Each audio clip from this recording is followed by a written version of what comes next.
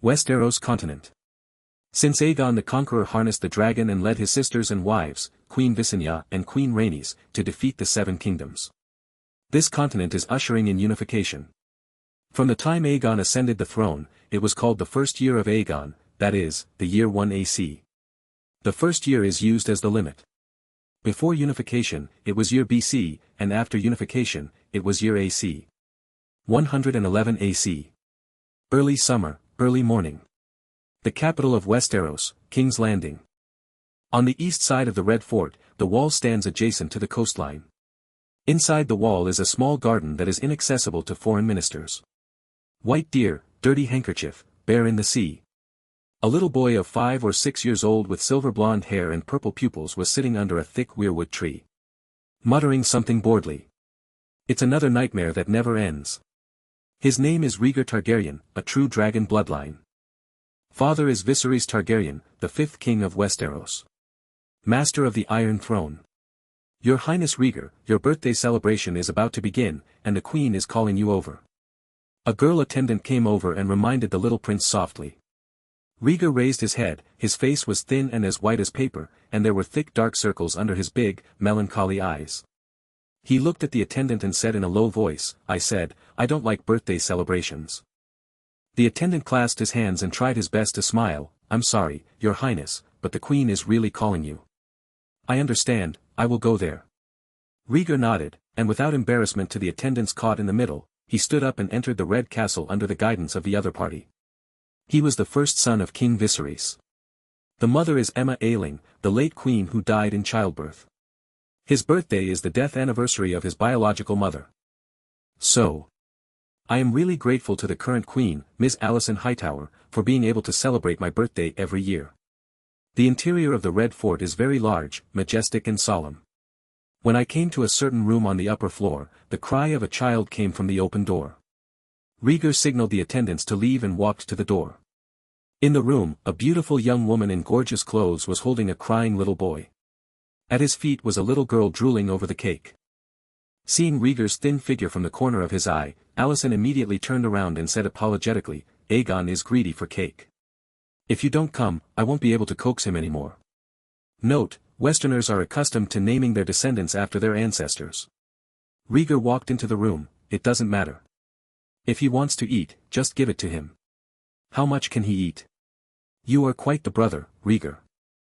Alicent handed Aegon to the attendant next to him, took his hand actively, and brought him to the low table to sit down. He said carefully, Your father has government affairs to take care of, and Rhaenyra went off somewhere to have fun. This year, I will celebrate your birthday. Blow out the candles and make a wish first. Rhaegar was silent. Blow out the birthday candles in unison, put your hands together and close your eyes. Suffering from frailty, he has a quiet personality and rarely talks.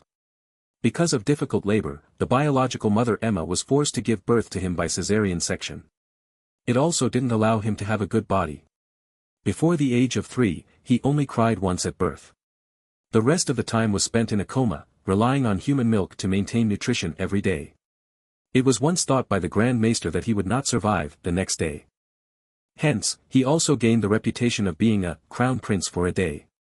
Fortunately, he did not die young. At the age of 3, he woke up from a coma under the treatment of a foreign witch.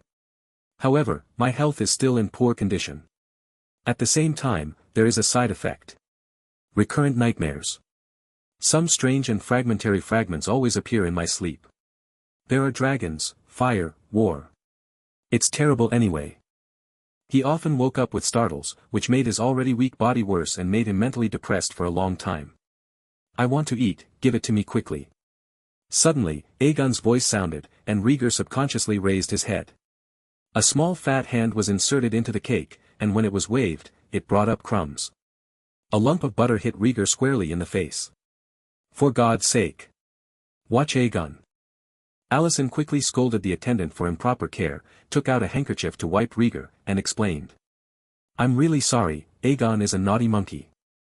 If you don't like the cake, I can ask the kitchen to make a new one. Rhaegar enjoyed the Queen's service and said calmly, It doesn't matter.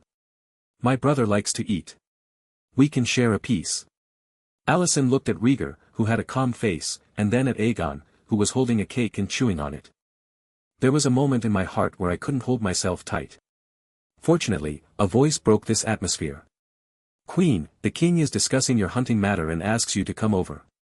A sword-wielding knight wearing silver armor and white robes walked to the door and informed with a solemn expression. This is a white knight, the king's guard. There are 7 king's guards in total. They are completely loyal to the king and obey any orders from the king. Because he is wearing a white robe, he is called the White Knight. Okay, I'll go. Alicent glanced at Rhaegar apologetically, and said gently, your father called me, and I have to go there immediately. If you have any gifts you want, you can tell me now. No. Rhaegar answered neatly. Seems like something came to mind. If it is true, I hope to take less medicine, it is very painful. Alicent smiled reluctantly, you have to ask your father about this. After saying that, he got up and left with the White Knight. Don't forget to tell the attendants to take good care of the princes and princesses and not to overeat. Alicent stepped out and the little princess, who was sitting on the side picking up cake crumbs from the ground to eat, turned to look out the window. He said something without thinking, don't disturb the sleeping beast. Rhaegar gave her a strange look.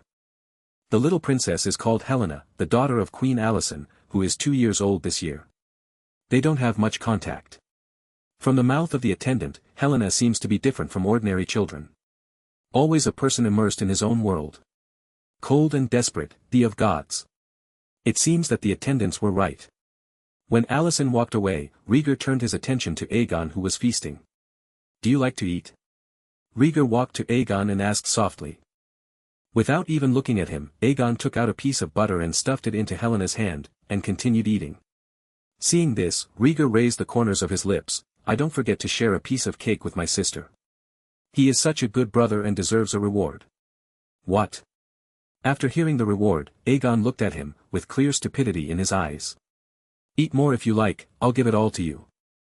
Rhaegar reached out to touch the back of Aegon's head and pressed down the cake on the table. Boom! Little Aegon smashed his whole face into the greasy cake, causing the attendants on the side to exclaim. Helena looked at this scene curiously, licking the cream with her little tongue. Rhaegar let go of Aegon and walked up to her. He stroked Helena's silver hair with his hand. Your Highness Rhaegar, please don't do this, the queen will be angry. The squire was shocked. While wiping the stain on Aegon, he begged for the little princess. Rhaegar ignored her. Just rubbed Helena's little head. You have to take food by yourself. Don't pick up food from the ground or food given by others. Brother, he. Helena didn't know why, she clapped her little hands and laughed at Aegon, who had cream all over his head and face. Silly. Rhaegar took back the hand that wiped the cream, walked around Aegon, who had just started crying, and walked out of the room. In the original work, the crown prince's name was Belron, which was the name of Viserys' father, to commemorate him. In the book, the protagonist is called Rhaegar. Because the author doesn't like the name Belron very much. Prince Rhaegar in Game of Thrones, I prefer this title. Chapter 2 Balerian's Skull. After leaving the room, Rhaegar got rid of the attendants who followed him and walked down the stairs alone. Looks like he's a little anxious. Hitting the queen's son would make anyone anxious, right? Of course, he is not afraid. Just as he was blowing out the candles, he heard a voice. The Explorer system has been loaded successfully, please look for the lost treasure. Liga thought it was the sequelae of a nightmare. However, when I opened my eyes, not only ushered in Aegon's cream attack. There is also a strange panel. Rhaegar Targaryen. Talent, Dreamer, Gold. Page, Ancient Valyrian Dragon King, 5%. Skills, Literature, Elementary, History, Elementary. Relics, none yet. Comment, a frail human cub will definitely die before the age of 10. It is a pity that it has a precious talent. A simple, clean panel describing Rhaegar's personal situation. Rhaegar was shocked, Rhaegar was confused, Rhaegar accepted. In the short time that Alicent wiped the cream, he cleared his mind and was delighted with the emergence of the system. In the 3 years of nightmares, he dreamed a lot. Including fragments of another unknown continent. Green-skinned snakes, steel dragons, concrete high-rises. I have some impressions about the word system. It seems to be a tool to help useless people counterattack, which is very suitable for him, a pitiful, weak and helpless human cub. While he was happy, he couldn't help but give a reward to his dear brother Aegon. Hope he will like it. Explorers, relics. With the systematic reminder, we should be looking for some ancient and valuable items. Rhaegar analyzed rationally, and his young face was surprisingly serious. Before walking out of the room, he had already thought of something ancient and valuable. Passing by the crowded hall of the Red Fort, Rhaegar came to an empty hall where a statue of the Virgin was placed. In the center of the main hall, there is a circular platform built with stones. There is a very huge dragon skull placed on it. This is the skull of Balerion, Aegon the Conqueror's dragon, known as the Black Death. Balerion is a legendary dragon. The Targaryen family moved out of ancient Valyria and escorted them all the way with the fleet. And when Aegon the Conqueror came of age, he helped him conquer the 7 kingdoms of Westeros.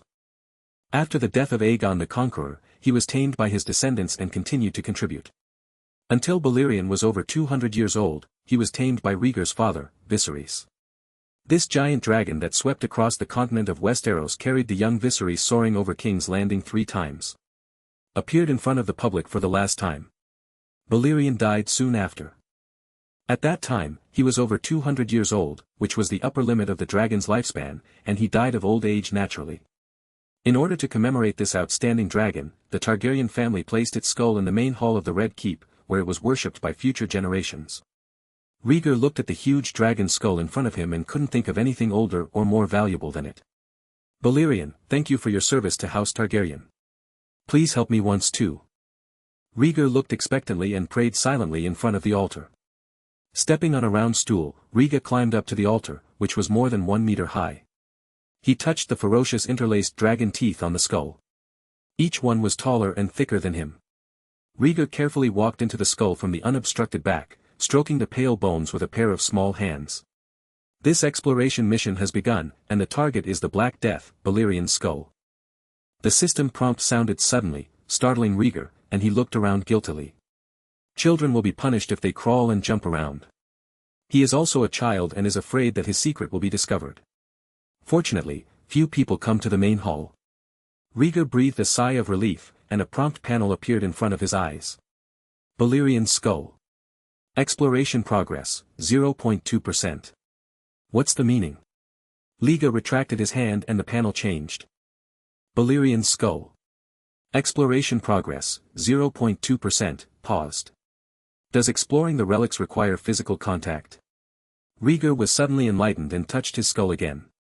Sure enough, the exploration progress continued to increase. That's it, all that's left is to wait patiently.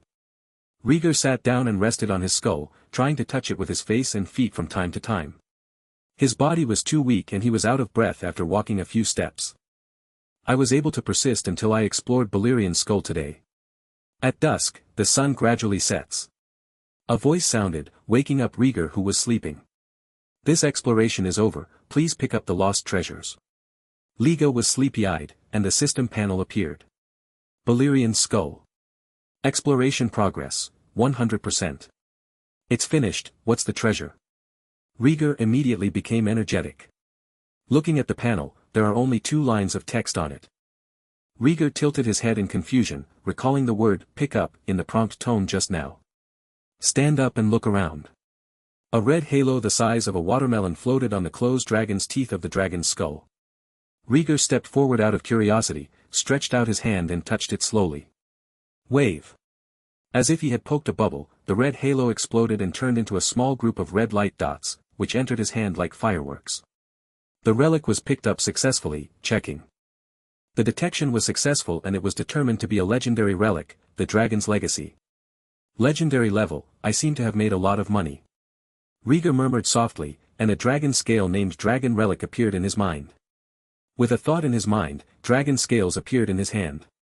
This dragon scale is completely black and covered with scars, and is only as big as an adult's hand. How to use a piece of dragon scale.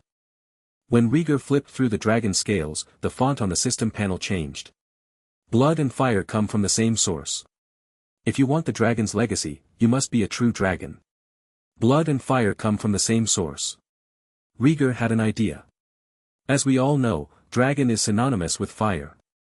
Then, the method of activation should be blood. It must also be the blood of a true dragon. Rhaegar smiled. He is not a dragon, but he is a pure Targaryen. Hold the dragon scale with one hand, and put the other hand close to the sharp edge of the dragon scale. Clenched his teeth and said, "Fight." There was a stabbing sound, the dragon scales cut through the thumb, and a trace of blood flowed. The dragon scales were stained with blood and glowed red. Congratulations, Dragon's legacy has been activated, and you have obtained. Blood and fire come from the same source. Level, Legend, Red. Function, Fire resistance plus 50%. Evaluation, true dragons are not afraid of fire, and the same goes for Targaryens. The dragon scales shattered and turned into dust and flew away in the wind. Without waiting for Rhaegar's reaction, a blush appeared on his pale face, and his skin gradually became hot. This feeling is not unpleasant. It's a bit like curling up in bed with a warm stove next to you in winter. The body is filled with warmth. The feeling goes as quickly as it comes. The burning sensation disappeared, Rhaegar's skin became smoother, and his originally pale face also improved. At least, get rid of the weak appearance of sudden death at any time. A state of recovery from a serious illness. Increase fire resistance. What is this ability? Rhaegar walked to the edge of the altar, where candles were densely packed in a circle. Lighting a candle, Rhaegar placed his hand on the flame. It's better to try than just think about it. The first thing you feel when your hand comes into contact with fire is warmth. As time goes by, the skin is exposed to more and more heat and begins to feel burning. A drop of wax oil fell on his hand. Rhaegar frowned slightly and felt a little pain. Blow out the candles. Rhaegar already knows the role of fire resistance. Being burned by fire still hurts, but the damage is very limited. This is a new book for a newcomer. Please forgive me for any imperfections. The author will work hard to create it. Language is a sharp knife that can hurt people. The author is psychologically fragile and can easily be EM'd by some book reviews. Chapter 3 Light of the Kingdom. Rhaegar Targaryen.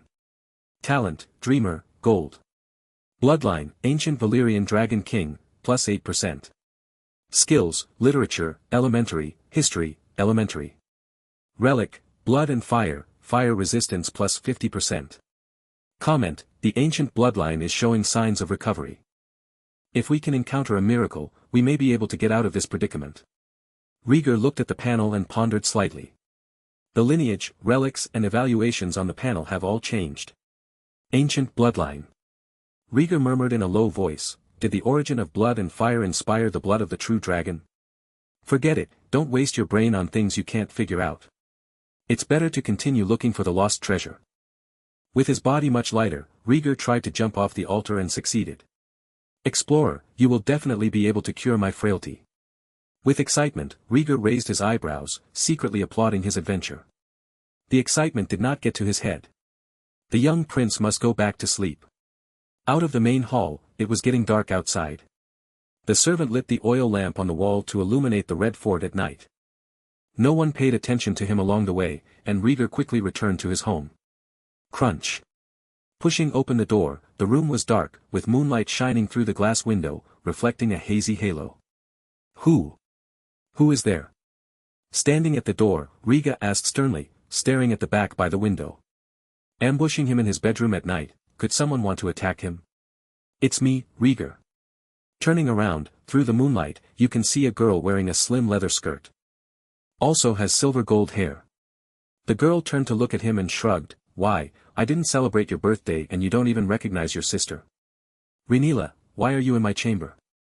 Seeing the girl's face clearly, Rhaegar breathed a sigh of relief and his eyes showed joy. The girl is his biological sister from the same mother. Legitimate heir to the Iron Throne. Light of the Kingdom, Princess Rhaenyra. Rhaenyra leaned against the window, staring at his pale face with complicated eyes, and a flash of pity flashed across his face. Looking away, Rhaenyra hesitated, today is your birthday. As a sister, I should come and see you. Rhaegar smiled happily, sister, I'm very happy that you can come to see me. But I don't like birthdays, you know. Rhaenyra breathed out, I know, I went to visit my mother today, and I came to see you in the afternoon, and I have been waiting until now. Didn't you eat? Rhaegar asked confusedly.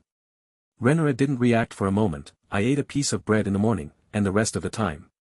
That means I haven't eaten anything. Rhaegar interrupted her, got up and went to the bedside table to rummage around. What are you looking for? Rhaenyra was confused. Don't worry, I have it in stock. Speaking, Rhaegar took out a pack of biscuits from the drawer. Handing the biscuits to Rhaenyra, Rhaegar hung a pot of cold tea on the table on the fireplace and lit the charcoal fire inside. The Red Fort is close to the coast, so it's so humid and cold both in winter and summer. Rhaegar sat casually by the fireplace. He patted the seat opposite and motioned for Rhaenyra to sit down. How have you been lately? Do you still have nightmares? Did not refuse her brother's kindness, Rhaenyra opened the biscuit, ate a piece generously, and warmed the fire with him. Give me a piece, I haven't eaten it yet. Rhaegar grabbed the second biscuit she took out and replied, nightmares always follow me. I've long been used to it. Where have you been playing until now, and you haven't even eaten? Rhaenyra was curious in her heart and worried in her eyes. The Grand Maester said that you have refused to take medicine recently. My father and I are very worried about you. Just go around, my body knows it well, and taking medicine won't solve the problem, but I believe it will get better soon. Rhaegar defended himself and changed the topic. Tell me, what else do you have to share with me? Rhaenyra said displeasedly, we are talking about you. But every time you come to see me, you always complain to me. Rhaegar gnawed on the biscuit, dear sister, I have become accustomed to being the tree hole where you talk. Asshole. Rhaenyra snorted coldly, it's not just a dirty game of power. Those ministers think that women should not sit on the Iron Throne. They want to drag me down and let my father replace Aegon. Father loves you deeply, sister. Rhaegar didn't think King Viserys would harm his daughter because of what his ministers thought. Never. Rhaenyra retorted loudly. Rhaegar was startled and looked at her sarcastically. I'm sorry, I didn't mean it, I was going crazy because of Feng Yenfeng's tone. Aware of the gaffe, Rhaenyra touched her brother's head and lowered her voice a lot. My father wants to marry me to those powerful people who can help him consolidate the power of the king. I feel like, sold like goods. Rhaegar spoke her thoughts for her. Rhaegar, my brother. Rhaenyra's eyes turned red after the words revealed her thoughts, and she helplessly took her brother's hand. Ever since his mother passed away, his father married his best friend, and his uncle Daemon was kicked out of King's Landing. She had no one to confide in. Apart from riding a dragon and flying through the sky, she felt like a lonely ghost in a huge red castle. No one listened to her, and no one really helped her. Rhaenyra held her brother's thin little hand tightly. It's a good thing the stranger didn't take you away, otherwise I really don't know who would care about me. Rhaegar shook his head and said, don't think like that, sister. Father has not changed your position as heir, which means that he still loves you. The rumors outside are not only impacting you, but also beating your father who protects you from wind and rain.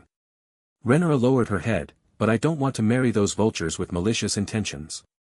They just want to eat my flesh and blood. If you don't want to, maybe I can talk to my father. Maybe he will see our deep love as brother and sister and forget about it for the time being. Rhaegar had an idea in his mind, and with a very gentle face, he tried his best to comfort his sister. But Rhaenyra hesitated, unable to speak.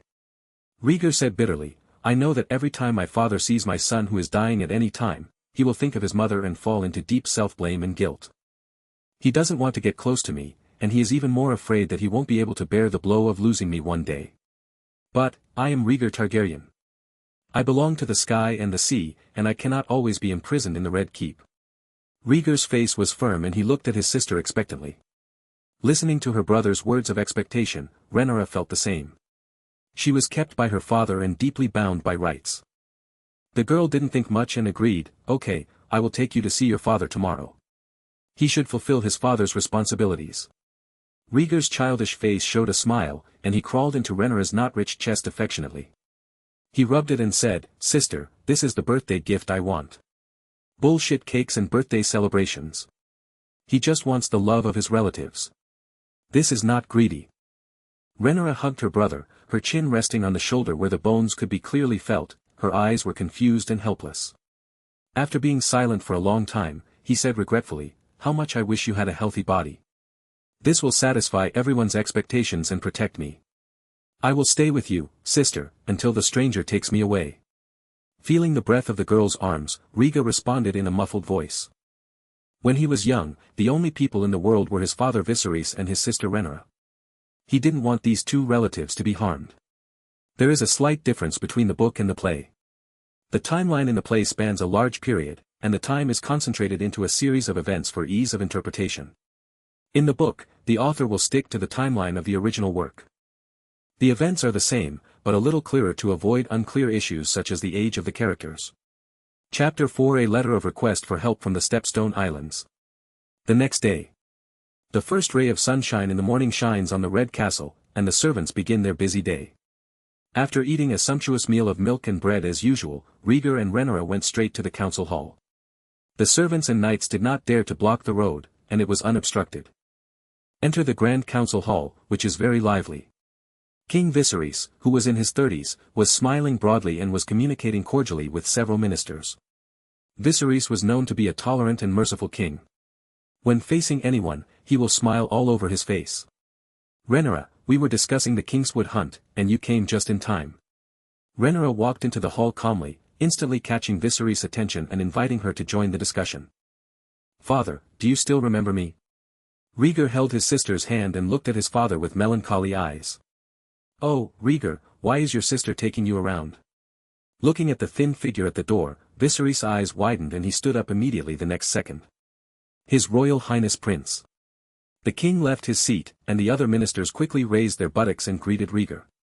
After all, Rhaegar was also the eldest son of the king. Hand-born with the privilege of being respected by ministers. Had the frail little prince not fallen into a coma at birth, Rhaenyra would not have been the heir.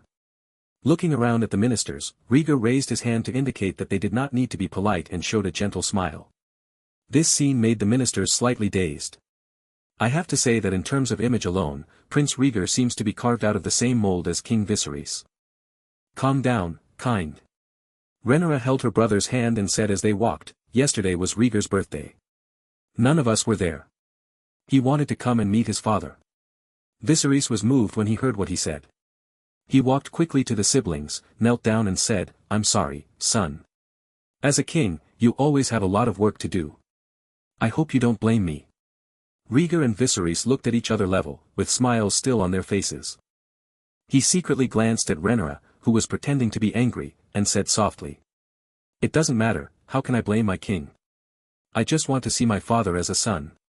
Since you use your status as king to escape your responsibilities. Then I can also use my identity as a son to pummel your conscience. As expected, Viserys was slightly startled, with a look of guilt on his face. He lowered his head slightly and reached out to touch Rhaegar's pale face, with a complicated expression. You have grown up, you really look like your mother. Perhaps, I just hope that my father will not forget me and leave me behind during my lifetime. Rhaegar's voice was lost, and he continued to pursue Viserys' broken heart. He is no longer a 3-year-old child. A few kind words can get everyone going. He is 6 years old and knows what words to say and what effects to create. Viserys only felt his palms trembling slightly, and especially noticed the eldest son's thin, pale face, as if his heart was being struck by a hammer. Taking a deep breath, Viserys stood up, picked up Rhaegar, and sat back on the king's throne. He rubbed his silver hair and said, You have never taken the initiative to see me.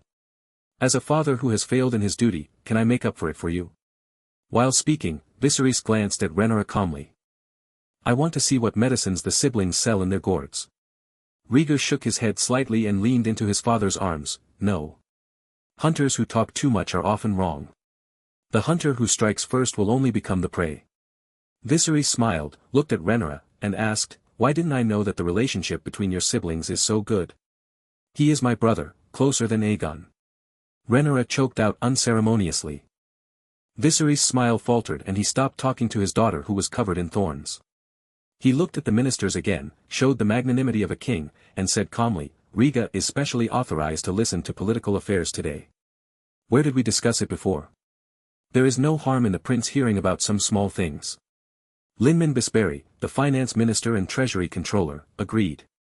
Rhaegar looked at the other party. He is an old man with black and white hair and a kind appearance. Noticing his gaze, Lin Man nodded to him kindly, and seemed to be easy to get along with. Rhaegar smiled back. The interlude between the two people was quickly passed over, and Leonor Strong, who was the hand of the king, brought the discussion back to the original track. Your Majesty, this royal forest hunting will be scheduled in 2 days. The itinerary and cost.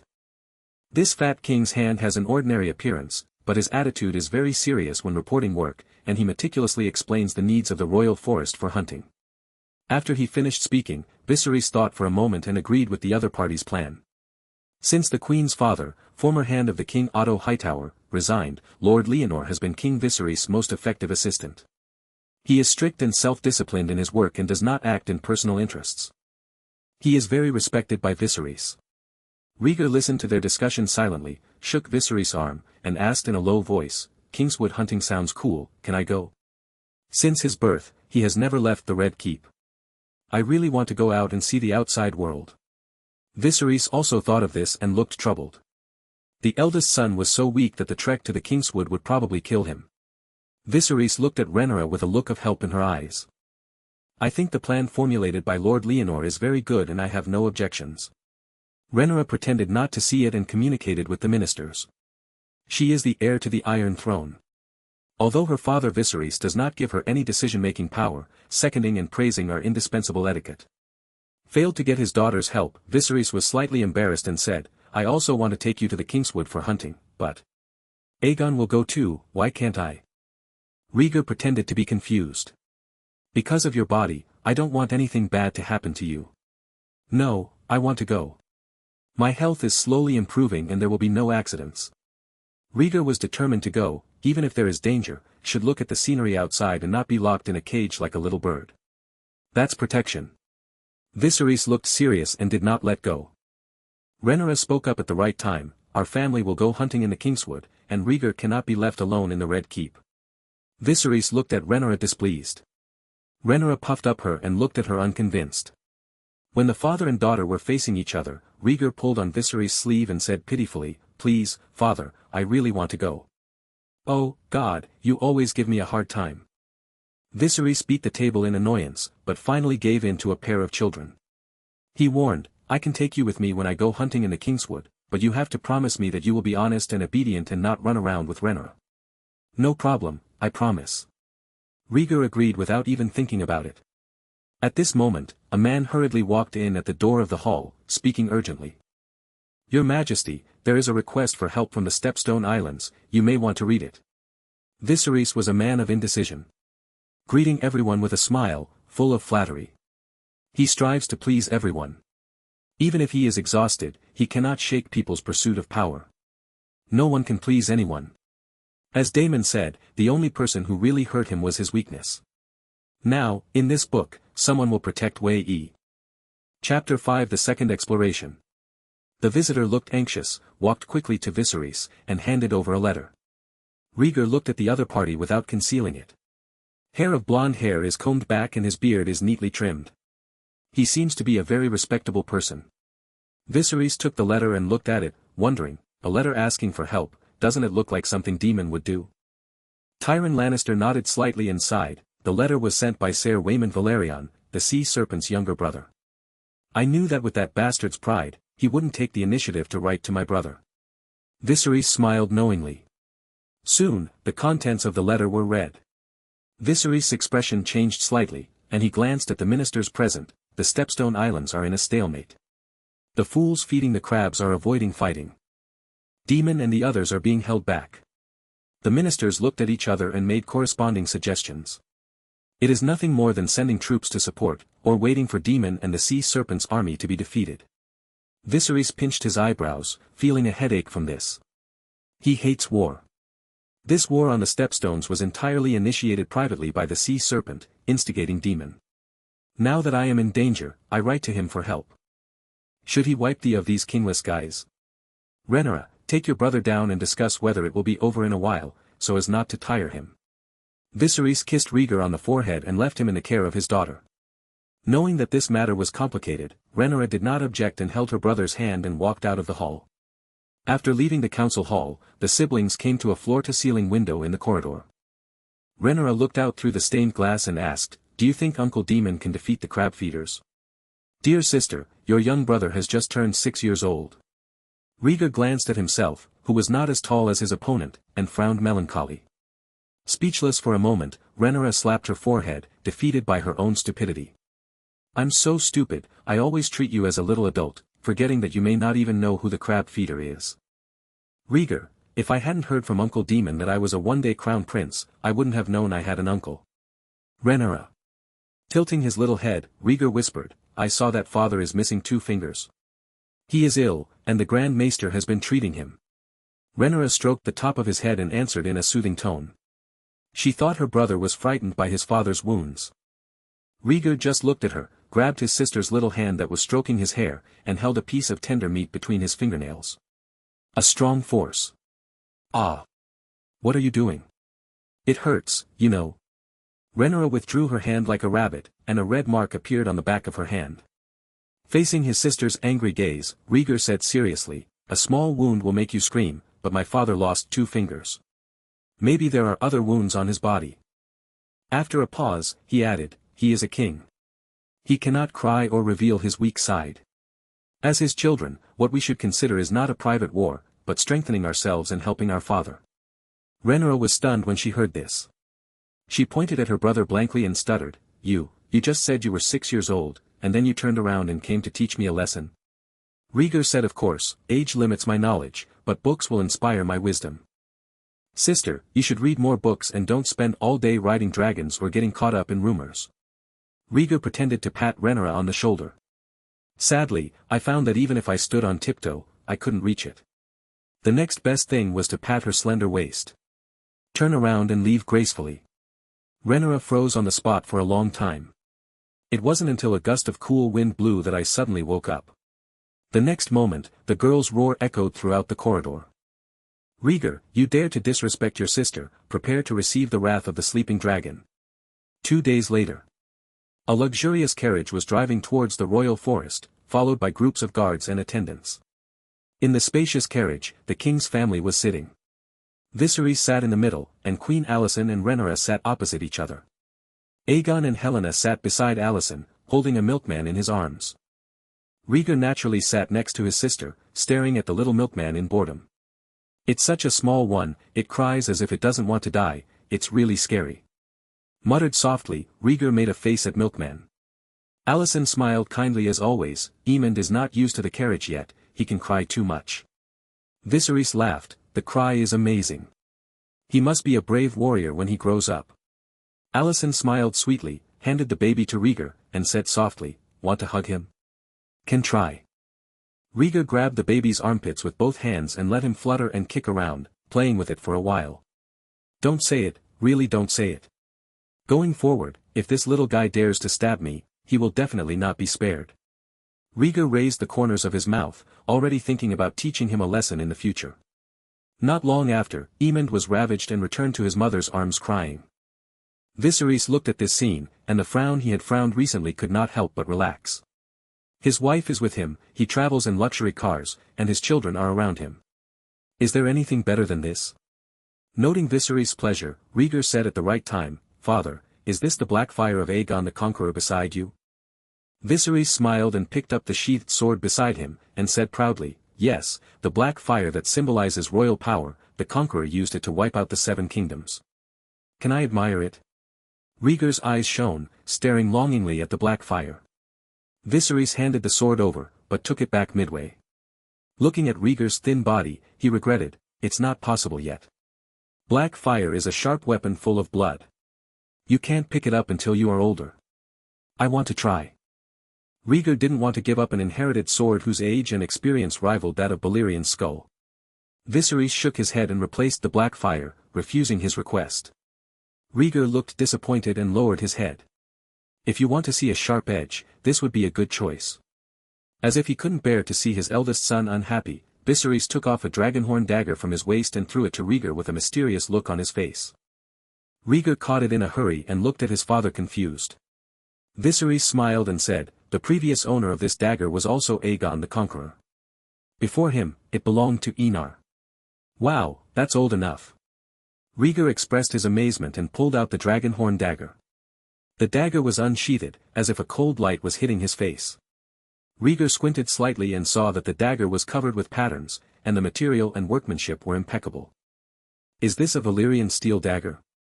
Rhaenyra was attracted to the dagger and was amazed. Viserys nodded, "Everything passed down by our ancestors has its own extraordinary qualities." At the same time, a system prompt sounded in Rhaegar's ears. "Lost treasures are found, containing trace amounts of magic elements, and are automatically detected." "Magic?" Rhaegar perked up. The system prompt sounds again. "The detection is successful, the dagger recording the Song of Ice and Fire. Should the exploration be started? Chapter 6 Old Valyrian. Start exploring. Encountered an exploration mission again, how could Rhaegar let it go? The silent thought in the heart is turned on, and the exploration progress panel for the Dragonhorn dagger appears. Valyrian steel dagger. Exploration progress, 2.5%. Great! Rhaegar cheered secretly, with a big smile on his face. Rejecting Rhaenyra's request to see the Dragonhorn dagger, Rhaegar pretended to be tired and said pitifully that he was sleepy. Okay, then sleep with your dagger in your arms, you cheapskate. Rhaenyra snorted. Rhaegar rubbed the dark circles under his eyes, leaned into his sister's arms, yawned and begged his father, I will return the dagger to you before getting out of the car. Whatever, as long as you don't have nightmares about waving it around. Viserys made a joke and looked at him with relief. God knows if it's been too long since I've seen my eldest son. I always feel that he is more energetic than before in the past 2 days, and he does not gasp for breath after saying a few words. Viserys was happy to be a father. The carriage keeps moving. From early morning to when the sun is high.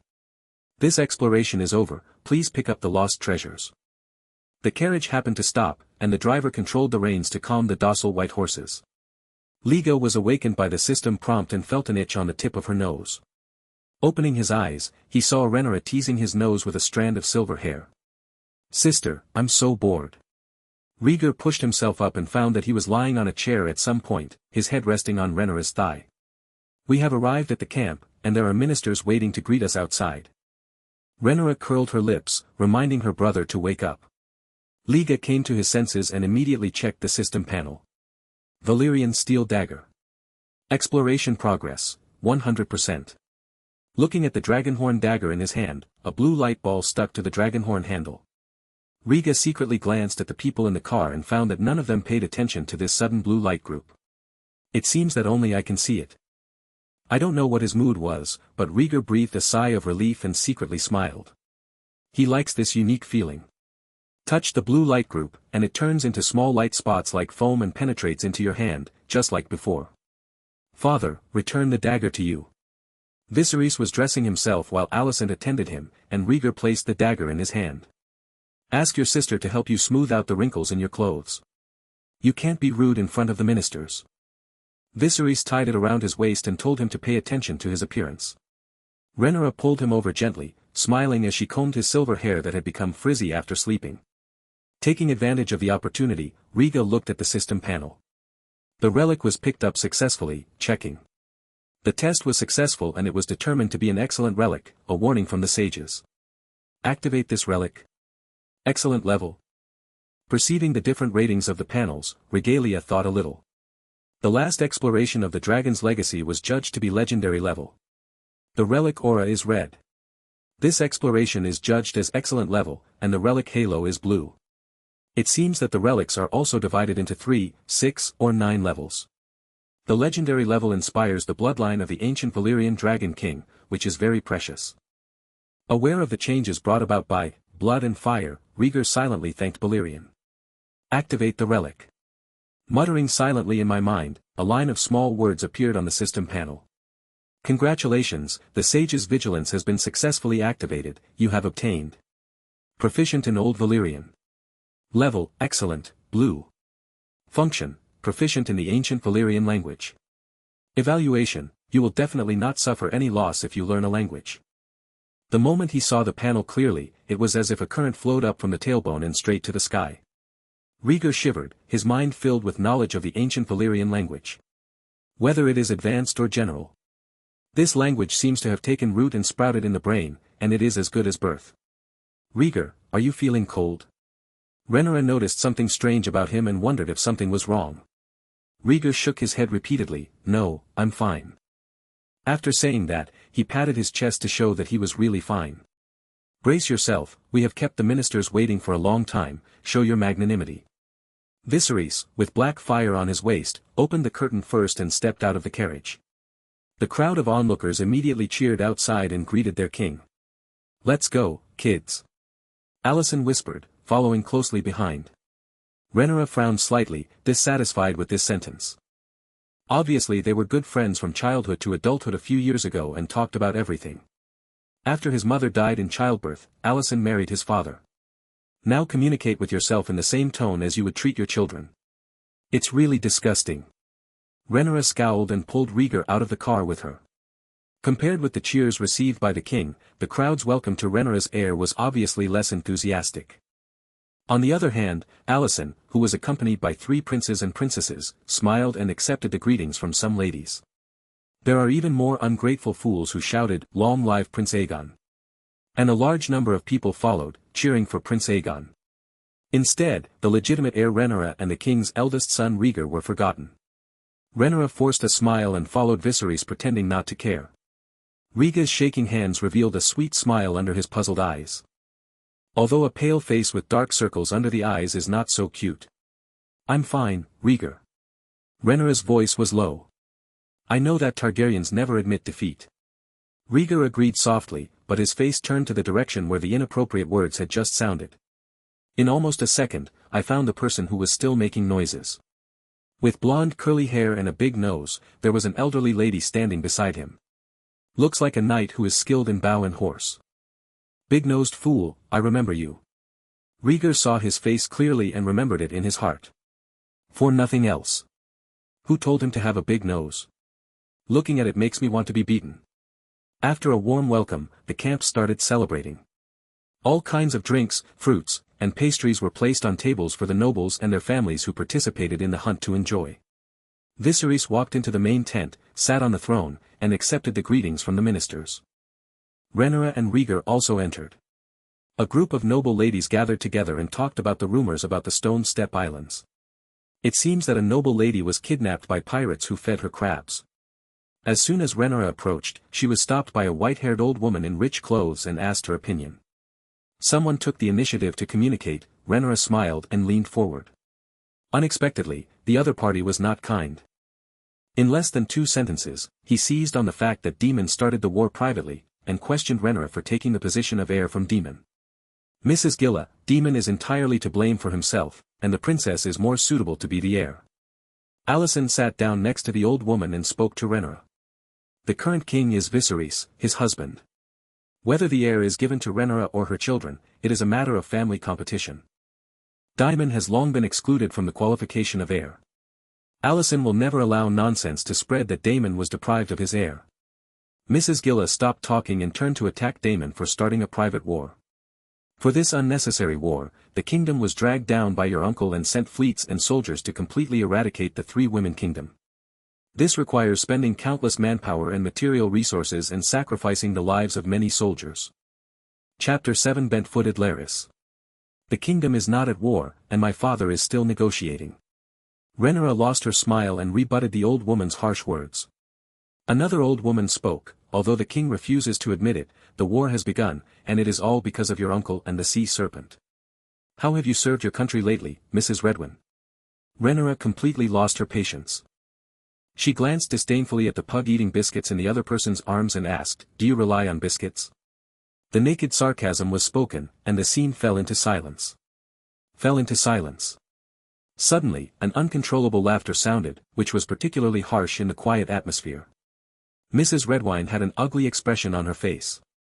She looked at the silver-haired boy who was trying to suppress his laughter and said in a deep voice, "Your Highness, is this the prince?" Rhaenyra didn't bother to pay attention to him, turned around and left. "Leave this old woman with a cool back view." Rhaegar couldn't suppress his smile.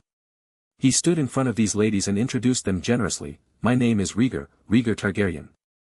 Viserys I is my father and I am his eldest son." As he said that, he looked at Mrs. Redwyn and asked, "Forgive me for being frail and sick since I was a child and rarely appearing in front of others. I wonder if Mrs. Biscuit has any impression of my name?" Once again someone couldn't hold back his laughter. Rhaegar turned his head and saw a thin man with brown curly hair. The man was surprisingly sitting among the women. It is also a gathering point for a group of long-tongued women. The other person was holding a cane in his hand. Rhaegar looked down and found a strange shoe. Is a disabled person with a single-leg deformity. Feeling the look in his eyes, the man nodded politely and introduced himself. "Larys Strong, say hello to His Highness the Prince." Rhaegar responded with courtesy and asked curiously, "Who are you, Lord Leonor?" "He is my father, and I am his younger son." Larys shrunk his deformed foot and answered the prince's question. Your father is a good minister that everyone knows. With a simple courtesy, Rhaegar stopped paying attention and turned his attention to Mrs. Redwine again. The 3 female kingdoms invaded the kingdom's territory, plundered the passing ships, and sold the people who were loyal to my father. My uncle Daemon did start the war privately, but he did it to protect his brother's kingdom and fulfill the responsibilities of a Targaryen prince. Rhaegar paused briefly, glanced at Mrs. Gilla who spoke first, and said righteously. It was not that we initiated the war, but that the 3 women's kingdom went too far and challenged the authority of Targaryen rule. I believe it won't be long before my father will make up his mind, bear the doubt of participating in the war, and send troops to defeat the crab-feeding foreign invader. Furthermore, the king and ministers are doing their best to manage the affairs of the kingdom, so there is no need for this biscuit-loving lady to worry. The impassioned speech came to an end, and Rhaegar focused on Mrs. Redwine, who was holding her pug. Deepen her bond with cookies. After hearing what he said, the expressions of the noble ladies who had just crowded around Rhaenyra changed again and again. It seemed like someone had slapped me in the face in public. Alicent stared at him in surprise, as if meeting him for the first time. No one would have thought that a 6-year-old child could say such a thing. Lady Redwine, in particular, was deeply humiliated. But I don't know how to defend myself.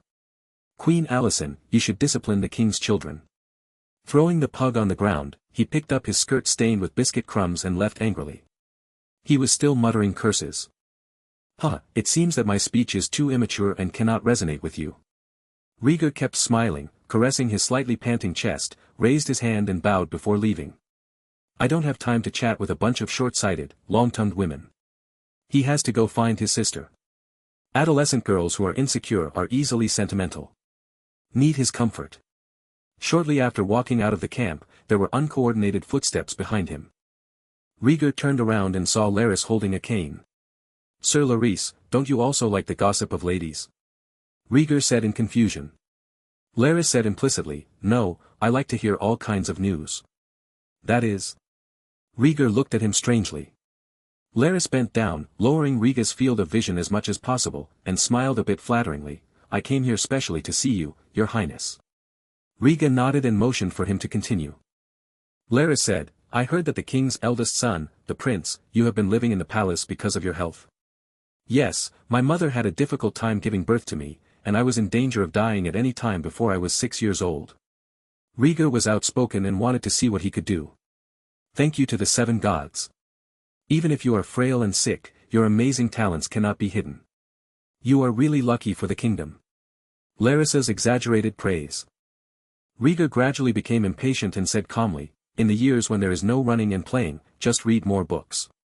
Oh, what books does your highness like? Some history books. Reading history can make people wise and learn from the experiences of their ancestors. Rhaegar lost interest in conversation and said politely, history reminds future generations to protect their honor and stay away from people with ulterior motives. Then he turned and left. Larys leaned on his cane and looked at his back with a smile, his eyes meaningful. An interesting little prince, the waves are coming one after another, but it's not time to go ashore yet. Farewell to the bad boy. Without saying goodbye, Rhaegar continued to look for his sister. After searching for a long time, no one was seen. This made him wonder whether the blow was too great. Rhaenyra hid in a corner and secretly dropped the pearl alone. His Royal Highness Prince. Walking between the bonfire and the fruit plate, a steady voice stopped him. Rhaegar looked around and saw a white knight wearing silver armor and white robes. Under the helmet is a ponytail, thick eyebrows, big eyes, and a thick beard. He has seen the face of this white knight. And you can see 2 at a time. There are a pair of twin brothers in the king's Kingsguard. Brother Illic Cagle. Brother Alec Cagle. The 2 brothers were elected to the Kingsguard together because of their extraordinary abilities and righteous hearts. Sir Illich, do you have something to do with me? Rhaegar was holding a bunch of red grapes and looked at the other person curiously. Being called by his name accurately, Illich was slightly startled and seemed a little flattered. He is so similar to his younger brother Alec that except for people who have been together for many years, few people can tell the difference between the 2 brothers. It is also common to call someone by the wrong name. Alec took a few steps forward and saluted respectfully, the king is looking for you. Okay, lead the way. Rhaegar was very cooperative. Illich hesitated slightly and reminded, Your Highness, the king and the princess just had a quarrel, and they were not in a good mood. Quarrel? What's the reason? Ignore the problem of Rhaenyra returning to the camp and her journey in vain. Rhaegar first looked for the cause of the quarrel. I dare not say anything more about the princess's marriage. Illic acted openly and aboveboard and did not want to talk too much about the family affairs of the king and his daughter. However, one person was mentioned on his own initiative. Jason Lannister. Duke of the Westerlands, Lord of Casterly Rock, Warden of the Westerlands. In short, a lot of messy nicknames. Rhaegar didn't react for a moment. It was only after Illich reminded me that I figured out the situation. This guy is Tyrion Lannister's biological brother. The contemporary leader of House Lannister. The cause was Jason Lannister's private courtship of Rhaenyra. And he has an arrogant attitude, thinks highly of himself, and openly covets beauty and power. Rhaenyra has no regard for such a peacock-like fool. Potentially declined the other party. After returning to the camp, she responded to Jason Lannister's behavior and resisted Viserys' manipulation of her marriage. Then. It is naturally a popular family education. The debate ended with Viserys furious and Rhaenyra in tears. Chapter 8 White Deer. How is my sister now? Sighed, Rhaegar was a little worried about Rhaenyra. Illich did not hide anything, the princess ran out of the camp before me, and the guard said she entered the royal forest and galloped. One person. Sir Criston Cole followed closely behind. Rhaegar nodded and asked abruptly, Sarah Lick, what did my father say when he sent you to find me? Illich was a little confused and said honestly, Your Majesty ordered me to take the prince back to protect your safety. Very good. Rhaegar smiled, next, I'll ask you to protect me. Under Illich's puzzled eyes, Rhaegar trotted to the nearest horse-tying fence and ducked in. Prince, I don't understand what you mean. Illich followed closely, not knowing why. Rhaegar picked out a tall black horse and asked, How does this horse look? It looks strong. Prince, don't tell me, you are going to the royal forest. Illich was very smart and reacted immediately and wanted to dissuade him. Rhaegar touched the black horse's front legs and said seriously, No, let's go to the forest together. Your Majesty will not allow you to run around. It's not considered running around if you have a white knight to protect you. Rhaegar didn't give Illich a chance to refuse. He gently picked up a handful of horsehair and said softly, Sir, you don't want me to be harmed? As he spoke, he slowly exerted force with his little hands. The black horse felt pain, kicked its hooves uneasily, and neighed. Rhaegar stood next to the horse's legs, watching Illich quietly. What are your options, sir? Illich could not bear to stare at Prince Rhaegar who threatened him with his own safety. At this moment, he mourned for the king. Having such a pair of naughty children must be very confusing. At the same time, mourn for yourself. He knows that he cannot stop a person who wants to harm his body. Illich swallowed and lowered his head, I will take you to find the princess, but you must obey my instructions during the process. No problem, sir. Rhaegar smiled slightly on his pale face, let go and opened his arms. Illich stepped forward in 2 steps, stretched out his hands to pick up Rhaegar's thin body, and placed him on the horse's back. Untie the reins and lead the horse out of the fence. The White Knight stepped on the stirrup and mounted the horse, hugging the young prince with one hand and holding the reins with the other. Hunting his legs between the horse's belly, he gave the command in a depressed tone. Not long after, the black horse walked out of the camp and ran along the forest path. Sir, do you know where my sister is? Rhaegar asked questions as his broken hair danced in the wind. Illich looked solemn and replied, Cole is a smart guy. He leaves marks on the road. Hearing this, Rhaegar was relieved. It is not easy for anyone to be qualified to become a member of the Kingsguard, and such a trivial matter as leaving information is easy to do. Time flies. The sun was high when we left the camp, and in a blink of an eye it was already sunset. Under the light of the setting sun, Illich led the black horse and walked slowly along the forest path with dense pines and cypresses. Sir, I have reason to doubt my own luck, and I am not suitable for searching at all. Lying on the horse's back, Rhaegar's lips turned white, sweating slightly on his forehead, and he spoke weakly. Illich sighed, maybe, the mark left by Cole disappeared halfway, and we became headless flies. It must have been Rhaenyra. She didn't want anyone to find her.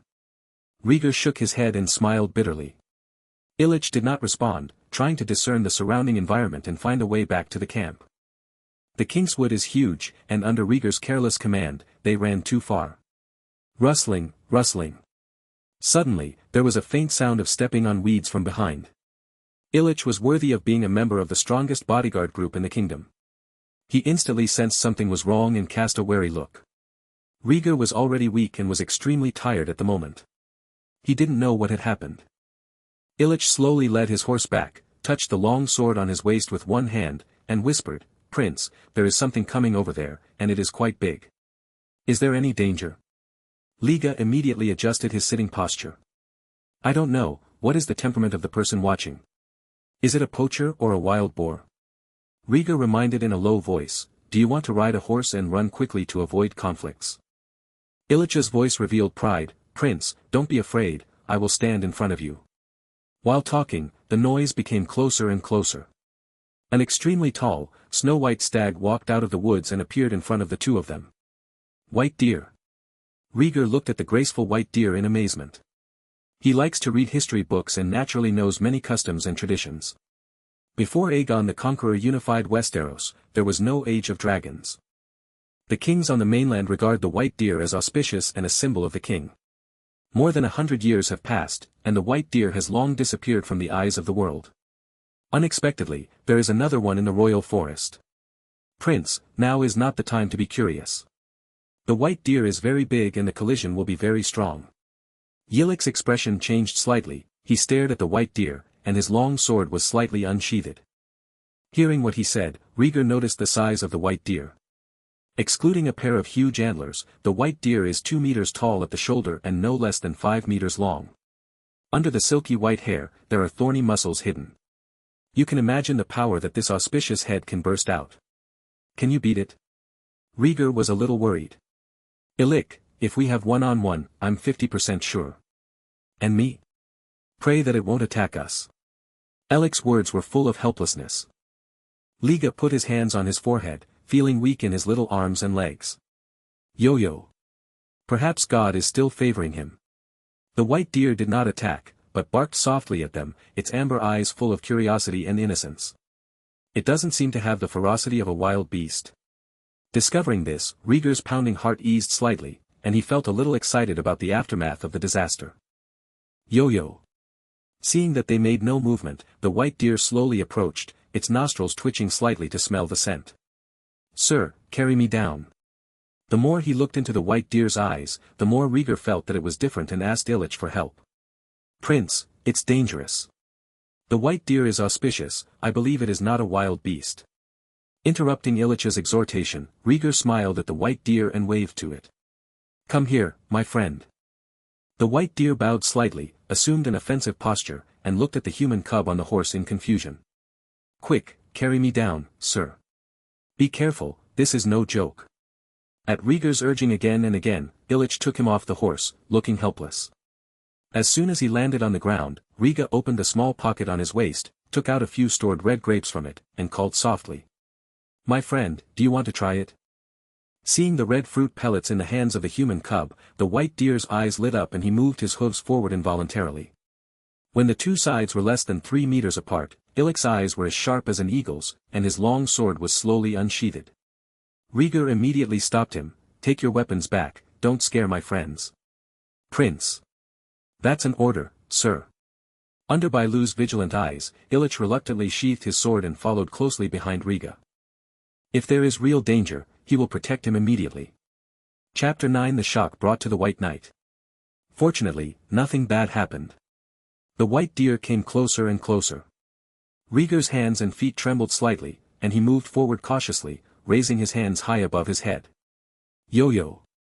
Under the setting sun, the shadows of a person and a deer overlap. The white deer stopped in front of Rhaegar, lowered his head and sniffed the red grapes held in his little hands, stretched out his tongue and rolled up one of the berries in his mouth to chew. The sweet pulp is chewed into pieces, and the juice and fragrance fill your mouth, giving white deer a fresh experience. Put one into your belly and eat the rest quickly. Rhaegar looked at the white deer excitedly. Due to the lack of blood supply to the heart, his face gradually turned pale, and sweat broke out all over his body, soaking his thin clothes. "Good fellow, you've eaten my stock, you should let me touch it." As soon as he opened his mouth, Rhaegar gasped for air and stretched out his little hand in Bailu's clear eyes. "Touch the hair on its long neck." Yo-yo. The white deer did not dodge, and allowed the human cub to caress him, and touched his pocket with his mouth. Rhaegar smiled brightly. "Glutty, did you smell that I still have some stock?" Hold the white deer's neck with one hand, Rhaegar pressed his face against the snow-white fur, rubbing it gently. With the other hand, he opened the small bag and dumped the remaining stock on the ground. A few grapes, a slice of apple, half an orange. The white deer will not refuse anyone who comes, but will lower its head and eat fiercely. Seeing this scene, Illich was shocked and moved his lips slightly. "Prince." Rhaegar looked back at the confused Illich, with a hint of blush on his pale face, and said shyly, "These are fruits I haven't eaten all. It would be a waste to throw them away." "No, I don't mean that, I mean. At this moment, the word indescribable is suitable for Illich. Even when faced with assassins' encirclement and suppression, he would not blink an eye, and his heart was deeply shocked. A white deer approaches. Looking at the historical records of the Westeros continent, nothing so shocking has ever happened. If it is left to poets and singers to sing, it will be a legend that will last forever. No matter what the White Knight thinks, Rhaegar has no time to think about it at this moment. Her heartbeat was getting heavier every time, and there was ringing in her ears. Rhaegar felt dizzy and his eyelids were getting heavier and heavier. "Sir, don't hurt my friend," said the last words weakly. Rhaegar's arms loosened his hold on the white deer's neck, and his body fell down weakly. Boom. After running around for a day, Rhaegar couldn't bear the excitement and fainted. "Prince, Prince." Before losing consciousness, Rhaegar seemed to hear Illich shouting desperately and shaking his body. "Discover rare creatures containing trace amounts of magical elements, conduct your own testing. The test is successful, a pure and kind white deer, do you want to start exploring?" In view of the fact that the explorer fell into a coma, the system automatically started exploration, so stay tuned. As if hearing the sound of the system prompt, Rhaegar could no longer think and was completely lost. The other side. An open space somewhere in the royal forest. Rhaenyra, who had fled the camp sadly, changed her sadness and sat calmly on a dead tree. In front of her, a handsome knight in silver armor and white robes put down his sword and quickly raised a bonfire. "Cole, I didn't expect that your skills are not only reflected in fighting." Rhaenyra put her chin in her hands and spoke in a teasing tone. Cole, who had curly black hair, was smiling, handling a hare he had hunted, and replied, "I came from an ordinary background. Before I became a knight, I had to do all the chores myself. I have to say that Criston Cole is indeed excellent. Not only is he a glorious white knight, he is also good-looking enough to please girls. Gentle words and pure eyes are even more stunning." Rhaenyra, who lacked affection, was fascinated by him. Looking at his own white knight with longing. Watch him seriously fixing dinner. If Rhaegar were here, he would swear to the seven. Even if Cole brought a piece of coke to her later, Rhaenyra would swallow it without thinking. Rustling, rustling. Not long after the hare was roasted, there was a movement not far away, which aroused the two people's vigilance. Cole drew his sword and prepared to face the enemy in the dark. As time passed, a black-skinned wild boar ran out of the dark woods and charged like crazy. Facing the impact of an adult wild boar, Cole's eyes widened and he quickly dodged. While changing his pace, the long sword slashed across the wild boar's body, leaving a scar. Institutions. The wild boar has rough skin and thick flesh. It failed in a charge and turned around to continue charging. This time, it aimed at the stunned Rhaenyra. "Careful!" Cole shouted loudly, warning Rhaenyra to take cover. In the flash of lightning, the wild boar jumped over the burning bonfire and headed straight for the girl who looked easier to bully. The bonfire was broken up, the burning sticks were scattered, and the flames spread into the night sky. Like a scorching firework. In the light of the fire, the wild boar approaches the girl. The sharp fangs and soft belly are less than the width of a fist. The danger of death looms ever closer. "Don't want." Under the moonlit night, a scream resounded, with a shrill voice. Rhaegar opened his eyes suddenly and sat up straight, his face full of fear. "You're awake, Prince." The next second, Illich's joyful voice reached my ears. Rhaegar turned his head nervously, and what he saw was a bonfire. The bonfire. The bonfire was not destroyed. Seeing the blazing bonfire, Rhaegar swallowed his saliva, but his mouth still felt dry. There were footsteps behind him. Rhaegar turned around and saw Illich striding towards him with an excited look on his face. In his hand, there was also a pheasant with a straw rope around its neck. Sir, where are we, where is my sister? Rhaegar didn't react for a moment, his immature face was full of anxiety. Illich left the prey behind, walked to the frightened little prince, put his hands on his shoulders, and said with a serious expression. Don't be afraid, it's a nightmare. Nightmare? Rhaegar wiped his forehead, covered in frightened cold sweat. Illich stroked his back and patiently told him about their day. Finally, Rhaegar recalled the original situation.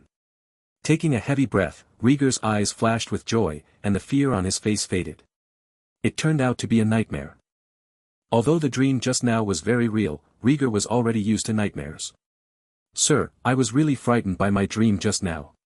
The palpitations in his heart were soothed, and Rhaegar forced out a smile to cover up the embarrassment of his gaffe. Illich shook his head. Everyone dreams of bad things, just forget about them. Rhaegar thanked him quietly. Then, he seemed to think of something and looked around.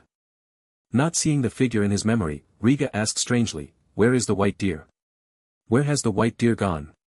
Illich told the truth. After you fainted, the white deer stayed with you and brought you a red fruit. Before I went out to check the trap, the white deer put you on its belly to rest. Perhaps sensing that you were about to wake up, Bailu left on his own. Rhaegar was disappointed and said, left? I still want to take it back to my father to see it. Illich advised, the white deer does not belong to the human world. It comes from the forest. Now that it has returned to the forest, you should be happy for your new friends.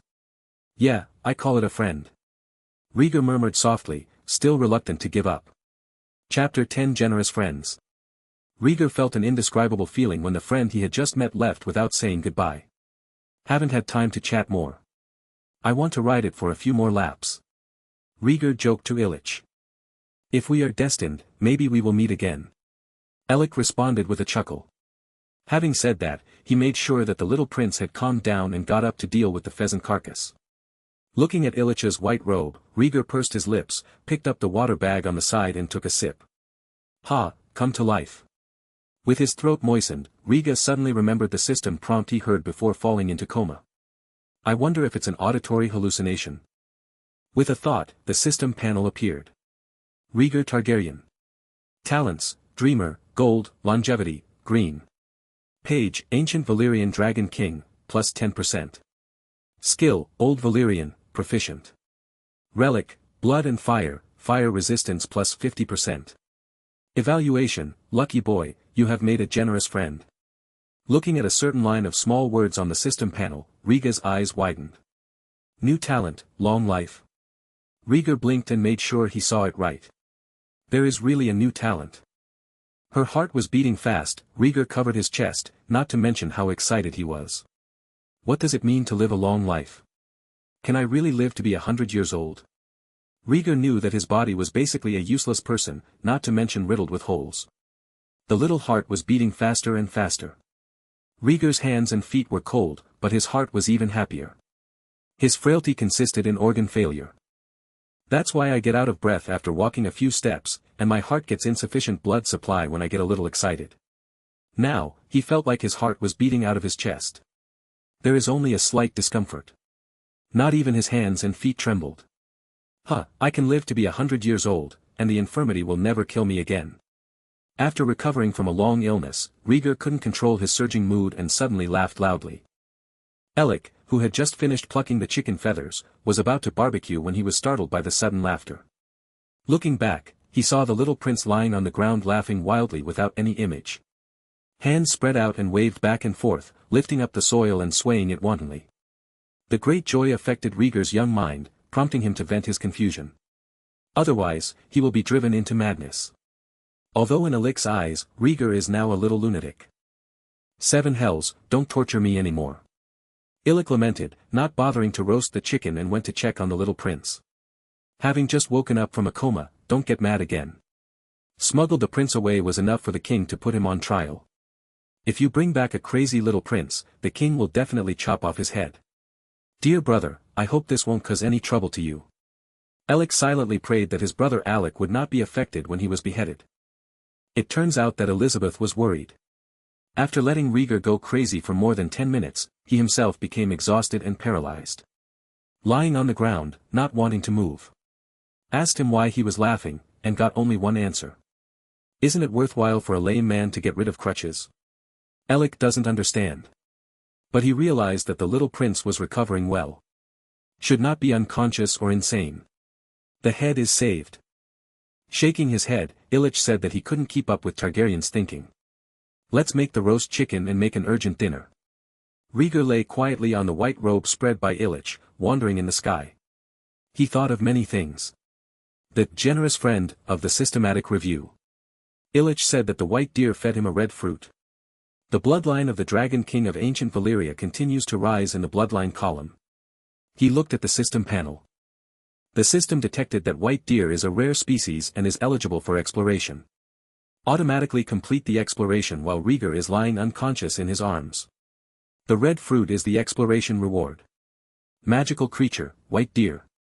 Exploration progress, 100%. The relics are picked up automatically, detecting. The test was successful and it was determined to be an epic relic, auspicious blessings. Do you want to activate the relic? The relic is automatically activated. Congratulations, auspicious blessings, exciting success, you have obtained. Longevity.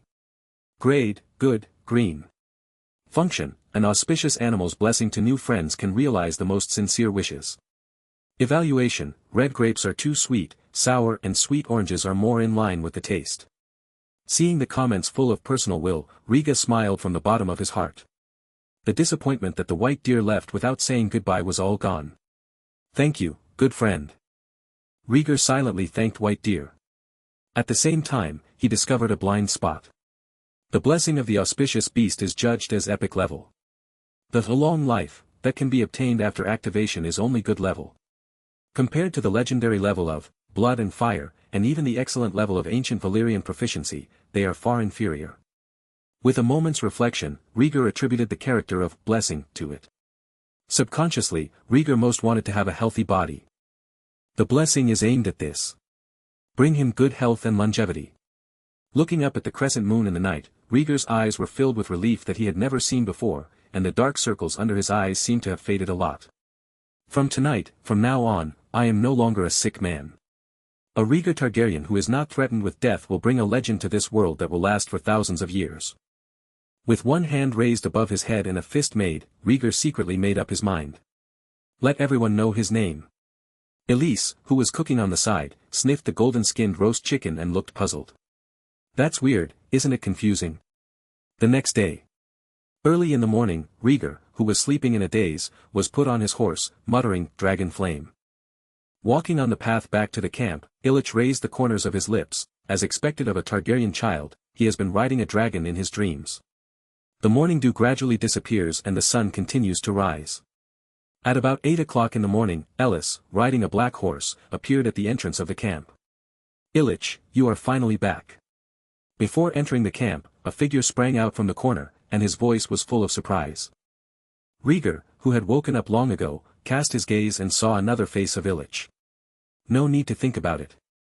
This is Allec's twin brother, Alec Kegel. Alec looked eager and grabbed the reins. Without waiting for his brother's answer, he asked, "Where did you go yesterday?"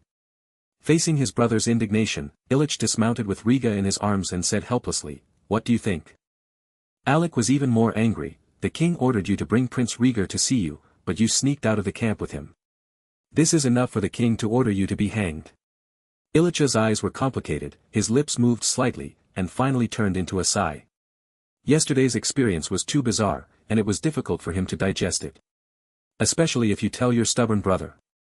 Seeing his dilemma, Rhaegar took the initiative to rescue him. "Sir Alec, it was me who asked your brother to take me out of the camp, and it was not his intention." Alec looked at Rhaegar, who was not as tall as his own legs, and lowered his head. "Your Highness, it is not my fault. The king waited for you and the princess for a long time yesterday, and he was extremely angry. Can you understand what I mean?" Hearing the deep meaning in Alec's words, Rhaegar said sincerely, "Don't worry, I understand your worry about your brother, and I will do my best to defend Sir Alec. Things happened because of me, and I will bear all the consequences." Chapter 11 The First Conflict with the King. "Thank you, Prince." After receiving the little prince's guarantee, Alec sincerely thanked him and led the two of them into the camp. The two children stayed away all night, and Viserys was angry and full of disappointment. Not only disappointed in their children, but also disappointed in themselves. As a king, it is his incompetence for his ministers to start a war privately. As a father, it is useless for him to discipline his children improperly.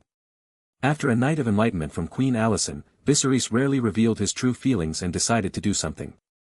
When Rhaegar walked into the king's tent, he saw Viserys sitting on the throne. Looking around, none of the dignitaries who celebrated yesterday were gone. Even the most trustworthy ministers are not among them. "Father, I'm back." Facing his unhappy father, Rhaegar took the initiative to say hello. Viserys ignored him, and his cold eyes fell on Illich who was following him. "White Knight, tell your king, what is the crime of leading a prince out of the camp without permission?" Illich knelt down, feeling uneasy. "Your Majesty, it must be treason." "Very good, you still remember the laws of the kingdom. I thought you had stopped taking it seriously." Viserys laughed in anger. "Come here, pull this traitor down and chop off his head." He was really angry. Demon and the sea serpent started the war without telling him. The ministers did not recognize his designated successor. The daughter who loves her wholeheartedly does not understand her old father's good intentions. It's better now, even the White Knight who has sworn loyalty dares to go against his will. Smuggled his sick eldest son deep into the royal forest. What does he want to do? What else is there that you don't dare to do? If the punishment is not severe, the princes and ministers will follow suit one by one in the future. Where will the majesty of the king be? Following Viserys' order, footsteps were heard outside the camp. Alec closed his eyes as if resigned to his fate. He knew that the guard at the door was coming to judge him. Alec, who had been guarding the king's head, changed his face slightly and secretly winked at Rhaegar. Although it was a disgrace to the honor of the white robe, the little prince was indeed his brother's only life-saving straw at the moment. Rhaegar did not break his promise. As soon as Viserys gave the order, he immediately stood in front of Illich. Pretending to be confused, he said, "Father, why should Sir Eric be punished? There must be some misunderstanding." Viserys did not give him a good look and scolded, "Shut up, don't think that because I didn't mention you, you can stay out of it. I already knew what happened from the groom who fed the horse.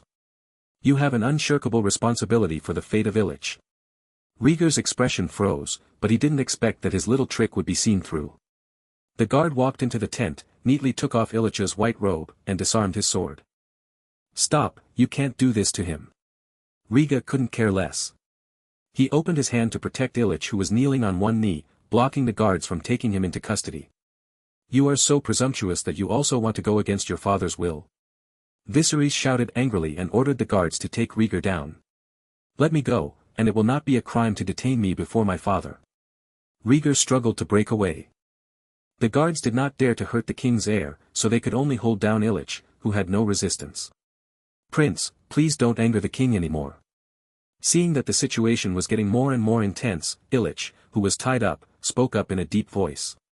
Unwilling to detonate the king's sleeping dragon's anger for himself. He was not naive enough to expect a young prince to save him. "On the way back, I thought about what would happen. I said, I will bear all the consequences, and Targaryen will do what he says." Rhaegar pushed aside the guards blocking his way, stepped forward quickly, and faced his father with an angry look on his face. He said loudly, "Father, I am cured of my illness, and Sir Eric has contributed a lot to it." Viserys sneered, "I only knew that Illich was a knight, but I never knew that he could learn herbology. Believe me, there is a white deer in the royal forest. It gave me a fruit full of blessings and restored my health." Emotions reached their peak. Rhaegar dropped bombshell news in an attempt to reverse Illich's decision. Hearing about the white deer, Viserys had a flash of suspicion in his eyes. "A white deer cured your disease with a fruit. Just yesterday, he indeed went into the royal forest to hunt under the protection of everyone. But no white deer was seen, and only an ordinary antlered deer was hunted. The eldest son left the camp before this and would not have known about it. At the end, he reminded, 'We are friends.' Ha ha, that's the best joke I've heard all year." Viserys shook his head and laughed, not believing the story that the eldest son told that became more and more outrageous. Rhaegar looked determined. "Sir Illich can vouch for me. You can also ask the accompanying maester to diagnose me. I guarantee that my body is recovering." Viserys was moved by his confident word. He turned his gaze to the silent Illich and said in surprise, "Illich, before you take off your armor, tell your king the truth." "Illich, everything the prince says is true." Viserys nodded slightly, lowered his head and remained silent. No one knows what he is thinking at this moment. There was a brief silence in the camp, and everyone's breathing could be heard clearly. After a while, Viserys looked at Alec and asked, "Do you think what Rhaegar and your brother said is true?"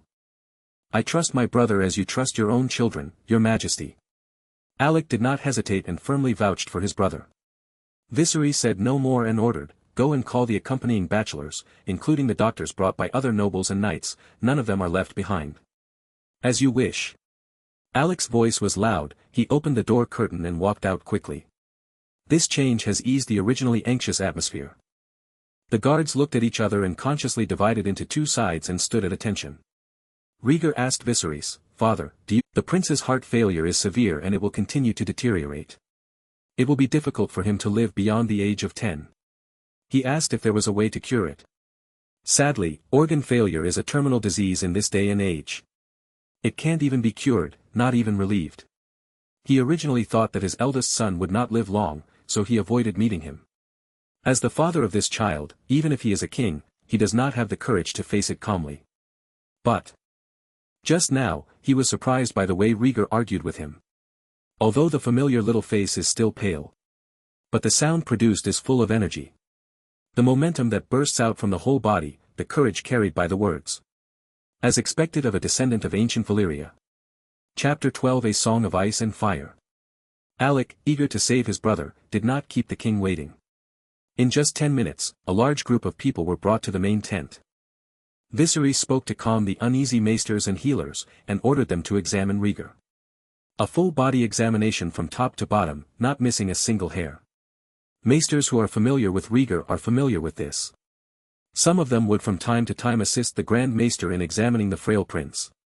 Preparing the equipment to be used, the bachelors took the lead and started taking action. The inspection process is simple and crude. First of all, bleed and observe the color and viscosity of the blood. Even put a leech in to taste the blood to see if it contains toxins. The rest are playing various tricks. Massage the whole body with big hands, observe the skin, teeth, hair roots. Only you can't think of it, but this group of medical students can't do it. Even more, a skinny old man proposed to take off Rhaegar's pants and spread his buttocks to check his anus. As a father, Viserys also acquiesced in this behavior. Rhaegar was horrified and regretted his reckless decision to have his body examined. Fortunately, under Rhaegar's strong resistance, Alec took action. Punched the bridge of the skinny old man's nose and begged the king not to let anyone persecute the prince's soul. "Even if I am hanged, the prince should not be humiliated." Rhaegar almost peed with fright, hiding behind Illich and shivering. Viserys did not reprimand Illich for making arbitrary decisions, but waved away some incompetent healers. Leave a few decent bachelors alone to report on Rhaegar's physical condition. A royal bachelor was the first to speak, with undisguised surprise, "Your Majesty, the prince's health has indeed improved greatly, and his blood activity is much higher than usual." The other bachelors also spoke one after another. "The prince suffers from dyspnea." This deep breathing test was very standard and there was no murmur in the cavity. The color of the urine is normal, light yellow but not turbid, and the taste is slightly sour. The kidneys recover quickly. Viserys was stunned for a moment after hearing the good report. Order the guards to take these bachelors back and reward them with gold coins. For a time, only Viserys and his son and the Cargill brothers were left in the camp. Rhaegar was the first to speak, as the maester said, "My illness is cured. He helped you, and I will give you a lighter sentence." Viserys was truly happy for his eldest son and said with emotion, "I am glad that you can be healthy. I will not be speechless when I see your mother in heaven in the future. Father, I can't say anything comforting to you on behalf of my mother. I just hope you can look forward." Rhaegar felt a little uncomfortable when he mentioned his mother who died in childbirth. Gossip and rumors are like the cold wind of the 12th lunar month. Not only does it hurt like a knife, it is also more seamless and non-drilling. Always blow into the ears of the people you want to blow to. Viserys felt guilty for forcing his wife to get pregnant for many years, resulting in her death. As a newborn born in difficult labor, Rhaegar was not a factor in his mother's death. When he was young, he heard those exaggerated rumors, and he also felt guilty in his heart. Viserys felt a pang in his heart when he saw his eldest son looking lonely, knowing that he had aroused his sadness. "Alec, I want to have a heart-to-heart talk with my son. You take your brother and retreat, and don't let anyone get close to the tent." Viserys ordered the Cargill brothers out. "Do not worry. Alec looked solemn and dragged his brother to guard outside the tent. Without any interruption from outsiders, Viserys stood up and came to Rhaegar's side, caressing his head lovingly. "Were you very frightened just now?" "What?" Rhaegar looked confused. Viserys smiled evilly and said, "Dr. Polis, that old man who wants to take off your pants." Rhaegar's face turned green. "I remember this name. Huh, the superiors should have a broad mind, especially the doctors who prepare medicine for you." Viserys' half-serious, half-joking teachings. "That's your master's intrigue. I just want to blow his head off." Rhaegar would not listen to the so-called magnanimity. It was not the king's turn to be held down and his pants removed. If what happened about white deer is true, did you really recover from eating a magical fruit? As the words changed, Viserys thought of the fruit mentioned by his eldest son. He was cut by the Iron Throne, and the wound never healed no matter what method he used. In the past 10 years, his body has been scarred and many places have become festered and ulcerated. The pain kept tickling his nerves. If white deer really has that magical fruit, which may be able to heal his body. Rhaegar naturally knew why his father asked this question. "I did not tell lies. The white deer is willing to get close to me and feed me the fruits that restore my health." Viserys looked happy. "Then can you still find the white deer?" Rhaegar was straightforward. "That magical fruit is very complicated. It is difficult to get a second one. Even if you find the white deer, it will be useless." "How do you know if you haven't tried?" Viserys was unwilling to give up hope of a cure. Rhaegar did not want to betray his friends and insisted, "The white deer is auspicious, and those close to it will reap blessings. On the contrary, anyone who dares to harm it will be cursed." Viserys stared at Rhaegar suspiciously, trying to read any clues in his expression. Rhaegar looked at him calmly as usual. After a while, Viserys gave up. He sighed and said, "You're right. I went hunting for white deer yesterday and didn't even see a shadow."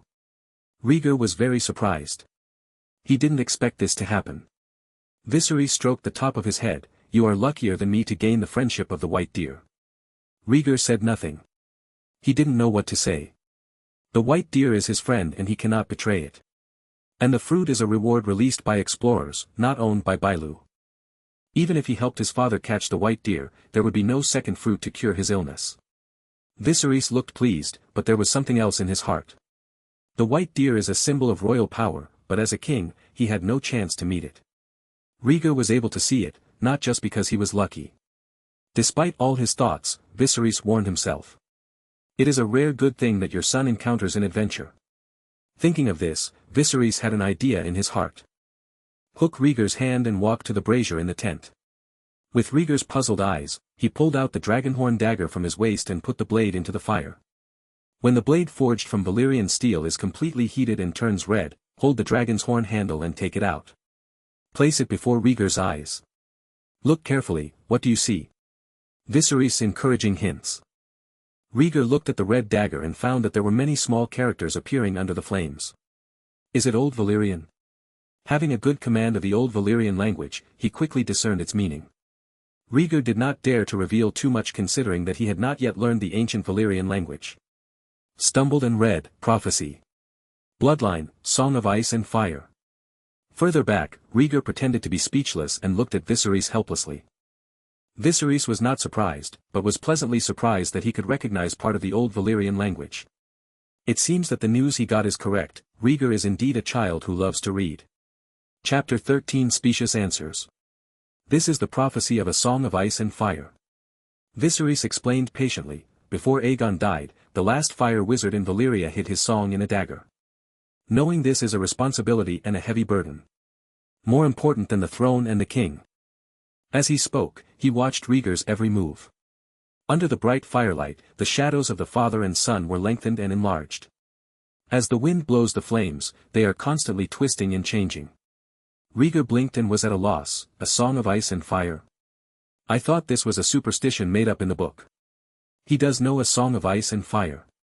When I was exploring this dragonhorn dagger, the system prompt mentioned that the song of ice and fire was recorded in the dagger. And the relics obtained from the exploration are called the warnings of the sages. Now it seems that it is very meaningful. Viserys said solemnly, the prophecy is real. I hope you can keep it in your heart and always be wary of the unknown darkness and cold winter. I will, father. Rhaegar didn't know what was going on, but he realized what was at stake. Viserys walked around the brazier and hesitated. I once asked Rhaegar a question.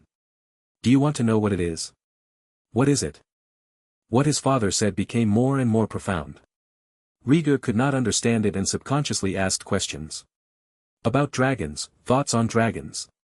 At this point, Viserys had no reason to stop and continued. Dragon is an ancient creature that has followed the Targaryen family since ancient Valyria. It is great but flawed. What do you think of this? Rhaegar shook his head. My dragon eggs haven't hatched yet, and my sister refused to take me on a dragon ride. The closest thing I have to a dragon is Balerian's skull. As a Targaryen, he has his own dragon egg. Comes from a giant dragon called Dreamfire. Rhaenyra personally selected him from the dragon's lair before he was born. So many years have passed, and the dragon egg has shown no sign of hatching. Viserys didn't care about this and emphasized, it doesn't matter, you just need to tell me what you think about dragons. Looking at his father's serious expression. Rhaegar knew this was important. Think back to Balerian's massive skull. Even without the scales and flesh, the feeling of oppression caused by facing the skull is still strong. And the dragon egg that belongs to him. Bake it in a special stove, it is not afraid of high temperatures and has a firm texture. It is very different from the bird eggs and chicken eggs I have seen. Lastly there is Rhaenyra. She was able to fly with a dragon at the age of 7 and became a dragon knight. Every time I see her or get close to her. Rhaegar could smell the faint smell of sulfur. He knew it was the smell of dragon. After pondering for a while, Rhaegar organized his words and replied, the dragon is the most powerful controllable weapon in the world. Even though Aegon the Conqueror had amazing wisdom and courage, he rode on the back of a dragon to unify the 7 kingdoms. Dragons are dangerous, but only by mastering them can a Targaryen rise above ordinary men. Otherwise, you will surely fall from the Iron Throne. This is what he means. This is also the most objective view he can give at the moment. Viserys listened carefully, with a hint of relief on his face, and asked again, if one day you ride a dragon and face the rebellion of the disrespectful ones, how should you deal with it? Burn them. Rhaegar spat out this sentence without thinking. You said dragons were dangerous. Viserys frowned. Rhaegar didn't realize anything was wrong, but without the dragon, Targaryen's majesty will not be able to intimidate Xiao Xiao. When necessary, dragon flames will destroy those who disobey, leaving only one voice in Westeros. Viserys fell silent upon hearing his eldest son's will. Subjectively speaking, Rhaegar is right. The reason why the Targaryen family can become the kings of the 7 kingdoms, the help of dragons is indispensable. But when I think of the prophecies of a Song of Ice and Fire, he did not want to rely too much on the dragon. Old Valyria could never satisfy her greed and desire because of her self-control in controlling the dragon. It brought about a natural disaster that would destroy the world. He thought of the days before Rhaenyra was named heir a few years ago. He asked the same question. Rhaenyra's answer was not far removed from Rhaegar's original answer. But Rhaenyra had a more thorough understanding of the relationship between dragons and Targaryens. She doesn't think that she can gain everything by riding a dragon. Her character is very similar to that of her father, Viserys. They both dislike war and are strict with themselves. Looking back at Rhaegar's answer, it is similar to a person. Daemon Targaryen. His biological brother. To be honest, for a while, he considered making Daemon his successor. Forget about the disloyal and unjust things that Daemon did to himself. Daemon's views on dragons are very extreme. The dragon is the sharp sword in his hand. The so-called sharp weapon is in hand, and the murderous intention arises. With this unparalleled weapon in his hand, sooner or later he will be unable to restrain his desire and take the initiative to provoke a war. For some reason, Viserys felt jealous. With Rhaegar's puzzled expression, he said calmly, I understand what you mean. Don't forget the prophecy of the Song of Ice and Fire. Go down and rest first. Rhaegar did not ask further questions and said sensibly, okay, you should also drink less, father. Viserys smiled kindly and watched him walk out of the camp. Against the dim firelight, the face was blurry. After leaving the camp, the midday sun hit my face.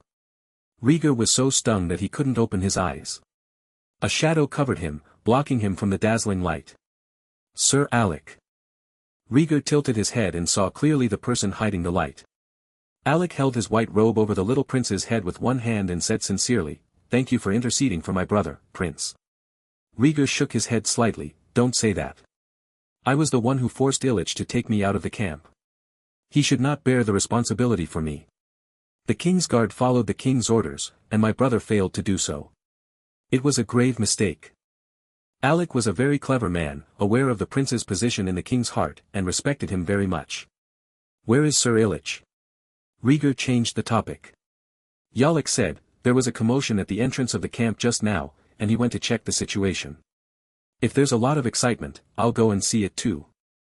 Rhaegar became interested and did not forget to warn, my father is still inside, sir, please pay more attention. The duty lies. Alec raised his hand and saluted. Away from the king's tent, Rhaegar did not immediately go to see the excitement. First, I picked through the various snacks and barbecue tables and ate until I was 7/4 full. He was on his way early in the morning and he only drank a few sips of water. Pity this motherless child. Rhaegar. They were waiting around a barbecue when Rhaenyra's voice came from behind. Rhaegar turned his head, startled. At this moment, Rhaenyra was covered in blood, and her silver hair was dyed black with dried blood, as if she had just experienced a fight. Rhaenyra, how could you do this? Rhaegar didn't care about eating meat, so he ran forward with a pair of short legs. I looked for you yesterday, but unfortunately I couldn't find you. Rhaenyra knocked him on the forehead and threatened, you have to call me sister. Rhaenyra is not the one you should call, and you shouldn't run around. Now you still don't care what those fake tricks are doing. Where are you injured? Is it serious? Rhaegar looked at her injuries worriedly. Rhaenyra lifted his chin and said proudly, this is not my blood, I am not injured. Chapter 14 Bone Crusher, Harwin Strong. A wild boar attacked me and I killed it. Rhaenyra rubbed Rhaegar's head, with a hint of pride in her tone. Wow, heroic pig-hunting lady. Rhaegar said this out of nowhere in his mind. Rhaenyra's face turned dark instantly. While Rhaegar was suffering the wrath of his sister's sleeping dragon, a voice interrupted the intimacy between the two siblings. Princess, I heard that you dealt with a wild boar by yourself. The sound came from the barbecue grill. The two siblings looked at each other at the same time and saw a strong man with brown curly hair and a thick beard. From the facial features of the other party, Rhaegar felt a little familiar. But the two sides have never met. Rhaenyra knew the other party and smiled politely, it's just a fluke, Sir Harwin Strong. Rhaegar suddenly understood when he heard the name Strong. Realize where familiarity comes from. The Larry Strong that made him feel uncomfortable. Rhaenyra noticed his expression and whispered, he is the eldest son of Prime Minister Leonor, a very famous knight, known as the Bonebreaker. The Bone Crusher. He will break the bones of his enemies. Rhaegar asked half-jokingly. Harwin skinned a pigeon and answered with a smile, that's right, during a battle, I used a war hammer to smash the skull of an unlucky guy. The people who survived gave me the nickname Bone Crusher. Awesome, it seems you are really a powerful warrior. Rhaegar responded calmly, and it was not difficult to hear the pride in the other person's tone. A knight with such a formidable title is indeed proud of himself. Harwin quickly cleaned up the pigeons. Harwin took a rag and wiped his hands, and stepped forward to joke. I'm pretty good at barbecue. I just saw that the prince ate a lot. I wonder if the princess would like to enjoy it. While speaking, this tall, strong man spoke in a humorous manner and had an easygoing temperament. It's hard to imagine that he would smash people's heads on the battlefield. Facing the invitation from this handsome knight, Rhaenyra smiled apologetically and declined, no, my father is still waiting for me. No one can say no to the king. It doesn't matter, I will serve in King's Landing for a long time in the future. If the princess wants to craftsmanship, you are welcome to visit me at any time. Harwin is very sensible, showing an approachable attitude without being overly attentive. From him, Rhaegar saw something. Respect. The older Rhaenyra can naturally see it too. He was a little unaccustomed. He put his hands behind his back and smiled more sincerely, yes, sir. Harwin smiled and saluted and stopped disturbing. This move made Rhaenyra's favorability score even higher. Looking at his somewhat excited sister, Rhaegar felt confused and curled his lips. I'm leaving to see my father, and you can wander around alone. Rhaenyra still had to see Viserys, so she hurried away without any time to talk. At this time, many princes and nobles gathered in the camp and noticed the princess covered in blood. The noisy scene suddenly quieted down, and everyone remained quiet. Rhaenyra was disgusted by this appraising gaze. Walking past with a cold expression, he would catch eyes with some people from time to time. Most of the time, the princess's aura will overwhelm others. The man with a guilty conscience lowered his head and did not dare to look at him. Rhaenyra curled her lips slightly, looking down on those who were timid. Looking at the back of the crowd, Rhaegar pursed his lips, seeming to feel the loneliness. The hunt in the royal forest is over. Viserys immediately got into the carriage and returned to King's Landing with his family. In view of the wrong behavior of the sister and brother in leaving the camp without permission, the father punished them respectively. The princess is of marriageable age, but she doesn't like the person chosen by the king. Viserys spent a lot of money to organize a tour of the continent specifically for Rhaenyra. On the surface, let Rhaenyra, as the heir, visit the lords in various realms to strengthen the relationship between the vassals and her. Show the majesty of the Targaryen royal family. Actually, this is indeed the case. Since becoming the heir, Rhaenyra usually just observes government affairs. Has no real power. 2. Was not familiar with the lord who swore an oath to her. Viserys this time is to increase Rhaenyra's presence and make the vassals better accept the heir. At the same time as achieving this purpose, contests and banquets will also be held in various places. Take the opportunity to help Rhaenyra find a marriage partner. From Viserys' point of view, if Rhaenyra doesn't like his choice, let her make her own choice. You can choose from great men and women from all over the country. No one can take notice of you if you don't believe it. This shows how much this father attaches great importance to his daughter's marriage. The problem of the eldest daughter has been solved, and the eldest son Rhaegar has an easier time to deal with. Viserys used the excuse of recovering from illness to order Rhaegar to continue to live in the Red Keep and was not allowed to leave the gate of the Red Keep. For this reason, several bachelors were sent to check his body regularly. Confirm whether the frailty has been completely cured. Personal freedom was restricted, so Rhaegar naturally refused. After some arguments, Viserys believed that the eldest son had reached the age of enlightenment. He also sent 2 old bachelors to teach him how to read and write. The ordeal begins when I am forced to wake up at 6 o'clock every day, attend cultural classes for 8 hours, and check my homework the next day. Rhaegar's whole body was numb. Viserys did not regard him as a child recovering from a serious illness. Adhere to the attitude of learning to death if you can't die. Under this kind of cramming education, Rhaegar's originally pale face improved. But the dark circles under my eyes are getting heavier day by day, even worse than before. Damn Maester, Oldtown, sooner or later I will get back what I lost. Facing the tough education from the 2 old bachelors, Rhaegar made up his mind while practicing calligraphy. Rhaegar asked when Viserys would be free again. The answer I got was, when will your sister return to King's Landing, and when will you walk out of the Red Keep? Thus, Rhaegar missed Rhaenyra very deeply. He misses his sister so much. Come back quickly. Time flies and half a year has passed. Junelin welcomes late autumn when the autumn leaves turn yellow. As a city by the sea, the climate in Junelin has not changed much, but the farmers in the fields have become busier. Rhaegar, who was in the Red Keep, got good news. The sister he has been waiting for day and night is coming back. Rhaenyra ended her travels early and boarded a ship to sail from the Stormlands. She would be back in King's Landing in a few days. No matter what others thought, Rhaegar was extremely happy anyway. At the end of the class every day, I would sit in front of the glass window in the attic of the Red Fort and look at the sea. Looking forward to seeing Rhaenyra's ship returning. It's great. My sister is finally coming back. My hard life is finally over. Rhaegar felt sad about what he had experienced in the past 6 months. He likes to read. But it was a last resort way to pass the time when there was no other activity when the body was weak. It is not like studying hard behind closed doors like a prison. Prince, you'd better not say this nonsense. The king was very angry when he heard the news that the princess returned without permission. Another voice came from the attic. Rhaegar knew who it was without looking. Alec, dressed in silver armor and white robes, stood in front of another window, his posture upright like a spear. Sir, you don't know my daily life, don't you feel sad for me? Liga said sullenly. Illich couldn't help but laugh. The king does expect you to gain knowledge, but 8 hours of class plus after-class homework is indeed a bit inhumane. Chapter 15 The Egg of Dream Fire. Those 2 old were basically murdering a young prince. Rhaegar felt numb when he mentioned this, and wanted to smash the shriveled heads of the 2 old maesters.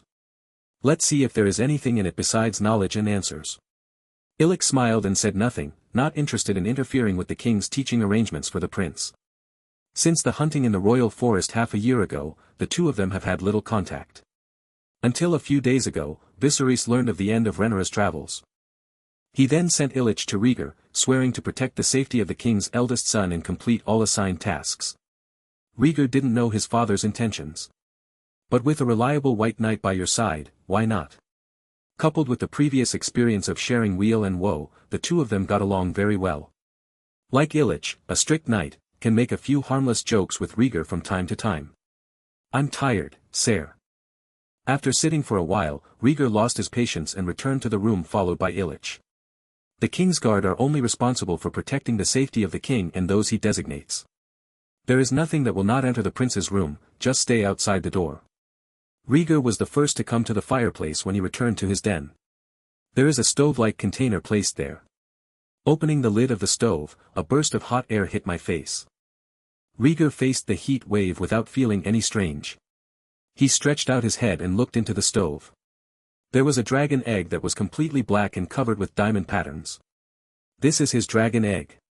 Touching the hot surface of the dragon egg with his hand, Rhaegar's eyes flashed with disappointment, and he sighed, there is still no movement. When will the dragon hatch? Maybe it's bad luck. Rhaegar's egg never showed any sign of hatching, and lay like a stone in its container for 6 years. It is customary to stroke the dragon egg and talk to the dragon egg to oneself. Rhaegar thought this would help the eggs hatch. After getting thirsty from chatting, Rhaegar closed the lid of the container and ended today's dragon egg communication. Pouring himself a cup of hot water, Rhaegar muttered to himself, fortunately, that fool Aegon's dragon egg didn't hatch, otherwise it would be a huge shame. Rhaegar felt much better when he thought that his stupid brother had not hatched the dragon egg. It is a pity that my dragon egg did not hatch. But if the brother's dragon egg hatches, it will only be more worrying. The sun rises and the moon sets, and the days pass day by day. Rhaegar finally returned to King's Landing. Viserys, who wanted to save face, did not come forward. As the queen, heiress led the princes and ministers out of the city to greet him. The two of them seemed like close friends who had not seen each other for many years. They held their arms closely and talked and laughed happily under the gaze of the subjects. Such a harmonious scene naturally caused the people to cheer and applaud. Rhaegar's ban was automatically lifted and he was also in the queue to greet him. Following behind the two women, watching their friendly exchanges, Rhaegar couldn't explain why, but felt uncomfortable in his heart. Tugging at Illich's white robe, Rhaegar asked secretly, "Are all women getting along like this?" Illich looked around to make sure no one was paying attention to them, and lowered his voice, "Mostly yes, the queen and princess are the eldest among women, so they are more terrifying. Because of power. But my sister is already the heir." Rhaegar expressed his confusion. Illich shook his head, "It is taboo to make irresponsible remarks about members of the royal family. I can only say that you should be careful. I will be hurt too, but I have no intention of involving the throne." Rhaegar asked. "I don't know, but as the old saying goes, you must be on guard against others."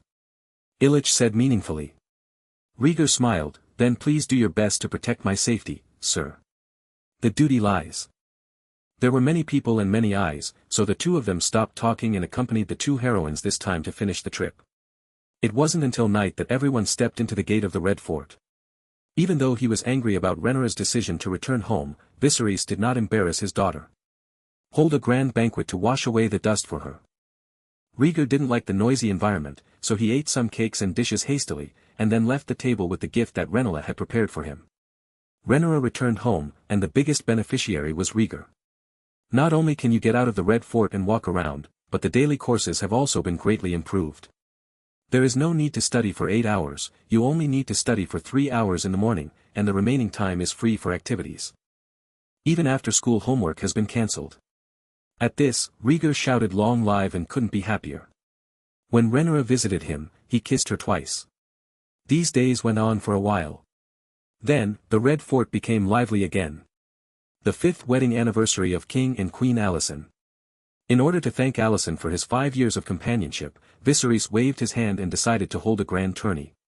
Prepare to invite all nobles and knights across the country to attend. Huge rewards have also been prepared for the champions. Inspire that group of enthusiastic young people to actively sign up and bring him a wonderful collision of blood and iron. Whether Alicent liked it or not, Viserys loved this kind of competition. Viserys held banquets and justs. The servants in the Red Castle have long been accustomed to it, and under Alicent's management, they organized the tournament beautifully. Not long after, the king and queen's 5th anniversary came. The tournament was as prosperous as expected, and the inns in King's Landing were full of people. It is rumored that the business of some brothels has also increased greatly.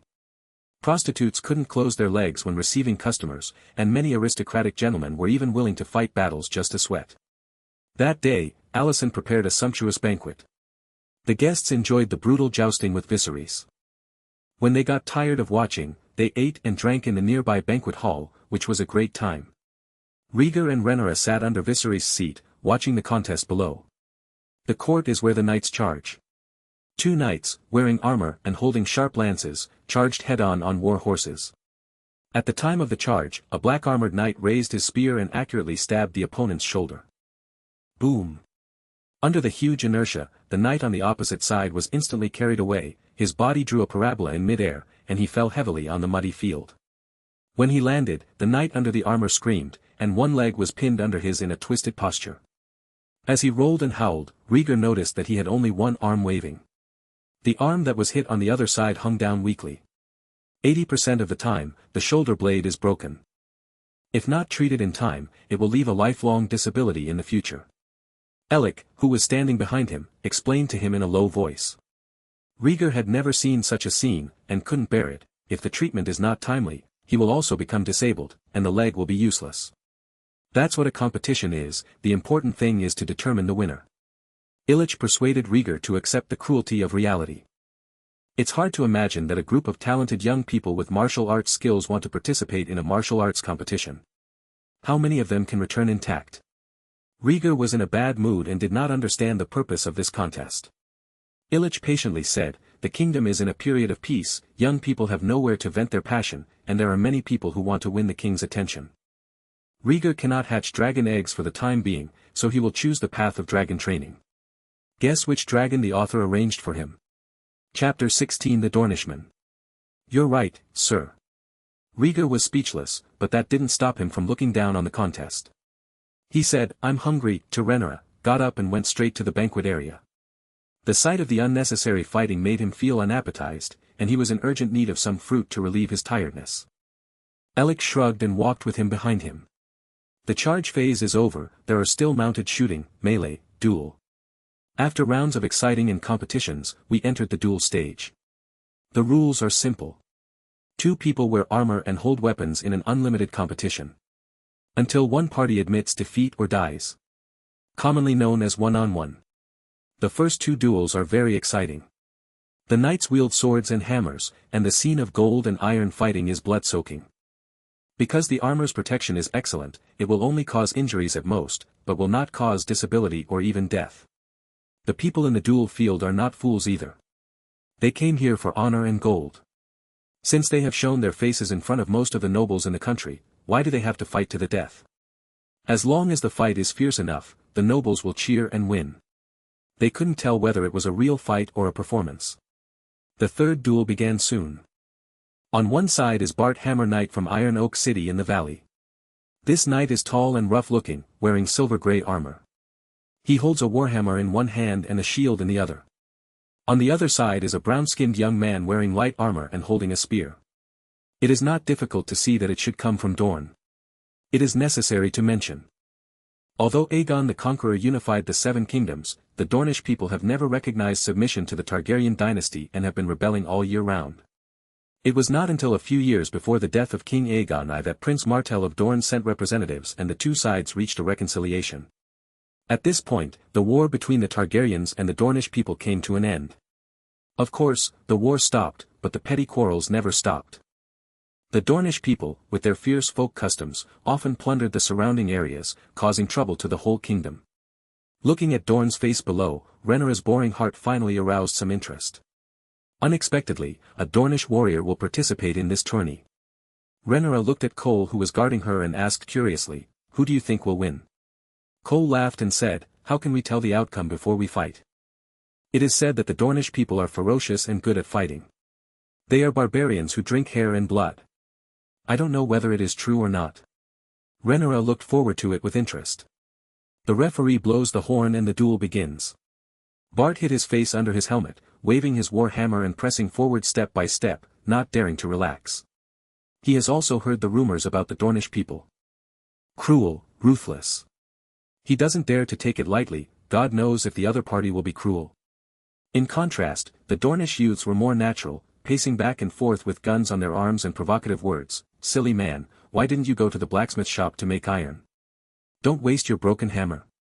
As he spoke, he dodged left and right dexterously, constantly exerting psychological pressure on the opponent. Bart has never been on the battlefield, his psychological quality is inferior to others, and he can't hold back his anger after being insulted. Brown-skinned monkey, I hope your head is as hard as your mouth and you don't get smashed by a hammer. Taking advantage of the gap between the opponent's jumps, Bart stepped forward, swung his war hammer and swept across the middle, with a rainbow of momentum. The audience outside the venue watched intently, their eyes widened, expecting to see the exciting scene of blood splattering. Idiot, you are too slow. The Dornish youth rolled on the spot and avoided the attack of the war hammer. Hands spread apart to stop rolling, he raised his hand and pierced the weak spot at the joint of Bart's leg armor, causing blood to spurt out immediately. Ah! Damn the Dornish! The pain aroused Bart's blood, he roared angrily, raised the hammer and struck it down again. He will smash the heads of Dornish youths. Unfortunately, the Dornish youth are too flexible. He moved his body like a donkey rolling, pulled out his spear with all his strength, and pierced the weak spot in Bart's lower back again. Suffering a penetrating wound to the waist, Bart staggered to his knees, blood seeping from the armor. Successful with one blow, the Dornish youth did not take advantage of the victory and pursue it. Instead, he looked back and forth around Bart, who was unable to stand up. With a mocking look on his face, he said, "This knight from the valley, you seem to be very unfriendly to us Dornish people. Pull out the spear from the opponent's wound, and continue to scream, you call me a brown-skinned monkey, then what are you valley people? Hairless goat." Bart struggled to get up, but was kicked down by the opponent. Humiliation filled his heart, and he shouted, "Despicable Dornishman, you have the guts to challenge me head-on, jumping around like a monkey. Ha ha ha, what a smart statement, allowing others to use their shortcomings to challenge their own strengths." The Dornish youth made no secret of his teasing, "When we get to the battlefield, do you also ask the enemy not to hide, Vale Goat? Damn bastard, go to hell." Bart had already lost his mind. While the other person was talking, he clenched his war hammer and swung it to the ground, trying to break the other person's ankle. How could the Dornish youth be so unprepared? With a slight jump, he escaped his long-planned sneak attack, and the tip of the spear penetrated Bart's right hand holding the hammer downwards. As soon as the gun was lifted, Bart's palm was cut off, and he wailed miserably. Boom! As soon as the scream left his mouth, the Dornish young man raised his knee and pushed Bart's chin hard, forcing him to suppress his voice. Immediately, he took off his helmet, exposing his fragile head. The Dornish youth smiled cruelly, and under Bart's fearful eyes, kicked him in the mouth. The teeth were mixed with blood and flowed smoothly from the mouth, and he could only let out a desperate whimper. His head was injured, Bart fell completely to the ground, and his body twitched slightly. The Dornish youth put a gun to his throat, looked around at the crowd outside the field, and shouted, "Look! What a brave knight of the valley, he will not surrender even to the death." As he spoke, his big feet wearing thick leather boots stepped on Bart's face, crushing him back and forth. Seeing this scene, the audience present changed their expressions. This is no longer a simple duel, but a one-sided massacre. Knocking out teeth and preventing the opponent from surrendering is basically ravaging his opponent. As the king, Viserys' face turned livid, and he got angry at the Prime Minister Leonor beside him, and scolded. "Where is this Dornish barbarian from? He has no honor or etiquette at all. Is he demonstrating to everyone present?" Leonor wiped the non-existent sweat on his forehead with a handkerchief and explained. "Your Majesty, the Dornishman here is named Digga Orlans. When he signed up to participate in the competition, he expressed his great respect for you and wanted to give you a wonderful performance. That's what you call a great show." Viserys was very angry, the Dornish people are never grateful. You should arrest them for theft and lock them in a water dungeon until they die. "I'm sorry, Your Majesty." Leonor lowered his head guiltily, "Now I can only pray that he ends Knight Bart's life quickly and does not cause too much negative impact." "You don't need to say this."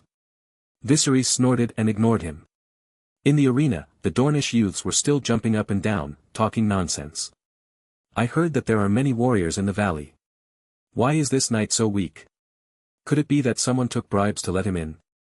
After working hard for so long, I finally signed a contract, I'm so happy.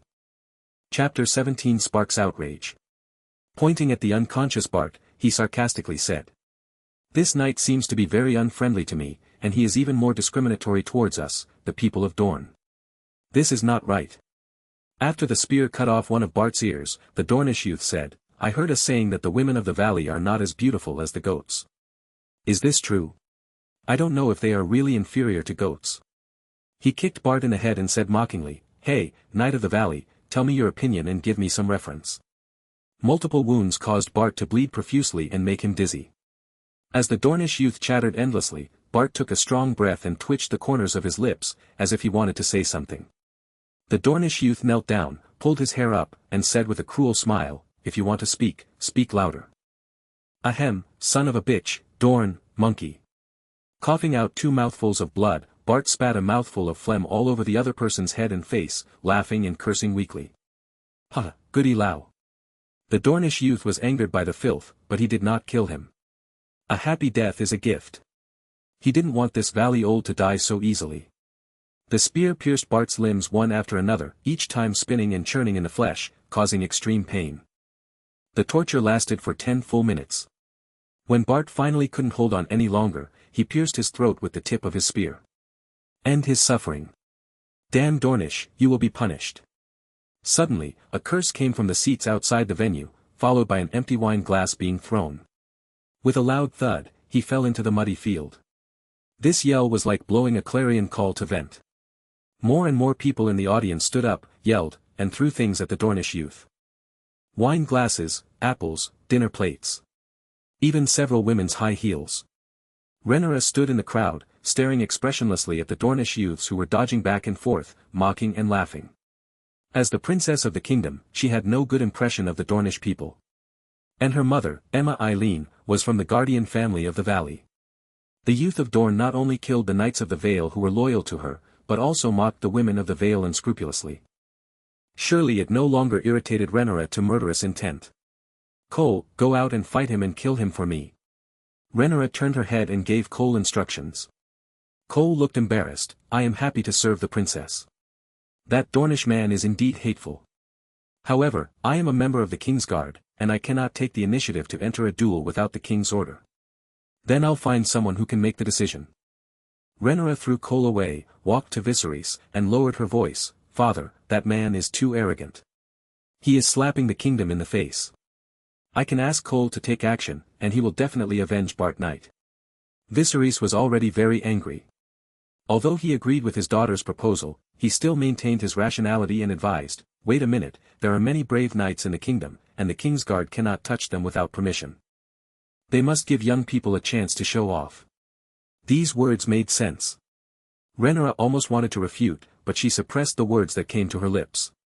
The jousting must continue, and Leonor spoke out to stop the audience from insulting and attacking the Dornish youth. In front of everyone, the young man from Dorne said arrogantly, the knights in the valley are vulnerable. Are there any more powerful players? I long for real opponents, not just cowards and cowards. He laughed heartily, as arrogantly as he wanted. I come. Such a hateful guy attracted the hatred of a large number of players. A middle-aged knight in silver-gray armor stood up. He took the initiative to walk to the competition ground, holding a long sword in his hand, and said in a deep voice, My name is Saul Barot. I come from the Stormland. Let me teach you how to be reverent as a man. The young man from Dorne smiled playfully, Really? I hope you will be as majestic as before, Knight of the Stormlands. On the other side, the banquet area. Luxury delicacies filled rows of dining tables, and many aristocratic women and ladies chatted around a table, like a tea party. Rhaegar occupied a dining table alone, clearing a large space in front of him and placing the same pastry. Tell me what the name is. Similar to chocolate biscuits, but in the shape of an egg tart, with a sweet and chewy texture. It's so delicious. Who researched this thing? Tasting the delicious food, Rhaegar frowned, feeling so unhappy. No, I have to ask Allison when I get back which cook is so good, and ask him to make pastries for me in the future. Rhaegar thought so. While he was eating, a figure suddenly sat next to him. In Rhaegar's doubtful eyes, he took a plate of chocolate pastries and put it into his mouth to chew, looking very intoxicated. Where did this man come from, and why did he eat my cake? Rhaegar cursed secretly, but didn't say much after all, since there were still several games left. However, reality taught Rhaegar a lesson. When something makes you unhappy, if you don't stop it, it will only make you more unhappy. Rhaegar had just taken a few bites, and the other party was already devouring it. A plate of pastries was eaten up in the blink of an eye. It tastes really good, a good and conscientious cook. The other person muttered something, and without waiting for his reaction, he took away another plate of cakes. Then the third set, the fourth set. With only the last game left, Rhaegar finally couldn't stand it anymore. He stood up from the chair, protected the last plate of pastries in front of him, and asked loudly. Do you know who I am? Have you always been so brave if you dare to steal my cakes? He speaks with great energy, but it's a pity that he is too young. Not to mention his childish voice, his increasingly plump face is also harmless, like a child playing around. The other party scratched his curly hair in distress and said with a smile, You are a prince, but the pastries are placed on the table for guests to eat. Rhaegar became even more angry. You know I'm a prince and you want to steal my cakes. You won't let go of the last plate. How shameless are you to compete with children for food? Well. No one is old or young when it comes to delicious food. Besides, Prince, you are a child. Eating too much sweets will cause tooth decay. If you can't control it, just give me the pastries. I'm not afraid of tooth decay. The other party is shamelessly stubborn. You bastard, you still want to fool me, do you really think I am a 3-year-old child? Rhaegar pointed at the other person and ordered Illich, Sir, teach him a lesson, let him improve his memory, and see if he still dares to act rogue. Illich. Yes, Prince. Although he was unwilling to take action at the banquet, the other party bullied the prince because he was young, so he had to take action to maintain the prince's dignity. Illich did not draw his sword. He strode behind the opponent and stretched out his big hand to hold his shoulder. No, no, no, Lord White Knight, I think there is a misunderstanding between us. I can't control it. If you provoke people you shouldn't provoke, you will have to bear certain consequences. Illich didn't have time to chat with him, so he pinched his shoulders and tried to knock him down. Snapped. In the lightning flash, an afterimage hit the back of Illich's hand, crisp and precise. Feeling the pain, Illich subconsciously let go, and a purple line appeared on the back of his hand. Chapter 18 Wandering Swordsman. Illich was shocked by the sudden and violent attack. When he raised his head, he saw the man who had just been restrained sitting on a chair with a contented look on his face, holding a silver chopstick in his hand. White Knight, I mean no harm, I'm just a hungry poor man looking for something to eat. Seeing this, Rhaegar silently put down his dinner plate and hid behind Illich. Look at the speed of the shot, you can tell he is a master. His small body can't be offended. You are so generous, your highness. Seeing the cakes, the other party smiled happily and bowed to Rhaegar. There seems to be really no ill intent. At this moment, Rhaegar noticed the appearance of the other party. Having brown curly hair, brown eyes, a weather-beaten face, and always smiling. Very short, only 160 centimeters at most. It is quite common among ordinary people, but compared with the knights who are proficient in martial arts, they are too small. Sensing Rhaegar's gaze, the other party smiled, I know your identity, but you don't seem to know who I am. Who are you? Rhaegar asked. A nobody. Rhaegar. Hard. Rhaegar's fist hardened. He felt like he was being played. Before Rhaegar was about to get angry, the other party handed over the dinner plate and said softly, Shirius Freer, the wandering swordsman from Bravos, is willing to share the delicious food with the prince. Rhaegar stared into his eyes, his black pupils as plain as water, unable to see through his inner thoughts. Looking back at Illich, he asked the question in his eyes. Illich nodded slightly and signaled that everything would be okay. In the Red Castle, no one was bold enough to assassinate the king's eldest son in public. Rhaegar picked up a piece of pastry and smiled, I would like to share it with you, Shirley Freer. Shilio seemed to be always smiling, you can call me Shilio, but I am not a nobleman and I have temporarily lost my job. Oh, what did you do before, so good at swordsmanship? The opponent is very skilled and his hometown is an overseas city-state, so Rhaegar is very interested in him. We can talk while eating. I think so too. The big one and the little one sat back in their seats, saying goodbye to the tense situation just now, and chatting over pastries. During the exchange, Rhaegar learned. Hiliu was a knight squire when he was young. He knew how to use a sword since he was a child, and he was very good at it. But he always wanted to be an elegant dancer. A lot of effort has been put into this. When he came of age, he was spotted by a big merchant in Bravos and hired as a royal dancer. I thought good times were coming. Unexpectedly, within a few years, the big businessman was assassinated. Hiliu was dancing for the big businessman at the time, and not surprisingly became the target of suspicion. In order to avoid capture, he smuggled himself to the continent of Westeros. And under the appreciation of a noble lady, he was brought into the Red Castle to attend the banquet. Rhaegar listened with fascination, as if immersed in Shilio's story. From time to time, I feel sorry for his unfair treatment. Hiliu ate and drank while lamenting the unfair fate. For a time, the two cherished each other and became each other's confidants. Of course, the above is purely from Illich's personal perspective. In fact, Lei Jia listened carefully on the surface, but kept complaining in his heart. It's really rare for a dancer from Bravos to master a sword with talent. Look at Shilu's appearance again. You need to be tall enough to have swordsmanship, and you need to have good looks to have swordsmanship. How blind must that rich man in Bravos be to hire such a short man to dance for him? Does it taste unique? He lied in a serious manner. He may have deceived some noble girl from some family into sneaking into the Red Castle to eat and drink. Rhaegar smiled and said nothing, watching him make up nonsense. After chatting for a while, all the chocolate pastries on the nearby table were eaten, and Shirlu regretfully stopped. Langbyting mentioned the peripheral martial arts competition. Prince, the duel outside is very exciting, don't you want to go and see it? Rhaegar shook his head, no, I am still too young and not used to seeing blood.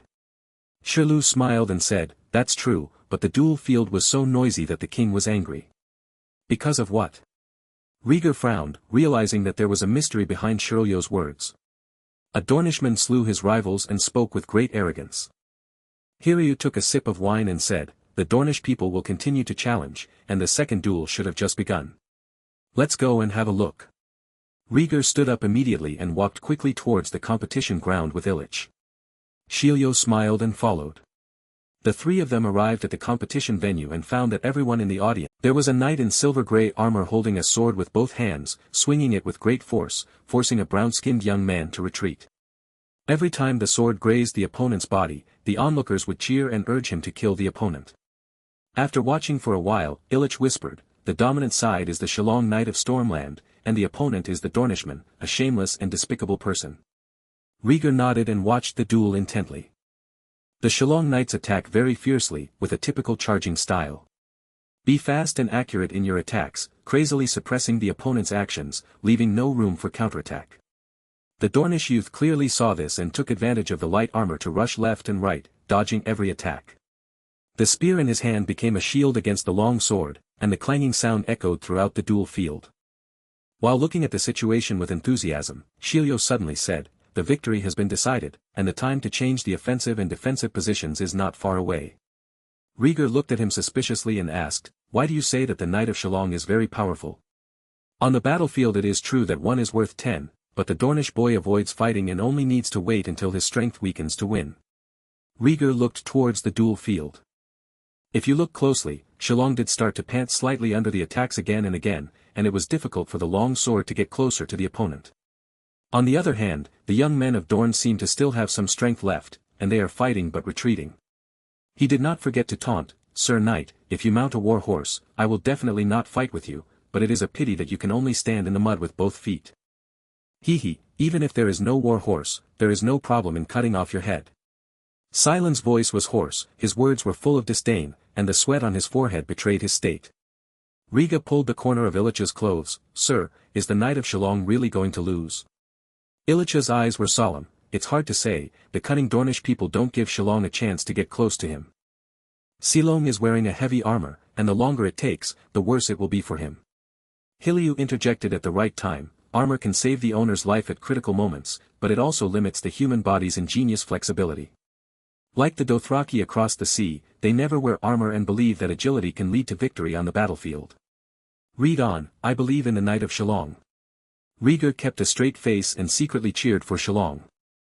Chapter 19 Prince Ranger, Demon. Let's wait and see. Shilio folded his hands indifferently.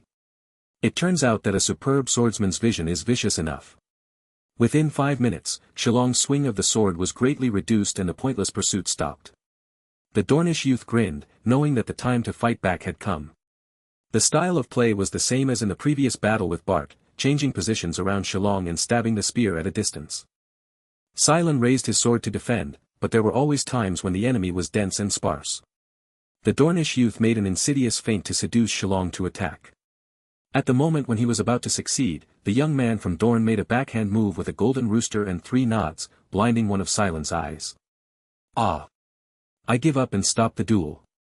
Knowing that the situation was over, Shillong endured the severe pain and yelled, "Stop," in humiliation, losing his determination to continue fighting with his opponent. Bart's mistakes were too terrible, and he didn't want to follow them. As Shillong surrendered, the Dornish youth became even more arrogant, showing off their taunts crazily and not taking the other knight seriously. He came here just to slap these noble gentlemen in the face. As for the consequences, since he dares to come, he will naturally have something to rely on. On the high platform, Viserys stared horribly at the Dornish young man beating his chest with both hands, his knuckles holding the armrests of the chair turning white. "Damn the Dornish, go find a mighty knight and kill him." He gave orders to Leonor. "No problem, Your Majesty." Leonor did not dare to say anything and went backstage to look for a knight who could defeat the Dornish people. There are many contestants signing up for the tourney, and the Dornish people will not be proud for long. In the corner, Rhaegar turned around with an ugly expression, not wanting to see the monkey-like yelling and acting wild in the audience. "Don't be angry. That Dornish boy is very skilled and smart. Most people can't fight him." Shilio talked eloquently. "I know that there are so many warriors in the kingdom that the guy below will be defeated sooner or later." Rhaegar spoke firmly. "Yes, every powerful warrior has his own unique fighting style." Shilio's voice changed. "If I were to face that Dornish boy, the best way would be to show weakness to the enemy, use a weakness to allow the opponent to attack first, and seize the opportunity to defend and counterattack." Rhaegar looked at him with a strange expression. "What, you want to play? A wandering swordsman will not draw his sword easily unless he finds a reasonable reason to draw it." Hiryu raised the corners of his mouth slightly and looked at Rhaegar meaningfully. "What do you want, to apply for a job as a dance teacher in the Red Fort?" Rhaegar was not surprised that the other party showed his fox tail. Shilio knelt down on one knee and said sincerely, "If the prince is willing, Shilio can stay in the Red Castle as a dance teacher." "Why?" "There's no reason, I just thought I'd do it." Rhaegar raised his eyebrows and said, "This reason is not good. I don't dare to leave a dangerous person in my home." Hearing this, Shirlu pondered for a moment and replied, "You are the eldest son of King Viserys I and the legal heir to the Iron Throne. Your identity and potential are worthy of my allegiance. This is a good reason, but it still lacks sincerity." Rhaegar still distrusted him and warned, "One more thing, the heir to the Iron Throne is my sister. I have no intention of competing with her for that position. No one should try to sow discord between our siblings." After saying that, Rhaegar turned and walked away without even looking at Shirlu. This man appeared too suddenly, and he deliberately approached him from the beginning. Showing extraordinary skills in grabbing pastries, and precise vision in the duel. Everything is highlighting the value to him. It's a pity that he exposed his purpose too early. Do you really think Rhaegar is a child who doesn't understand anything? Low end means, sinister intentions. If I see Shirlu again in the future, I will be taken directly into the dungeon. As he walked towards Rhaenyra's position, Rhaegar complained angrily to Illich. "Yes, Prince." Illich nodded in agreement, with a slightly hesitant look on his face. Seeing that he was hesitant to speak, Rhaegar asked curiously, "What's the matter, sir?" As the prince said, Shirlio's methods are too crude and do not match the wisdom of a superb swordsman. Illich raised doubts. Rhaegar's eyes flashed. A good swordsman is not necessarily a good bachelor. Having said that, he still paid a little attention. Ever since the news of his recovery spread out, the situation in King's Landing has changed. From urging the Princess Rhaenyra to marry. When it comes to discussing the fact that Rhaegar was favored by the white deer that symbolizes royal power, he has the talent of a king. I believe that it won't be too long before some ministers lose their composure and suggest that the king revoke Rhaenyra's qualification as heir and instead appoint his eldest son Rhaegar. Learn from Illich the reason why Viserys banned Rhaegar for half a year. I just don't want Rhaegar to receive too much criticism, which will affect his ambition and be tempted by unscrupulous people. Rhaegar had no objection to this and accepted his father's kindness. Maybe it's because you are too young. Rhaegar didn't care much about the qualifications of the heir to the Iron Throne. Rhaenyra has been the heir for several years, why should he step in and steal something he doesn't value? Hiss, Jay. Suddenly, a strange roar came from a distance. Rhaegar raised his head and his expression changed instantly. I saw a huge scarlet figure appearing in the sky, approaching from far to near over the competition field. Sharp horns, a slender neck like a snake, broad and powerful red wings. That's a dragon. Rhaegar subconsciously exhaled, looking up at the flying dragon intently. The arrival of the dragon attracted more than just Rhaegar to discover. The audience was swept away by the powerful wind whipped up by the dragon's wings. Their hair was blown wildly and they couldn't open their eyes. Many ladies' skirts were accidentally blown up, which was a feast for the eyes of the gentlemen next to them. The scene immediately took a turn for the worse, and the crowd screamed and shouted, trying to escape from the shadow of the dragon. Quiet, this is the dragon of House Targaryen, the king is with you, don't panic, don't run around. At this moment, a thick and powerful shout sounded, suppressing the panic in everyone's hearts. That was a strong old man with white beard and white hair. Captain of the King's Guard, Harold Westerling. Beside him is the king sitting firmly on the high platform. At this time, Viserys looked as usual, looking at the dragon calmly, showing off the temperament of a king. The moment they saw the king, everyone seemed to take a piece of reassurance, and the noisy scene eased a lot. The brief panic passed, and sanity gradually returned. Many people saw the appearance of the giant dragon clearly and exclaimed. This dragon is Caraxio, Prince Daemon's dragon. Yes, it's Caraxio. I have fought alongside Prince Daemon, and I will never admit my mistake. Look, there's someone on the dragon's back, it's Prince Daemon. Caraxio roared excitedly when his name was called, and red dragon flames mixed with thick black smoke were sprayed out from the dragon's snout. With countless people watching, Caraxio circled the arena 3 times. It wasn't until the figure on the dragon's back gave the order that the giant dragon slowly landed on the duel field. As soon as Caraxio landed on the ground, he looked greedily at the arrogant Dornish youth, stretched out his snake-like neck, and sprayed hot water from his nostrils. Honored, Prince Daemon. Facing a giant dragon that chooses people to devour, the young Dornish man was almost frightened out of his wits. He kept shivering and retreated, and in a panic, he saluted and said hello to the people on the dragon's back. Chapter 20 The King of the Stone Steppe Islands. Rhaegar looked into the field in the distance and saw the face of the dragon master. The standard silver-gold hair of the Targaryen family and violet-like pupils. Looking carefully, he has a stern face, a straight nose, and an unruly look on his eyebrows. He has the same temperament as a sitting dragon. Having heard the rumors among the crowd, Rhaegar knew who it was. His uncle, Daemon Targaryen. A knight-errant prince who dared to ride a dragon and travel across the continent when he was just a teenager, leading his followers to attack bandits. I heard that his experience was widely circulated, and some people even wrote a book and biography about him. Look.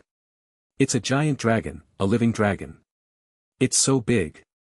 The nature of a child made Rhaegar not care who Uncle Wong was at all he could see was the terrifying giant beast with scarlet scales.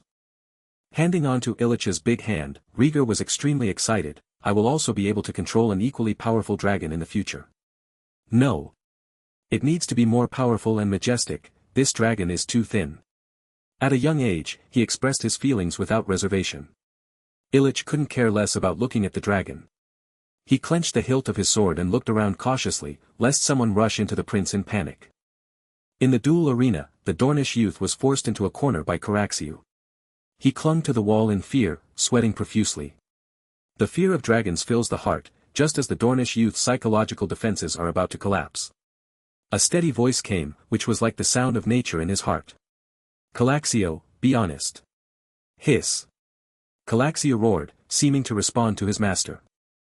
Then he slowly raised his head, no longer paying attention to the Dornish young man who was retreating, and he lay obediently on the ground. With the danger gone, the Dornish young man's legs weakened and he knelt on the ground, cold sweat dripping down his cheeks. Daemon jumped off the dragon's back and strode towards the viewing platform, looking at the people behind him as if they were nothing. Without daring to block his steps, Daemon walked step by step to Viserys' throne. Stop, no one can offend the king's majesty. Harold, captain of the King's Guard, drew his sword from its scabbard and pointed the tip at Daemon's chest. Daemon glanced at him and ignored him, his expression cold. Viserys remained motionless, eyes as deep as the sea, looking at his former brother. Daemon was also watching him, neither of them spoke, and the scene became serious for a moment. The nearby princes and ministers looked nervous, wondering how the two brothers would meet. After a moment of silence, Daemon consciously took a step back to dispel Hadro's vigilance. Then, he took out a double-edged axe from his waist, threw it in front of Viserys, raised his head and said, "Add it to the Iron Throne." Viserys was unmoved. He looked at the top of Daemon's head and said in a deep voice, "You wear the crown, do you also call yourself the king?" As soon as the Three Women's Kingdom was conquered, people called me the King of the Narrow Sea. Daemon recounted his achievements, paused and said, "But I know, your majesty. There is only one king in the world."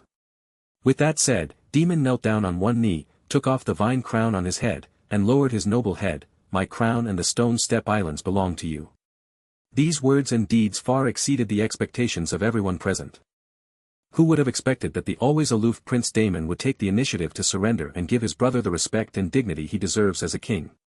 Looking down at his sensible brother, Viserys was not impatient and asked, "Where is Lord Corlys?" "He set sail back to his hometown on Chowtu Island." Daemon answered truthfully. Viserys continued, "Who now guards the stepstones?" "The tide, the crabs, and the 2,000 pirates of the three female kingdoms who were nailed to the beach as a warning to others for their lives." Daemon responded to his brother's inquiry in a low voice. He knew that this answer was very important to his brother. After receiving an unsatisfactory answer, Viserys pondered for a moment, then nodded as if looking away. Viserys stood up and stepped forward, first taking the vine crown from Daemon Harvest. He looked at it casually and handed it to Captain Harold.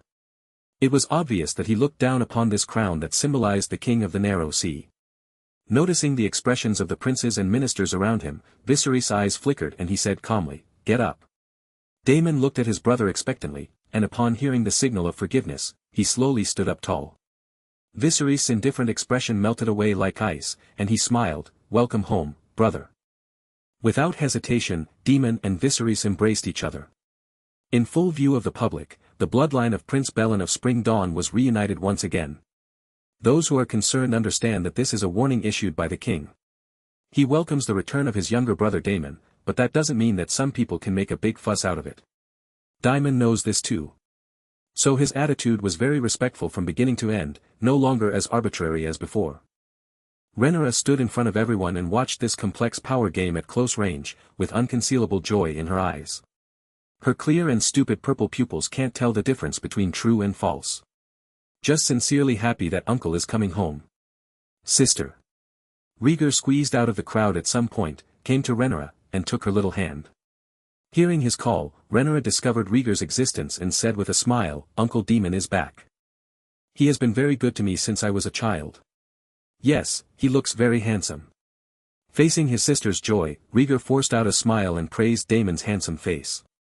Because he really didn't know which excellent quality he should compare with this uncle who had never been masked before. Although he rarely heard information from the outside, he also knew that the name, Crown Prince for a Day, came from this uncle's mouth. He was hoping that Rhaegar would die young so that he could inherit the Iron Throne from Viserys. Let me ask, how could Rhaegar like him? With the appearance of Daemon riding the dragon, the two brothers reconciled. The martial arts competition that day came to an end hastily, and the officials were organized to move to the banquet area to greet Daemon. As for a young Dornish boy with soaked pants, he was, softly, invited by Prime Minister Leonor to stay at a high-end hotel in the city.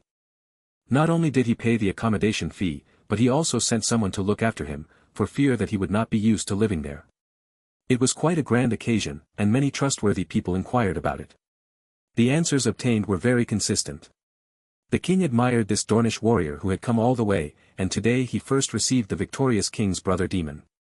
The martial arts tournament will start tomorrow, and he is invited to continue participating in the duel. Don't refuse. A banquet was always ready, and Viserys walked side by side with Daemon. Behind him were a group of ministers and invited nobles and lords. I have to say that Alicent is an empathetic queen. After receiving the news of Daemon's return, he immediately ordered the servants to remove the meals they had eaten and replace them with dishes already stocked in the kitchen.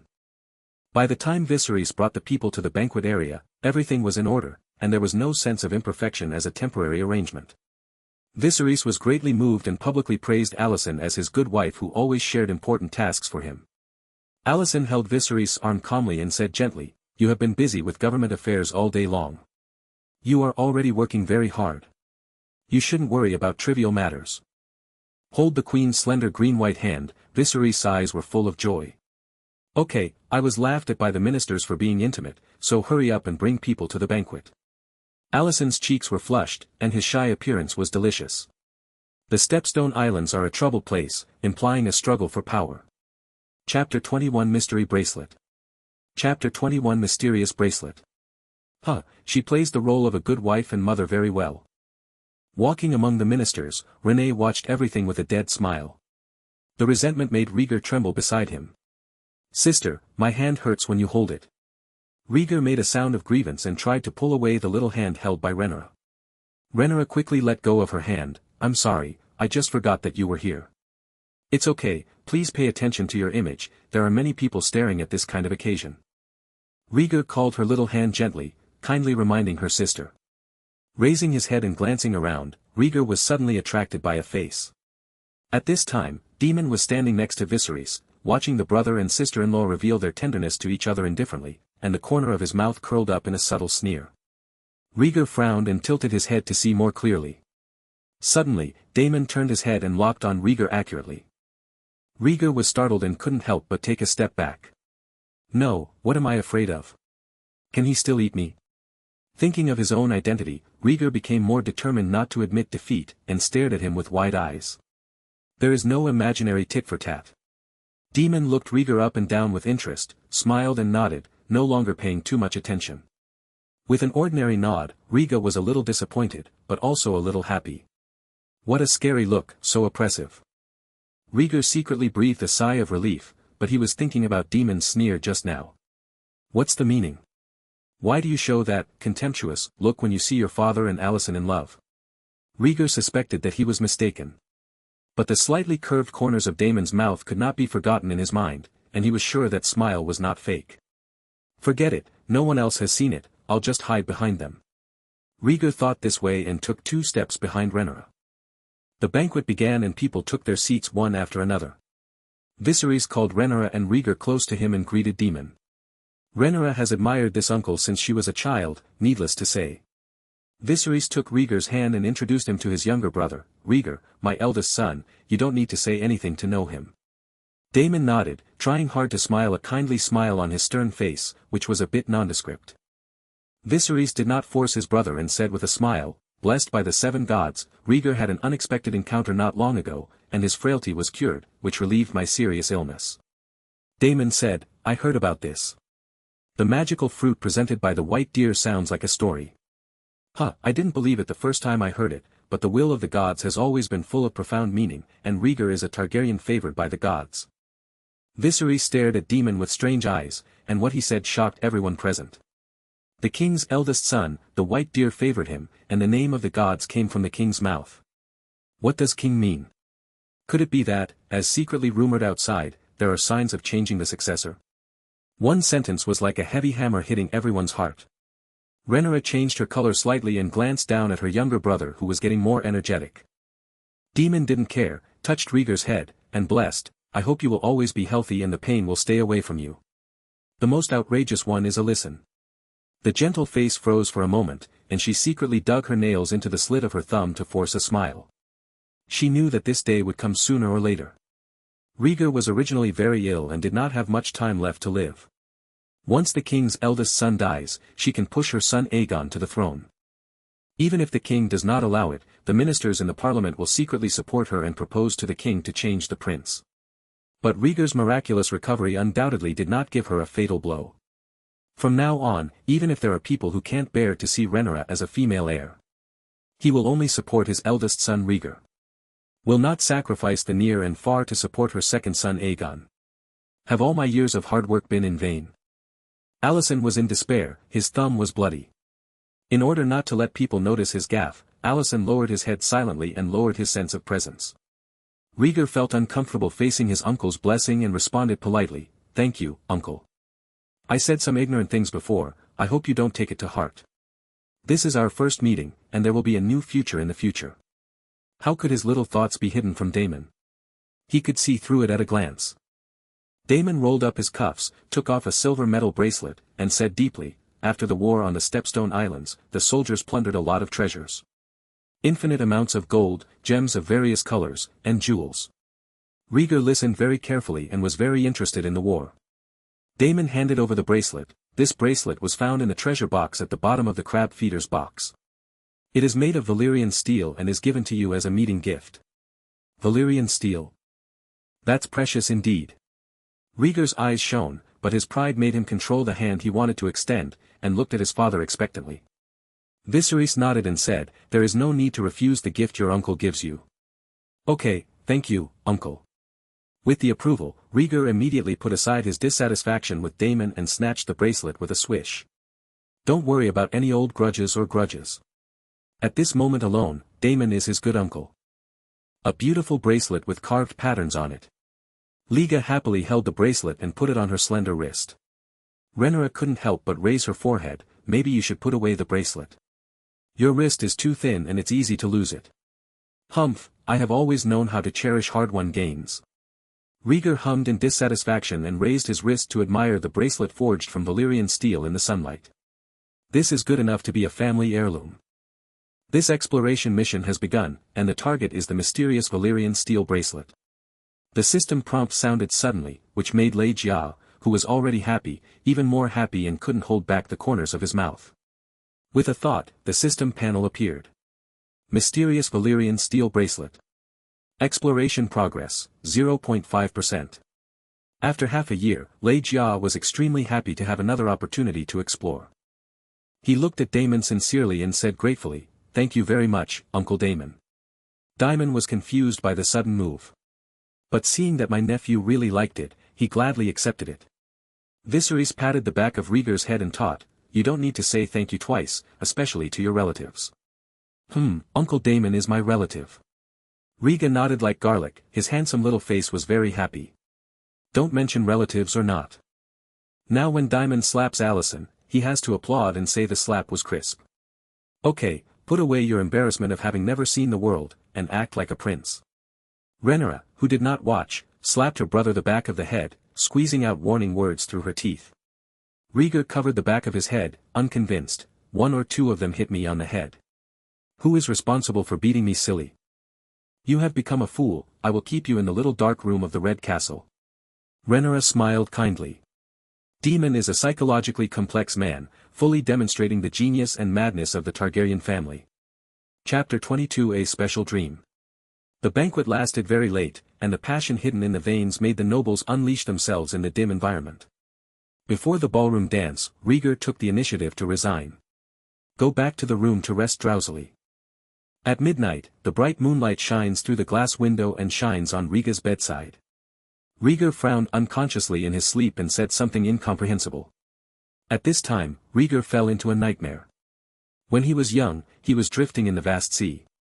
The sky was dark and gloomy, the direction was covered with fog, and he couldn't see his fingers. Rhaegar stood on a small island. He shouted loudly but could not make a sound.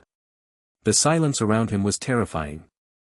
I don't know when, the calm sea water became rough, and the waves gradually appeared. The tide overflowed the island, and the cold water covered Rhaegar's ankles, forcing him to retreat to higher ground. The island is no more than a small piece of land, and the highest hillside cannot withstand the vast ocean. Rhaegar tried hard to climb up a coconut tree. The seawater below had spread to the middle of the trunk and was surging upwards. The fear of annihilation filled his heart. Rhaegar was unable to resist and watched the water level rise. Suddenly, a shadow flew over Rhaegar's head, covering a large area below. Rhaegar wanted to look up, but his body refused to obey. Hiss, Jay. Just when he was anxious, familiar and unfamiliar roars echoed from all directions. The harsh sound broke through Rhaegar's eardrums, giving him a painful suffocation feeling. Water, a lot of water, cool. Sudden changes shocked Rhaegar's mind. The young figure sleeping outside could not help but shake his head, and sweat broke out on his forehead. No, do not want.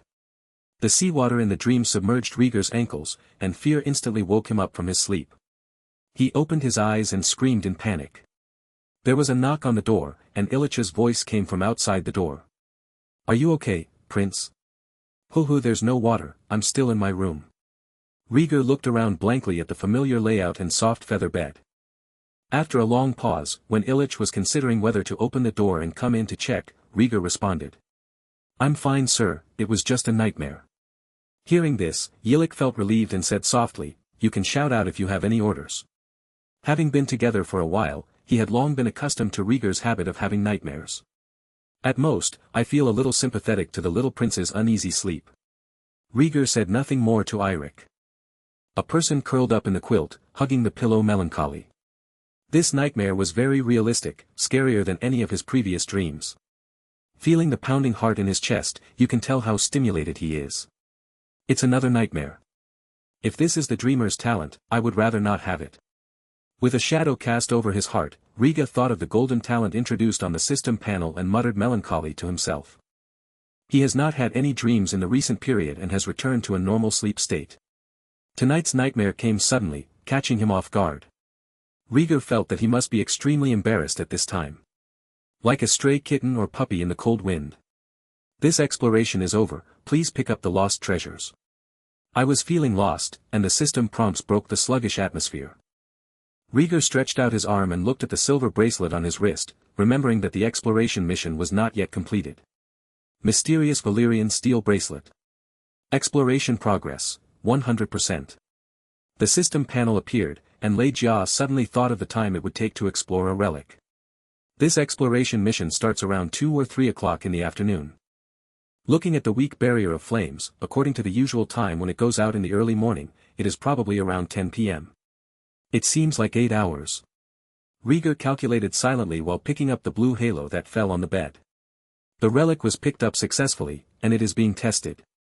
The test was successful, and it is judged to be an excellent relic, a magic instrument of the pyromancer.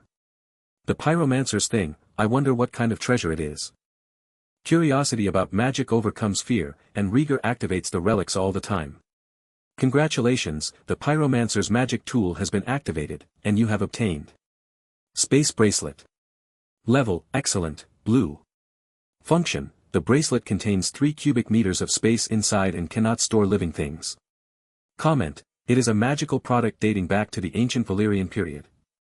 Its spatial properties make it extremely valuable, and the noble dragon kings also compete for it. The Valyrian steel bracelet worn on the wrist shook slightly, and a layer of lines cracked on the surface, turning into dust and falling off. When Rhaegar looked at the bracelet again, all the traces that had been polished by time had disappeared. The overall color is transformed into a low-key silver gray. The pattern is more exquisite, as if a skilled craftsman has carved it again. A bracelet made of magic, a treasure that all the dragon kings of ancient Valyria pursue. Rhaegar was amazed when he took off the mysterious bracelet. I didn't expect that I would get such a treasure by accident. I should really thank Uncle Daemon for sending me such a generous meeting gift. Rhaegar couldn't help but sigh. The explorer came with instructions for using the space bracelet, and Rhaegar read them carefully. I see, Valyrian steel contains magic. By carving space runes on this magic metal, you can create a space artifact. Rhaegar was greatly shocked and deeply admired the wisdom of his ancestors. Valyrian steel is very scarce, and wizards who can learn the space runes are even rarer. A space magic weapon that comes out every few hundred years is already a high yield. In the ancient Valyrian period, only a few of the most powerful dragon king families could possess space magic weapons, which were regarded as inherited treasures. Among the 40 dragon king families, the Targaryen family is not outstanding in strength and can only be ranked in the middle and lower reaches. Hence, there is no record of space magic weapons in the family. Those dragon king families who possess space magic weapons have already been destroyed by the natural disaster and were buried in the ruins of ancient Valyria. Hold the space bracelet, Rhaegar's breathing became heavier and his eyes gradually blurred. This thing must not be spoken out, otherwise it will definitely cause disputes. Without hesitation, Rhaegar took the fruit knife from the bedside table, cut the belly of his index finger, and smeared blood on the surface of the bracelet. The bracelet glowed with a hazy halo and disappeared in an instant. At the same time, Rhaegar felt an inexplicable connection between himself and the bracelet. The bracelet is forged by the strongest fire warlock and has the function of bloodline recognition. My Targaryen blood is enough to seal this bracelet. Becoming the owner of the bracelet, Rhaegar thought, and the bracelet slowly shrank to a size suitable for him to wear.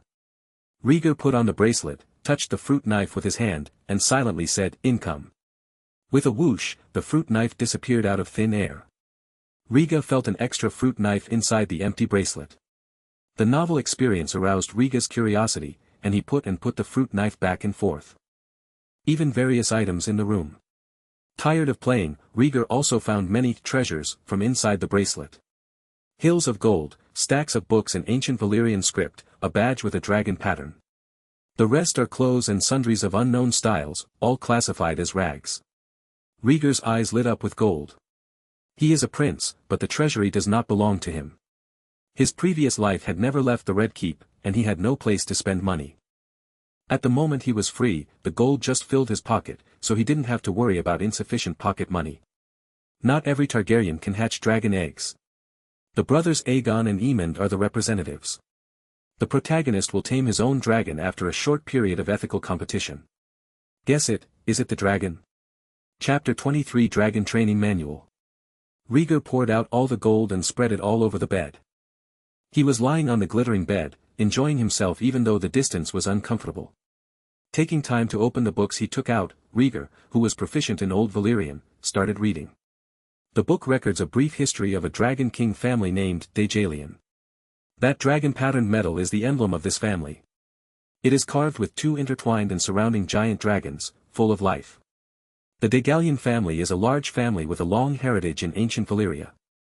There are more than 300 recorded dragons. At its peak, there were an astonishing 67 dragons living in the family, regardless of age or age. With such a foundation, he ranks at the forefront of the 40 Dragon King families, second only to a few families. The space bracelet on Rhaegar's hand is one of the inherited treasures of the Dajalian family. The holder is the heir of a certain family. I lost my bracelet for some unknown reason. Rhaegar became more and more frightened as he read. He gradually sat up straight and read every line of text seriously. The book briefly introduces several Dragon King families that are allied with the Dajalian family, and roughly analyzes the strength of these allies. After roughly reading the first book, Rhaegar picked up the second one. The things recorded in the book are not that important this time. This is just a detail of the vassals of House Dajalian. Changing books again, Rhaegar kept absorbing the knowledge in the book. When I didn't know which book to read, I finally found something useful from the historical explanation. Dragon Habits. Rhaegar perked up and secretly prayed, the content is about dragons, I hope to get something different. What is a dragon? How was the dragon born? The connection between the dragon rider and the dragon. The opening chapter describes how dragons came into existence, and introduces when dragons were discovered and tamed by the ancient Valyrian civilization. These are commonplace things, similar to the theories analyzed in books written by some great scholars. Rhaegar didn't care where the dragon came from, he just wanted to know how the dragon egg hatched. Unfortunately, this is not mentioned in the book. There are frequent records of dragon masters taming dragons.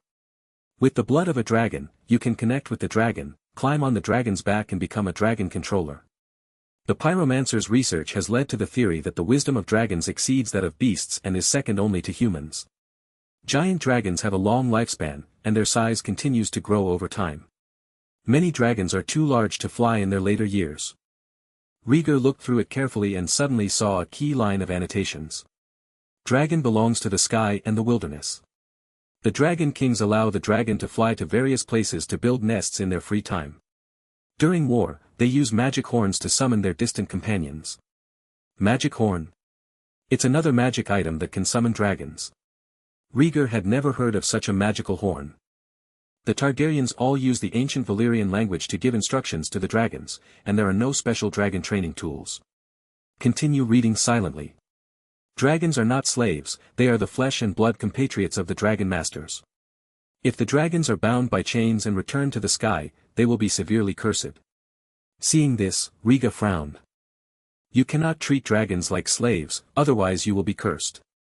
Rhaegar immediately thought of the dragon's lair in King's Landing. It was a huge building built during the reign of King Rhaegar I to house the dragons bred by the Targaryen family. Balerion, Vhagar, Vormithor, and other powerful dragons once lived in the dragon lair.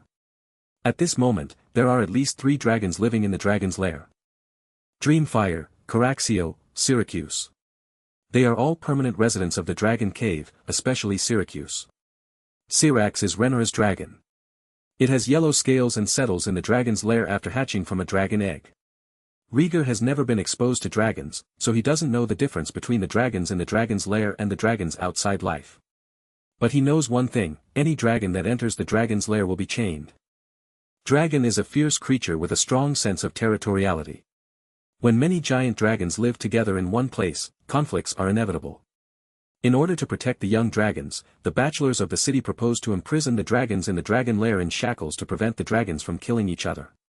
With his eyes fixed on the pages of the book without blinking, Rhaegar believed in the warnings in the book. These books come from the freehold of ancient Valyria. It is a note left by the Dragon King family, which is far more powerful than the Targaryen family. It's not some city bachelor's speculation. If you have an opportunity, you should give this book to your father and let him make a decision. Rhaegar thought secretly. The book was quickly read, and Rhaegar carefully stored it in his bracelet alone for fear of damage. Precious knowledge is worth $1,000, and every word above is the luck of the Targaryen family. There are many more books. Rhaegar flipped through them slowly. When a person is focused, time passes very quickly, like a fleeting moment. A night passes in the blink of an eye. It's daybreak. The morning sun dispels the darkness and brings warmth to the earth. Lega, who had not slept all night, suddenly found the sun shining into the room, emerging from the ocean of knowledge. Rhaegar glanced at the door cautiously, quickly put away the books and the bed full of gold, and put them into the small bracelet on his wrist. He doesn't want anyone to find out his secret, at least not now. 7 hells, when will the dark circles under my eyes disappear? Looking at the glass mirror on the bedside table, Rhaegar pointed at a pair of panda eyes and lamented. Fortunately, books will not disappoint those who taste them. Rhaegar stayed up all night reading and discovered many little details that had not been passed down by the Targaryen family. For example, taming a dragon involves more than giving commands. You must also have the tenacity to believe that you can tame the dragon. If the dragon tamer is not determined, the subconscious mind does not believe that he can tame a dragon. Then, the dragon will sense his cowardice and will never agree with an unconfident weakling. The best way to train a dragon is to actively climb on the dragon's back and give instructions loudly to the dragon.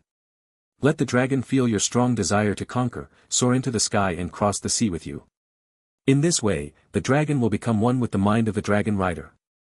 With excitement in his heart, Rhaegar took a simple shower, and before going out, he held his dragon egg and kissed it vigorously. Express your wishes loudly, hurry up and hatch, the sky is waiting for us. He firmly believed that he would become a dragon master. Any doubt in oneself is a betrayal of the ancient Valyrian blood that flows through one's veins. Pushing open the door, Rhaegar immediately noticed the look in Illich's eyes. Those brown pupils are full of encouragement. Sir, could you please stop looking at me with such ambiguous eyes, it bothers me very much. After breakfast, Rhaegar expressed his opinion to Illich. Illich was slightly startled and said, "Okay, but I agree with your ambition." Rhaegar's face was slightly red and he pretended not to care. Don't pay attention to those trivial matters. There is still a tournament to watch today. Yesterday, in order to welcome Daemon, the tournament ended early. However, the tournament lasts for 7 days in total and will be held every day. The arrogant Dornishman is still controlled in King's Landing. Today there will be a powerful knight who will defeat him and get the king's reward. Targaryen is not the strongest Dragon King family, and its ranking can only be regarded as mid to lower. It can be seen from the fact that Anar only took 5 dragons with him when he crossed the ocean. During the time of Aegon the Conqueror, 50 years later, the only existing dragons were Balerion, Meraxes, and Vhagar. Until the Dance of the Blood Dragons, the number of dragons exploded unprecedentedly. Special praise should be given to Syracuse. 1 dragon hatched 7 dragons, which can be called a model of early eugenics. Chapter 24 Shirlyo's Sword Skills. Journey has always been a symbol of the prosperity of the kingdom, and many nobles are keen on it. When Rhaegar arrived at the scene, the audience was already buzzing with people. At a glance, he saw his father on the high platform and approached him briskly. As I walked closer, I realized that there were people sitting around my father. Viserys sat on the throne, with Prime Minister Leonor on the right and his uncle Daemon on the left. Rhaenyra sat at the head of Leonor's throne, which was not an insult to her status as heir. I don't know if last night's banquet was a success, but Viserys always had a smile on his face. Seeing Rhaegar arriving, he smiled and waved, "Come here quickly. You had an early rest last night. You have to spend time with your father today." The bachelor said that children should go to bed early and get up early so that their bodies will grow faster. Rhaegar defended himself and came to Viserys very honestly. hold him in his arms and sit on his lap. Rhaegar generously enjoyed his father's love and picked up a plate of fruit on the table. Rhaegar below noticed his empty wrist and asked with a smile, "Why don't you see that bracelet? Don't you like it very much? It's too big and it's inconvenient for me to wear it." Rhaegar dealt with it casually. The bracelet is inconvenient to carry in its normal state, and can easily arouse suspicion after shrinking. Rhaegar hid the bracelet in the incubator containing the dragon eggs until he could find an excuse to use it later. No one cared about this little episode and waited for the tournament with peace of mind. In order to express yesterday's bad temper, the events of mounted shooting and melee are cancelled. Let's get straight to the point, the duel. Two players enter the duel field separately. One of them is naturally a Dornish youth. He is a well-deserved protagonist today. The other one greatly disappointed the audience. A short, curly-haired swordsman.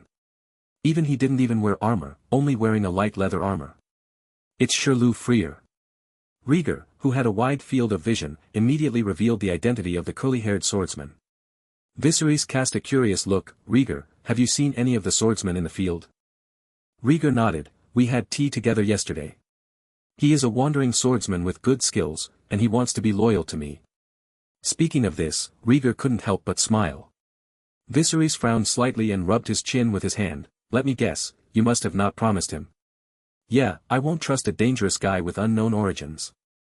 Rhaegar ate a red grape and answered casually. "You did the right thing. I got some news this morning that I can share with you." Viserys ruffled Rhaegar's hair and winked at Leonor. Leonor stood up, took out a small piece of paper and read. Shirley Freer was born into a small noble family in Braavos. He joined a believer organization as an adult and often performed dangerous missions. 2 months ago, this person assassinated a big shot in Braavos. He was wanted throughout the country and smuggled himself to Westeros in advance.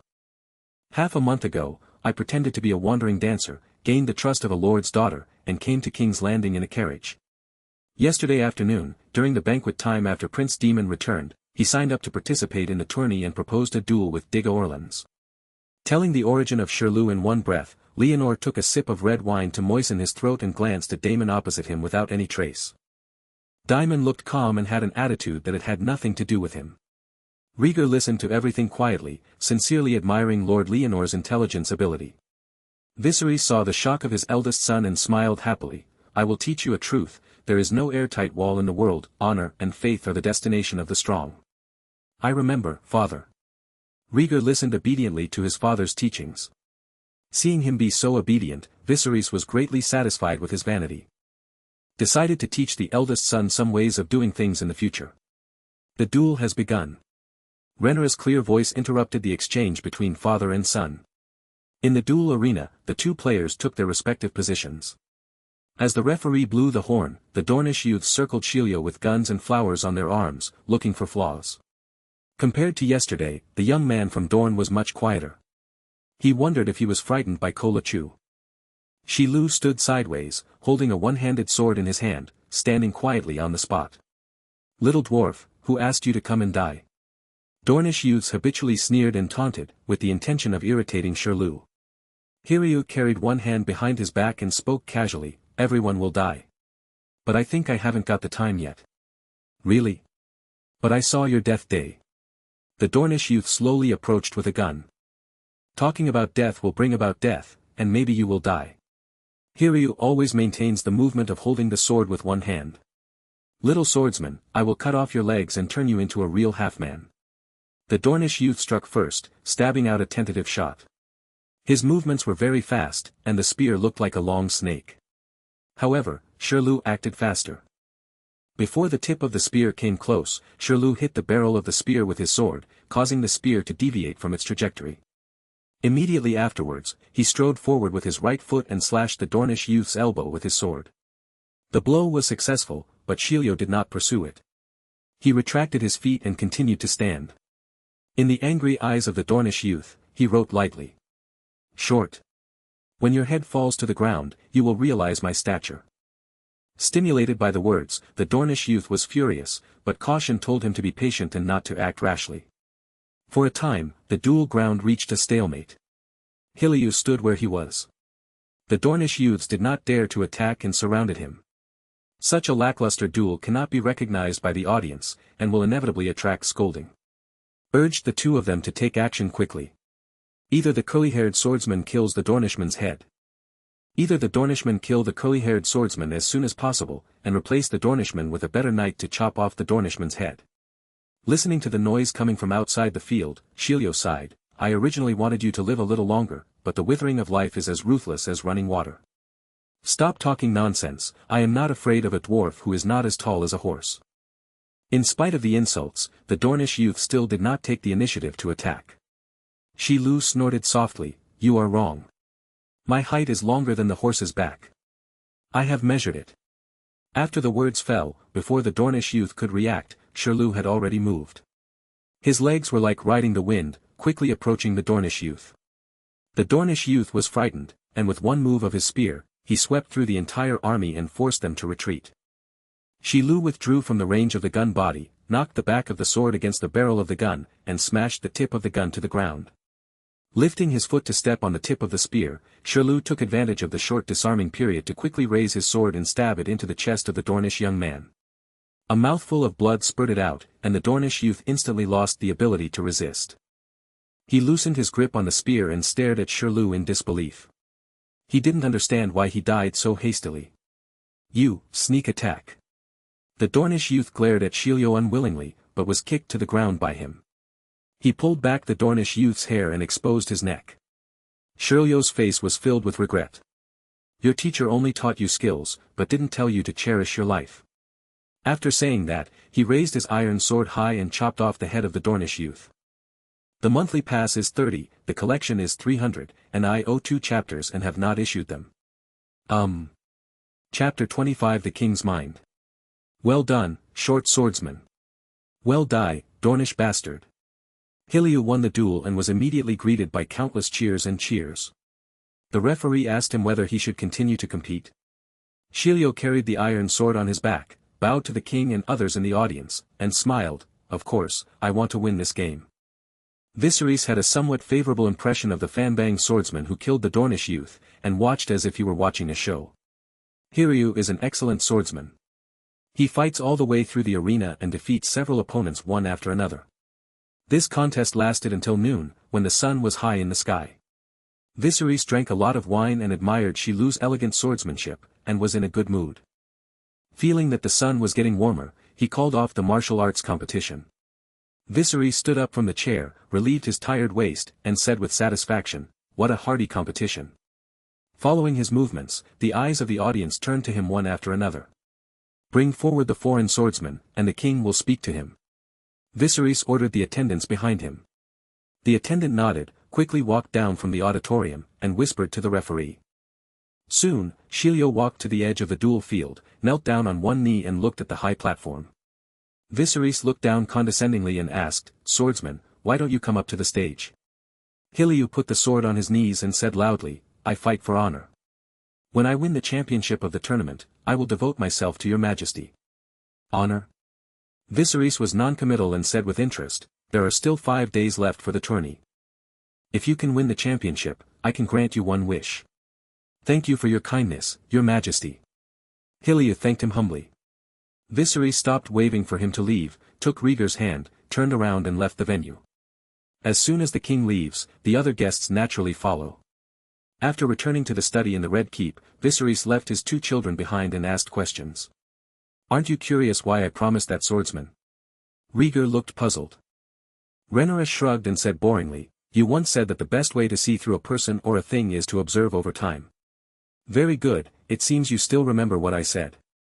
Viserys smiled slightly, a qualified person in power will nip risks in the cradle. In the meantime, we can fully investigate the source of the risk. Rhaegar said confusedly, if we don't take action in time, won't we suffer backlash? That's right, so what I want to teach you is to always be alert to potential dangers and don't take it lightly. Viserys took the Stepstone Islands war as an example and said, the Stepstone Islands are located between the 2 banks and are a very strategic location. When the 3 Women Kingdom invaded, do you know why I didn't take the initiative to send troops? Rhaenyra's expression paused, and she stared at her father for a long time before saying, because you don't want to start a war and be questioned by the whole country. Wrong, the war on the Stone Step Islands was strictly about protecting the country. Later generations will only record the king's wiseness and greatness, and defeated the hateful pirates of the Three Women Kingdom. Viserys disagreed with her answer. He looked at Rhaegar and asked, "What do you think?" Rhaegar frowned and said uncertainly, "Because someone will fight against the Three Women Kingdom." "Yes, that's right, Rhaegar, you are very talented." Viserys clasped his hands and laughed, praising without hesitation. The Three Women's Kingdom invaded the Stepstone Islands. The first and most affected family was the sea serpent Corlys. He will never sit idly by and ignore it. Renée Lotta was puzzled, so. Let the pirates rob your people, let the sea serpent blow the horn of war, and win the victory and honor of the war on behalf of the king. In her view, the king's responsibility should be to defeat the Three Women country without hesitation. Instead of indulging the ministers to send troops and affecting the royal power. Facing his daughter's doubts, Viserys was not angry and patiently explained. When the Three Women Kingdom invaded, your mother died in childbirth. Rhaegar was comatose when she was born and could not serve as heir. According to tradition, my brother Daemon is naturally supported by the ministers and is ambitious for the Iron Throne. And I insist on choosing my daughter, you, as my heir. Later a fierce quarrel broke out with Daemon, and he was driven out of King's Landing in anger. As he spoke, Viserys looked at Rhaenyra expressionlessly. Do you think the situation at that time could the royal family afford the risk of starting a war? But we have dragons and lords from all over the country who have sworn allegiance. Rhaenyra tried to argue with her father. Dragon? There are dragons in both Dragon Cave and Dragonstone Island. How many dragons could go on the battlefield at that time? Even if an army is sent out to attack, who should be the commander-in-chief on a rough sea? Viserys asked rhetorically. Rhaenyra's face froze as she realized what the problem was. Viserys said with a serious face, at that time, the royal family had no dragons that could go on the battlefield, and the most suitable candidate for commander of the navy was the sea serpent Corlys. Daemon has Caraxio, and I can also go to war with the army. Rhaenyra was still about to argue, but Viserys interrupted directly. Daemon was driven away by my own hands. He just lost the chance to become the heir. Will he remain loyal to me or you, the heir, regardless of his past grudges? No way. I won't lower my face and ask Daemon for help. Syrax is a young dragon who has never been on the battlefield. I am not stupid enough to send the newly selected heir to the battlefield, waiting for the bad news that you have been assassinated one day. The sharp words were like a sharp sword, piercing Rhaenyra's fragile heart. She was speechless, knowing that was the truth. Viserys stopped lecturing his daughter and said instead, looking at the current situation, the royal family only sent 3,000 soldiers. The sea serpents Corlys and Daemon, bearing the stigma of starting a private war, tried their best to defeat the Three Women Kingdom for the kingdom. And what are their contributions and rewards? Went into years of hard fighting, spending countless manpower and material resources, just to occupy a deserted stone archipelago. Viserys picked up the wine glass and took a sip, his eyes calm. They will get nothing. The family of Corlys, the sea serpent, was devastated by this. They abandoned the Stone Steps Island and returned home in despair to lick their wounds. Your uncle Daemon, at the expense of a large number of the second sons who followed him, gave up the crown and the stepstones and returned to King's Landing, bowing his head to me, my brother, and begging for peace. In the same time, the heir I chose grew up smoothly, and the kingdom was peaceful and peaceful. Walking to Rhaenyra's side, Viserys said word by word, my daughter, do you understand? Rhaenyra was struck by her father's foresight. Her simple mind had never imagined so many twists and turns. For a moment, the father in front of me intersected with the father who smiled ingratiatingly at everyone in his memory. It is both familiar and unfamiliar. Rhaenyra pursed her lips, lowered her head and said, Father, the seven gods have given you unparalleled wisdom, but I have doubts about you, and I am deeply ashamed of this. As a king, Viserys was indecisive, but he was not ignorant of politics. Chapter 26 Dreamwalker. Viserys patted his daughter on the shoulder and whispered. Don't worry, you still have a long way to go.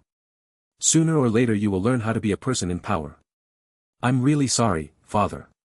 Feeling her father's deep love for her, Rhaenyra's eyes turned red and she took the initiative to throw herself into his arms.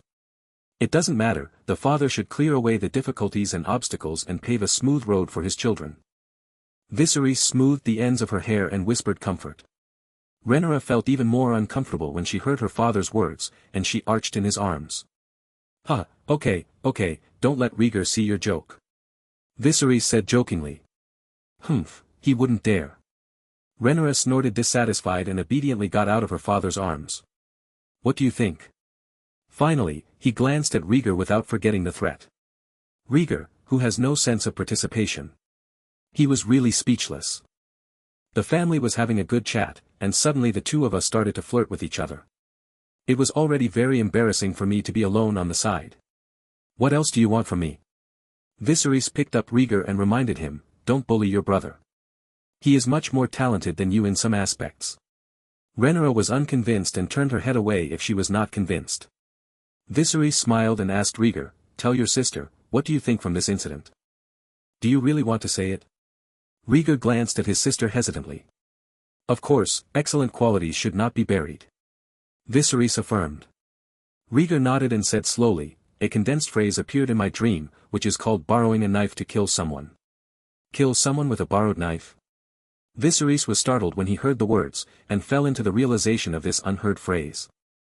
After being silent for a long time, he laughed and said, that's right, it's a borrowed knife to kill someone. What a profound phrase that condenses a lot of wisdom. Viserys said to Rhaenyra, how do you see your brother's wisdom? Everyone dreams, but Rhaegar's dream is more bizarre. Rhaenyra's pride prevented her from admitting that she was not as good as Rhaegar. No, Rhaegar's dream was not ordinary. Remember Denith the Dreamwalker? Viserys' tone was serious. Denith Targaryen, the girl known as the Dreamwalker, relied on dream prophecies to save the Targaryen family. Rhaenyra spoke of her origins easily. Viserys stroked Rhaegar's forehead and said softly, I used to pay little attention to you. Until the past 6 months, Illich reported to me that you often have nightmares. I think that should be the sign of a dreamwalker. Rhaegar did not deny it and whispered, maybe, but I don't like this talent. The nightmares make me miserable. Rhaegar, listen to me. Viserys was particularly serious, our family has produced many dragon masters, but few dream walkers. What is the intimidation of a dragon compared to its ability to predict dreams? All your dreams, including sweet dreams and nightmares, may contain some kind of warning. You should accept it and treat every dream rationally. Rhaegar lay in Viserys' arms. You can clearly feel your father's body trembling slightly, which is caused by the excitement that cannot be concealed. Looking up, he saw tears in his father's eyes. When your sister was young, I had a dream that will always be engraved in my mind and will never be forgotten. I have been pursuing that dream so hard and paid a heavy price for it, but I have still gained nothing. Having said this, Viserys took a deep breath and said, now that you have a healthy body and the talents I dreamed of, I should be satisfied. Rhaegar, remember my words, don't live up to your gifts and regard them as a burden. Looking at his helpless father, Rhaegar remained silent and raised his hand to wipe his tears. I will, father. Rhaegar said silently in his mind. After talking about the issue of the eldest son, Viserys knew that he was out of control and had no intention of continuing the conversation. Instructing the siblings to go back to their rooms to rest, they wanted to be alone. Walking out of the study, the siblings walked aimlessly in the long corridor. Rhaenyra suddenly asked, can your dreams really predict predictions? Most of the time it's just weird bits and pieces that I have a hard time understanding. Rhaegar is honest and honest. Really, what have you dreamed about? Rhaenyra stopped and knelt down to look at Rhaegar. Rhaegar pulled away unaccustomedly, and an idea flashed in his mind, thinking of what happened last night. Pretending to be mysterious, he said, I had a dream last night, and it was so scary that it woke me up. Say it quickly. Rhaenyra couldn't wait. Rhaegar rolled his eyes and muttered, I dreamed of an invisible and intangible dragon. It said it wanted me to be its dragon master. Since it can't be seen or touched, how do you know it's a dragon? Rhaenyra interrupted in confusion. I heard its cry, it was very loud. Rhaegar said angrily, also, don't interrupt me when I'm talking. Okay, keep talking. Rhaenyra did not bother to argue with him. Rhaegar continued, but the dragon said he couldn't meet me yet because there was something disgusting to him in King's Landing. What is it? Rhaenyra couldn't help but ask. Rhaegar said seriously, Dragon's Lair. Why, the Dragon's Lair has existed for many years, and many dragons have nested in it, including my Syracuse. Rhaenyra didn't know why when she heard it was a dragon's lair.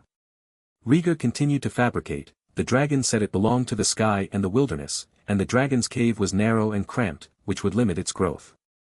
It also said that it did not want to wear shackles or chains like a slave. Long really told you that? Could it be that you were making it up? Rhaegar was deeply suspicious and stared at Rhaegar distrustfully.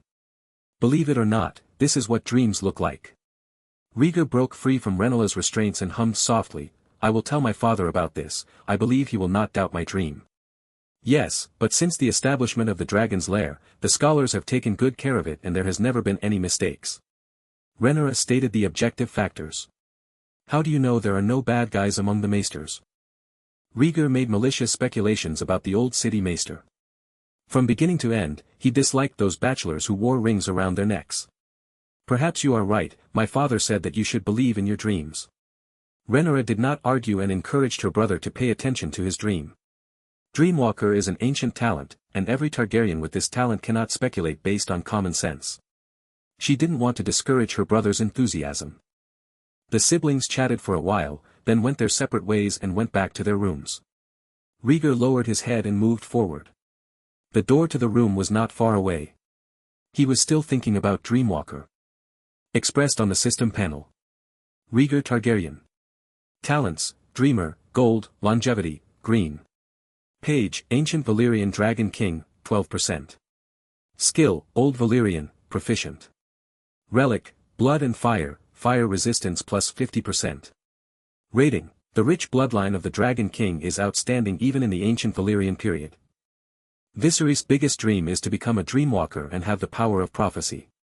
Because he once dreamed that he had a son in the firelight, wearing a conqueror's crown. 3 chapters will be added tomorrow, namely 30 monthly passes and 300 and 500 collections. If you want more, please add more, vote more, and support more. Chapter 27 Helena. Rhaegar brought up the system panel and looked at the talent column. Without much introduction, it just marks the golden quality of the dreamer's talent. The highest quality relic he encountered was Balerian Skull, which was red and legendary. The level of quality is probably legendary level, red, epic level, purple, excellent level, blue, good level, green. Whether there are lower levels below the good level remains to be discovered. Legendary level and above are basically considered to be of golden quality. This shows how valuable the dreamer is. He did have many dreams. About dragons, flames, and wars in the future. There are all kinds of strange and weird products from the unknown world. What's more, there have been highly targeted prophetic dreams. The white deer he had dreamed about. He really appeared in Yulin, made friends with him, and helped him get healthy. Hearing his father's story changed his mind about his nightmare. He began to pay attention to the dreamer's natural ability. Golyulu. Suddenly, the sound of rolling items came from behind, pulling Rhaegar out of his thoughts. Turning around warily, Rhaegar looked around. Because he was called by his father to talk, Illich was on holiday tonight and was not with him. Langbyting heard the sound and felt a little insecure. There is no one in the corridor behind him, just a delicate rubber ball rolling on the ground.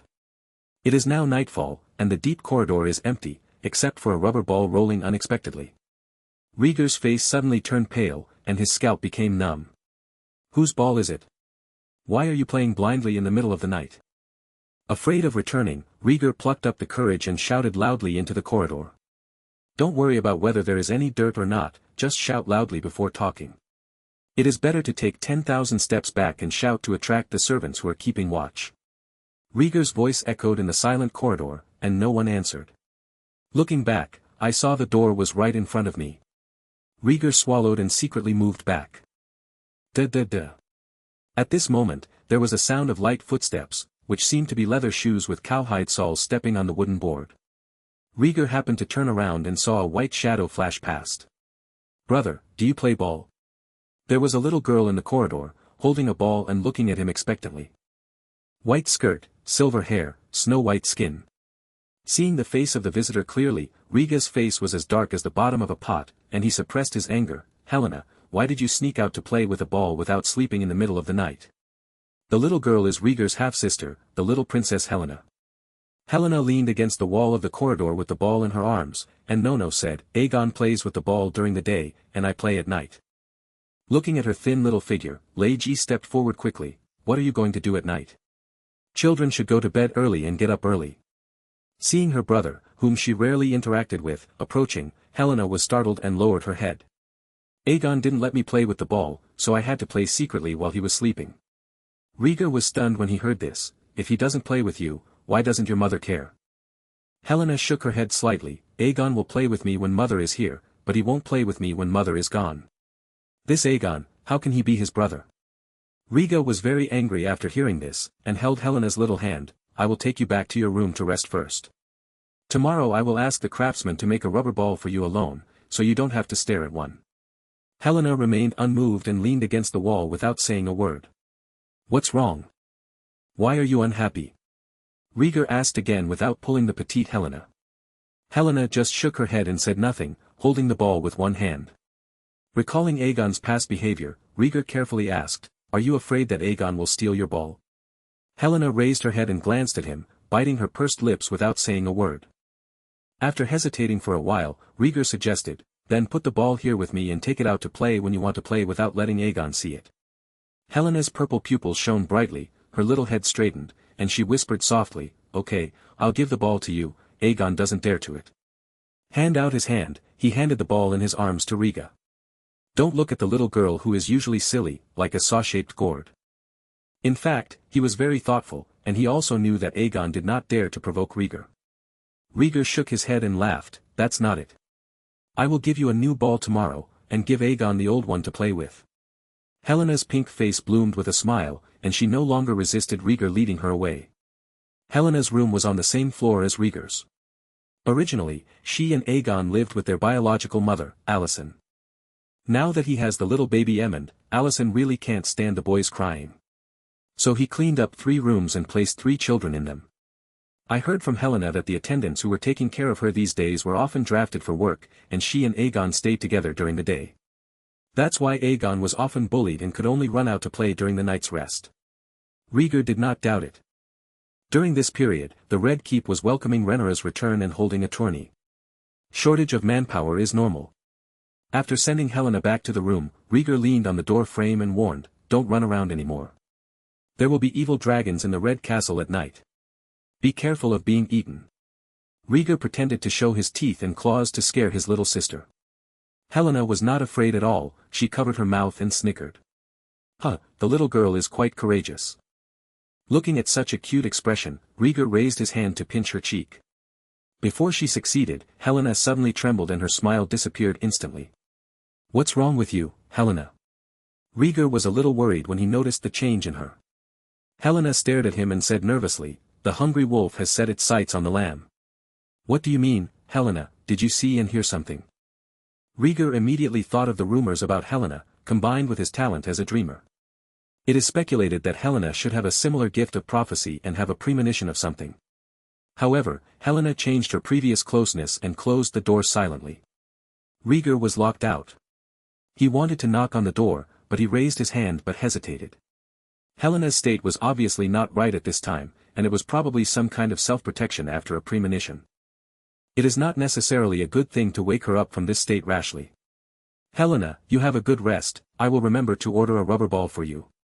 After calling softly against the door, Rhaegar stopped staying and returned to his room. He still has many ancient books stored in a space bracelet that he has not yet read. If you want to understand the dreamer's talent, you might want to start from this aspect. He paid special attention to the lineage column on the system panel. Rhaegar Targaryen. Page, Ancient Valyrian Dragon King, 12%. Since awakening the explorer, the bloodline column has often changed. At first there was only 5% in the brackets, but after obtaining the cognate blood and fire, it skyrocketed to plus 8%. It will continue to increase slowly in the future. Rhaegar guessed that the percentage number represented the purity of his bloodline. As mentioned in the review column, the rich bloodline of the Dragon King shows his excellence even in the ancient Valyrian period. After half a year, the blood purity reached 12%. It is more than twice as high as it was at the beginning. The disappearance of the plus before the percentage should mean that the effect of blood and fire has reached its limit and will no longer increase after that. Go back and look through the book. There are many Dragon King families in ancient Valyria. What is the use of blood purity? After Viserys reminded the dreamer of his talent.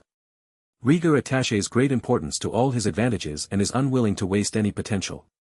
Chapter 28 Gossip. The sky is clouded over. The sea is rough. The wind howled incessantly. Rhaegar's thin figure climbed up a coconut tree and stared at the rising water in panic. The cold seawater flooded my ankles and gradually swallowed my calves together. He wanted to shout for help, but his throat seemed to be blocked and he couldn't make a sound no matter what. Rumble. A bolt of lightning struck from the dark sky, like a silver bottle exploding, deafening. The dark clouds in the sky rolled and surged, and suddenly it began to rain heavily, washing away the helpless Rhaegar. It's so cold, where are we? The cool rain soaked Rhaegar's skin, and emotions arose in chaos. Hiss, Ga. With a thunder, the roar of a giant beast came from the sky, echoing continuously. Rhaegar raised his head blankly, and with the light of lightning, he saw a huge creature breaking through the thick dark clouds, flapping its wings and soaring into the distance. Rhaegar wanted to see the giant beast clearly, but there was only the noisy sound of rain in his ears. The rain was flowing down his face, and Rhaegar raised his hand to wipe it away. When he opened his eyes again, the giant beast flew back without knowing when, spreading its wings and heading towards the island where it had landed. Ah! Don't come over. A huge, blurry shadow shrouded the top of his head. Rhaegar couldn't help but scream, and his vision went dark. The next second, Rhaegar opened his eyes and shot up from the bed. What? Chest rose and fell violently, Rhaegar's nerves were tense, and he looked around in fear. At first sight, the layout of the room is familiar. After being stunned for a while, Rhaegar wiped the cold sweat from his forehead and flopped down on the bed, his voice full of fear. Damn it, it's another nightmare, and it's even connected to the last time. Obviously, the nightmares in the past were refreshed every few days. This dream appeared in Rhaegar's dream 2 nights in a row, which was really too much for him. Rhaegar sighed, maybe this is what I think about every day and dream about every night. Yesterday, I was reading ancient books until early in the morning, and I kept thinking about the dreamer in my mind. This time it's better, the nightmare is over. Everything is different, there must be a demon. Continuous dreams are always rare, and they definitely have some kind of prophetic nature. Rhaegar tugged at his hair and muttered in annoyance. After washing, the servants brought bread plus milk plus fried eggs as usual. Are you going to the tourney today, Prince? After taking the last sip of milk, Illich walked in just in time, and the time was just right. Rhaegar gently wiped the milk stains on the side of his mouth and said calmly, it's nothing to see. Let's go to the dragon's lair. I haven't been there yet. Okay. Illich responded in a deep voice. Before going out, Rhaegar picked up a piece of drawing paper from the table and rolled it up carefully. Dragon's Den is not close to the Red Castle, so the attendants prepared the carriage in advance and got on the road. Leaving the Red Castle and entering the King's Landing area. Illich glanced at Rhaegar from time to time, looking like he was hesitant to speak. Tired of looking at him, Rhaegar asked, Sir, is it my dress that's wrong? Why do you look at me like that? No, I just feel like you're a little down today. Illich expressed his doubts. They had walked quite some distance, and the usually cheerful prince was silent the whole time, which made it difficult not to worry him. Rhaegar's eyes were full of fatigue, and he said melancholy, I have a nightmare again. Hearing this, Illich noticed that the dark circles under the prince's fair face were getting thicker. There is already a trend of panda eyes. Prince, you may want to find a bachelor for psychological counseling. Insomnia and dreaminess are not a good sign. Illich gave advice. Rhaegar smiled mysteriously, no need, my father asked me to learn to accept dreams, whether they are sweet or bitter.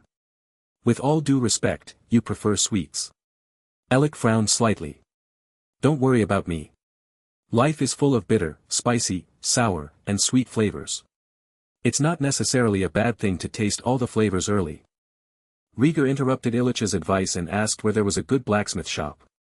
Illich said, there is a good blacksmith shop on Silk Street, and Old Orn's craftsmanship is well known. Then go to this store and buy something on the way. After making a decision, Illich ordered the driver to drive towards the destination. The royal carriage is not only gorgeous, but also very fast. Passing through the streets in a swaggering manner, we entered the famous Silk Street. Finally, we stopped at the door of an inconspicuous blacksmith shop. Rhaegar opened the curtains and looked outside, and saw a strong young man banging a hammer beside the furnace, sparks flying everywhere. This is the grandson of Old Orn and a blacksmith's apprentice. Illich mentioned something and protected Rhaegar from the carriage. Go and call your grandpa out, and tell him that he has a distinguished guest to see him. Throwing a gold coin to the blacksmith's apprentice, Illich gave the order politely. Yes, noble white knight. Seeing a silver armor and white robe, the blacksmith apprentice quickly put down his work and ran to the shop. Not long after, a fat old man with short stature and beard came out. It is the owner of this blacksmith shop. Old Aoun took long strides and came to the two of them. He said in a loud voice, "Dear guest, blacksmith Aoun welcomes you." Speaking, he bowed laboriously to Rhaegar. Rhaegar looked at the fat old man, secretly feeling interesting. The two stood face to face. Old Orn was not much taller than Rhaegar, but he could fold him several times horizontally. Rhaegar took out the drawing paper rolled into a cylinder and explained, "This is the design of a bracelet. I want you to make an exact one as quickly as possible." "No problem, is it according to your wrist size?" "Yes, this bracelet was made to replace a gift that didn't match the size." After asking about the customer's needs, Old Aoun patted his chest and said confidently, "Don't worry, just come and pick up the bracelet before the sun goes down. I guarantee it will be exactly right. I trust Illich's recommendation and pay him my wages, sir." Rhaegar closed the deal cleanly. Old Aoun did not accept the money bag handed over by Illich, and could not refuse. "I don't want money, and having a prince where my work is already the most precious reward." "Oh, how do you know that I am a prince? Why don't you guess which prince I am?" Rhaegar looked at the fat old man funny. Old Orn said seriously, "I have seen the king holding events with his second son Aegon. You are about the same age as him. You must be the eldest son of the first queen, the sleeping young dragon Rhaegar." "Sleeping baby dragon? What kind of nickname is this? Are you talking about me?" Rhaegar admired Old Orn's wisdom, but did not like the prefixes in his mouth. Old Aoun immediately shut up and said to himself that he had said the wrong thing in a hurry. Seeing that he didn't dare to say anything, Rhaegar turned his eyes to Illich and said displeasedly, "Sir, when did I get this nickname?" Illich glared at Old Aoun in warning, and whispered, "Since the last hunt in the royal forest, the news about your natural frailty and the blessing of the white deer has spread like wildfire, and has been widely circulated among the people. The king has specially ordered to ban rumors about you, but the people still can't stop the discussion. It wasn't until you welcomed Princess Rhaenyra back on her last voyage and appeared in front of the public for the first time that you got this nickname." Rhaegar frowned and asked, "So my father's restriction on me leaving the Red Keep has something to do with this?" "There are some reasons, but the king has his own considerations, not all. It's enough to have a relationship." Chapter 29 Illegitimate Son. Rhaegar interrupted his defense and said angrily, "Isn't it too exaggerated that my father grounded me just because of some rumors? Rumors hurt people's hearts. There were all kinds of things that were circulated at that time.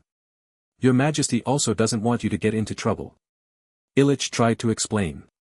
Rhaegar sneered, "He is afraid that someone will instill bad thoughts into me. Listen to the prefix of the current version. Sleeping hatchling. Sleep refers to his former frail and sickly condition, and the young dragon has the dual meaning of young age and death. Let me ask you, when a young dragon wakes up from a deep sleep, what is the first thing to do? Of course, keep eating and grow into a real dragon. At that time, what kind of prefix should be assigned? Awakening real dragon or roaring angry dragon? This was a deliberate move by someone who spread the identity of King Rhaegar's eldest son among the people in order to stir up trouble. A sleeping dragon is a sleeping dragon. It is better than a dying dragon. Leja comforted himself, looked directly at Illich, and warned, "Give him exactly the same amount of wages, and tell me any rumors about me in the future as soon as possible." Clear. Illich looked serious and accepted the order.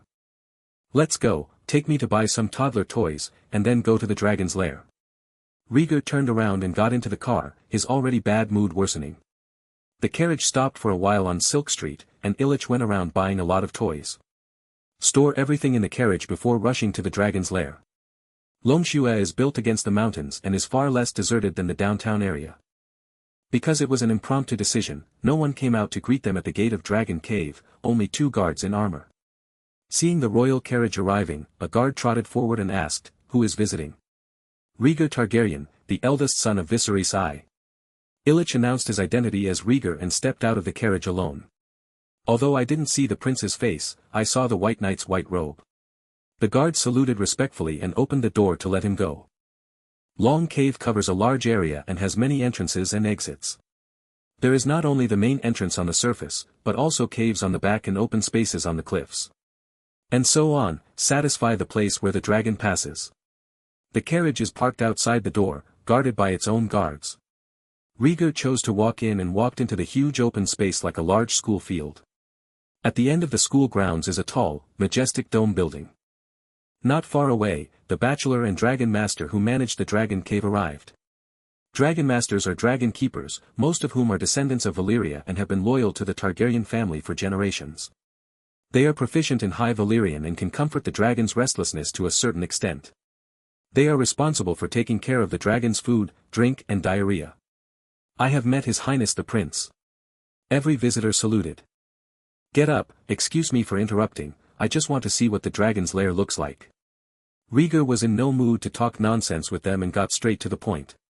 Okay, since Maester Bath is not here today, I will be your guide. A young bachelor with black hair, dark eyes, and a sallow complexion presented himself. May I have your name? Rhaegar asked politely out of basic respect. Minas Waeshue, Your Highness. The young bachelor smiled ashamedly and whispered his name. Waeshue. Rhaegar was slightly startled, remembering that this was the surname of an illegitimate child. The surnames of illegitimate children in each region of Westeros are different. The unified surname in the north is Snow. The king's territory is Waeshue. Rhaegar looked Minas up and down and found that his clothes were simple and even patched in places. It seems that things are not going well. That's right. Illegitimate children are not welcome. Even a well-educated illegitimate child is not welcome among the bachelors. Feeling his gaze, Minas's face changed slightly, a feeling of inferiority came over him, and he gritted his teeth secretly. As an illegitimate child, I have received countless looks from my childhood. Be patient and it will pass. Raise your head, your parents have given you a face that is not ugly, don't be reluctant to use it. Rhaegar said suddenly. Maynard raised his head obediently, with a well-controlled face and a humble smile. I cannot advise you to ignore your origin, because the world will help you remember it. But you have your own talents. Not everyone can be a bachelor, so don't underestimate yourself.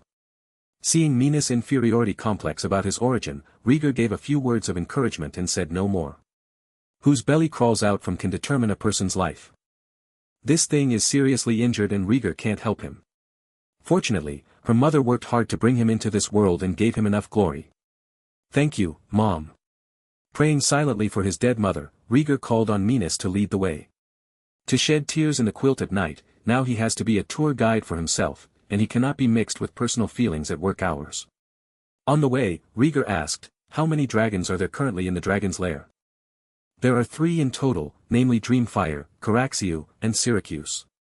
Miners adjusted his mood very quickly, without any sign of the melancholy temperament he had just now, and answered with all his heart. Take me to see it, I haven't had a close encounter with a dragon yet. I'm afraid not, Your Highness. Rhaegar asked strangely, why, do dragons also reject strangers? That's not the reason. Before you came in, Princess Rhaenyra and Prince Daemon came ahead of you, planning to ride the dragon on a trip. Maynard tells the truth. Rhaenyra is here too. Take me quickly. I must go and see the dragon. Rhaegar's eyes lit up when he heard that his sister was here, and he was looking forward to asking her to take him flying around on a dragon. Okay, the princess has just arrived. If we rush there now, we should still be able to make it in time. Maynard counted the time and did not refuse. Then what are you waiting for? Let's go quickly. Rhaegar urged Minas to lead the way, and the group entered the dragon's lair and headed towards the open space on the high platform halfway up the dragon's lair. Hurrying slowly, Rhaegar climbed onto the high platform panting. Just in time to see several dragon men comforting Syracuse and unshackling its feet. On the other side, Caraxio, who was all scarlet, was ready.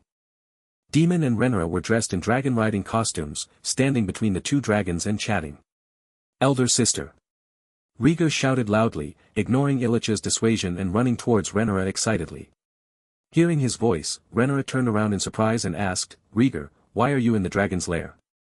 Rhaegar came closer, took his sister's hand skillfully, and said proudly, didn't I tell you last night that the dragon in the dream said there was something wrong in the dragon's lair, so I came here to take a look. I didn't expect that as soon as I entered the door, I heard that you were there. I thought you were watching the tournament. Rhaenyra looked at him funny and asked, are you coming to see me or the dragon? Of course I'm looking for you, the dragon is waiting behind you. Rhaegar was extremely excited when he saw the 2 dragons at close range, and his eyes kept turning around the 2 dragons. This yellow dragon must be Syracuse, as beautiful as you. Compared with the slender body and the angular head of Caraxio. Rhaegar preferred Syracuse, who was well-proportioned, and flattered him with compliments. Syrax is the name of the harvest goddess, of course she is beautiful. Rhaenyra saw through Rhaegar's little thoughts early in the morning, folded her arms on her chest, and asked knowingly. So, my brother, you have seen me, is there anything else? Chapter 30 Rejection of Request. Ride a dragon. I want you to take me flying around on a dragon. Rhaegar couldn't wait to express his feelings. Rhaenyra couldn't help but laugh and rubbed his head. I knew you must have something to do with me, otherwise you wouldn't take the initiative to find me. Then, my dear sister, can you agree to your brother's request? Rhaegar let her sister rub her, looking at her expectantly. To disappoint you, Uncle Demon and I have made an appointment to fly to Dragonstone and back together. We will be very late by then. Rhaenyra politely declined. I can go to Dragonstone Island with you. I just haven't returned to my clan yet. It doesn't matter if it gets late. The desire to ride the dragon overwhelmed his reason, and Rhaegar took Rhaenyra's hand and shook it. Seeing the pleading in her brother's eyes, Rhaenyra hesitated. Looking at Daemon, his eyes were questioning. Noticing his sister's expression, Rhaegar also looked at Daemon. Want to see how this generous uncle would respond? Unexpectedly, Daemon showed a nonchalant attitude and said calmly, if he wants to go, he can take me with him.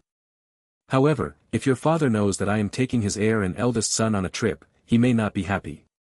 The meaning of this statement is very clear. I can take him there, but if something happens, who will be responsible? A very cliché rejection of words. Rhaenyra had no choice but to hold Rhaegar's hand tightly and said apologetically, I'm sorry, Rhaegar. Today's distance is really too far. How about my sister taking you to ride a dragon and fly around King's Landing next time? Rhaegar was indescribably disappointed when he was rejected. Since he maintains his own identity, it is impossible for him to act like Aegon and wallow around. It would be too detrimental to the prince's tall image. Withdrawing the little hand held by Rhaenyra, Rhaegar took a step back and said with a forced smile, okay, then I'll wait for you to fulfill your promise. What he said was very sensible, but the loneliness in his eyes could not be concealed. You're so good. After watching Dragon's Den, go back to the Red Keep early and don't run around. How could Rhaenyra not see his loss, but thinking of the agreement with her uncle, she could only turn a blind eye. I'll make it up to you in the future, Rhaegar. Rhaenyra thought to herself. At this moment, the Draconian unchained Syrax and reported to Rhaenyra in High Valyrian. Princess, you can fly on Syracuse. Rhaenyra responded in the same language, I know. Rhaenyra took Rhaegar's hand again, took him to a clearing away from the dragon, and handed him over to Illich.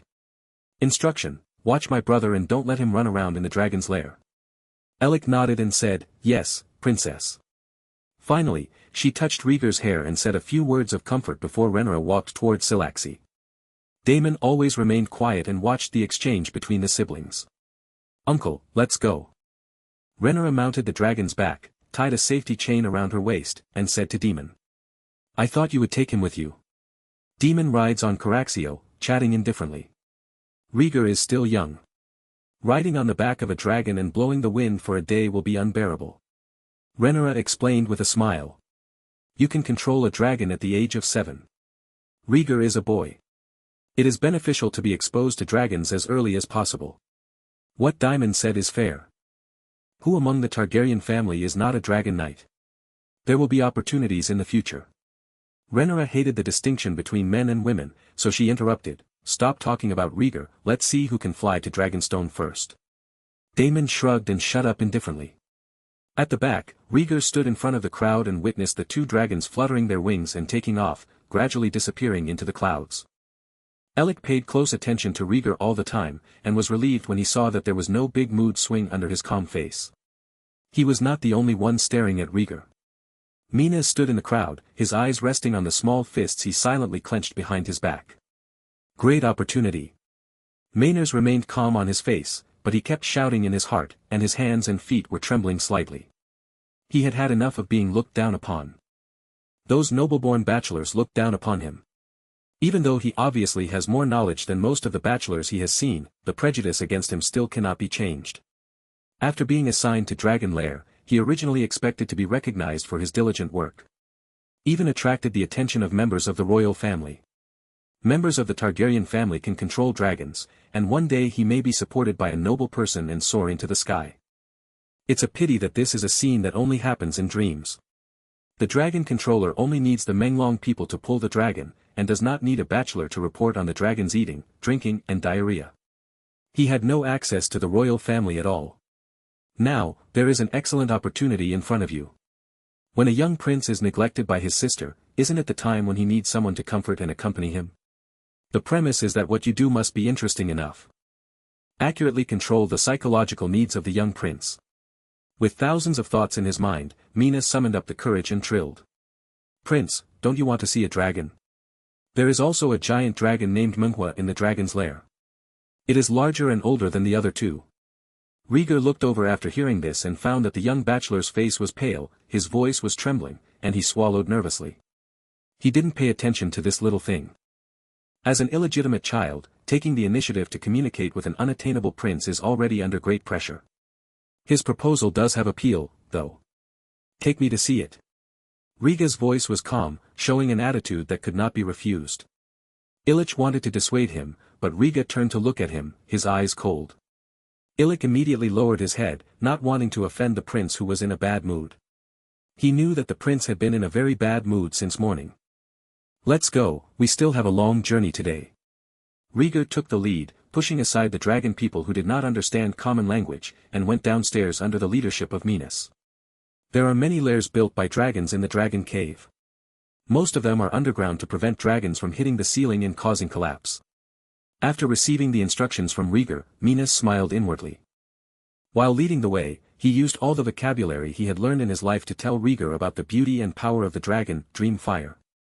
Menghua is a violent female dragon who once laid several dragon eggs. The dragon egg in Rhaegar's hand was produced from Dreamfire. Dragons lay eggs to hatch their offspring, but the strange thing is that dragons have no gender, and people's distinction between male and female dragons is wrong.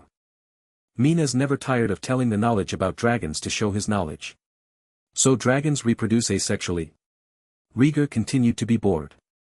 Minas smiled and said, I don't know, King Runroy's Mount Vermisor and Silverwing are a well-known companionship, which is different from other solitary dragons. Okay, Maester, I've heard enough about dragons. When will we arrive at Dreamfire's lair? While talking over and over again about some inconclusive topics, Rhaegar interrupted impatiently. I'm sorry, Prince. Maynard apologized repeatedly, humble to the core, and said nervously, but we have already reached the entrance of the Dreamfire lair, and we will not waste your time anymore. Hearing what he said, Rhaegar realized that they had gone a long way through the tunnel. A huge hole appeared in front of me, and the dark shadow made it impossible to see my fingers. Chapter 31 Dreamfire. Looking at the dark hole in front of him, Rhaegar was slightly stunned and murmured softly. Sir, do you think I can tame a dragon? Illich's expression changed and he said in a panic, absolutely not, there is a violent adult dragon inside, and the king will not allow you to take risks. Why? Rhaegar looked directly at the White Knight and asked, do you think I can't tame a dragon? No, that's not what I meant. Illich tried hard to organize his words and said earnestly, it is not easy to get the dragon's approval. You should think about it in the long term. But I want to try, sire. Rhaegar took a step forward and took a deep breath. My sister can control a dragon and fly at the age of 7. After this winter, I will also be 7 years old. She can do it, but there's no reason why I can't. There was one more sentence that Rhaegar did not say. He possesses the origin of blood and fire, and has extremely high resistance to flames. Old Valyrian bloodline is also strong enough, making it easier to gain recognition from the dragon. I will not promise you, Prince. Illich stopped in front of Rhaegar and said solemnly, I once swore to the king that I would protect his eldest son. I can't watch you put yourself in danger. Caio also swore to me that he would do his best to complete the tasks I assigned him, no matter life or death, no matter honor or disgrace. Rhaegar yelled loudly, staring at the White Knight in front of him. Perhaps the nightmare, the prefix, and Rhaegar's coldness all combined at this moment. Rhaegar's heart was filled with an extremely chaotic negative emotion. Like fear of nightmares, or dissatisfaction with the prefix, or even jealousy of my sister. He is Rhaegar, Rhaegar Targaryen. Targaryens are never weak. Behind him is the lair of Dreamfire. Rhaegar wants to tame this giant dragon and use it to win honor and respect. Alec couldn't stop him. Because he is a White Knight, he must keep his oath. Rhaegar looked solemn and gave an order to Illich for the first time. Now, Rhaegar, the eldest son of Viserys I, is giving you an order to stay where you are and not to disobey. Prince, you. Illich wanted to dissuade him, but Rhaegar shouted, keep quiet, sergeant. With the oath on his body, Illich could not live up to the white robe on his shoulders. He stood at attention with a struggling expression and gripped the hilt of his sword. Very well, oath-keeping white knight. Rhaegar walked past Illich, glanced at Minas, who was stunned at the side, and said, Illich stayed outside the lair to take care of him. If you have nothing to do, you can go back. Hearing the words of Rhaegar, who was trying to be a nobleman, Minas shuddered and said excitedly, no. I want to follow you. I am familiar with the habits of dragons and can help you. He also hoped to gain the prince's approval and get rid of the injustice of fate. How could you shrink back at such a critical moment? Rhaegar looked at him strangely and saw that he was looking forward to death. Then he nodded and said, that's fine. If I can tame the dream fire, I will credit you with it. Yes, your highness. Minas became even more excited after hearing this. He boldly walked up to Rhaegar and entered the cave entrance first to clear the way. Rhaegar did not refuse. He turned back to Illich and said calmly, he is braver than you, sir.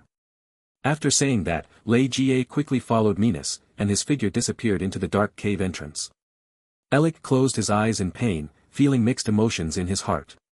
His duty is to protect the prince's safety.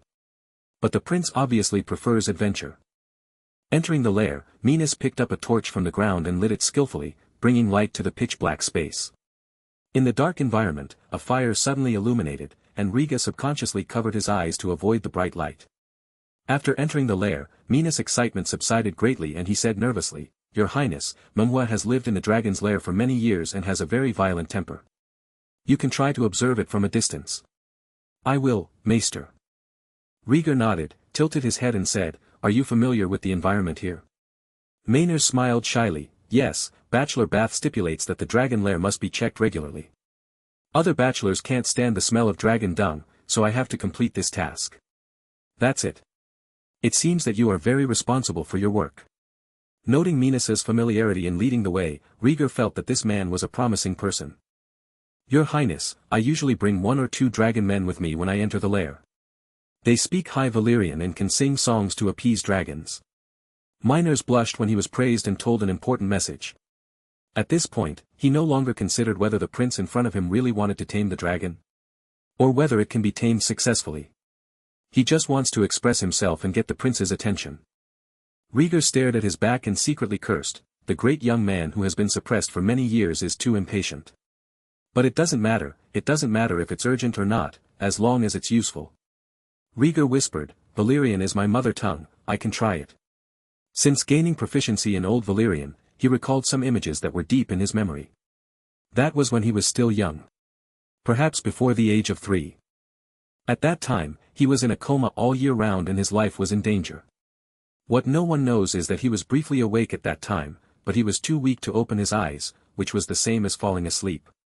But his sense of hearing, touch and smell are fine. For many brief moments when he was half asleep and half awake, Rhaegar could hear soft humming in his ears. He didn't know where the sound came from.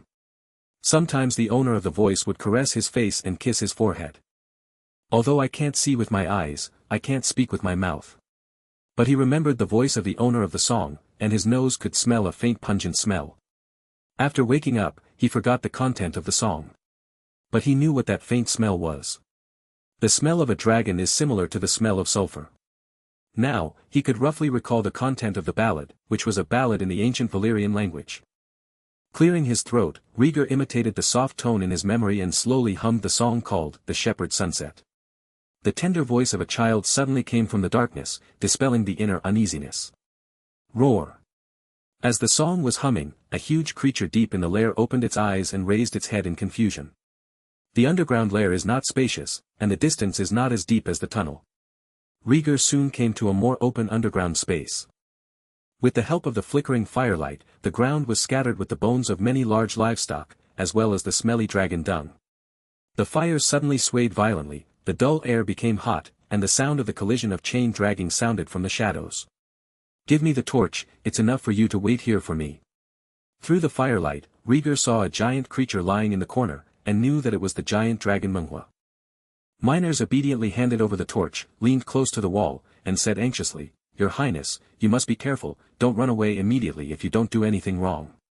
I will, pray for me. Rhaegar did not like the warnings that seemed to be parting from life and death, so he walked slowly forward humming a song. Approaching the huge figure in the corner.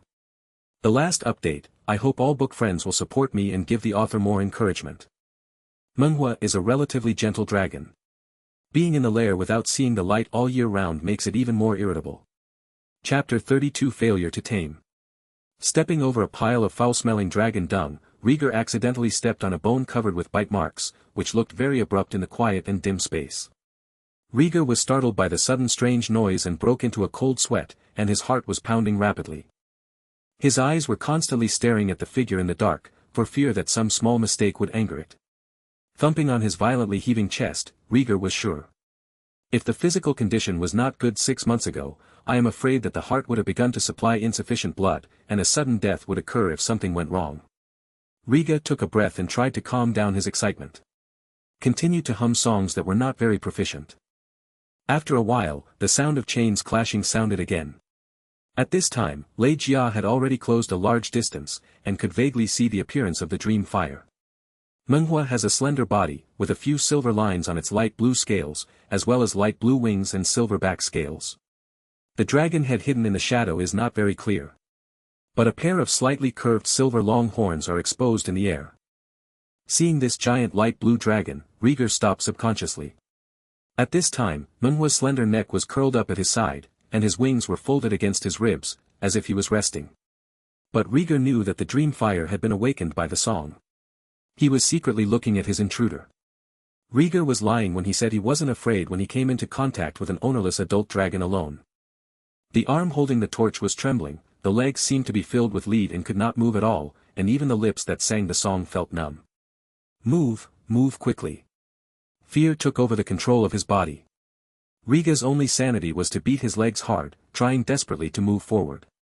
He came here to tame the dragon and could not give up halfway. After a while, it seemed that Menghua did not take the initiative to drive it away, and Lei Jia's tense nerves relaxed slightly. Driven by the will not to admit defeat, my legs took another step. 30 meters, 20 meters, 15 meters. As the distance got closer and closer, Rhaegar could already clearly see the dream fire. Just as he thought, Menghua had woken up long ago. The dragon head with majestic horns rested on the slender tail, and a pair of amber pupils stared at him indifferently. In a small space, the oppression of an adult dragon is extremely strong. It's like a sword of Damocles hanging above your head, and you don't know when it will hang down. Hoo hoo hoo. Rhaegar could no longer hum the ballad, and his breathing gradually became heavier and clearer to his ears. When you see the dragon, you can't give up all your efforts. The sense of stress made his whole body stiff. Rhaegar encouraged himself loudly in his heart, and his eyes met Menghua. Menghua, become my partner, and I will take you back to the blue sky. Biting his lips to the point of bleeding, Rhaegar squeezed out a shout from between his teeth, holding a torch high in one hand and a palm in the other. No matter what, he will try to tame the dream fire. Roar. Facing his actions, Menghua's throat twitched and a deep growl came out of her mouth. At this time, Menghua had just woken up, and his temper was pretty good, not too repulsive. Smell it with your nose and seem to sense some inexplicable connection with the other person. Menghua naturally understands what it is through decades of complicated experience. Its first and former owner Rina had this blood connection. Menghua's chilling pupils looked at Rhaegar, revealing a look of scrutiny. Rhaegar shouted again, Dream Fire, recognize me. You shouldn't stay in the dark dragon's lair without seeing the light of day. Hearing his cry, Menghua also responded with a loud dragon roar. At this moment, the young prince and the dragon who had been imprisoned for decades met their eyes. The inexplicable connection attracted them to each other. The reflections of each other are reflected in each other's pupils. Under this vague connection, Lei Jia felt the true emotions in Menghua's heart. Mania, anger, resentment. There is also a deep desire for freedom. Rhaegar was shocked by the huge negative emotions that were as deep as an abyss. On second thought, a dragon that should belong to the sky and the wilderness lost its owner and was imprisoned for decades. It is understandable that I feel so emotional as I transition from youth to adulthood in this dark underground cave. Liga mustered up the courage, moved forward, and said sincerely, Menghua, let me take you out of here. Menghua looked at Rhaegar. Although she couldn't understand his language, she could feel the empathy in his words. It has been held captive for too long. I do want to leave. The dream fire is stirring. The wings support the ground, and the head is raised high, wanting to show the most majestic side of himself. However, strong shackles locked Menghua's neck and feet, and before it could stand up normally, it was pulled hard by the chains. The effects of forces are reciprocal. Menghua was looking forward to standing up one moment, and the pull he received the next moment was so painful. With a pop, Menghua fell to the ground, his slender neck almost breaking, and it hit the cave wall heavily. Seeing this scene, Rhaegar was unspeakably worried and said in panic, "Menghua, how are you?" He hadn't noticed yet that the moment Menghua fell down, the newly established connection between them was broken. Menghua struggled on the ground for a moment, then raised his head again, and fierce tongues of fire emerged from the dragon's kiss. "Menghua, are you okay?" Rhaegar took a tentative step forward. Looking at each other again, Menghua's eyes lost all intimacy, only anger and rage remained. Hiss! Menghua suddenly roared, the dragon's kiss opened wide, and orange-yellow mixed with sky-blue dragon flames spurted out. "No! Calm down Menghua, we can be partners." Liga's expression changed drastically, and he tried to regain Menghua's sanity in disbelief. However, the dragon flames are coming. Facing the pillar-like dragon flames, his desire to survive made him quickly turn around and lie down among the rugged bones. The dragon flames did not hit him, but the sparks inevitably landed on his unshielded back. The dragon flames, far exceeding ordinary flames, instantly burned through the clothes and fell on the fair skin. Ah! The severe pain seemed to tug at Rhaegar's nerves, and he let out a shrill scream. The head was tilted back uncontrollably, and the eyes almost protruded from their sockets. For a moment, Lei Jia thought he would die of pain. Facts have proved that, blood and fire come from the same origin, is not just talk. Even though the pain was excruciating, Rhaegar was still alive. How could this happen? Why did Menghua get out of control? At the critical moment, Rhaegar's rationality overrides fear and issues the most correct instructions. Taking advantage of the dream fire's breath of dragon flames, Rhaegar got up with difficulty and ran away regardless. The torch was lost just now, and Rhaegar could only move forward in disgrace. His staggering steps were littered with bones, and stumbling had become the norm. Hiss! The mist blow aroused Menghua's ferocity even more. He struggled against the chain, roaring and spitting dragon flames randomly. The brilliant dragon flames illuminated the lair, burning the stone walls and bones wantonly, grazing Rhaegar's side from time to time. Damn it, it's obviously almost successful. Running in pursuit of the scorching dragon flames, Rhaegar was frightened and couldn't help thinking about why he failed. "Prince, watch your back." A familiar voice came, and before Rhaegar could react, he was knocked down by a white figure. Boom! The next second, the place where Lei Jia was originally was engulfed by dragon flames, burning out a carbonized pit half a foot deep. It's a pity that the protagonist's dragon is not dream fire. Chapter 33 Escape. Walling on the ground, Rhaegar's head was confused and he looked around blankly. Turning his head to look behind him, he saw Illich in silver armor and white robe pressing on top of him, protecting him tightly. "Illich, you should be guarding the entrance of the cave, why are you here?" His brain couldn't turn around for a moment, and Rhaegar asked in a daze. "Protecting your safety is my most important responsibility." Illich's voice was dull, and he stood up quickly with his hands and feet. He held Rhaegar in his arms and ran wildly. Rhaegar didn't hear what he said clearly and couldn't help but look back. "I also want to see what Menghua looks like." He was almost taming the dream fire. It is not advisable to change too quickly and fall out at the first sign of failure, which will result in wasted effort. Yilik walked quickly, running out of the nest in a few steps and running out along the tunnel. Rhaegar's eyes stayed on Menghua, watching the light blue beast vent its anger. Suddenly, his eyes noticed the chain around Menghua's neck. Menghua's body twisted back and forth, and the sharp dragon teeth bit into the chain as thick as an adult's thigh, causing sparks to fly everywhere. "It's the chain." The chain interrupted Menghua's master recognition ceremony, which angered it. With a flash of inspiration in his mind, Rhaegar screamed and stared angrily at the chain that led to his failure to tame the dragon. Finding the reason, Rhaegar immediately exploded. The mood is no better than that of Menghua, who is going crazy at the moment. He wants to kill with this chain. Before he could say anything else, Illich ran around the corner and completely lost Menghua's sight. After a while, he rushed out of the nest and returned to the entrance of the original cave. Minas rushed over immediately and said anxiously, "How is your highness?" Is everything okay? Illich pushed him away and snorted, "Shut your mouth, you'd better pray that the prince is fine." Speaking, he put Rhaegar on the ground and squatted down to check back and forth. Rhaegar was now wallowing in regret and at his mercy. Damn, I almost tamed the dream fire. How regretful he felt in his heart. Illich first opened Rhaegar's head and checked it back and forth, making sure that the head was not injured before checking the limbs. "My arms and legs are fine, my hands and feet are fine." While chanting, Illich looked at Rhaegar's back, his face immediately became gloomy. "The clothes on my back had long been burned away, and my back that should have been white was covered with dense blisters. This is a serious burn." Maynard screamed as if blisters were growing on him. "Quiet, I'm not blind yet." Illich glared at him bitterly, wishing he could kill the illegitimate bachelor who had seduced the prince into training the dragon with a sword. After a brief separation, Minas has regained his composure. Of course he knows what the consequences will be if the prince is hurt. When he thought of the gallows beckoning to him, Minas felt his eyes darken. "Wait a minute, I know herbalism and medicine, I can treat your highness." Afraid of returning, Minas also protected his sanity and thought of a way to save the life. Afraid that Illich would not listen to his advice, he pulled out a collar from his clothes with 3 different types of chain links, black iron, silver, and gold. "Go away, I don't trust you." How could Illich listen to him? He picked up Rhaegar and left. At the time of the life and death crisis just now, Rhaegar didn't feel anything.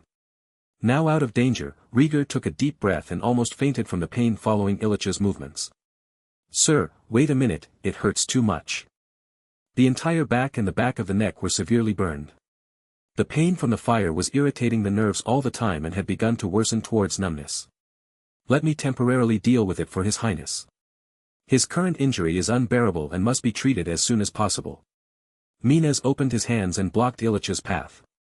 Illich knew the priority of the matter and looked at Rhaegar hesitantly.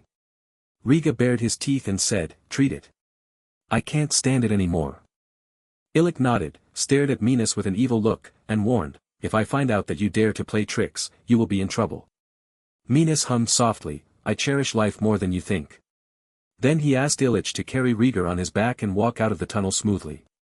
"My residence is near the dragon's lair, where there are herbs and equipment." Out of the tunnel, Minas led the way up the stairs and walked into a narrow wooden house on the edge of the dragon's lair. "You live here?" Looking around at the shabby furniture and musty smell in the wooden house, Illich didn't expect a bachelor to be so mixed up. Maynard quickly walked to the bed and lay down, pulling out a square wooden box from under the bed.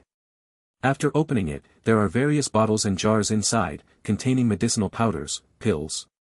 "Put the prince flat on the bed, and I'll do some simple surface cleaning first." Minas spoke in a hurry, not even in the mood to argue with Eric. "The movement is a bit big, please be patient." Illich reminded Rhaegar and saw him roll down his back and press him on the bed. Hiss. "Isn't it a little late for you to remind me?" Rhaegar's face was twisted in pain and indignant. "Stop talking and save some energy, Your Highness." Minas found 2 ceramic jars and lightly sprinkled a layer of medicinal powder on Rhaegar's back. "It hurts, it hurts." Rhaegar gritted his teeth, his hands and feet spasming uncontrollably. Looking sideways at Illich, he said painfully, "Why didn't I faint? Wouldn't I usually faint long ago after such an injury?" Illich was speechless and choked. People will faint when they endure unbearable severe pain. The fact that you didn't faint proves that the pain is not enough. "But I already feel strong enough."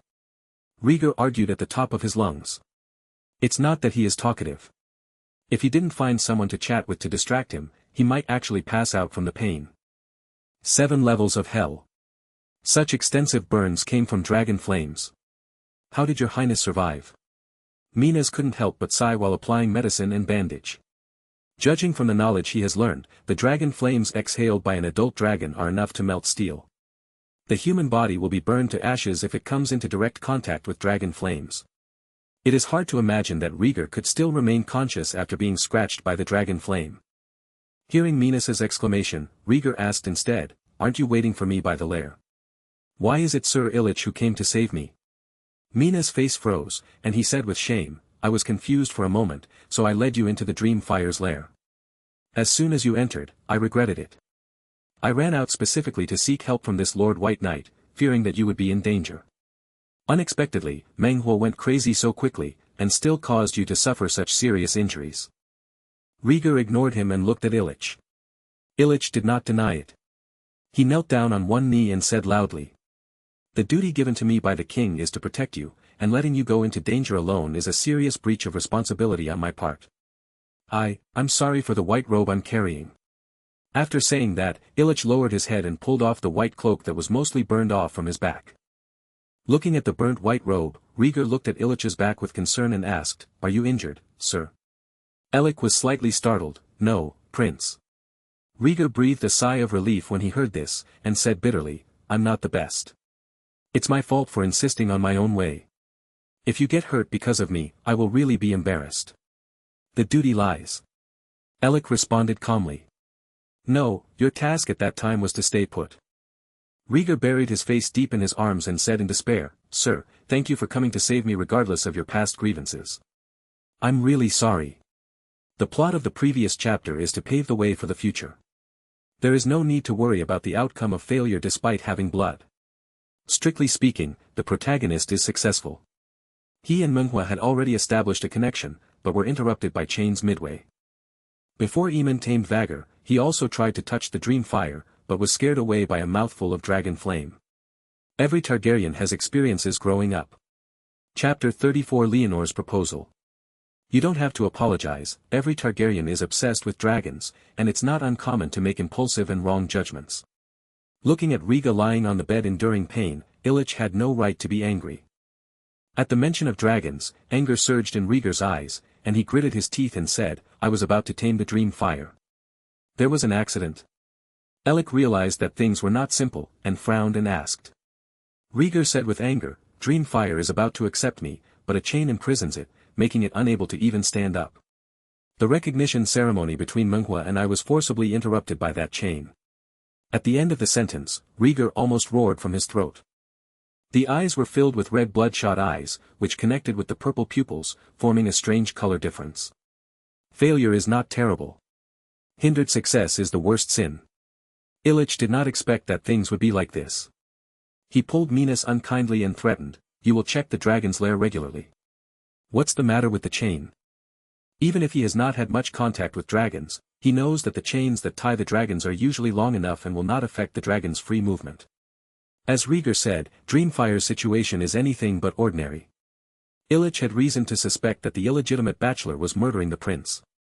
Being grabbed by his collar and lifted high up, Minas was frightened and said in a panic, "It's not me. I'm only responsible for cleaning bones and dragon dung. These are dirty and tiring jobs that no one can do. How can I dare to touch a giant dragon? Who else are you, Amon-Ra? Or is it the Bachelor of Bath you call me?" Illich obviously had no intention of letting him go, so he punched him twice in the face, causing his nose to bleed. Minas screamed and kept explaining, "It's really not me. The only ones who can change the chains of the dragon are the dragon men. Those guys can appease the dragon." He defended himself hoarsely.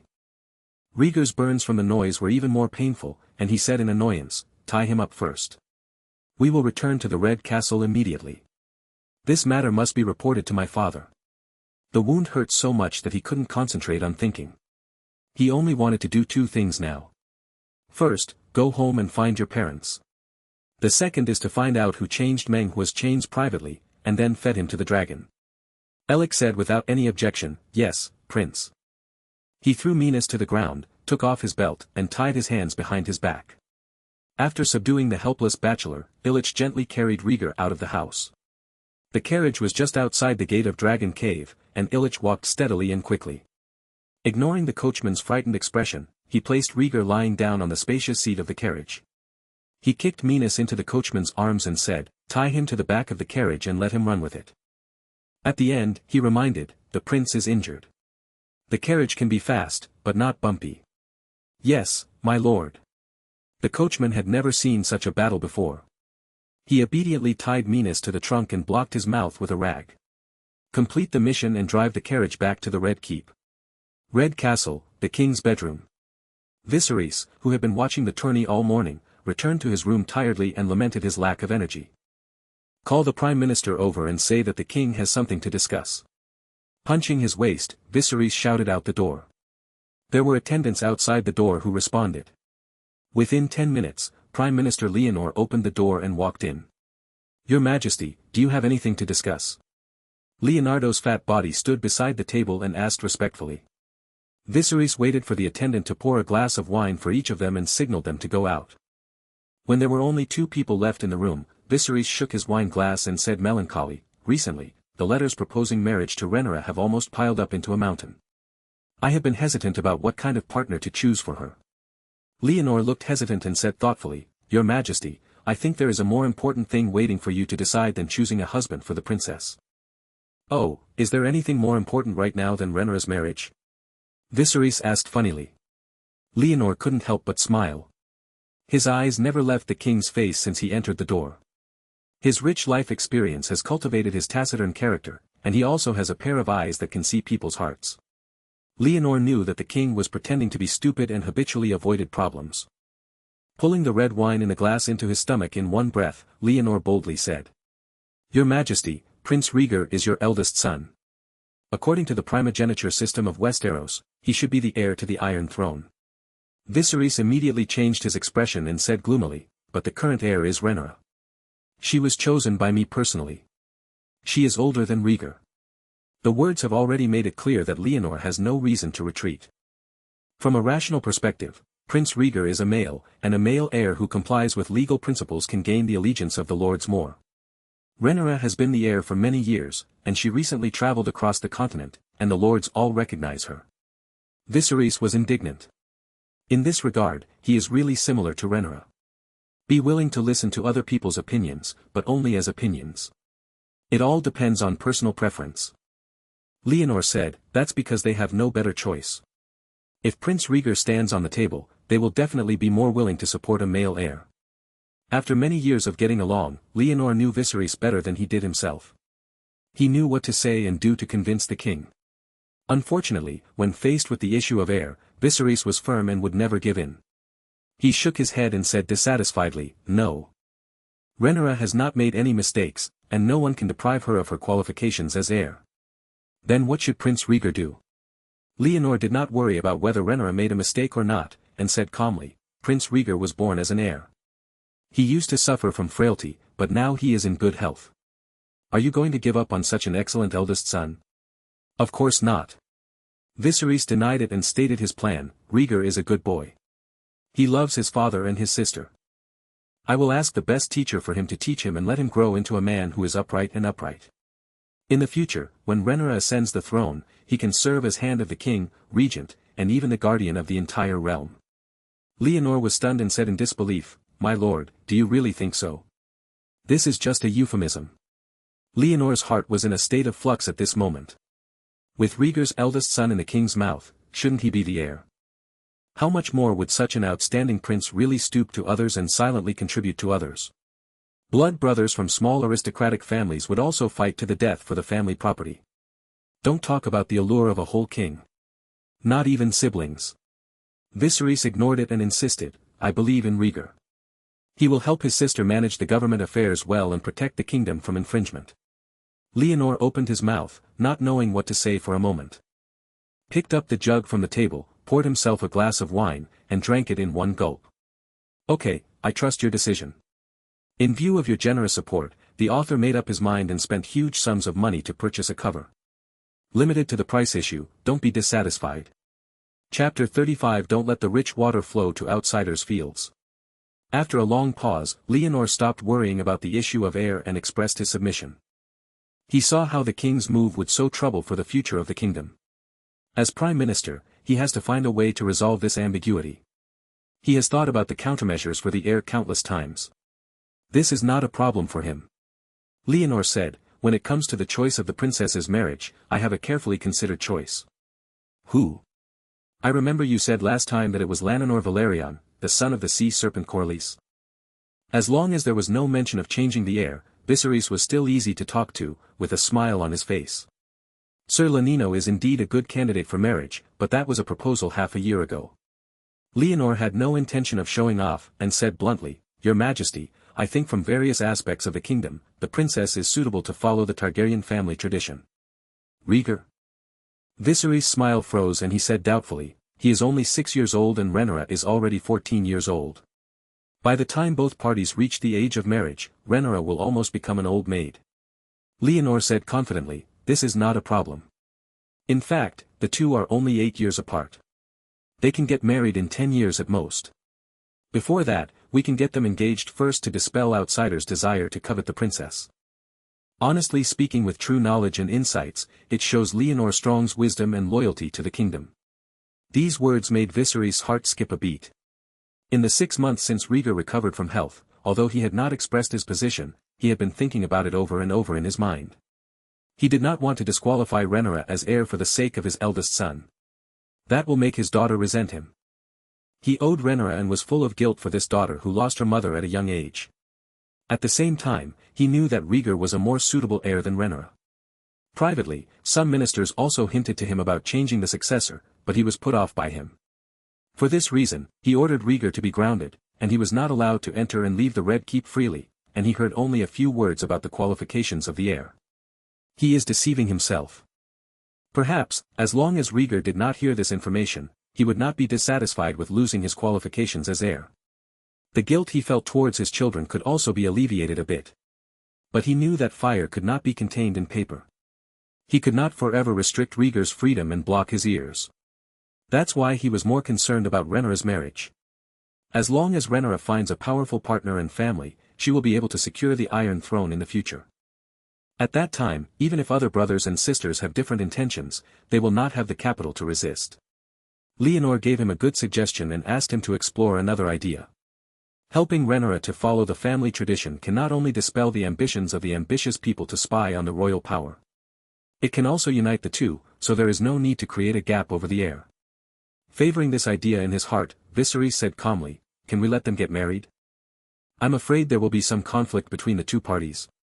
It doesn't matter, the Targaryen family has always had this custom, and this has continued from the time of ancient Valyria to this day. Leonor saw through the king's little thoughts at a glance and promised. "Your Highness is still young and doesn't understand this matter. As long as you comfort the princess, everything will go smoothly." Getting the answer he wanted, Viserys smiled, "Leonor, you are really my right-hand man. Sometimes I wonder what I would do without you." Leonor stroked his crooked collar and said solemnly, "As the king's hand, I dare not take credit for my service to you. I will accept your suggestion and discuss it with Rhaenyra later." Viserys, accustomed to the hand's humility, offered encouraging words of approval. Compared to Leonor Strong's dedication to public service, former Prime Minister Otto Hightower pales in comparison. Look at Alto's transgressions. Married his daughter to help him cling to royal power, and privately wooed ministers to support his grandson Aegon. Even tried to persuade him several times to change the name of his successor. Other than this, Viserys would not have been abolished from his position and sent back to the old city to recuperate given his character of not offending others easily. Dong dong dong. While the monarch and his ministers were reaching an agreement and enjoying the wine, there was a rapid knock on the door. Viserys frowned and said displeased, "What's the matter?" "The Prime Minister and I are discussing national affairs." The voice of Captain Harold of the King's Guard came from outside the door.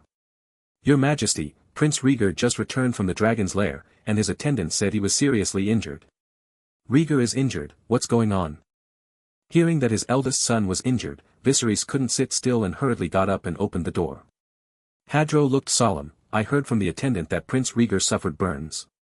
It seems that he failed in his attempt to tame the dragon. Damn the person in charge of the dragon lair, how dare they let Rhaegar train the dragon privately." Viserys cursed angrily. Leonor persuaded from the side, "Your Majesty, now is not the time to judge who is right and who is wrong. Let's take a look at the prince's injury first. Injured by dragon flames, if you are lucky, you can save a life. Any small mistake may lead to catastrophe. Young princes are of great significance to the kingdom and are an important population resource for the Targaryen family. You must not die young at this time." Viserys also reacted and said in a panic, "Yes, take me to Rhaegar and ask the Grand Maester to treat me immediately." As he spoke, Viserys walked out without controlling his feet. "Your Majesty, the prince's bedroom is downstairs. I will take you there." Harold restrained Viserys from panicking and escorted him down the stairs. The group of people quickly arrived at Rhaegar's room. Standing in the corridor, Rhaegar's door was open, and Viserys saw Rhaegar lying unconscious on the bed, with obvious burns on his back. For a short moment, Viserys' eyes widened and he felt what it meant to be heartbroken. Rhaegar. With a low cry, Viserys walked quickly to the bed and looked at his eldest son sadly. Grandmaster Melos on the side was unrolling the bandage and reminded, "Your Majesty, you'd better not disturb the prince's rest. He is seriously injured." Viserys turned to look at him and asked anxiously, "How is Rhaegar doing?" Maros shook his head and said in a low voice, "The situation is not optimistic. The extensive burns on the body surface were caused by dragon flames. Recovery will be very difficult. Ask me what medicine you need, and we must cure Lei Jiao." The eldest son had not died in the past. If he was killed by Long Yen because he was not looking at, Viserys felt that he would be crazy. "I can't imagine how I will explain it to Rhaenyra. How to explain to your dead wife Emma ailing. There is no need for strange medicines. Someone has dealt with the prince's trauma in time and with very clever methods." Miros wrapped a bandage around Rhaegar's body to prevent the body from losing moisture and preventing the wound from becoming infected. Some movement woke up the sleeping Rhaegar. Before he opened his eyes, he heard Viserys' sad pleading, "Grand Maester, please do your best to save me. I can't lose any more relatives." Chapter 36 The Curse of the Chain. "Father, I'm fine." His back was numb, and Rhaegar braced himself and spoke. "Rhaegar, my child, have I disturbed you?" Viserys sat helplessly on the edge of the bed, reaching out to touch his son, but he didn't dare to do so. "No, I wasn't asleep at all." Rhaegar smiled, reached out to hold his father's big hand, and comforted him, "I have the blessing of the white deer, but I can live to be 100 years old." Viserys held his hand tightly with his backhand, and couldn't help but nodded, "You are right, you are a child blessed by the 7 gods, and pain cannot make you succumb." Trying to force a smile, Viserys tried, "Tell me, some people say that your injury was caused by trying to tame the dragon. Is it true?" "I only saw my beloved child lying on the hospital bed with big blisters on his back." Viserys' heart-wrenching whispers. Not only to express anger, but also to worry that the loud noise would scare the eldest son who was seriously injured. Being rubbed salt into the wound again, Rhaegar's face turned red. "I didn't lie. I can feel the anger in Menghua's heart about being imprisoned. It recognizes me. Kamuka almost killed you with dragon flames." Viserys growled, his eyes full of fear. Rhaegar blurted out, "Someone changed Menghua's chain. During the last step of the recognition ceremony, Menghua was angered by the chain, and then he went crazy and attacked me." "Chains." Viserys looked startled, his brows furrowed. "The chain holding Dream Fire is abnormal, forcing it to lie on the ground." Rhaegar immediately told the truth. Viserys fell into deep thought, wondering who changed the chains and for what purpose. Leonor's voice came from behind, "Your Majesty, Sir Illich is outside the door. Do you want to summon him?" Recovering from his thoughts, Viserys said angrily, "Call in, I want to ask him how he protects my child." Illich entered the room, consciously walked to the bed and knelt down on one knee. Viserys looked at him with stern eyes and said in a cold voice, "Explain today's itinerary carefully, especially why Rhaegar was injured. Don't miss a single point." "Yes, Your Majesty." In the sight of everyone in the room, Illich spoke frankly about the day's itinerary. Departing from the Red Fort to the blacksmith. From entering the dragon's lair to meeting Princess Rhaenyra and Prince Daemon. From Rhaegar's journey of taming the dragon alone to escaping from the dragon's mouth. Within a few minutes, Illich cleared everything up in detail. Viserys' face grew darker as he listened, and he glared at Illich angrily, blaming him for not following Rhaegar step by step. Leonor spoke up at the right time, "Your Majesty, the bachelor named Minas is very suspicious. We can start with him to investigate the matter thoroughly. Where is the illegitimate child?" Viserys nodded in agreement and asked Illich angrily. Illich whispered, "I locked Minas in the dungeon. Sir Hadlow, do this yourself." Viserys nodded in agreement and sent the experienced herald to take action. With the suspect in hand, Viserys' anger subsided slightly and his focus returned to Rhaegar. Rhaegar hesitated, "Father, Minas should not have the guts to murder me, can you spare his life?"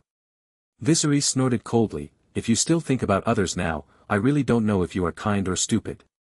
However, he did not refuse the eldest son's request and told Harold to give people a breath. Rhaegar turned to look at Illich and said softly, "Sir Illich has done his duty faithfully, but I am too arrogant." "You." "Okay, I know what you are going to say." Viserys interrupted him, held his hand, and said impatiently, "I won't punish him, okay?" "Thank you, father." Rhaegar felt warm inside and lay down on the bed. For a while, the father and son fell into silence. Seeing this, Leonor waved to Elik and Melas, and exited the room wisely. After a while, Viserys looked out the window at the sunset and hesitated. Did you, really almost tame the Dreamfire? Yeah, if it weren't for that chain, I would definitely succeed. Rhaegar's disappointed answer. Viserys was silent again after hearing this, and a stern look flashed across his lowered eyes. Munhwa is an adult giant dragon. This kind of loss and psychological gap is unacceptable to Viserys. Gently stroking Rhaegar's messy short hair, he said deeply, "Good boy, father will make the decision for you." Rhaegar said, "I recently had a dream about a dragon's lair. You asked me to believe my dream. I want to tell you about it. Speak. You have the talent of a dreamwalker. No matter what you say, I will listen carefully." Viserys was looking forward to it when he heard it was related to the prophetic dream. Rhaegar used the same rhetoric he had used when chatting with Rhaenyra. Emphasis on the harm of the dragon's lair. Dragons cannot be bound by chains, otherwise they will be cursed. Viserys thought thoughtfully, "You mean, this time the Dreamfire got out of control is the so-called curse?" No. The loss of control of Dreamfire is mostly due to human factors, and it is not a real curse. Rhaegar was not without threats, this time may just be a reminder. If chains are used to restrict the dragon's freedom, it will definitely lead to more terrible consequences. He is convinced that the experience in ancient books is not false. Had Menghua not been in shackles, he would not have been harmed. Viserys' expression was unpredictable, and he finally decided, dreams cannot be faked. I will start a thorough inspection of the dragon's lair and eliminate the rats in the dark. But the master dragon of the family cannot live without a lair in King's Landing. The dragon lair will still be retained, and the chains can be removed appropriately. Rhaegar approved of his father's approach and said, "As long as the dragon is no longer chained, the curse will never be fulfilled." As the sky grew dark, Viserys looked at his eldest son distressedly and said goodbye, "Have a good rest. I'll see you again tomorrow." "Well, see you tomorrow." Rhaegar said goodbye obediently and watched his father leave the room. After everyone left, the room fell silent. Rhaegar was left alone, slumped on the bed and grinning. How can such a large area of burns be okay? It's just a pretense in front of my father. Hiss, the power of the dragon flame is really not something to be blown away. A little spark can't burn me to death. While gasping in pain, Rhaegar couldn't help but feel scared. I'm afraid it's been burned through from the back to the chest. Thank you again, Balerion. Rhaegar thought of Balerian's skull placed in the center of the sanctuary, and his eyes flashed with joy. Thank God for the favoritism and rewarded me with 3,000 points. Chapter 37 Have a Bad Temper. Chapter 37, Having a Bad Temper. Just as he was thinking about it, there was a slight knock on the door. Rhaegar frowned in confusion, not knowing who would come at this time. "Brother, I'm here to see you." Helena's soft childish voice came through the door. Rhaegar recalled his promise last night and said, "Come in, the door is unlocked." Crunch. Rhaegar looked amused and asked, "What are you afraid of? There will be monsters in my room." Helena shook her head and put her index finger to her lips. "Shoo, I ran out secretly, and my mother hasn't rested yet." "Is Alysanne in your room?" Rhaegar was puzzled. Helena walked to the bed quietly and replied, "She just went to find her father." Rhaegar raised the corners of his lips, knowing that Alysanne must have been called away by his father. "This is good, at least I don't have to see her false condolences." Looking up at Helena who was looking forward to it, Rhaegar pointed to the fireplace, "I bought a ball and some other toys. Go and have a look." Helena nodded her head quickly and ran happily to the pile of toys by the fireplace. Illich is a strict person, and he completes the tasks assigned by Rhaegar very seriously. "The toys I bought are the most popular items in various stores, and they are very popular with children." Helena first picked up a colorful leather ball, and then grabbed a dragon-shaped rag doll stuffed with goose feathers. The little girl sat down on the carpet and played with her new toy. Rhaegar smiled and did not disturb her to entertain herself. She lay on the bed and closed her eyes to rest. He promised that Helena could play in the room, so there was no reason to refuse. Moreover, this half-sister seems to have prophecy ability, so there is no harm in getting in touch with her more. Maybe it will help him figure out the rules of the dreamer's talent. Although he didn't know whether the dreamer's talent was irregular or not. Neither brother nor sister spoke, and the room became quiet. The handsome little boy is bedridden with a sickly look on his face, while the pink little girl is sitting by the fireplace having fun. A warm and harmonious scene. Until Helena picked up a bright silver bracelet, held it up and asked, "Brother, is this bracelet for me too?" Rhaegar heard the sound and thought it was a replica made by a blacksmith shop, and said casually, "No, that is my accessory." "Oh." Helena responded without saying anything and silently put down the bracelet. Looking at the little girl's disappointed look, Rhaegar couldn't help but think of Rhaenyra's rejection of him, and his chest felt tight.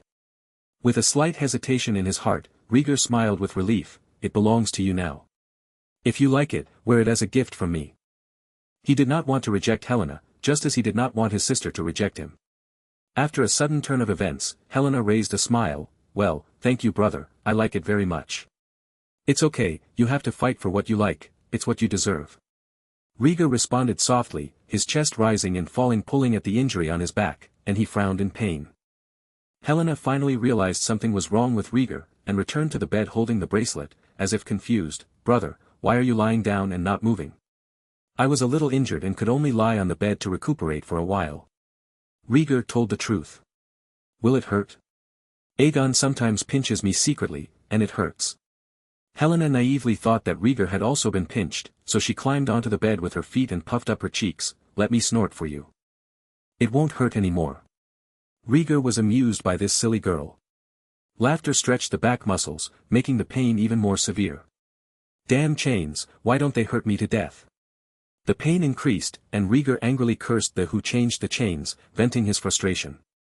Helena was startled by him and huddled in a corner of the bed, not daring to come near. "Don't be afraid, I'm scolding the person who hurt me, not you."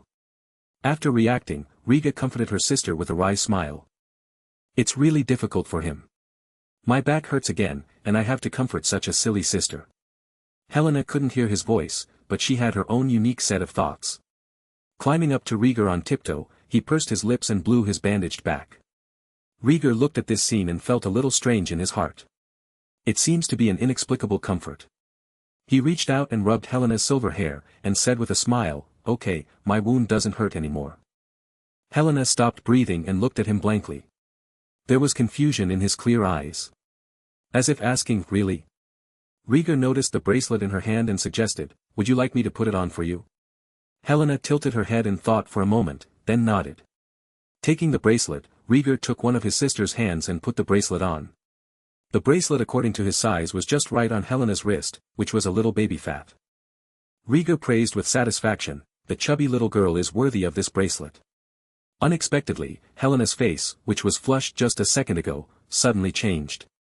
He suppressed his smile, pouted his lips, moved away from Rhaegar, turned his back and huddled up. Rhaegar's smile faltered. He didn't expect that a 2-year-old girl would care about fat or thinness. He called Helena's name several times, but she didn't respond and remained motionless in protest. Seeing this, Rhaegar smiled helplessly and turned his head to sleep. As for an apology? Targaryen men never apologize. Time passed by minute, and the night was getting darker in a blink of an eye. Helena turned her head and took a peek at Rhaegar, who was sleeping soundly. Seeing that his brother was motionless, he slipped out of bed and left the room. On the other side, Rhaenyra has just returned from Dragonstone. As soon as she entered the Red Castle, she was stopped by the attendant and told that the king had asked her to talk. "Okay, let me change my clothes." Rhaenyra was satisfied after a day of fun, so she washed up and went to see her father. Arriving at the door of Viserys' bedroom, Rhaenyra was about to knock on the door when she saw the door opening from the inside. Alicent walked out of the room in a gorgeous dress. Rhaenyra was in a good mood and took the initiative to say hello to her stepmother and best friend. Alicent smiled reluctantly and reminded in a low voice, "Rhaegar is injured and your father is very angry. Please don't contradict him for a while." Although Alicent at this period has shown her deep disloyalty to their former besties. But without the bewitchment of her father Alto Hightower, she and Rhaenyra have not yet reached the point of breaking off their relationship. Show kindness to Rhaenyra when appropriate and maintain the long-broken friendship between the two. Hearing that Rhaegar was injured, Rhaenyra's mind buzzed, and she immediately asked, "How could Rhaegar be injured? Isn't he protected by Ser Illich?" Alicent glanced back into the room. Just as he was about to reveal more information, he was interrupted by Viserys' voice. "Rhaenyra, how long do you want your king to wait?" It could be heard that Viserys' tone was very bad, and he was suppressing a surge of anger. "Sorry, I have to go back and look after the kids." Alicent returned an apologetic look, holding up the hem of her skirt and passing by Rhaenyra. Rhaenyra entered the room with a frown on her face, confused. Viserys was sitting beside the stone sculpture sand table in the bedroom, playing with a dragon-shaped stone sculpture. Chapter 38 Father and Daughter Quarrel. Rhaenyra strode closer and said aggressively, she said Rhaegar was injured. What's going on? Viserys said dissatisfied, Rhaenyra, is this the way you treat your father and the king? Rhaenyra was speechless for a moment and said helplessly, I'm sorry, I'm just worried about Rhaegar's condition. Rhaegar is in very bad condition, with extensive burns on his body. The Maester says he probably won't survive. Viserys told what the Grand Maester had said to him. But he didn't think so in his heart. Rhaegar was in good spirits when communicating with him, and did not look like he was about to die soon. Viserys believed that it was the 7 gods who protected his eldest son. Rhaenyra, who didn't know what was going on, was stunned by his words. Standing there, speechless, he almost fell down. She is just a brother, the closest relative her mother gave her with her life. How could it be? Rhaegar was fine this morning. No way. Rhaenyra muttered to herself in confusion, unable to believe the bad news she heard. She couldn't accept this. Where is Rhaegar? I want to see him. Rhaenyra took a while to come to her senses, eager to see Rhaegar. Viserys sneered and said, so you still care about your brother? I thought your heart was completely seduced by that demon. What are you talking about? What makes Uncle Daemon take away my heart? Rhaenyra subconsciously retorted and continued to ask, I want to see Rhaegar, my brother needs me. No, he doesn't need anyone, he just needs to lie in bed quietly to recover from his injuries. Viserys refused without mercy. He already knew everything about what happened in the dragon's lair today, including the conversation between Rhaenyra and Daemon. He was keenly aware that Daemon seemed to covet Rhaenyra. His own brother seduced his own daughter for power, which was something Viserys would never allow. He must nip the signs of errors before they happen. Seeing her father being so tough, Rhaenyra didn't know why, so she could only choose to relent. He said worriedly, Father, I am Rhaegar's sister. You should at least tell me why Rhaegar suffered. Viserys made no secret of this, and told him frankly why. Rhaenyra exclaimed, Rhaegar went to tame the Dreamfire alone. Is he crazy? As we all know, dragons are bad-tempered creatures. Manhwa, a female dragon that has been imprisoned all year round, is even more outstanding. Rhaenyra tried to tame the dragon step by step with the help of the dragonflies when she was young. Breaking directly into a dragon's lair to tame a lonely adult dragon is simply seeking death. Every year on Dragonstone, 1 or 2 young men with ancient Valyrian blood secretly try to tame wild dragons. In the last scene, most of them were burned to ashes or swallowed by wild dragons. Few people survive under dragon flames. Rhaenyra felt unspeakably uncomfortable when she thought that Rhaegar might be badly burned by the dragon's flames. Had she not refused Rhaegar's request to fly on a dragon, perhaps he would not have been in danger. Seeing his daughter's remorse, Viserys softened and was no longer prepared to continue to scare her. Sighed and said, Rhaegar is very lucky. He was just burned by the dragon flame. He needs to recover for a while. I think there will be no big problem. That's good, as long as Rhaegar's life is not in danger. Rhaenyra breathed a sigh of relief, and her heart dropped back to her stomach. The killing rod was beginning to bear fruit, and Viserys placed it on the stone, intending to bring out its true purpose. Rhaenyra, is there anyone you like, someone you admire? As a father, Viserys felt a little embarrassed when he said this. For the sake of the future of a pair of children, I had to bite the bullet and ask questions. The topic changed so quickly that Rhaenyra didn't turn around for a moment and asked doubtfully, why do you ask this? Is there another adult who proposes marriage to you? Ahem, of course not. Viserys coughed to cover up his embarrassment and spoke eloquently, I think you have reached the age of engagement. If there is someone you really like, you can tell me. No, most of the men I see are a bunch of idiots, and a few smart ones are too self-righteous. Rhaenyra's expression became visibly disgusted, and she complained about the men who spread their wings in front of her. Viserys rubbed his eyebrows and hesitated. What would you think if I chose a marriage partner for you who meets the requirements in all aspects? Father, we agreed not to mention this matter until the end of the tourney. Rhaenyra was very resistant to the urge to marry. Viserys said quickly, you should listen to the candidates, they may satisfy you. Just do whatever you want, you can't escape those families anyway. Rhaenyra turned around angrily, not wanting to face her father at this moment. Without his daughter's gaze, Viserys felt less stressed and blurted out, what do you think about following family tradition? Rhaenyra stiffened, turned around with difficulty, and asked doubtfully, "Follow tradition?" She guessed who the candidate was. He said angrily, "You are willing to sacrifice my marriage for the Iron Throne, and you also involve others." Viserys was also aroused and raised his voice. "What do you mean by sacrificing your marriage? As a royal princess, marriage is your duty. Even as a king, I cannot escape from this." Rhaenyra was unconvinced. "If you want to get married, go it alone. I don't like those carrion-eating vultures, and I won't allow you to have Rhaegar's idea." "Rhaenyra, do you know what stupid things you are saying?" Viserys stood up, pointed at his daughter and said angrily, "You are the princess of the kingdom and the heir to the Iron Throne. Because of your status, you enjoy the most distinguished honor in the entire continent besides me. But now, look how selfish you are. You only care about enjoying the rights that your identity brings you, and you are not willing to sacrifice your identity for it." Viserys glared at Rhaenyra with wide eyes and asked, "Is this the sense of duty of being the heir to the Iron Throne?" Rhaenyra gritted her teeth and never gave in. "Power is not about compromising with others, everything you want must be achieved by yourself." "What have you achieved? What else do you have to be proud of apart from your qualifications as an heir?" Viserys asked sharply.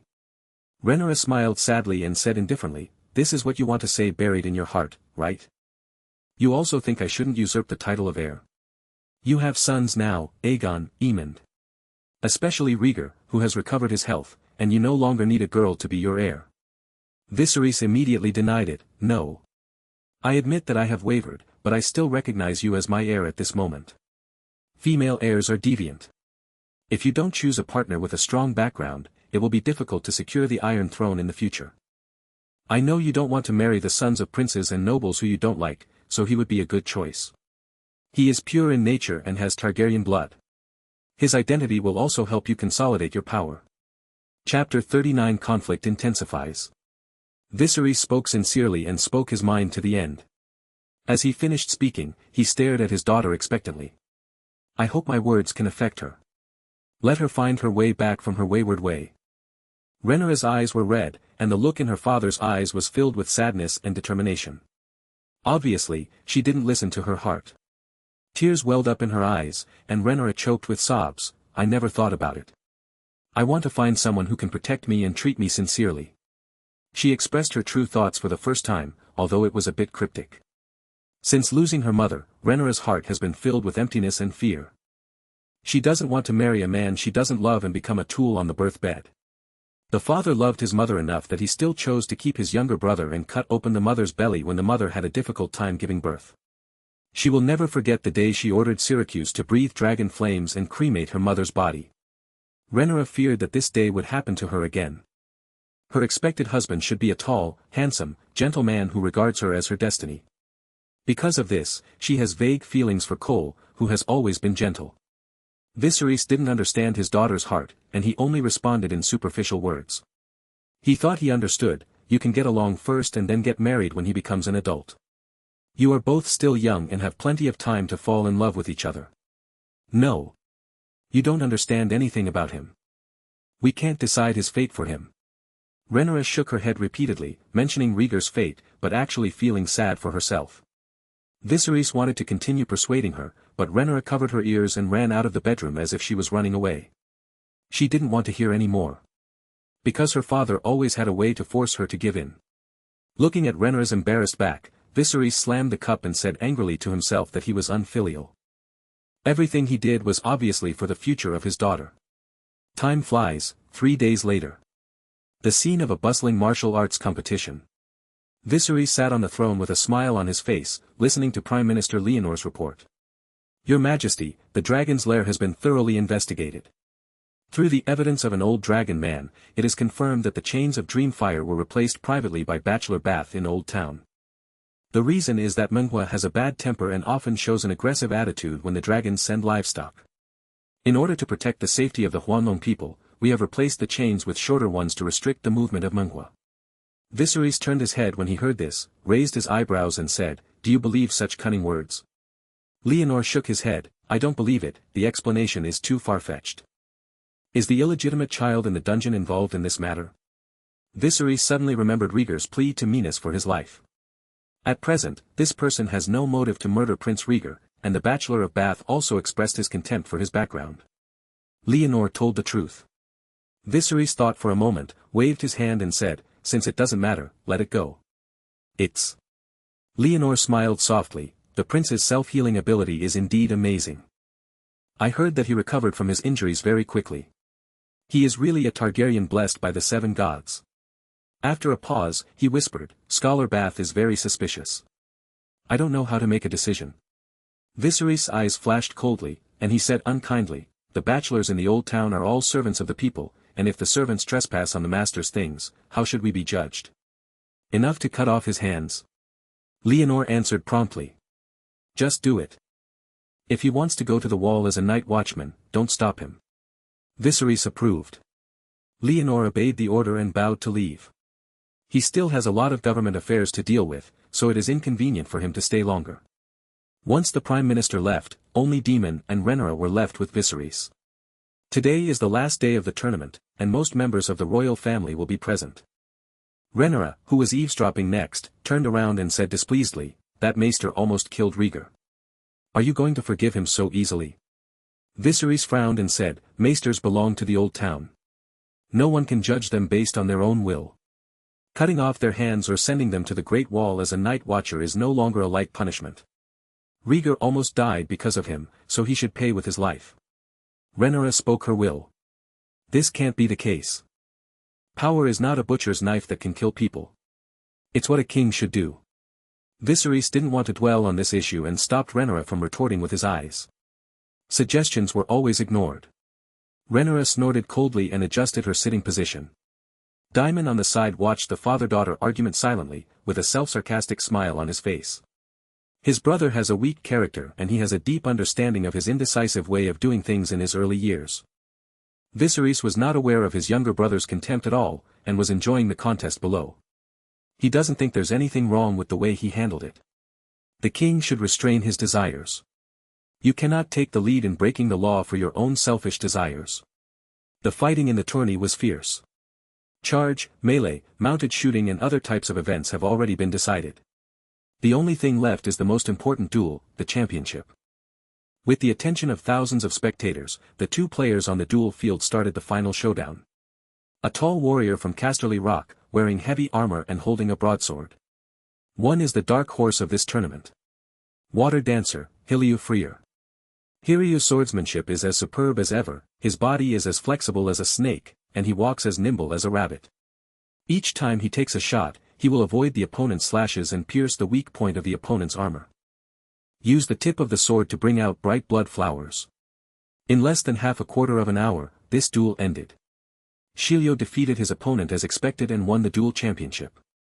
Amidst the cheers of the nobles and commoners in the audience, the moment came when the king announced the rewards. The top winners of the previous projects received bonuses one after another and received praise from the king. Soon it was the turn of Shirlue, who was in last place.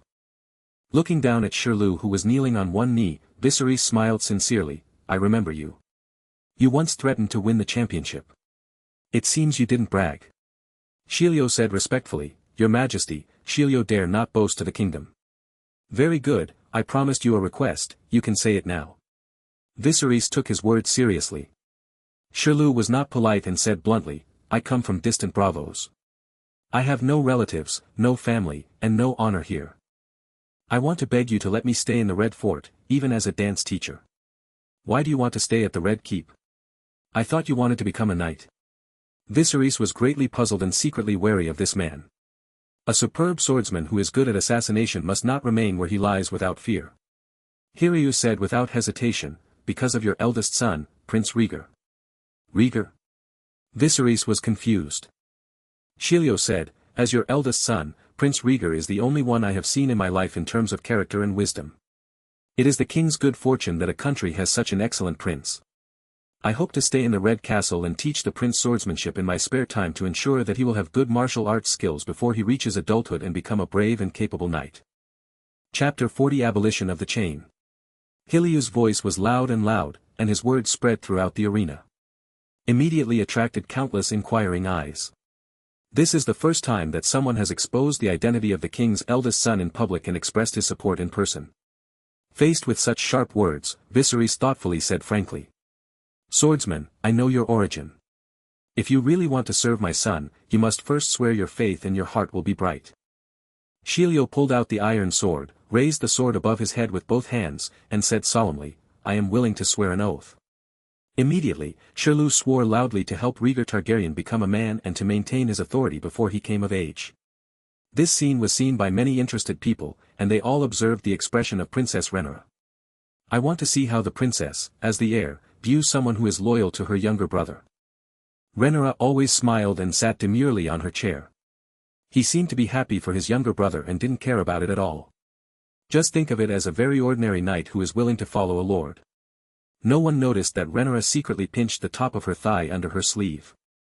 Viserys was also paying attention to Rhaenyra's expression. Seeing that she was not strange, he nodded secretly. Took Shilio's iron sword, put it on his shoulder, and announced loudly, I will appoint you as a royal dancer and give you the title of Sir. I hope you will not forget your oath. Thank you for your grace, your majesty. Shilio respectfully expressed his thanks. At this point, the tournament to celebrate the 5th anniversary of the king and queen came to an end. The nobles and knights walked down from the auditorium and followed the king back to the Red Castle for the banquet. Rhaenyra walked among the crowd. Although her expression was well managed, she still couldn't hide the loss in her heart. Daemon followed her and saw his niece's lost state. There was a hint of wantonness in his eyes. At night, there was singing and dancing in the hall of the Red Fort. Rhaenyra, who had no intention of having fun, left first and walked along the stairs to a familiar door. Looking at her brother's door, Rhaenyra suddenly woke up and realized where she was. Ever since Rhaegar was injured, she had been coming here every night. Meet my younger brother who has difficulty moving. On the other hand, she was shaken by her father's proposal. It is far better to form an alliance with your brother than to marry a strange man you don't know. Just as he was hesitating whether to knock on the door, he suddenly heard the little girl's laughter coming from inside the door. Rhaenyra's face changed slightly, and she didn't even want to open the door. When he saw them, he saw Rhaegar and Helena lying face to face on the bed, with a chessboard in the middle. Rhaenyra smiled back, liking her sister very much. It is much easier to worry about than my younger brother. Rhaegar took a pillow and put it under his body and said, Helena is always bullied by Aegon. I allow her to come to my place to play with toys when she is free. He said, pointing to a pile of toys next to the fireplace. Rhaenyra nodded suddenly. She had already noticed the pile of exquisite toys. Originally I thought it was Rhaegar's own, but I didn't expect it was for Helena. Rhaenyra didn't want to think too much about this matter. While instructing Helena on how to play chess, Rhaenyra asked Rhaegar about today's situation. Rhaegar was in a good mood and said happily, It's okay, the wound is starting to scab, and the Grand Maester said it will heal soon. The Grand Maester said that you have a special physique and it seems that you will become a powerful warrior in the future. Rhaenyra said to herself meaningfully. She did not mention Shillu as a person, and it was better to leave it to her younger brother to contact him on his own. After chatting for a while, Lei Jia suddenly thought of the dragon lair and asked, Has anything been found in the dragon lair investigation? He is very concerned about this matter. I have been inquiring about it these past few days. Rhaenyra brought good news this time. The person who changed the shackles privately was Maester Bath. His father sentenced him to chop off his hands or put on black robes and go to the wall. I knew there must be bad people among the bachelors coming out of the old city. Rhaegar shook his fist angrily and said in confusion, This kind of person should be beheaded in public. It's really easy for him. I proposed severe punishment to my father, but he rejected it. Rhaenyra shrugged helplessly. Rhaegar gave her a sympathetic look and said no more. He knew that his sister's life was not easy either. She was the heir, but her father had never given her any real power. Suggestions made always fell on deaf ears. Rhaegar changed his voice, thinking of the light blue dragon, and asked seriously, How is Menhua? Has the chain been removed? Don't worry, my father ordered all the shackles in the dragon's lair to be abolished, and the dragon's lair to be separated, so that there is a wider space for activities. Speaking of this matter, Rhaenyra agreed. She also didn't want Syracuse to be chained, so it would be best to set aside a separate area for the dragon to move around. Hearing this, Lei Jia felt relieved and sighed, The dream fire is very pitiful. It has been locked up in the dragon's lair for decades. I really hope it can welcome a new owner soon and return to the sky. After this danger, Viserys saw the recklessness of his eldest son. It was decided through the Imperial Council that he will take his family back to Dragonstone Island to live for a period of time in the near future. Choose new baby dragons for the eldest son Rhaegar and the second son Aegon to tame. There are exactly 2 young dragons that meet the requirements on Dragonstone, which are very suitable for the 2 sons to control. Hence, Rhaegar also gave up the idea of taming the Dreamfire. Looking forward to the upcoming trip to Dragonstone. Looking at her sentimental brother, Rhaenyra smiled knowingly and said abruptly, "What should you do if your father decides to prepare a marriage for you?" Rhaegar stopped playing chess and winked, "If necessary, I am willing to take on the responsibility." He is still young and gets answers to many questions from books. Throughout the history of the Targaryen dynasty, except for a few wanton fools, both men and women had to accept marriage. Aegon the Conqueror had 2 wives. "I married my sister Visenya out of duty, and I married my sister Rhaenys out of desire." Subsequent monarchs either married the daughter of the guardian family or married close relatives. Even to his father Viserys and uncle Daemon. Isn't it also about marrying with the nobles of the valley to ensure that the supporters of the royal power are loyal enough? Under this custom, Rhaegar did not think he could escape the fate of marriage. He just wants to marry a wife who is beautiful and has a gentle personality within the allowed scope. If you think about anything else, you are greedy. Listening to her brother's answer, Rhaenyra lowered her head and fell into silence. She knew that her brother was right. Perhaps, she shouldn't be so willful and should shoulder the responsibilities on her shoulders. After a while, Rhaenyra smiled again, chatted with Rhaegar for a few words, then said goodbye and left. Looking at the closed door, Rhaegar remained silent for a long time. He guessed Rhaenyra's purpose tonight. 80% of the time, she was forced to get married by her father and came to him to seek some comfort. But he could not give Rhaenyra the answer she wanted. If you talk nonsense just to echo her thoughts, it is likely to have immeasurable consequences. Wearing a crown is not for the purpose of being superior to others. But let the light of the crown shine upon all. Chapter 41 Sneaking Out. Leaving Rhaegar's room, Rhaenyra's heart became heavier and heavier. She just wanted to go back to her room, take a hot bath, and sleep in the warm quilt. Today was too depressing for her. When you wake up, it's a new day. Cole was standing guard outside her door. Rhaenyra greeted him and walked into her room. While disassembling earrings and accessories, he poured a glass of sake from the table as usual. Suddenly, out of the corner of his eye, he saw a package suddenly placed on the table. The sudden appearance of the package caught Rhaenyra's attention, and she looked around the room. Confirming that there was no second person, she picked up a corner of the package and tilted the mouth of the bag downwards. A set of rustic linen clothes fell out. There is also a piece of white paper with a simple map drawn on it. Picking up the white paper and looking at it, Rhaenyra was surprised to find that it was a guide map for the secret passage. Rhaenyra raised the corners of her mouth, interested. She enjoys exploring, just like the thrill of flying with a dragon. Going back to the table and taking off her gorgeous gown, Rhaenyra put on her patched linen clothes. I sniffed it gently, and there was no strange smell. After disguising herself, Rhaenyra walked out of the room along the secret passage. Walking through the dark tunnels, we passed by the sept where Balerian's skull was enshrined. Finally arrived at a corner of the Red Fort. There, a man in black robes waited for a long time. Under Rhaenyra's probing eyes, the man in black robe turned around, revealing a familiar face. Daemon? Rhaenyra whispered in surprise. Daemon smiled and suggested, "Want to go out for a walk and see scenes you haven't seen before?" Glancing back, Rhaenyra hesitated. She thought it was not good to sneak out with her uncle late at night. Daemon saw her embarrassment and said deliberately, "Why, don't you dare to go out? I want to go back and be your little princess." Rhaenyra's sense of disapproval instantly stimulated her, and she gritted her teeth and said, "I'm not going back, I'll just leave." "Very good." Daemon put on his hood, turned around and led her outside the Red Keep. Rhaenyra followed, uneasy but excited. Daemon led the way to the famous Silk Street. Compared to the free trade during the day, the Silk Street at night is bustling with people and a mixture of people. The uncle and nephew walked through the crowded alleys, where there were all kinds of vendors and sideshows. There are even men and women having fun on the spot, without caring about others watching. A flower with a very beautiful posture. Rhaenyra was shocked by this royal courtesy. She was so reserved that she raised her hands to cover the side of her face to prevent the dirty scene from staining her eyes. Curiosity prompted her to open her fingers and peek through the gaps. Have you ever seen such a scene? The two of them walked and walked until they came to a circus where many people gathered.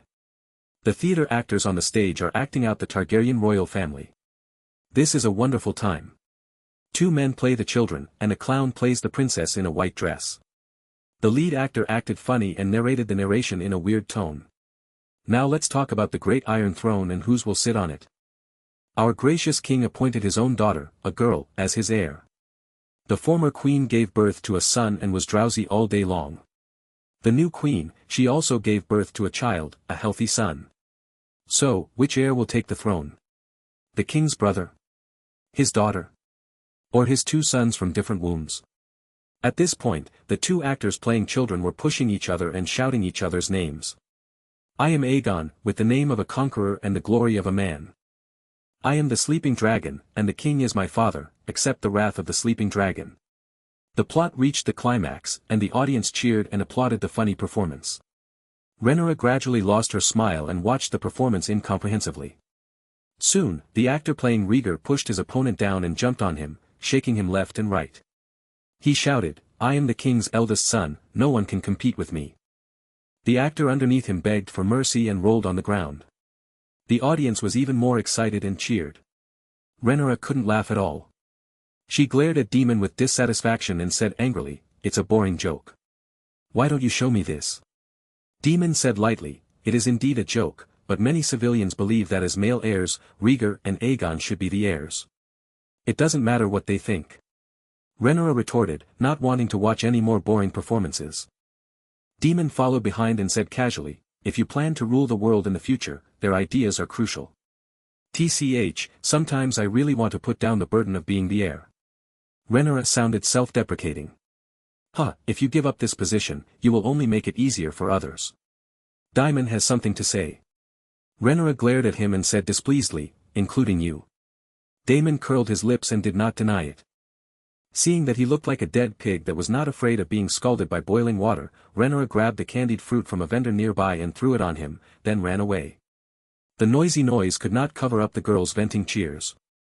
Daemon had no expression on his face, pushed away the blocking vendor, and quickly followed. Red Fort. As the night progressed, Helena got tired from playing and went back to sleep, while Rhaegar turned off the lights and rested alone. Lying on the bed and falling asleep, Rhaegar fell into a dream again.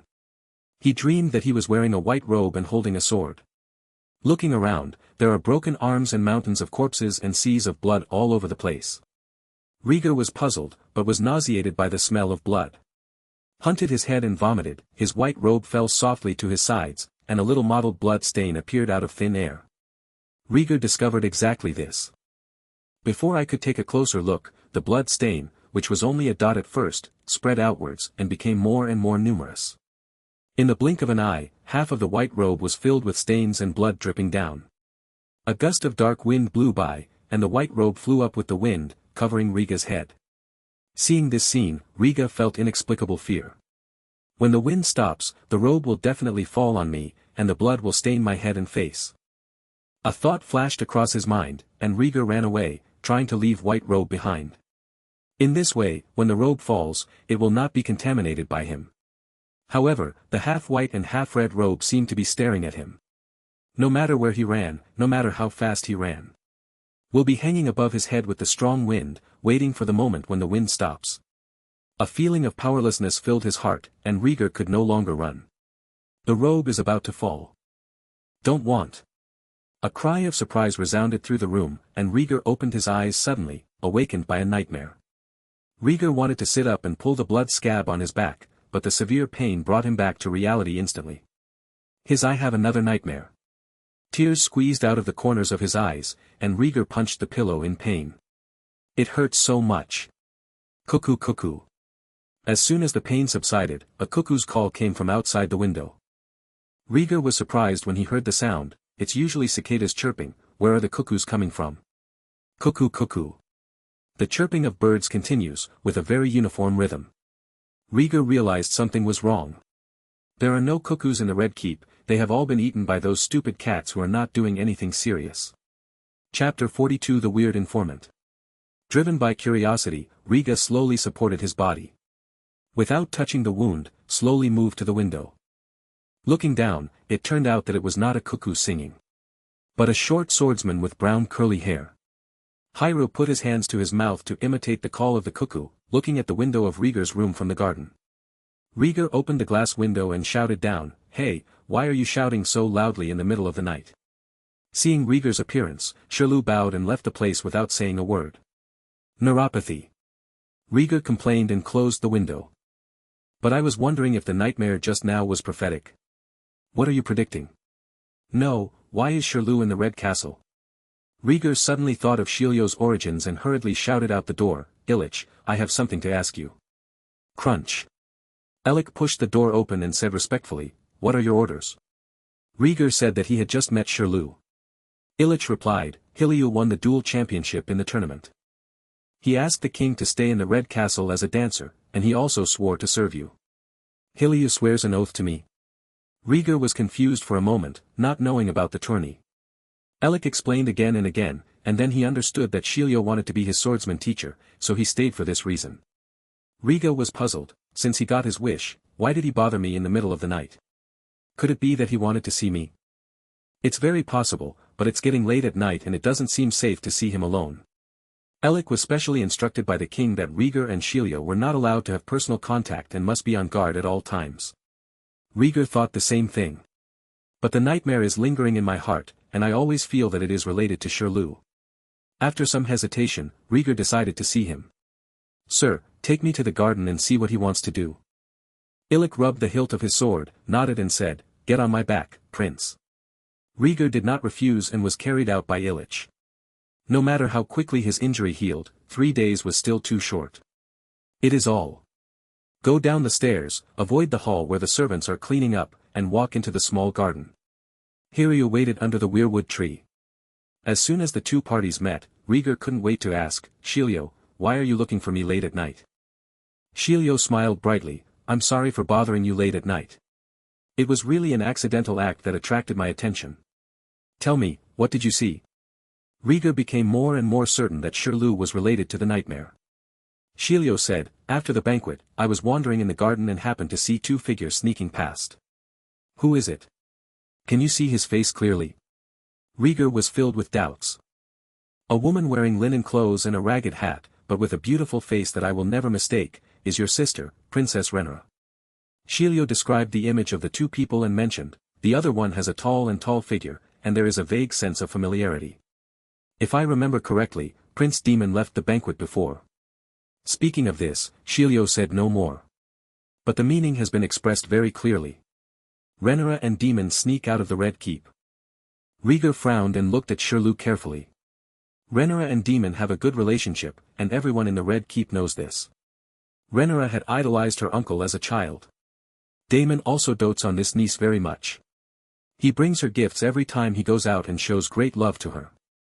It's not a big deal for the 2 of them to sneak out. Shirley put his hands behind his back and kicked the stones beside his feet, as if he had something to hide.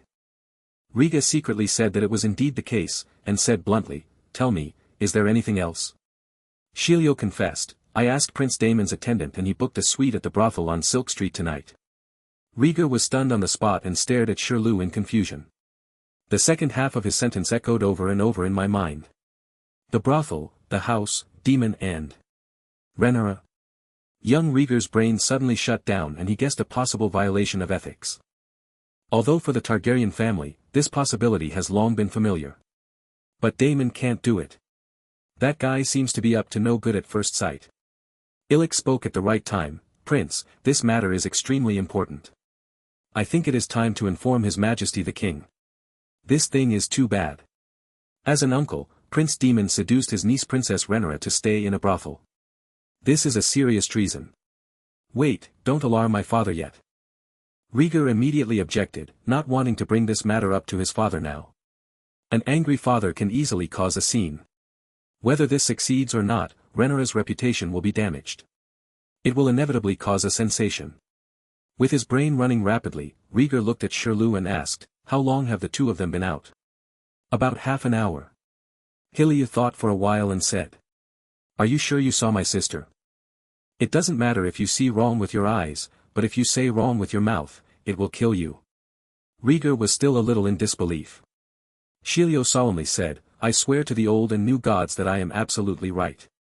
"That's good, don't make this matter public, understand? Rhaegar is full of threatening implications." Shirley nodded, bowed and left. His purpose has been achieved, and it is useless to stay here any longer. Rhaegar stared at the weirwood in front of him. The strange face on the tree trunk was weeping blood, which seemed to overlap with the blood in the nightmare. Shilio's appearance was too sudden. But he had no time to think carefully about his purpose. He must go to Rhaenyra.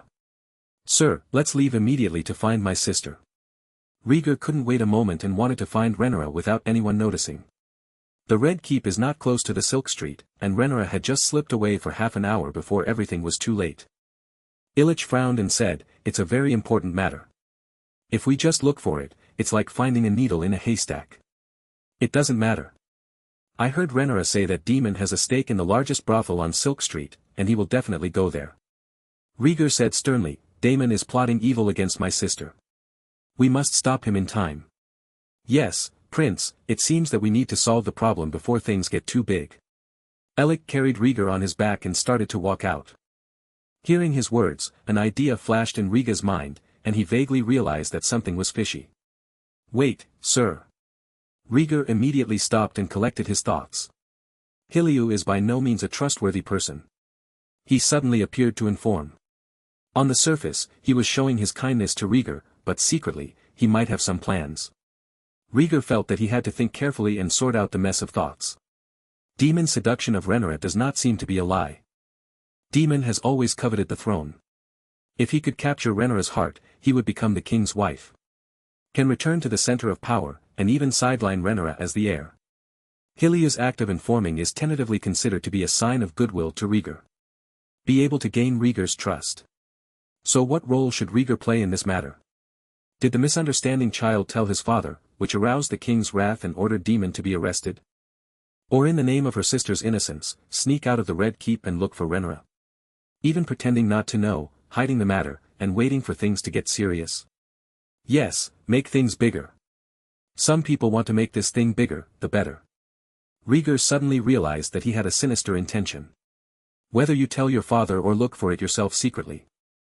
As long as someone is willing to spread it, this matter will definitely become a big deal and ruin Rhaenyra's reputation. If you turn a blind eye, you are playing into Daemon's heart. At this thought, Lei Jia was enlightened and smelled the breath of conspiracy. Rhaenyra wanted to search, but not in a big way. We have to find a way to divert everyone's attention. Chapter 43 The wind rises and the king comes. Sir, do you have a helper you can trust completely? Thinking of a way, Rhaegar planned to recruit people to join the gang. Illich affirmed, "My brother Yalek, we trust each other. Call him, we need his help. Prince, he is now serving as Prince Aegon's bodyguard. If the queen finds out, then be careful and don't get discovered." The situation was urgent and Rhaegar had no time to waste. "Sire, take me to Rhaenyra's chambers, and then you go to Alec." "Yes, Prince." Even though he didn't know what kind of medicine was sold in Lei Jia's gourd, Illich still chose to support it. At the door of Rhaenyra's room, Cole was on watch. Seeing Illich arriving from a distance carrying Rhaegar on his back, Cole wondered, "Your Highness, why are you here late at night?" "I had a nightmare and wanted to talk to my sister." Rhaegar pretended to be scared and made up the illusion. Cole hesitated, "The princess just rested, I'm afraid." "Sir Cole, Rhaenyra is my sister, and she will want to see me." Rhaegar's attitude suddenly became tough, catching Cole off guard. "Open the door and let me in." This sentence was not said to Cole, but to Illich underneath him. Illich stepped forward to open the door. Cole wanted to stop him, but he pushed him open. Rhaegar's identity is there. Desired to see Rhaenyra, Cole could not stop him. Stepping in, before Cole could take a closer look, the door slammed shut. Alec carried Rhaegar to the empty soft bed and gently put him down. As he walked past the table, he picked up an empty package and a piece of white paper with a map on it. Rhaegar looked carefully and glanced at the dresses scattered randomly on the carpet to confirm that Rhaenyra had indeed sneaked out. Handing the white paper to Illich, Rhaegar ordered, "Follow the plan I told you. If you find Rhaenyra, turn back through this secret passage. If we really follow the plan, it might have a big impact." After hearing Rhaegar's designated plan on the way, Illich was a little hesitant. "Sir, my sister is the heir to the Iron Throne. For the sake of her reputation, there is no need to worry about some losses." Rhaegar put one hand on his chest and said solemnly, "As I said, no matter what the consequences are, I will bear them all." Recalling the past encounter with the white deer, Illich's eyes gradually became firm. I promised to bring the princess back safely. Under Rhaegar's gaze, Illich turned and left the room. Before closing the door, he blocked Cole's view and emphasized, "Don't disturb the prince and princess knight conversation. Do your duty faithfully." As a newly promoted white knight, Cole respected Illich and nodded to express his understanding. Alec strode away. Silk Street. Rhaenyra, who was running under the night, walked through the crowds of people, enjoying this rare moment of peace. From time to time, he would knock over some unlucky dealer's goods and laugh like a joke. Daemon hung tightly behind her, helping her to deal with the fools who were chasing her. Boom! Rhaenyra ran into a dark alley and accidentally bumped into a man wearing a golden robe. Jean Posey grabbed her forearm and said in a deep voice, "What bad thing did you do and you are so eager to run away?" Seeing the golden robe's appearance clearly through the helmet, Rhaenyra called out the other person's name. "Sir Harwin." "Princess." Harwin Strong was startled and looked at the entrance of the alley calmly. There, Daemon, who was catching up, walked slowly. Rhaenyra also noticed her uncle and begged Harwin, "No." Halwyn thought for a moment and guessed that the uncle and nephew had sneaked out to have fun. Let go of Rhaenyra's hand and pretend not to recognize her. "Be careful, kid. You may not be so lucky next time." Speaking, he continued his patrol as if nothing had happened, and passed by Daemon who was coming towards him. Daemon smiled knowingly and didn't care about the small gold robe at all. Before he was resigned from his position as commander of the capital garrison, every golden robe was his subordinate and loyal. Do you enjoy running around and messing around? The chasing phase is over, and Daemon and Rhaenyra walk side by side. Who knows when the next time we will taste freedom will be? Rhaenyra panted lightly, obviously relieved by the wantonness. The uncle and nephew were walking while talking. As they walked, Rhaenyra noticed something was wrong. The number of vendors and sideshows around has decreased, replaced by the intoxicating sounds of men having and women having sex. Daemon took her into a stone building that she had never been before, and those disturbing sounds came from inside. As soon as he stepped through the door, a smell of alcohol mixed with alcohol hit his face. The men drank and had fun and spoke vulgarly. The half-dressed girl wandered around the hall without hesitation. Walking among the men, letting pairs of big hands caress them, peeping eyes, and making seductive smiles. Rhaenyra was stunned. She let Daemon lead her inside, her eyes spinning at the debauched scene in the hall. This is really a scene she has never seen in her life. What is this place? Rhaenyra looked at the environment warily. Daemon's voice was flat, a place where people come to have their needs met. Are you crazy? How dare you bring me here? Rhaenyra's face froze. The stimulating scene made her uneasy and she subconsciously resisted. She looked at her uncle with eyes full of desire. Her heart skipped a beat, and she had a bad feeling. Rhaenyra's expression changed slightly, and she turned back and glanced at the door secretly. If you run away at this time, it's still too late. Meanwhile, the corner of the brothel wall. Two men in black robes with the same figure stood side by side and witnessed Daemon holding Rhaenyra's hand into the brothel. Go quickly, I'll take care of it here. A man in black robes spoke first, with a serious face under his hood. Remember what I say, the bigger the issue, the better. It's about the princess's reputation, and nothing can be done carelessly. The face revealed under another black robe was exactly the same. It was Illich who was dispatched urgently.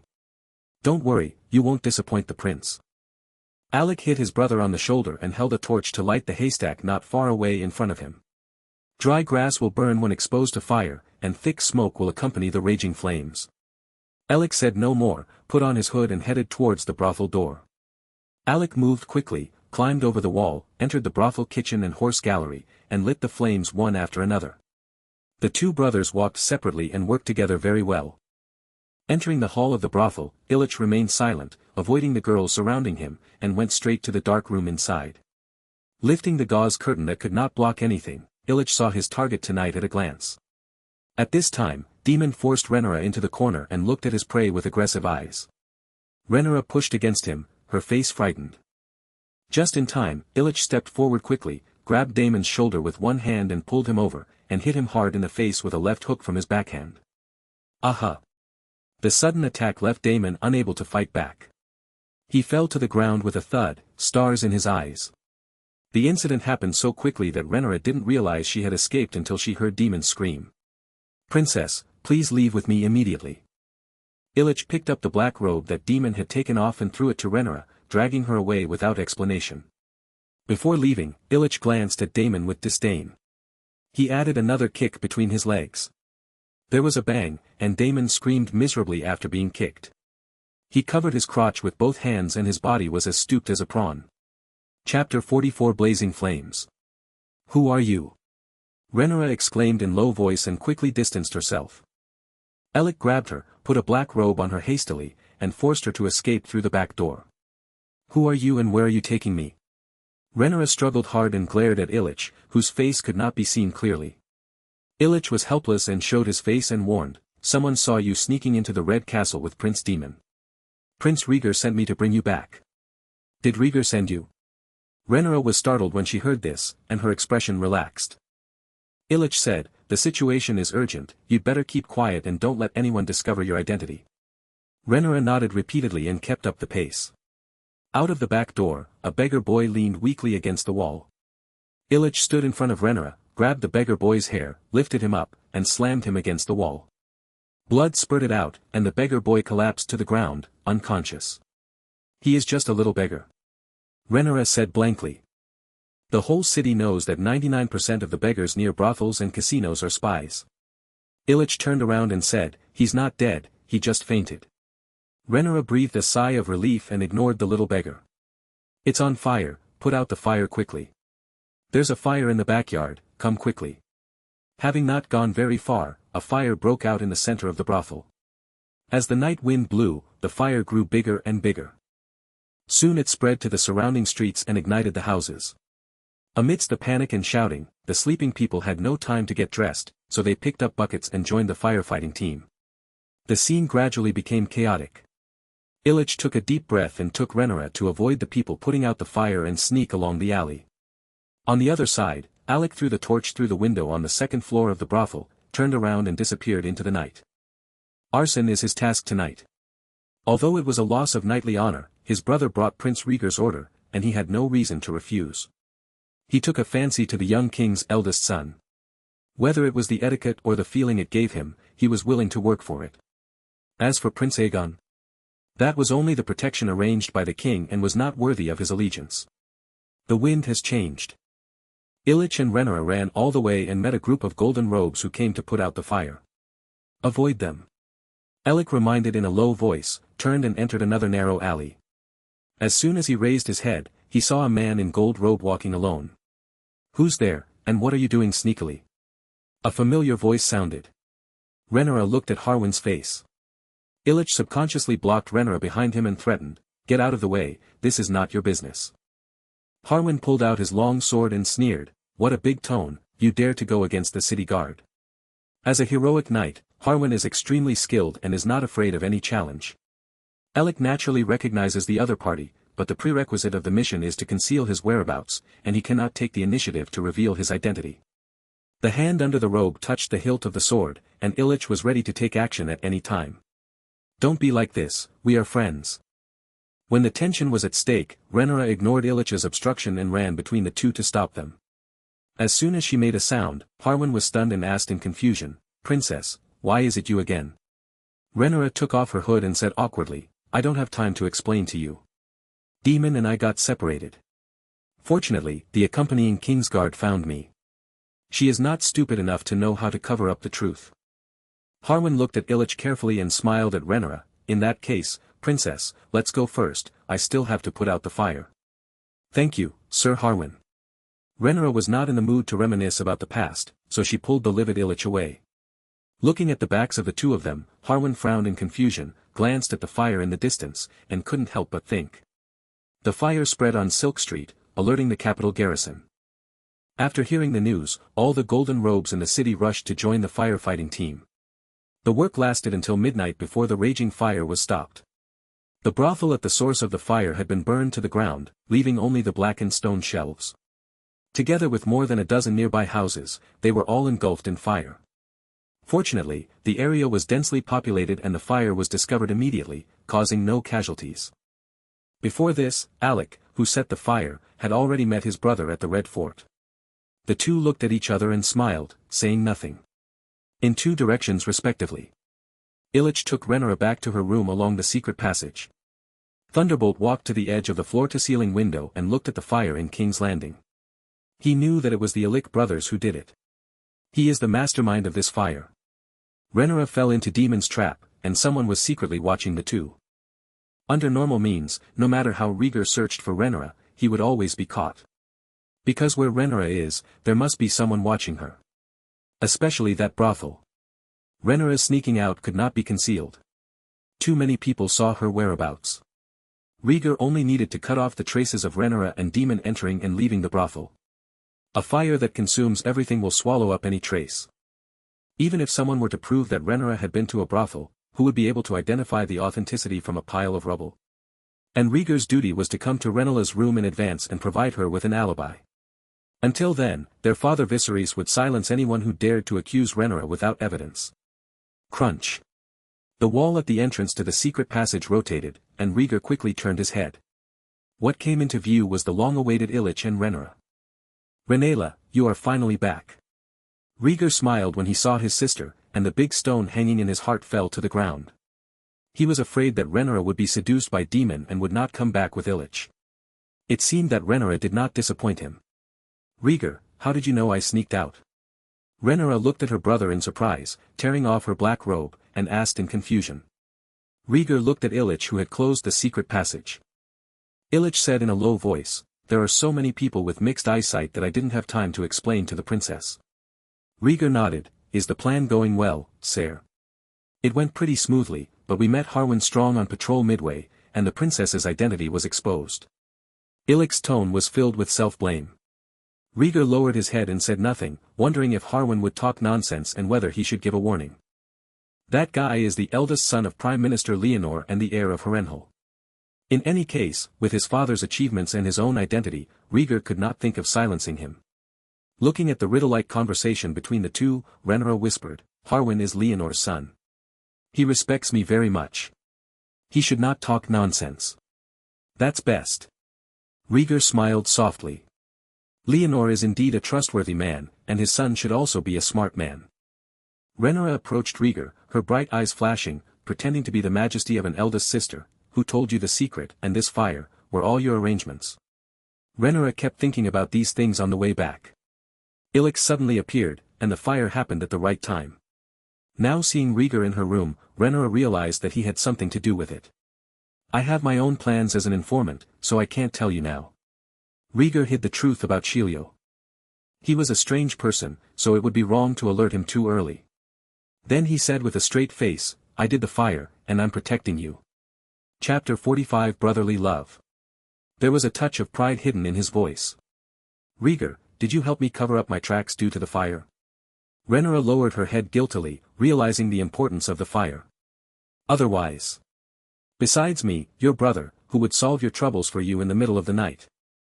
Rhaegar's face was serious and his voice was high-pitched. "Hush, who told you my whereabouts?" Rhaenyra covered her brother's mouth and asked who had tipped him off. Rhaegar shook his head to avoid her hand and widened his eyes. "There is no airtight wall in the world. You have done something stupid and you are still afraid of being known." "I didn't expect this, I just wanted to take a walk." These words touched Rhaenyra's weak point, and she murmured absently. "Did Demon bully you?" Rhaegar asked worriedly. "He didn't succeed, Sir Illich came just in time." Rhaenyra ruffled Rhaegar's hair and forced a smile. What happened tonight was indeed unexpected. She used to admire and trust Daemon very much. When I learned the cause of the fire, I was left with only fear and fear. Rhaegar was very angry when he thought of Rhaenyra foolishly falling into someone else's trap and said rudely. "If the intelligence hadn't been timely, do you believe it would have been known to everyone that you and Daemon visited the brothel by tomorrow morning? I sneaked out through the secret passage, no one paid attention to me." Rhaenyra twirled her fingers, feeling nervous. Rhaegar put it bluntly, "If no one knows, who tipped me off?" "Demon, the one who keeps an eye on you, the one who brings me news. Think about it carefully, there are already 3 waves of people targeting you, and everything that happened tonight is not a secret." Rhaenyra was silent. She is not a fool, she just trusts Daemon too much. Unexpectedly, the uncle who used to be so meticulous would suddenly show his fangs. Suppose Rhaegar didn't secretly help tonight, she couldn't imagine what would happen. What version of the rumor will be spread tomorrow? Sorry, I'm just stressed out and want to go for a walk. After a while, Rhaenyra finally made a sound. It's best that this is the case, Daemon has always coveted the throne, and you are the fat man who came to the door. Rhaegar looked at Rhaenyra sadly. This sister is so stupid. She is being played like a marionette. It is really embarrassing for him. What's that look in your eyes? I'm your sister after all. Rhaenyra couldn't stand the look in her brother's eyes, as if he was looking at a fool, and her face turned red. Rhaegar watched her going crazy quietly and shook his head. Seeing his appearance, Rhaenyra laughed angrily. Rhaegar looked sideways at her. In an instant, the sister and brother looked at each other. Scenes of caring for each other in the past come to mind and touch the heartstrings. The next second, Rhaenyra's eyes were red, she knelt down silently, hugged Rhaegar gently, and blamed herself. I'm sorry, I have done so many stupid things, and I still want you to help me deal with the aftermath. Your identity is very important, you must know how to cherish yourself. Rhaegar sighed. I'm sorry, I'm so sorry. Rhaenyra sobbed softly. I can't help you in time every time. Rhaegar leaned his face against Rhaenyra's hair and whispered. Sister, don't let your father down again. Rhaenyra was choked and speechless. She just wanted to hold her brother's thin body tightly, but she was afraid of touching his wounds. I will stay with you until the stranger takes me away. Rhaegar caressed Rhaenyra's back, his voice soft and touching her heart. Looking back at tonight's indulgent play, Uncle Daemon's wild ambition, and then embracing his younger brother, Rhaenyra felt mixed feelings in her heart. She realized that she was just a tool of superiority in the eyes of others, and she couldn't stop crying. Hitting his head on Rhaegar's shoulder, he sobbed softly. Tears quickly soaked Rhaegar's collar, and he smiled helplessly at Illich. Illich bowed and left silently at the entrance of the rotating secret passage. It would be disrespectful for him to stay in this situation any longer. It's not possible to just walk out the door, Cole is still on duty. The secret passage is a good choice. She cried for a while, until Rhaenyra had no strength to cry anymore, until Rhaegar's collar was soaked through. The girl's crying gradually subsided. Rhaenyra wiped her nose on her brother's collar, revealing a pair of eyes that were red and swollen from crying. Rhaegar's head was full of black lines. I think we both should change into a clean set of clothes. Huh? Rhaenyra raised her head in confusion, first taking a look at Rhaegar's coat which was full of snot and tears. Looking down again, he saw that he was still wearing rough patched linen clothes. You turn around first while I change my clothes. Rhaenyra picked up Rhaegar and forced him to lie on the bed. I went to Rhaegar's blind spot, took off my patchwork linen clothes, and put on a nightgown. Then, he rummaged through the closet for a small nightgown and threw it to Rhaegar. I don't have your pajamas, you should wear this first. Taking off the pink nightgown covering his head, Rhaegar's face turned dark and he refused without thinking. I have an injury on my back, so I don't need to wear clothes to sleep at night. No, you have to sleep with me tonight and you have to wear clothes. Rhaenyra reached out to take off Rhaegar's clothes and put on the nightgown. No, no, no, I would rather go back and sleep on my own than wear it. Rhaegar resisted desperately. After some fun, the candles in the room were extinguished. Rhaenyra hugged Rhaegar, who only had a pair of small pants, and breathed steadily and closed her eyes. Rhaegar was forced to act as a pillow. He moved awkwardly and found a comfortable soft place to rest his face. Neither brother nor sister spoke, waiting for sleep to come. The next day, early in the morning, spies walked into the Red Castle and sent a message to the Prime Minister. Lyanna realized something was wrong and immediately found Viserys who was having breakfast. Inform him of last night's news. Leonor looked solemn. A spy reported that the princess and Prince Daemon visited the Silk Street last night and later went to a brothel. The strange thing is that a fire broke out in that brothel that night. Daemon was helped out of the brothel, but the princess was nowhere to be seen. Viserys' expression was extremely grim. He knew the virtues of his brother, who was an absolute bastard. Able to do anything. He shook his head and said with a forced smile, "This is a lie. You have been deceived." "I hope so too, your majesty." Leonor's face looked a little heavy. Viserys immediately understood that the truth was exactly the same. Lyanna is not Alto Hightower, and he will not attack Rhaenyra as the heir for the sake of his grandson. His words and deeds were all impartial and unselfish. Daemon. He is a hungry wolf. Viserys banged on the table like a furious beast. When I think about what happened to Daemon and his daughter, I want to hang this brother immediately. The remaining sense allowed him to calm down and doubted, this must not be true. Rhaegar might have just sneaked out and left after Daemon entered the brothel. He did not believe that his daughter would go to a brothel or even mess around with Daemon. Leonor said, "This is exactly what I am confused about. This fire happened strangely. I heard that someone set the fire deliberately. Daemon left the brothel just as the fire started and many people testified that he appeared to be injured. On the other hand, the princess disappeared without a trace, and no one saw her whereabouts again." Viserys seemed to have grasped a life-saving straw and secretly said, "Yes, no one saw Rhaegar, so no one can prove that she has been to the brothel. Everything is happy. But underneath this smiling face, there is deep anger. Go and call Rhaegar, and tell her that her father has invited her to breakfast with her."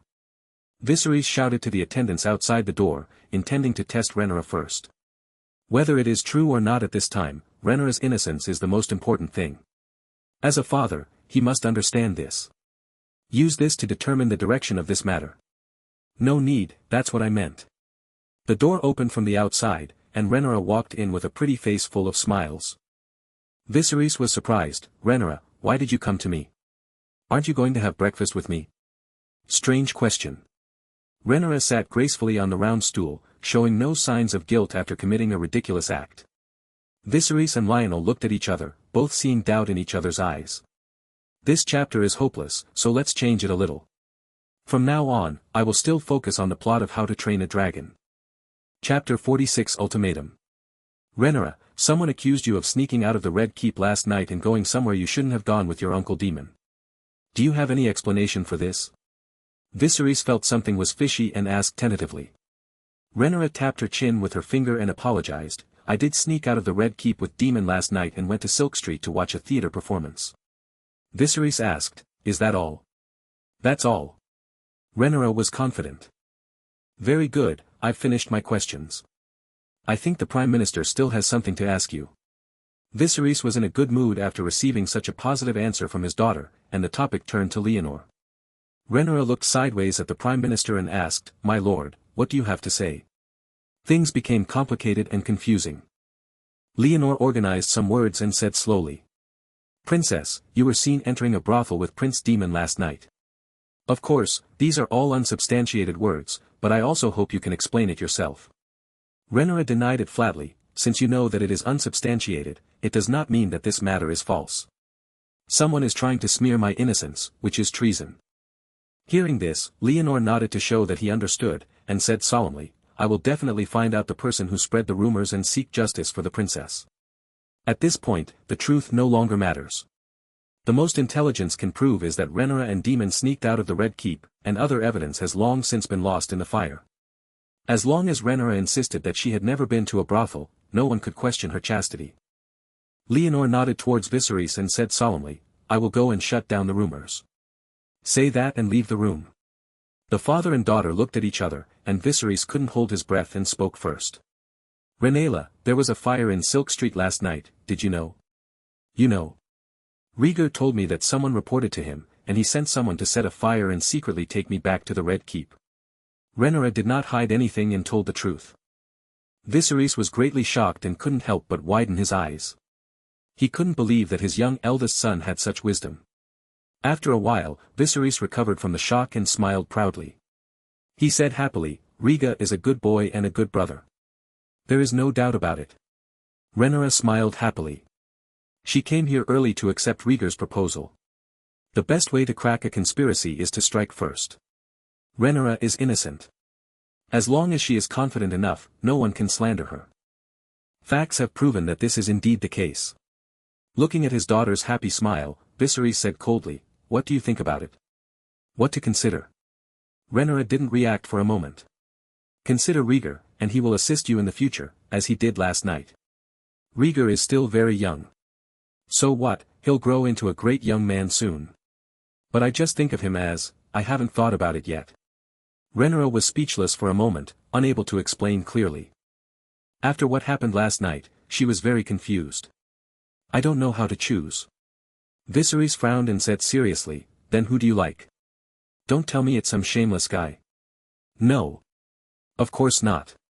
Rhaenyra quickly denied it. I admit that I had a crush on Demon in the past because of his meticulousness, but what happened last night made me see his wolfish ambitions clearly. You don't like the candidates I selected, and you rejected Rhaegar. What should you let your father do with your marriage? Viserys' eyes were filled with indescribable disappointment. He felt a chill when he thought about how Daemon's evil intentions almost succeeded last night. My heart skipped a beat and I issued an ultimatum. Lionel once proposed that you marry Ser Loninor, the son of the sea serpent Corlys. I think that is also a good candidate. Marrying him can repair the relationship between Targaryen and Valerion, and it will help you consolidate your power later. After a pause, Viserys pressed his daughter's eyes tightly, releasing the king's majesty. Rhaegar. Loninor. You must choose between the two.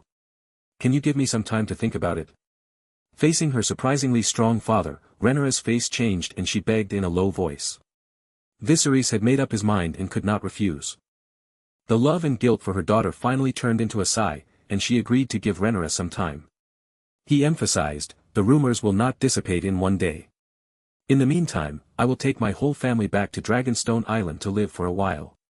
There are young dragons on Dragonstone that are suitable for taming, and Rhaegar and Aegon have exactly one each. After they tame the young dragon, I will go to Chowtu Island. It could be to propose marriage to Loninor for you, or it could be to send an invitation to the sea serpent for your engagement to Rhaegar. No matter what, you have to give me an explanation. After finishing her words, Rhaenyra waved her hand to persuade her away without giving her any room to refute. I still have things to deal with, go back and think about it. Seeing that her father had made up his mind, Rhaenyra bit her lip, got up and left quickly. This room suffocated her and she just wanted to escape as soon as possible.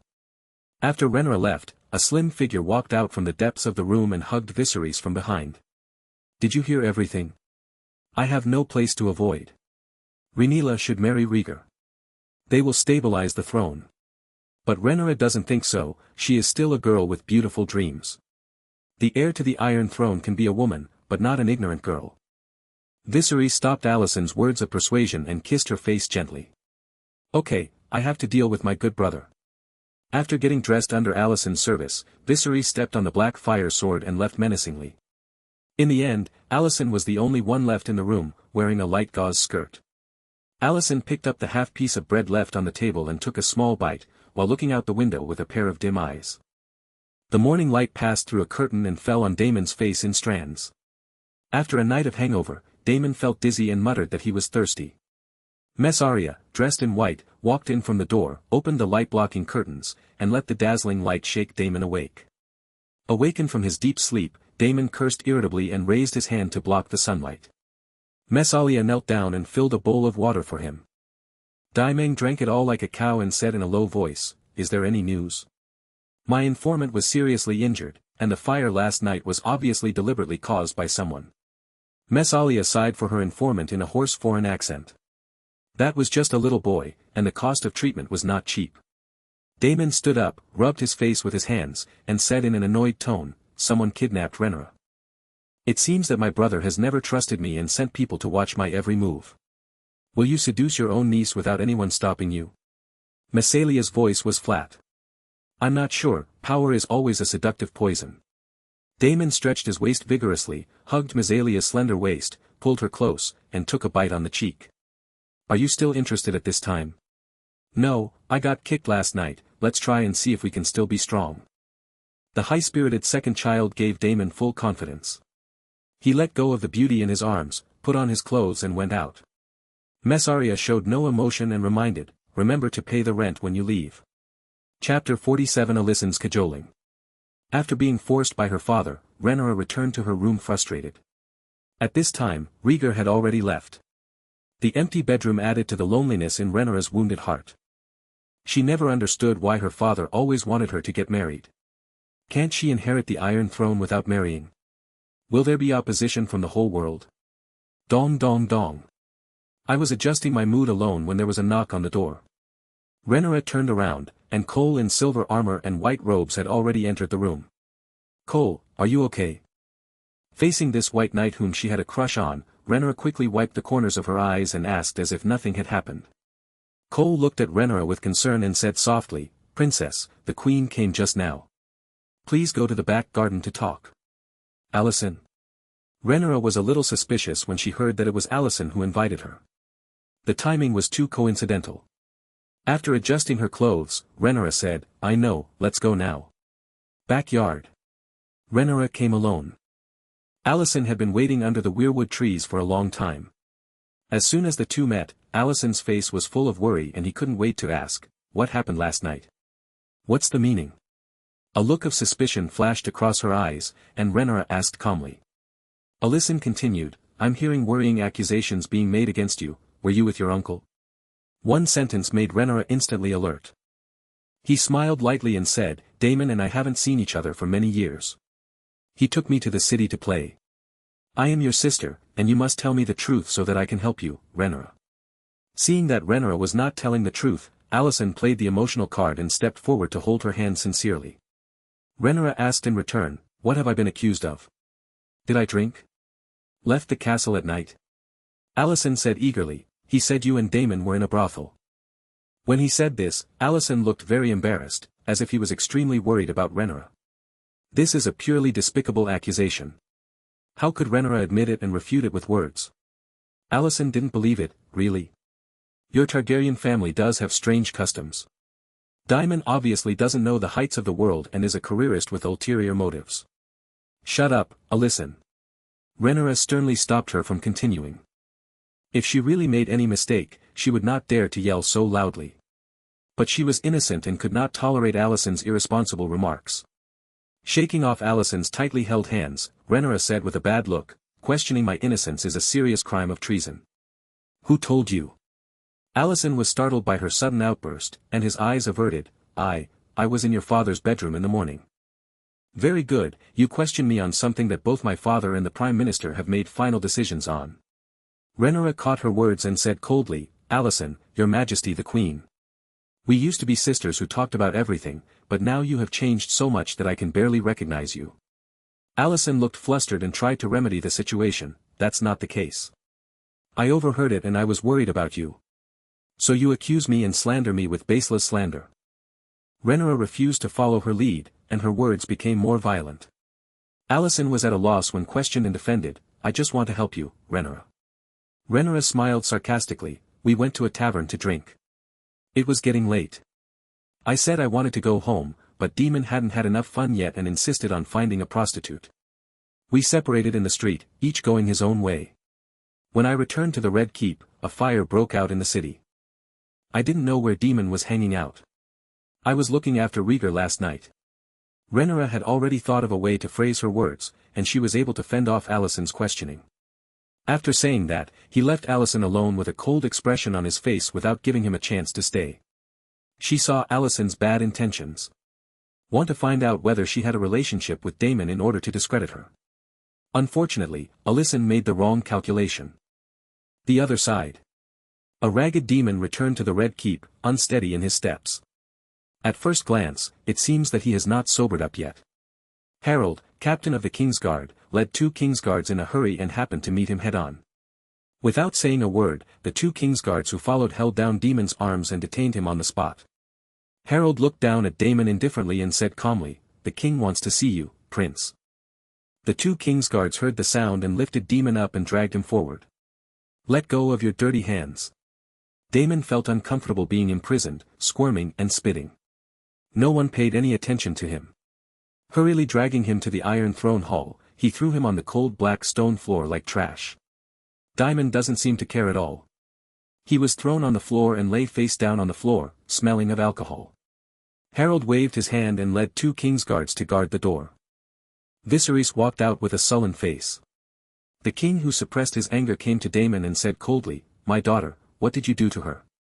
Although he believed Rhaenyra's words, he couldn't help but want to be sure again. Daemon belched wine and remained confused and silent. Viserys' expression changed slightly and he asked, "Don't you even want to deny it? I have to know what the crime is so I can defend myself." Seeming to wake up a little, Daemon asked the question knowingly. Boom. Viserys was furious when he saw his rogue face and kicked him hard in the stomach. Said angrily, "You abducted her and wanted to taint her." Daemon groaned and curled up. Viserys was furious and kicked him out again, asking, "Did you succeed in violating my daughter?" Daemon was kicked and rolled to the side, still unconvinced. what does it matter? When we were Rhaenyra's age, we had basically visited all the brothels on Silk Street.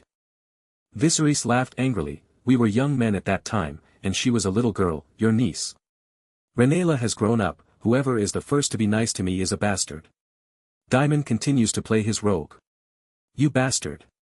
Viserys was completely angered by him, threw him down, picked up his collar, and punched him twice in the face. Daemon tilted his head, and blood flowed out of his mouth mixed with a tooth. Viserys still grabbed him by the collar and shouted angrily, "You will destroy her. After such a thing, that lord is willing to marry her. Who cares what those adults think, you are the king and your word is the golden rule." The severe pain woke up Daemon, causing him to speak out what was in his heart. Viserys was disappointed. "I have defended you all my life, but your heart is more evil than I thought." Daemon sneered indifferently and dismissed it. The two brothers looked at each other in the silent hall. Viserys suddenly laughed and taunted, "You didn't succeed, did you? My child stopped you." "What?" Daemon was confused. Viserys loosened his tight collar, stood up and looked down. "Rhaegar, my eldest son, he is 100 times better than you.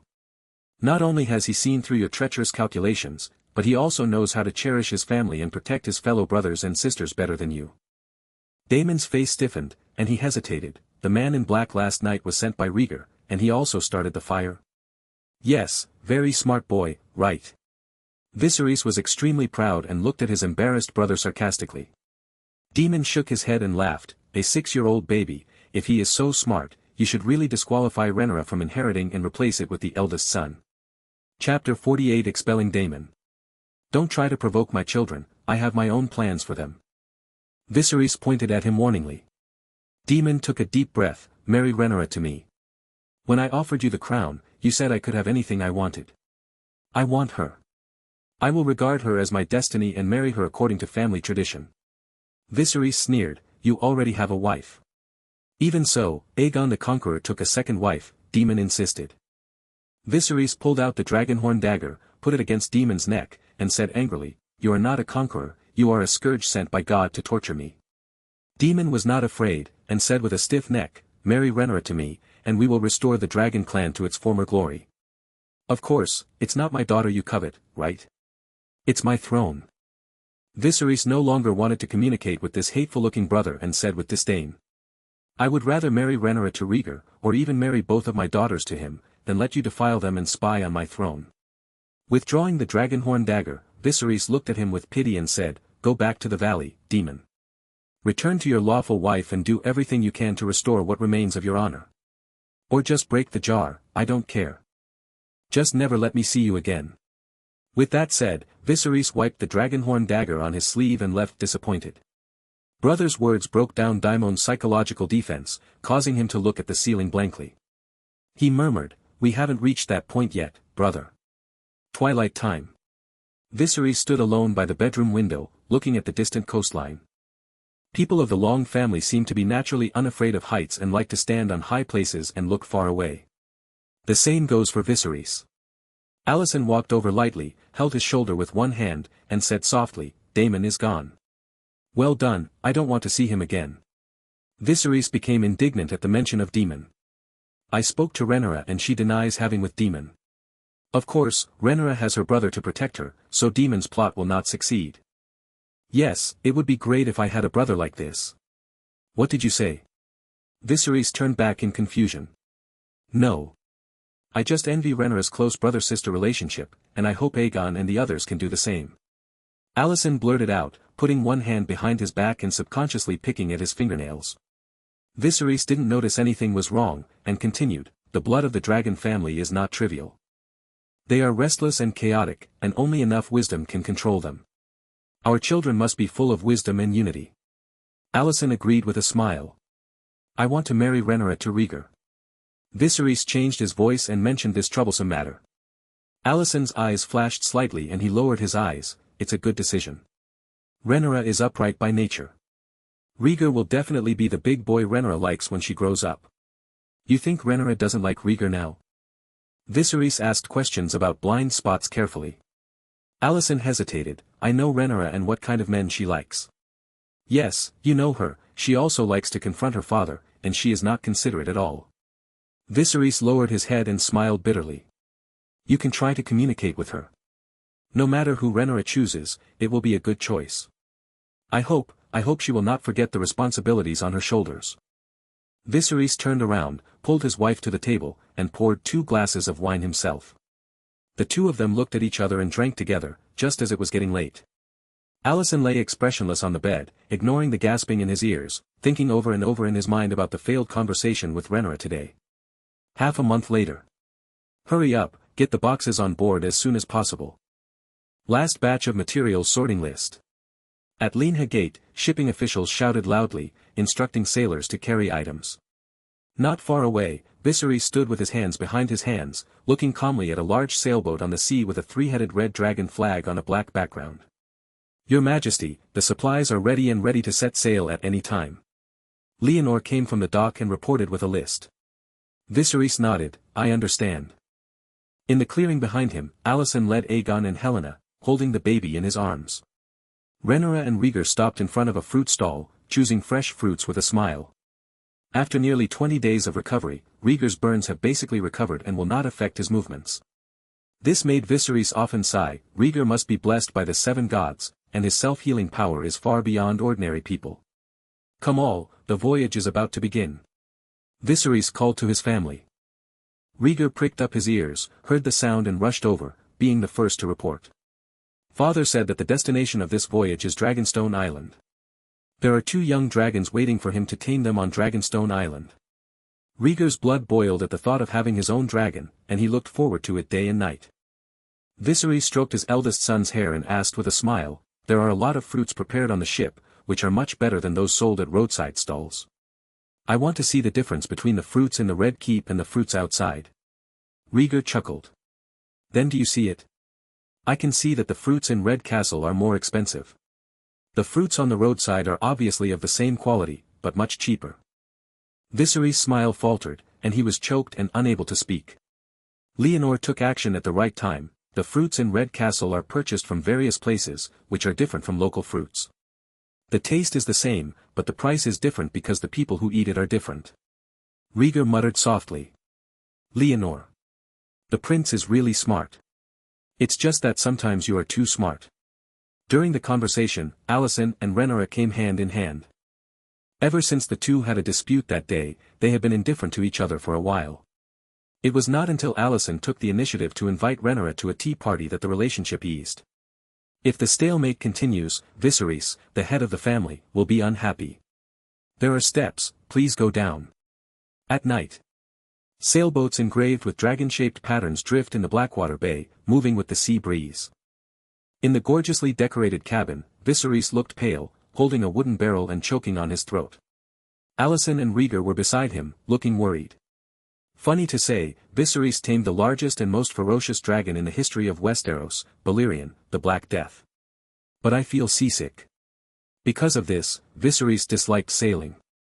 If it weren't for the fact that he wanted to witness his son training a dragon, the other would be to ease the tension with the Valerion family.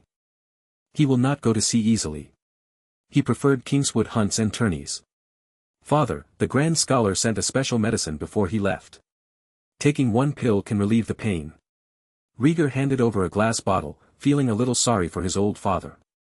Viserys glanced at it, took the glass bottle, opened the cap, poured a pill and swallowed it. I've taken too many medicines, I hope this one will work.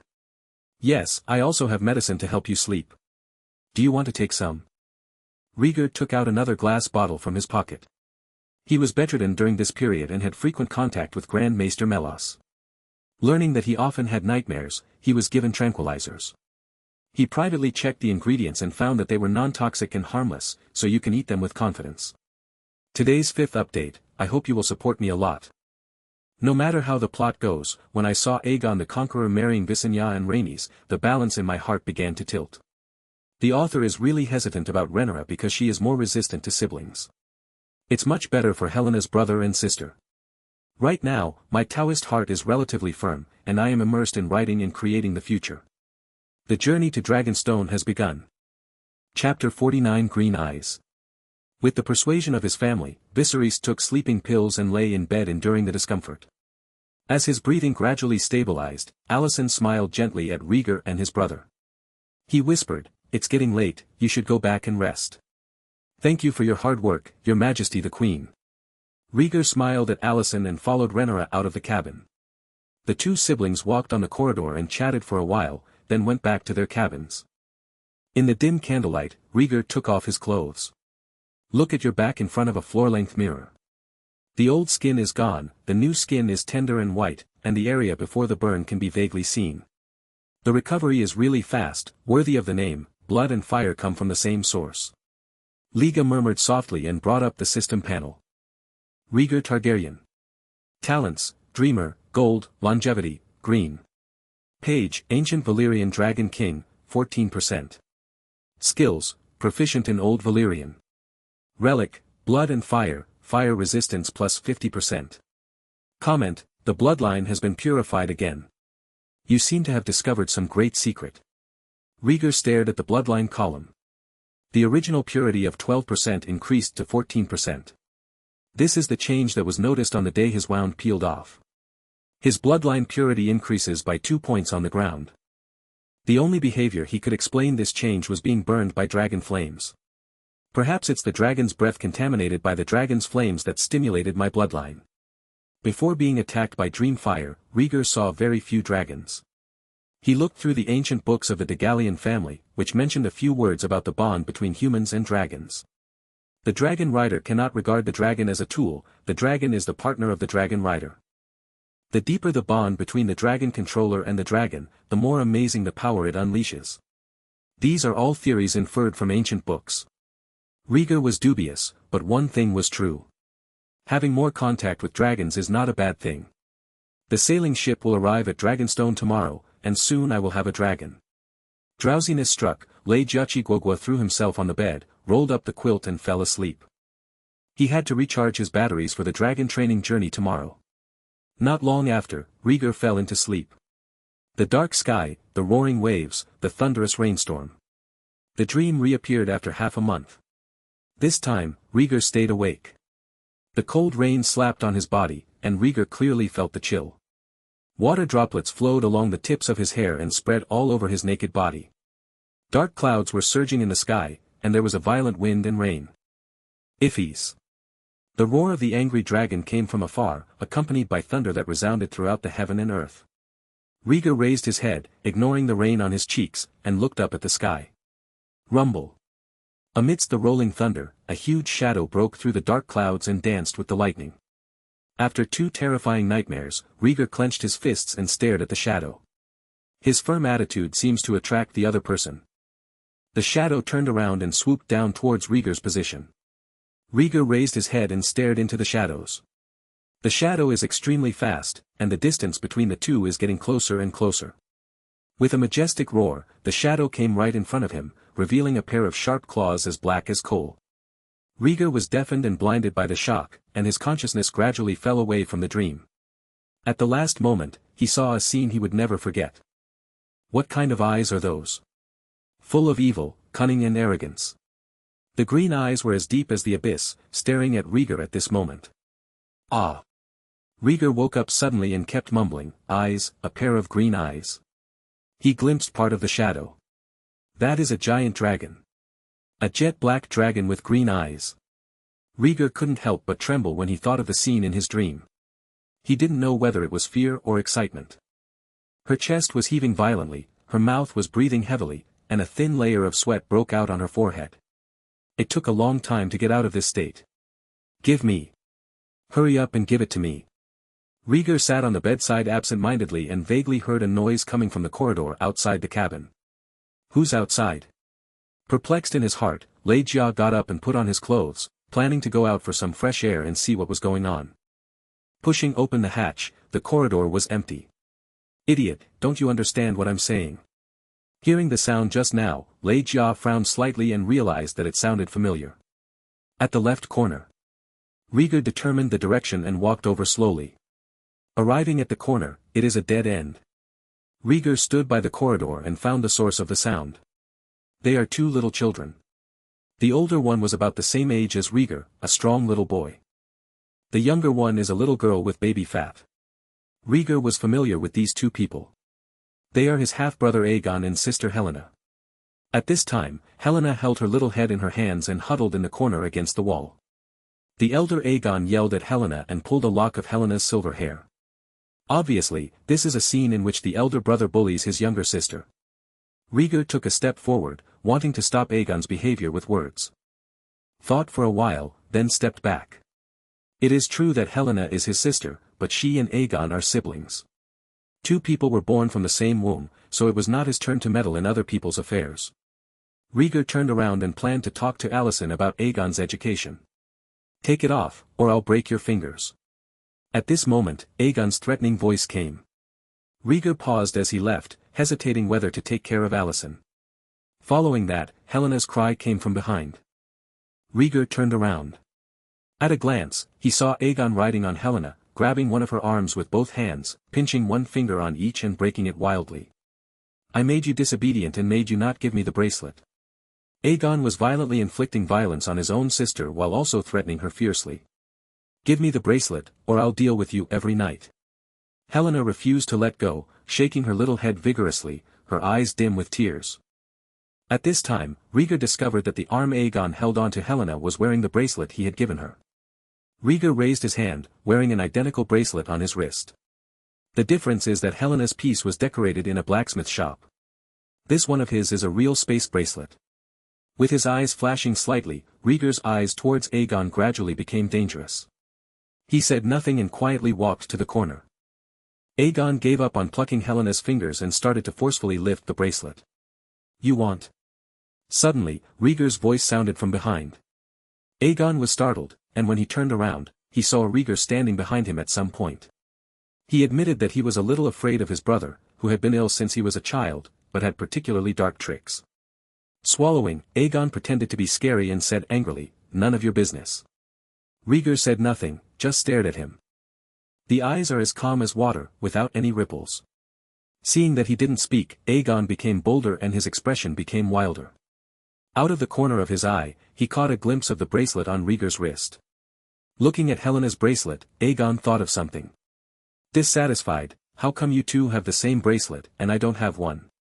Hearing his cry, Helena raised her head like a victim, only to find Rhaegar coming. After guessing for so long, have you guessed the dragon? Chapter 50 Aegon's Wail. Brother. Seeing Rhaegar's face, Helena's eyes lit up and she called out miserably. Rhaegar glanced at her, and there was no emotion or anger in his voice. Are you being bullied again? Aegon wants my bracelet. Seemingly finding a supporter, Helena burst into tears, her childlike voice filled with unspeakable grievances. See it. Rhaegar nodded and rolled up his sleeves to reveal his bracelet. Aegon didn't care about that, he slapped Helena on the head and warned, I am your brother, don't call him brother. Helena's little head shook after being hit, biting her lip, and stared at Aegon with an anger that she dared not speak. You dare to stare at me, let's see how I teach you a lesson later. Aegon scolded, turned to look at Rhaegar, reached out to touch his bracelet, and said cheekily, Give me your bracelet, Helena, and I will each have one. I won't take hers away. Looking at his fleshy little chubby hands, Rhaegar smiled. Pinch the bracelet before your hand reaches it. What are you doing? Aegon's face changed and he asked with a guilty conscience. Rhaegar smiled and said, Since you like bracelets, I will give you one too. As he spoke, he pulled his arm back, causing Aegon to stumble and fall off Helena. After falling on the wooden board, Aegon let out a soft cry and tried to get up using his hands and feet. Boom! A foot stepped on his back and pushed him down hard. Ah! What are you going to do? Let me go, or I'll call you Mom. Feeling the pain, Aegon tried to remove Alicent's threat, but was forcibly interrupted. Rhaegar turned over and sat on him, grabbed his arm and broke it in the opposite direction, and asked, You break your sister's finger, and I will break my brother's arm. Is it fair? No, I was wrong, drive me away. Aegon screamed repeatedly. Rhaegar struggled for a while, unable to stand Aegon's howling at the top of his lungs. Took off his moccasins, took off 2 socks with yellowed soles and stuffed them into his mouth. Don't dislike your own socks. Rhaegar smiled thoughtfully, then grabbed Aegon's hair, stood up and dragged him out. He gave Helena a covering bracelet. Afterwards he ordered another one. It was in his cabin, just in time for Aegon. Seeing Rhaegar drag Aegon away like a dog, Helena got up from the ground and stood there blankly. She wanted to catch up, but horrific fragmented images appeared in her mind. Fire, beware of flames. Helena trembled and started crying. The crying was so loud that it attracted the maid on night watch. Rhaegar dragged Aegon all the way to his cabin. With Aegon's fearful eyes, he threw him in and closed the hatch. Rhaegar sneered, I gave the bracelet to Helena. If you take it from her, you are disrespecting me. Now, I'm going to show you the cost of disrespecting me. Rhaegar pretended to be rummaging under the bed, but actually took out the fake one from the space bracelet.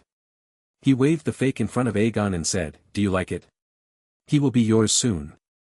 Sailboats sail on the sea in a cold and humid environment. As a royal ship, each cabin is equipped with a heating stove. The bottom of the stove is covered with hot coals, separated by a layer of iron sheets, which has good fire resistance. Rhaegar opened the heater and took out the iron piece in the middle. The red coals of fire are exposed to the air. He threw the fake bracelet into the live coals. The steel bracelet has excellent thermal conductivity and will turn red within a short time. Taking out the steel bracelet with a rag on it, Rhaegar walked towards Aegon with a smile and waved, Come, my dear brother. No. You can't do this to me, and my father won't allow it. Aegon had already pulled out the socks from his mouth, looked at the fiery steel bracelet in horror, collapsed on the ground and backed away. Boom. Rhaegar kicked him in the chest and knocked him to the ground.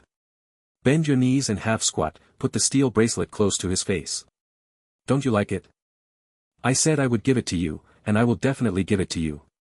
Avoiding Aegon's pushing hands, Rhaegar raised his head and kept pushing the steel bracelet down. The maid carried Helena, who had fainted from crying, and ran all the way to Alicent's cabin. Ignoring Harold's obstruction, he knocked the hatch. Noticing the comatose little princess, the older Harold's face changed. What's going on? The maid was so anxious that she couldn't understand what she was saying and kept knocking on the door. Crunch. With a series of knocks on the door, the hatch quickly opened from the inside. Alicent, wearing a nightgown, appeared at the door and saw Helena, who was unconscious. Almost instantly, Alicent felt uneasy in his heart. Alicent took his daughter from the maid's arms and asked nervously, What happened? How did Helena become unconscious? The princess fainted from crying. Before she fainted, she kept repeating the names of the two princes Aegon and Rhaegar. The maid answered tremblingly. Aegon. What's wrong with Aegon? What's the matter with Rhaegar? Hearing that it was related to his son, Alicent became even more panicked and stared at the maid to ask. The maid trembled in fright and whispered, The princess said she was careful, I don't understand what she meant. Seeing that her daughter was in a coma, Alicent's eyes widened, and his uneasiness reached an extreme level. Look out for Helena. Lefting his daughter to the care of the maid, Alicent said to Harold, Sir, something must have happened to Aegon and Rhaegar. I'll go find Aegon, and you go to Rhaegar's room. Speaking, he strode outwards and ran quickly. Just after running 2 steps, Alicent stopped. Thinking of the last incident for Rhaegar's birthday, Aegon was pressed into the cake. Alicent's pupils dilated and he turned his head and said, I'll go to Rhaegar's room, and you go find Aegon. Perhaps sensing that his son was in danger, Alicent went straight to where he wanted to be. The cabin is so large. Walking through the deep corridor, there are several cabins prepared for the royal family not far from each other.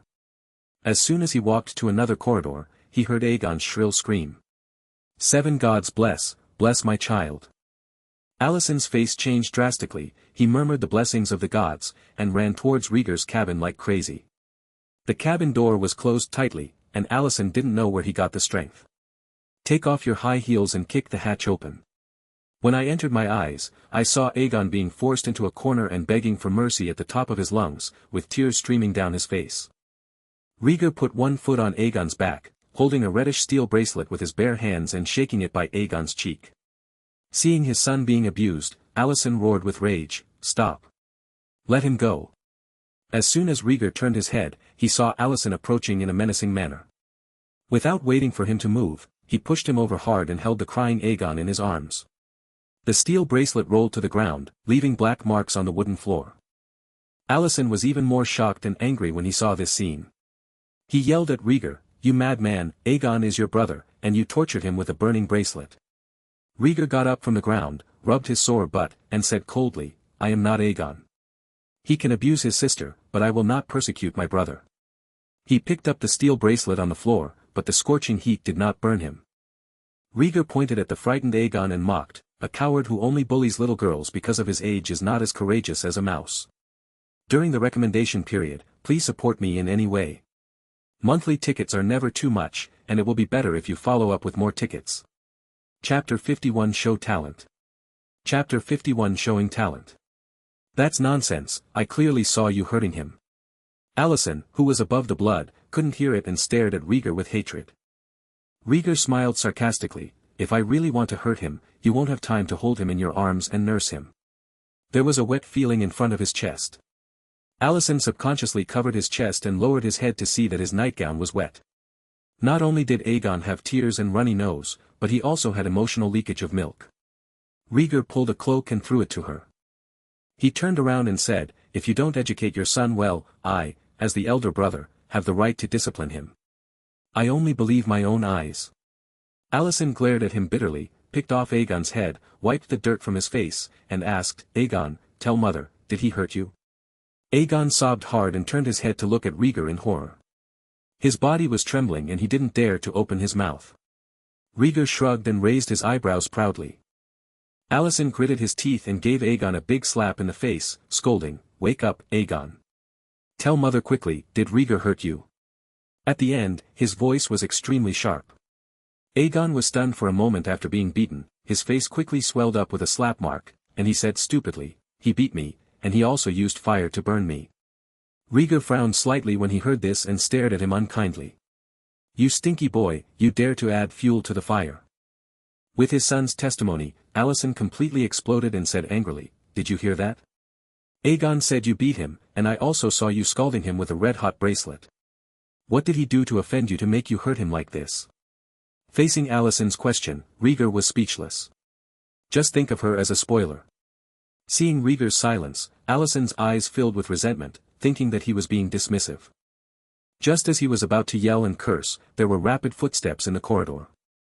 Rhaegar raised his head and saw Harold, captain of the King's Guard, rushing towards with the support of Viserys.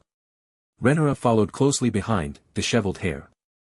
Viserys resisted the dizziness, glanced at the three people in the cabin, and said weakly, "What's going on?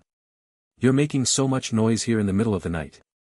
Seeing her husband coming, Alicent burst into tears and cried bitterly, "Look at Aegon, if I hadn't arrived in time, he would have been tortured to death by Rhaegar." Aegon was not stupid, and he cried loudly along with his mother. For a moment, everyone looked at the mother and son who were holding each other's arms and crying.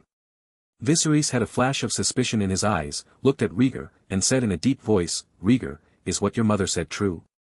She is not my mother, just a stepmother." The two sides have become a confrontation, and Rhaegar is too lazy to be conciliatory, and his words are full of denials of Alicent. His biological mother had died in childbirth long ago.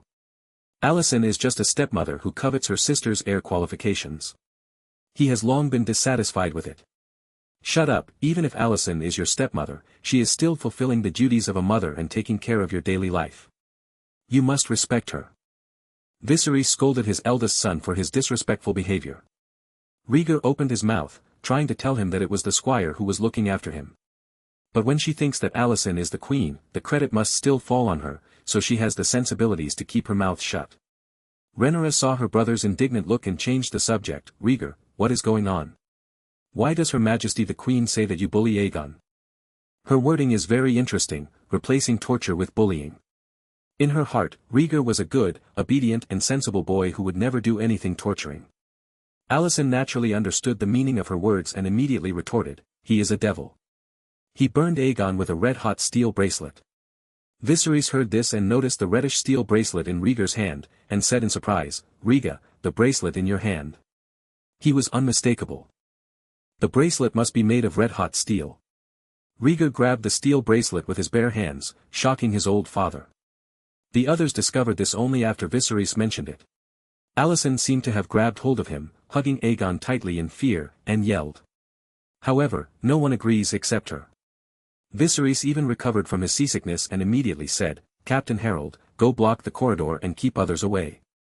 Harold nodded immediately, and could not take his eyes away from Rhaegar before leaving. There was only one family left in the cabin. Viserys breathed rapidly and asked again, "Rhaegar, don't you feel pain?" "No, it's just a little hot." Rhaegar didn't lie. Since being burned by the dragon flames, the effect of blood and fire seems to have been strengthened. Ordinary flames are difficult to harm him. Now he is holding the red-hot steel bracelet in his hand. Except for the palm of his hand being a little warm, there are no blisters. Viserys was greatly shocked. He stared at Rhaegar as if he were looking at a rare treasure, unable to conceal his excitement. It seems that the dragon flames inspired your ancient bloodline and gave you the ability to be unafraid of fire. As an ancient family, Targaryen has recorded many talented people in its long history. During the ancient Valyrian period, the Dragon King families worshipped pyromancers. A few people of Dragon King ancestry can learn magic. Although the Targaryen family has no ancestors who are not afraid of fire, Viserys believes that this is also part of the ability given by blood. Just like their family's motto, blood and fire come from the same source. Rhaegar did not explain too much and acquiesced to his father's reverie about him. His abilities cannot be concealed for a lifetime. Only by showing them appropriately can he be more accepted by others. Watching the father and son talking, Alicent looked anxious and interrupted, Viserys. Rhaegar heard Aegon, you have to make the decision for him. She saw Rhaegar persecute his children. Children are her spiritual support. She would never allow anyone to bully her children. Viserys' excited expression calmed down, and he carefully looked at the embarrassed Aegon, and saw a red and swollen slap mark on his face, and his face was a little ugly. Then he looked at Rhaegar and said with hatred, he is your brother, why did you beat him? He bullied Helena and wanted to steal the bracelet I gave him, but I caught him. Rhaegar told the truth and pointed at Aegon's face in a funny way, the most serious injury on his body was not caused by me. Aegon was so frightened by his finger that he shivered, clutching his mother's arms tightly and not daring to show his head. Viserys thought about it and found that the slap mark on Aegon's face was indeed not something that Rhaegar of the same age could have made. Walked to Alicent, took Aegon's hand, and said sternly, Aegon, look into father's eyes. Aegon was frightened to tears. Alicent quickly shook him and gritted his teeth and said, your father has made the decision for you, so show your backbone. If you really have the guts, go and give Rhaegar a good beating, just like when you bully a little girl. Rhaenyra was sarcastic and unabashedly sarcastic. Helena always plays with Rhaegar, and she also knows the reason. Plus because of her status, Rhaenyra was particularly disgusted with Aegon, who bullied the weak and feared the strong. Of course I have to speak for my younger brother. Be sure to catch up when reading the book. The more you vote, the more authors will have more creative ideas. Chapter 52 Pick it up. Chapter 52 Pick it up. Rhaenyra, shut up. Viserys scolded loudly and turned to communicate with Aegon again. Tell me, did you bully Helena? Yes. Aegon was so frightened that he forgot to cry and responded only docilely. Did Rhaegar beat you for this? Yes. He used a burning steel bracelet to scare you, but he didn't hurt you. Yes. Under the authority of his father, Aegon did not dare to lie and answered the question honestly. Viserys touched the red and swollen side of Aegon's face, glanced at Alicent's palm, and everything became clear in his heart. Alicent, the way Rhaegar taught Aegon was indeed inappropriate, but in my opinion, it was not to the extent you said. Viserys said in a deep voice. Alicent was dissatisfied with this interrogation-like questioning and said stubbornly, if no one comes to stop him tonight, who knows what Rhaegar will do to him. But Aegon was not burned, and Rhaegar did not do that. Viserys scolded in a low voice, glaring at her displeased. Alicent wanted to say more, but Viserys interrupted directly, fighting between brothers is common, and it was the same with Daemon in the past. Have you ever cornered Daemon and made him cry with fear? Alicent hugged Aegon and stared at her husband. Her father had said before that Rhaenyra would not let her children go when she came to the throne. She didn't believe it at that time. Now it seems that it is very possible. Rhaegar was already ready to make a move before Rhaenyra took action. Viserys grabbed his hair irritably, helped Alicent up from the ground, tried his best to control his temper, and said softly, that's it for tonight, my dear. Rhaegar apologized to Aegon and promised not to threaten him again. Alicent is well aware of the character of her husband and Sheeny, and must seize the opportunity to seek justice for her children. Viserys hesitated and looked back at Rhaegar and Rhaenyra. He lowered his head and muttered, both children are at fault, let them apologize to each other. The reason was that Aegon bullied his sister, and he came first. Alicent said nothing and looked at Aegon in his arms. With a messy face, Aegon glanced timidly at Rhaegar. It took him a long time to muster up the courage, closed his eyes and shouted, I'm sorry, brother. Very well, it's Rhaegar's turn. Viserys raised his hand to signal Rhaegar to cooperate. Rhaegar's eyes were like water, and he suddenly smiled. I accept your apology and apologize for my rude behavior. I shouldn't have scared you like this. He doesn't want his father to be in trouble, so it doesn't matter if he cooperates with Alicent who loves his son so much. Viserys smiled reluctantly at Alicent and suggested, it's very late, let the children go back to rest. Alicent nodded and said no more. She wanted justice, but Aegon was just frightened and couldn't pursue it any further. Viserys turned to go out, Alicent holding Aegon's hand. I thought things were about to come to an end. Unexpectedly, Rhaegar suddenly said, Aegon, don't you like the bracelet? Take it away. Viserys turned around and saw the expressionless Rhaegar. He dropped the hot steel bracelet in his hand on the floor in front of Aegon. Aegon was startled and quickly backed away for fear of being hit. Viserys became angry and shouted, Rhaegar, it's over. Rhaegar said calmly, I know, but Aegon likes bracelets, so I promised to give them to him. As he spoke, Rhaegar stared into Aegon's eyes, pointed at the bracelet on the floor, and said seriously, pick it up and take it away. No, I can't pick it up. Aegon shook his head repeatedly, shrank into Alicent's arms, and looked at Rhaegar in fear. It belongs to you, you have to take it with you. I don't want it anymore, I really don't want it, and I won't do it in the future. Rhaegar didn't care whether Aegon would beg for mercy or not, his voice became colder, pick it up, I'll let you pick it up. No, I don't want. Seeing that Aegon was frightened and confused, Alicent's expression gradually collapsed and he stared at Viserys without saying a word. The tear-filled eyes seemed to be saying. See. Your good son dared to persecute Aegon in front of you. The situation was about to get out of control. Rhaenyra took out a handkerchief, soaked it in water, folded it, wrapped it around the bracelet, and stuffed it into Aegon's hand. Then he said to Rhaegar worriedly, Stop it, Rhaegar.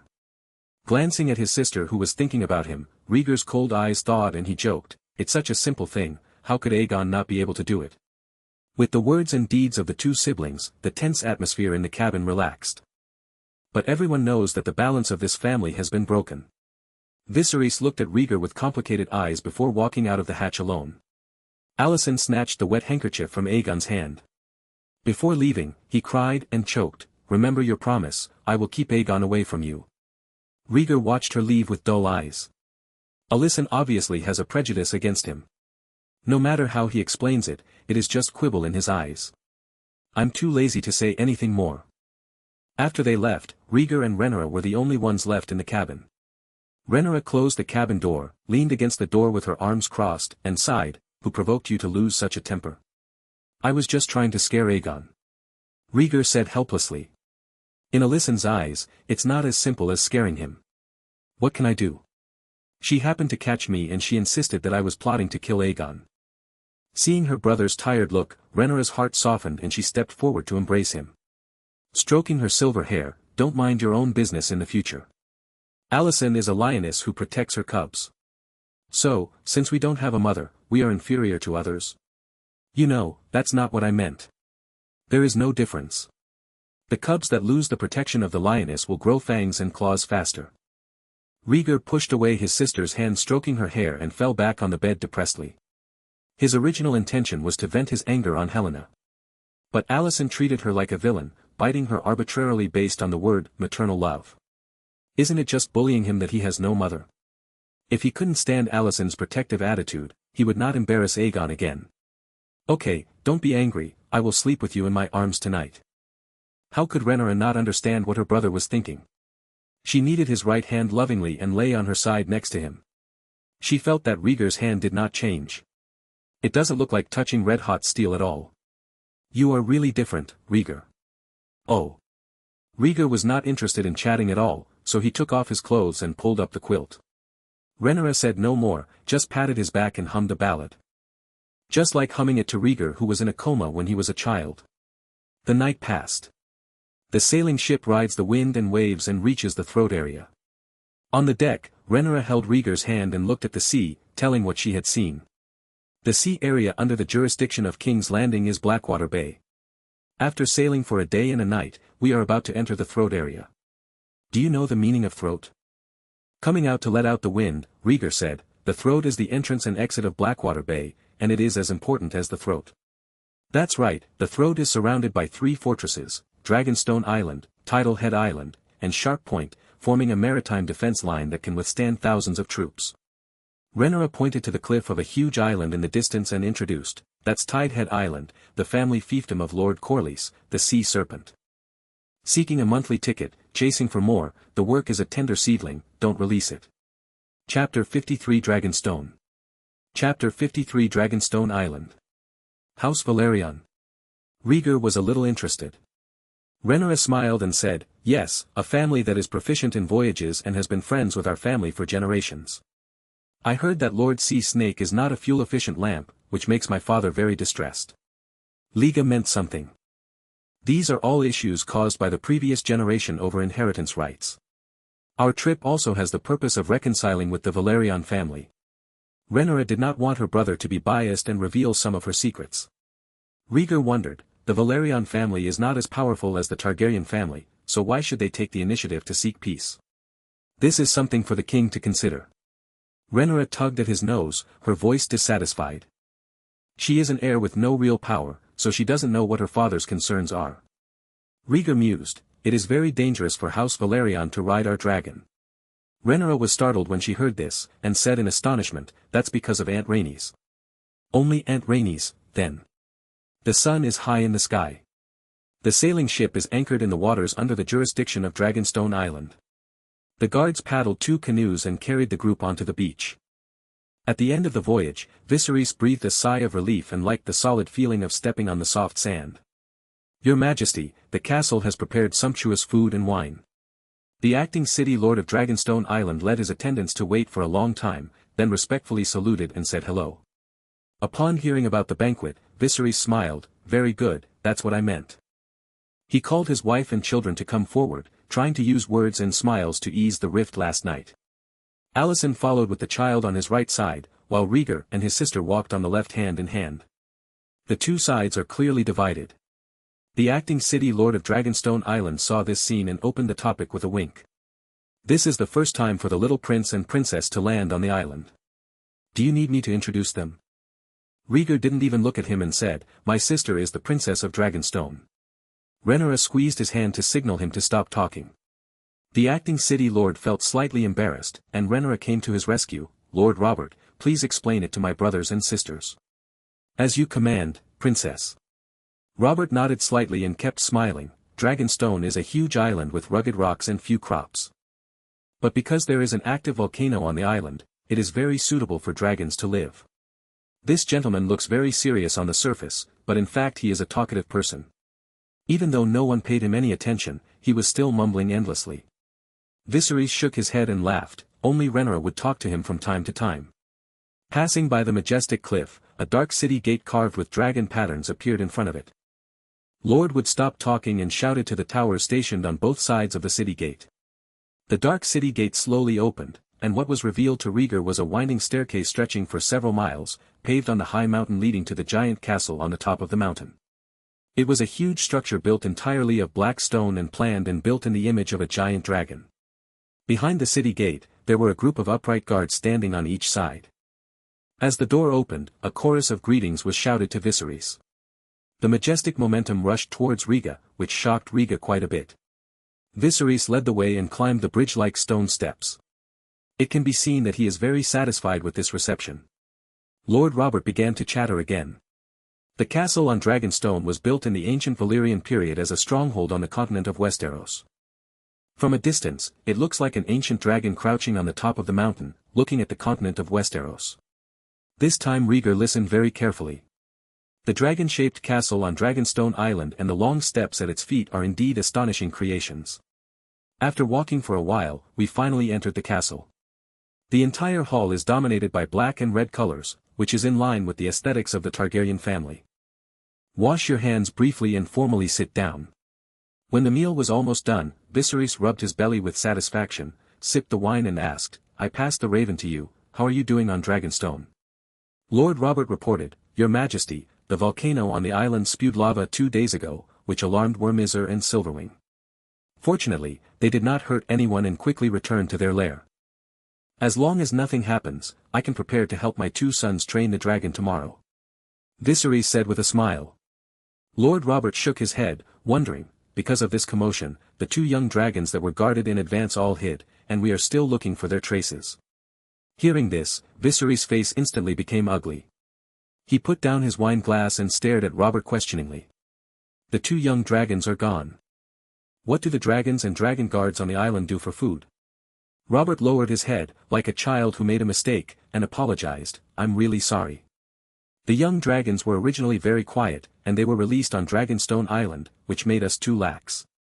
What's wrong is what's wrong. Lord Robert is very good at this and does not shirk responsibility." Viserys' eyes widened angrily, and his newly filled belly seemed even bigger. He said angrily, "Find the young dragon as soon as possible. It also takes time for the princes to establish contact with the young dragon." "Yes, your merciful majesty." Lord Robert bowed repeatedly and rushed to find the young dragon as if he were running away. There was only one family left at the dinner table. Rhaegar questioned, "Vormother and Silverwing have been sleeping for many years, and they still show up. It's nothing strange. Volcanic eruptions are natural disasters, and giant dragons also know how to seek advantages and avoid disadvantages."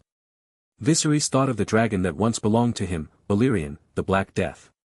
It was a giant dragon that was larger than Rhaegar, with a pair of wings that covered the sky and the earth, and the dragon's flames were enough to melt stone. Unfortunately, it was too late for him to control Balerion. When he was a boy, he could only ride Balerion and fly around King's Landing, but he couldn't even go back and forth to Dragonstone. Recalling the past years, Viserys chuckled, pushed away his chair and stood up. "Your king and father is full, and now he wants to go back and take a nice nap." After he left, the table fell silent. Hurry to fill their stomachs and leave the table. It was still early. Rhaegar pestered Rhaenyra and asked her to take him around Dragonstone Island.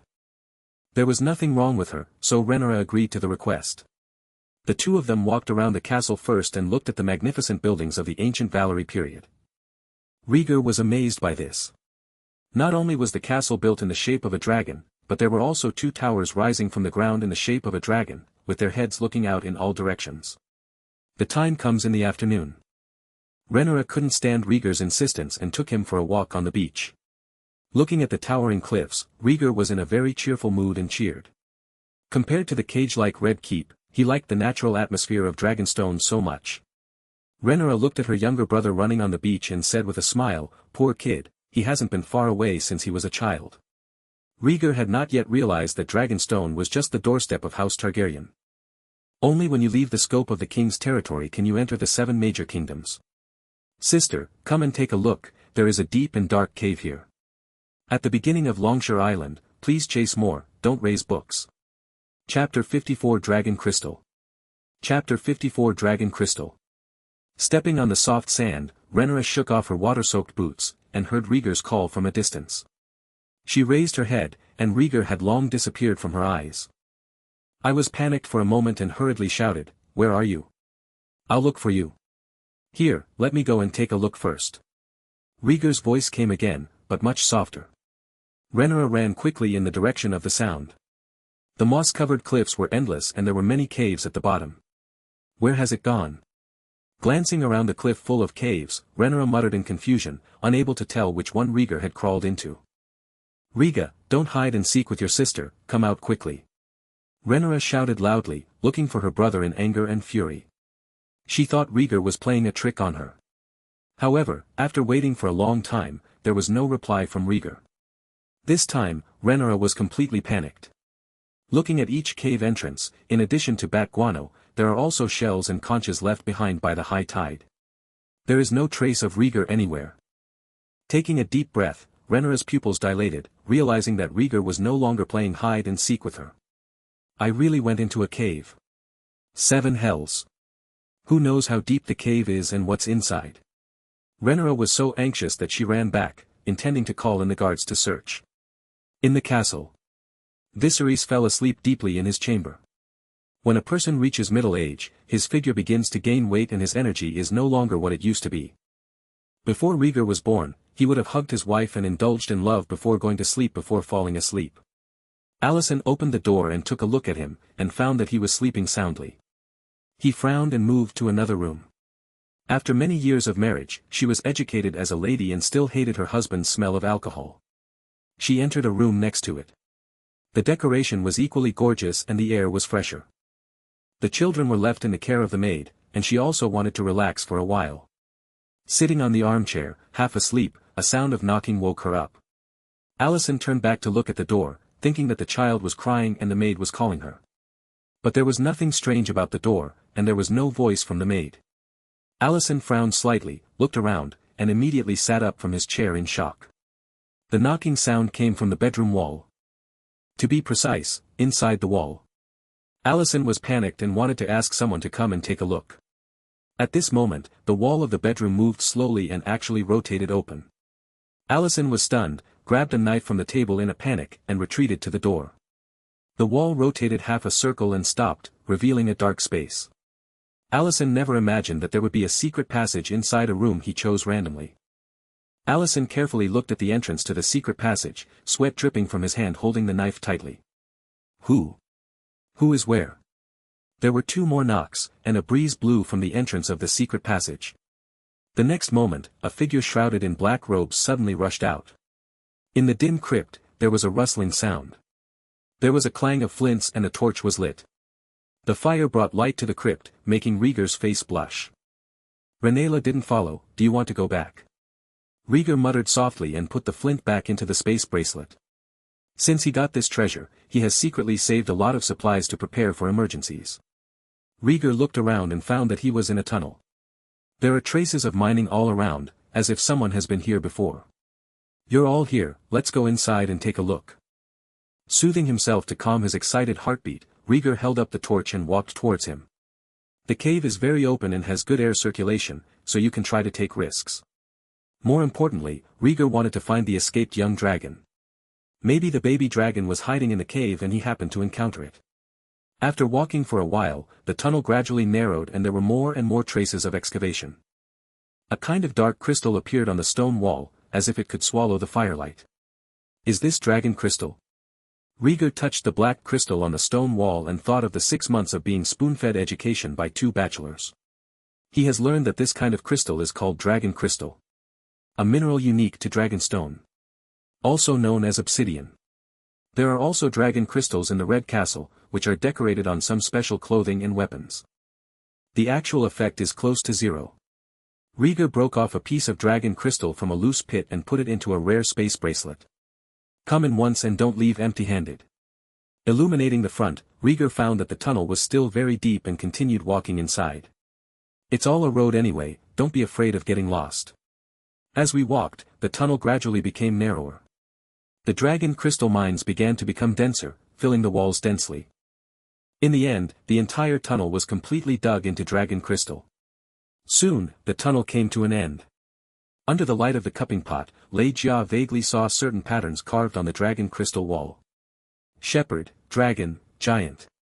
Even, some kind of ferocious-looking monster. Rhaegar took a closer look, taking in all the carvings to see what was recorded. A song of ice and fire. Rhaegar immediately thought of this legend. Engraved on the dragon crystal wall are prophecies representing the song of ice and fire. From the 14 fire peaks in the ancient Valyrian period to crossing the ocean to Inar. There is also a record of a long night brought about by a monster many years ago. Is Aegon the Conqueror's prophecy true? Are there really White Walkers in the world? Liga stared at the dragon crystal wall dumbfounded and muttered to himself. This kind of shock is far greater than a giant dragon.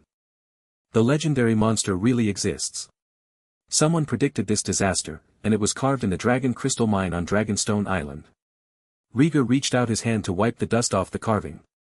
As soon as you touch it, a system prompt sounds in your ear. This exploration mission has begun, and the target is the dragon crystal stone wall. Calling out the system panel and loading the exploration data. Dragon crystal stone wall. Exploration progress, 0. 2%. We are on an exploration mission. It seems that these carvings are not fake. Through the initial progress of the exploration progress, Rhaegar deduced that the quality of the dragon crystal stone wall was not low. This means that it is either precious enough or long enough. The value of the prophetic carvings on it is beyond doubt, and the time scale recorded is far beyond what he knows. It seems that he can obtain another high-quality relic. Rhaegar took out a small bench from the space bracelet and sat on the dragon crystal stone wall, waiting for the exploration progress to end. I hope Rhaenyra won't worry and think I'm lost. Alicent's bedroom. Allison, who was startled into a cold sweat, sat angrily on the armchair and glared ahead. The man in black robe stood in front of her, with his hands folded on his lower abdomen. Allison breathed heavily and said angrily, "Why are you on Dragonstone Island? What is your purpose?" The man in black robe didn't care about her hostility and said in a low voice, "My purpose is not important, the purpose of your trip is important." "What's the meaning?" Allison was puzzled. The man in black robe said, "The two princes wanted to tame the young dragon, but unfortunately they were scared away. The guards are searching non-stop and will soon find out where the baby dragon is hiding." "Really? I happen to know where the two young dragons are. What do you want?" "I'll tell you where the young dragon is. Prince Aegon can choose first, but you have to share the other location." The man in black robes said with deep meaning. Allison stared at the man in black robes for no apparent reason, wondering what his intentions were. However, thinking of the importance of a dragon to the Targaryen heirs, Allison asked, "Where is the young dragon?" "The dragon will appear soon, ensuring a good show. Seeking to change, seeking monthly tickets, thank you for your support." Chapter 55 Second Legend. Chapter 55 The Second Legend. In a blink of an eye, the sky becomes gloomy. Longjing Mine Cave, in front of the stone mural. The young prince was immersed in his sleep, unaware of the passage of time in the outside world. Suddenly, Rhaegar shuddered and woke up from his sleep. Looking around vaguely. The system prompt sounds just right. "This exploration is over, please pick up the lost treasures." Rhaegar immediately became energetic and searched every corner with his eyes. Dragon Crystal Stone Wall. Exploration progress, 100%. Where is it? Rhaegar searched around and found a round red halo on the Dragon Crystal Stone Wall above his head. Red, it's a legendary relic. Rhaegar's eyes widened and he carefully poked through the red halo. The red light like fireworks bloomed and fell on the top of his head. The relic was picked up successfully, checking. The test was successful and it was determined to be a legendary relic, the Last Fire. It is indeed a legendary level, a mysterious relic comparable to blood and fire. Rhaegar rubbed his hands expectantly and looked at the faint flames appearing on the system panel. The core of the flame is orange, and the edges are wavering red. Like a fire that can be extinguished at any time. The last fire seems to be extinguished. Rhaegar was full of desire to explore and tried to activate this weak flame. Activation failed. The legendary relic is unique and special conditions must be completed before it can be activated. Hearing the explanation of the system prompt, Rhaegar recalled the first time he explored Balerian's skull and obtained the Dragon's Legacy. The scarred dragon scales require the blood of a true dragon to be activated. Precious things are always unique. Liga frowned slightly and called up the annotation font on the system panel. Look at the comments on The Last Fire. Flame is the enlightenment of a civilization. The ancient civilization grows from immaturity to behemoth, from strength to destruction. Every civilization has a unique inheritance. The immortal crystal preserves the last fire, waiting for the warriors to regain their glory. 2 lines of small text describe the origin of the last fire, but do not reveal how to activate it. Rhaegar frowned slightly, secretly regretting that he had a treasure but didn't know how to use it. Since it is the last fire, it must be related to fire and magic. When it comes to fire and magic, the first thing that comes to Rhaegar's mind is dragons. The legacy of the dragon requires the blood of the true dragon. Maybe the final fire requires dragon flames. Rhaegar couldn't stop thinking. As soon as it gets dark, the temperature in the cave gradually drops. Rhaegar's breath was filled with white mist, forming a contrast between ice and fire next to the torch. What a pity, it must be very late. After exploring and obtaining the relics, Rhaegar's adventure was successfully completed, and now he had to face the consequences of running away. Going back along the original path, Rhaegar was thinking about how to make excuses. Outside, a bright half-moon hangs high, and the night is dotted with stars. The seawater lapped on the beach, unable to stop the guards from searching. As soon as Rhaegar got out of the narrow hole, he looked up and saw torches swaying and noisy voices calling his name. "I'm here." Rhaegar held up the torch and called to the guards not far away. "Your Highness, come quickly, we have found Prince Rhaegar." A guard shouted quickly. There were messy footsteps on the beach, and Rhaegar was guarded among them. Soon, the figures of Viserys and Rhaenyra appeared in front of him. Without waiting for Viserys, the father, to say anything, Rhaenyra rushed forward and threw him to the ground. Her pretty face was full of anger, and her voice was hoarse and crying, "You bastard, where have you gone?" "I was in the cave and found something." Rhaegar didn't dare to move, he lowered his head and said no. "There's nothing more important than your safety, you almost scared me to death." Rhaenyra was like a furious female dragon, with tears falling down her cheeks, and she choked with sobs, "You disappeared under my nose. If something happened to you, what would you tell me to do? My mother only left me with you as my only support, what should I do without you?" As she spoke, Rhaenyra's tears rolled down her cheeks. She angrily pushed Rhaegar down on her legs and spanked her hard. Looking at his sister who was so sad, Rhaegar didn't dare to resist. He covered his face with his hands and let her teach her. "All right, Rhaenyra." Viserys, who was still angry at first, lost his temper when he saw this, and walked to his daughter to comfort her. "Don't forget that the sun just found her and made her very angry." Rhaenyra stopped, wiped her tears with her sleeves, and said threateningly, "Next time, I'll break your legs, drag you back to the Red Keep, and lock you in the attic for the rest of your life." Rhaegar nodded like garlic, promising that there would be no next time. While taking out a piece of dragon crystal from his arms, he said with mixed truth and falsehood, "I didn't run around on purpose, but there was a mysterious feeling calling me." "Fart, this is your excuse." Rhaenyra cursed directly. Viserys frowned and asked in confusion, "Did you enter the dragon crystal mine?" "Yes, that unknown existence guided me to the dragon crystal mine and revealed the ancient legend." Rhaegar confirmed. "What is it?" Viserys half believed what the eldest son god said. The importance of a dreamwalker in his mind is extremely high, and he is willing to listen to the adventures of his eldest son. Rhaegar drew several imitation drawings on the sand and said solemnly, "A long time ago, someone carved the legend of the Song of Ice and Fire in the dragon crystal mine." Viserys looked at the sand paintings and hurriedly asked, "It's really a Song of Ice and Fire? Which mine is it in?" He remembered the prophecy recorded in the dragon's horn dagger. There are similar legends and records at the moment, how could he not go and take a look? Rhaegar pointed out the entrance to the cave for him, and Viserys said, "You and Rhaenyra go back and rest first. She is very tired from looking for you all day." Then he led the accompanying Captain Herald of the King's Guard and 2 guards into the cave. Rhaenyra was half informed and confused. "What is the Song of Ice and Fire? Isn't that a legend?" "I can't explain it at the moment, let's go back first." Rhaegar held her hand in a flattering manner. "Go back and explain to me." Rhaenyra turned her head away and held his hand tightly. "It's already midnight now.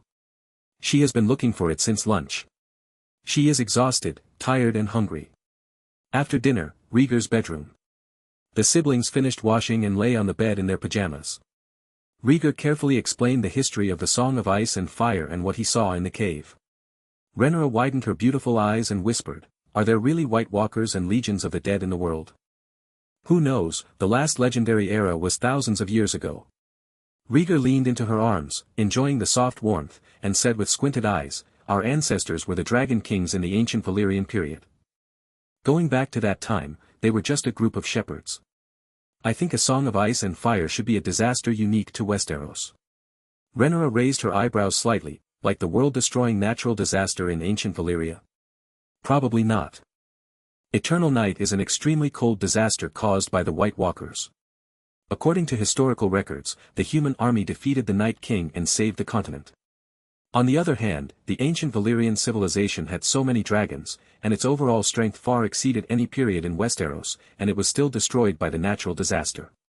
It can be seen that the natural disaster that destroys the world is more terrifying, leaving no room for resistance. Last night I finally watched the show Game of Thrones, and I was really touched by it. The first 7 seasons are great dramas, there is nothing else to say. Season 8 is a from me. Especially when I saw the last episode, Dragon Mother was killed, Snow returned to the Great Wall, and the children of the Wolf family realized their wishes. Every cell in my body is saying one word, disgusting. Longma struggled for so long and was killed like this. Snow is so miserable that he chooses the worst one out of 10,000 solutions.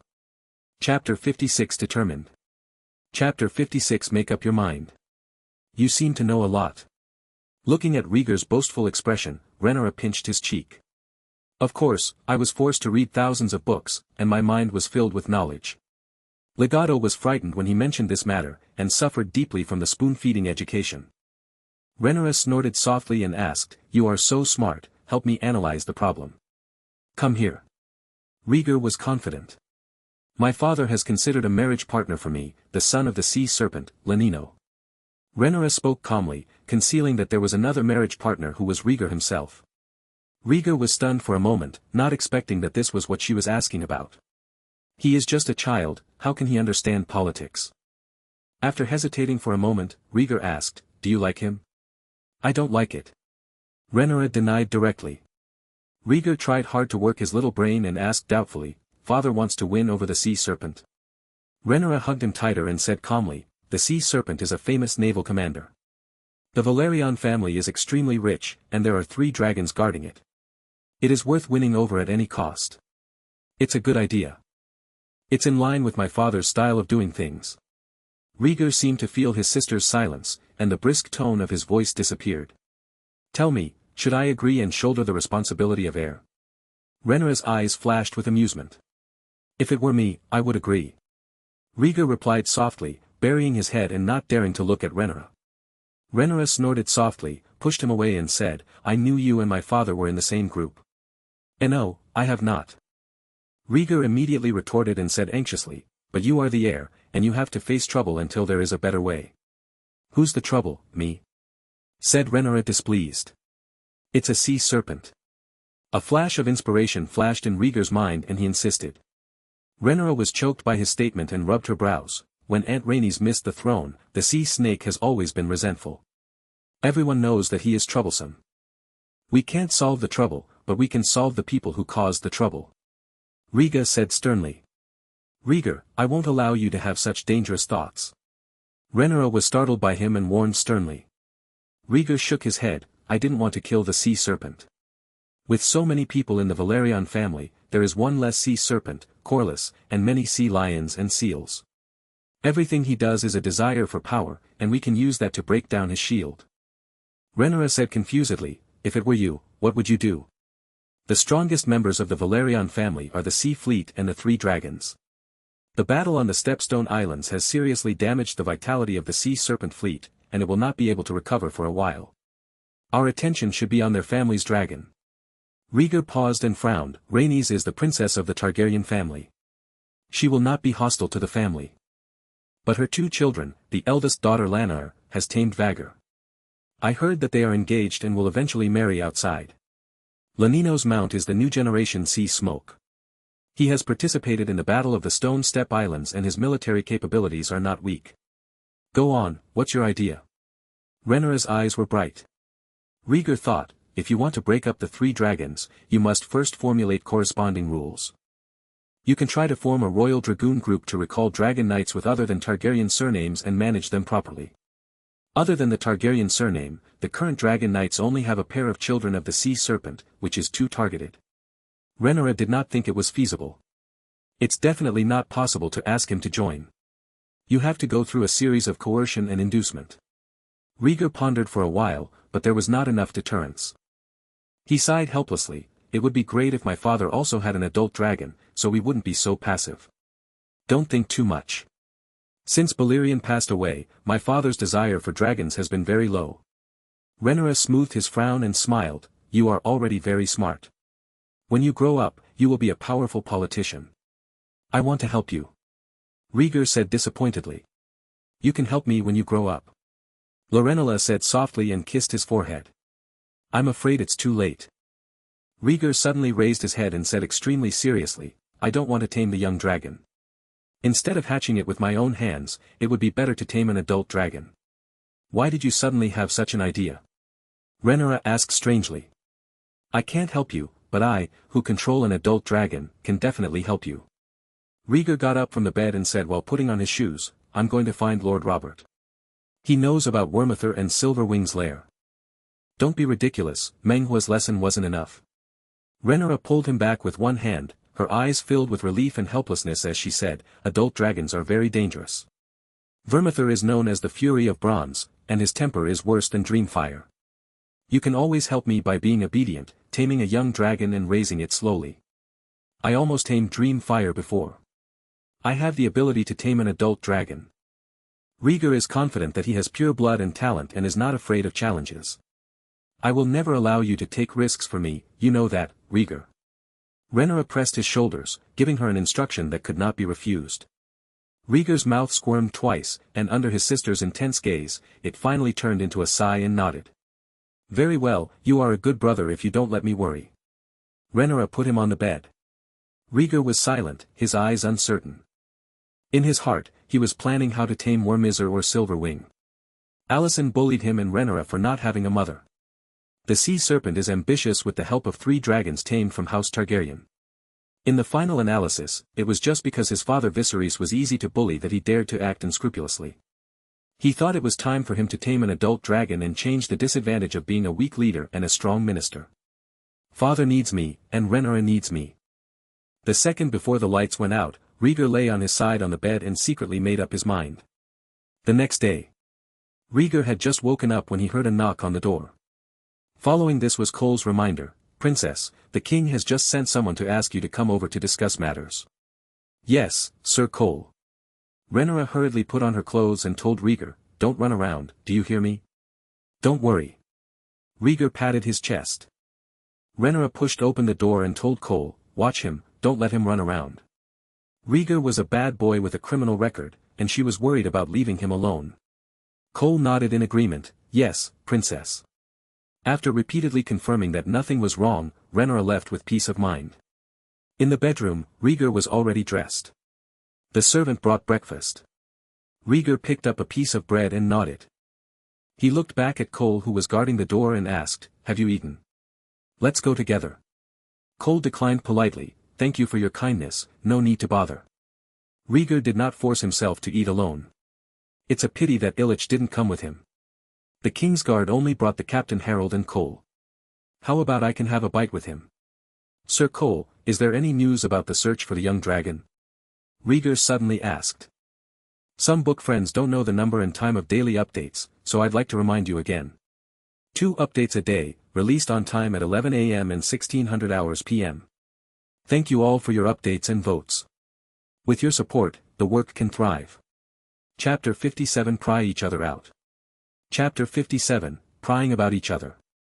"Not yet, I heard that Queen Alicent has sent more people." Cole answered honestly. "Is Lord Robert looking for you too?" Rhaegar pretended to chat casually.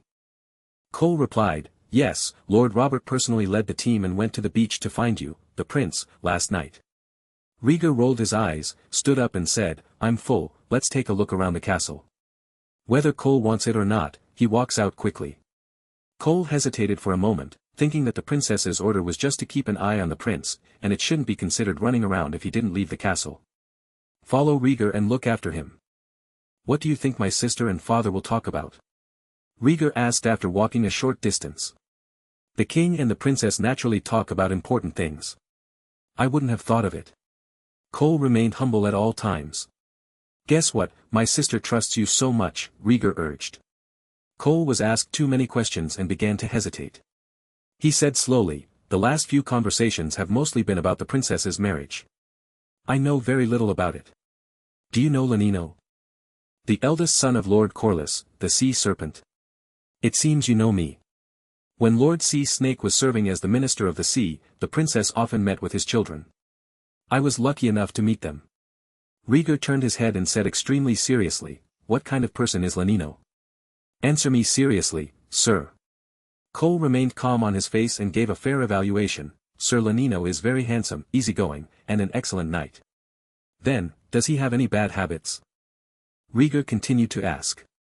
Based on Rhaegar's understanding of Rhaenyra, if Lanino is as perfect as Cole said, it would be a perfect match. Rhaenyra likes handsome, gentle men and has no reason to resist. Cole kept his mouth shut and remained silent. Rhaegar understood. Lanino has problems, but chivalry makes Cole refuse to speak ill of others behind their backs. Rhaegar tried, "Is he addicted to drinking and gambling?"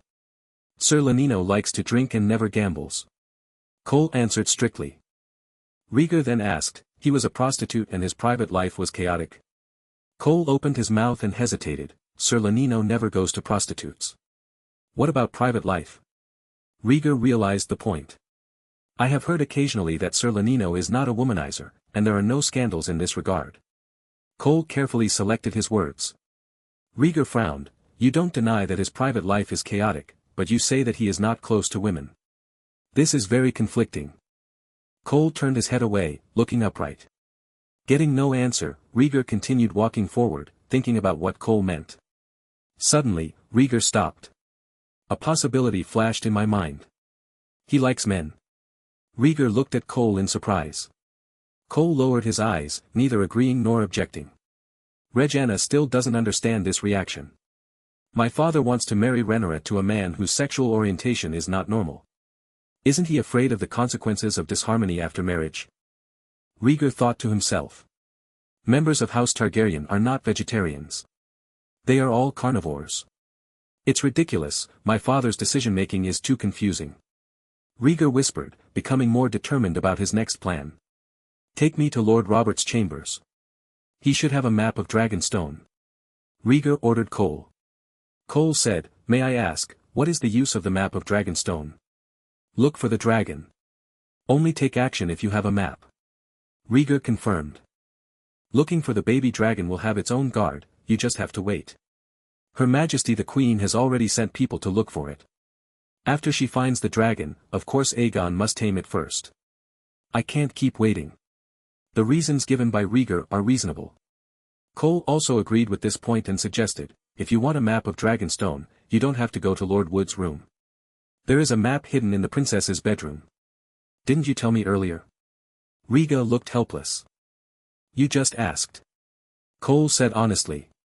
Rhaegar slapped his forehead, turned around and walked back. Go back to the bedroom and find a map of Dragonstone Island that is 2 meters wide. Put it under the bed. Lying down on the map and looking at it carefully, Rhaegar looked for the location of the volcano. Vermisor and Silverwing live in lairs under the volcano. To find them, you have to start near the volcano. Here, in the Rocky Mountains east of Dragonstone. In addition to dragons, Dragonstone Island is also characterized by stones. This strange rocky mountain range runs east and west, and the active volcano is located here. Memorizing the general direction, Rhaegar knew it well and decided to go out to look for the dragon. He has already thought of excuses. Looking for the baby dragon. Cole deliberately refused, Rhaegar said with a sullen face, training the dragon is the duty of every Targaryen, I have to join the dragon hunting team and contribute.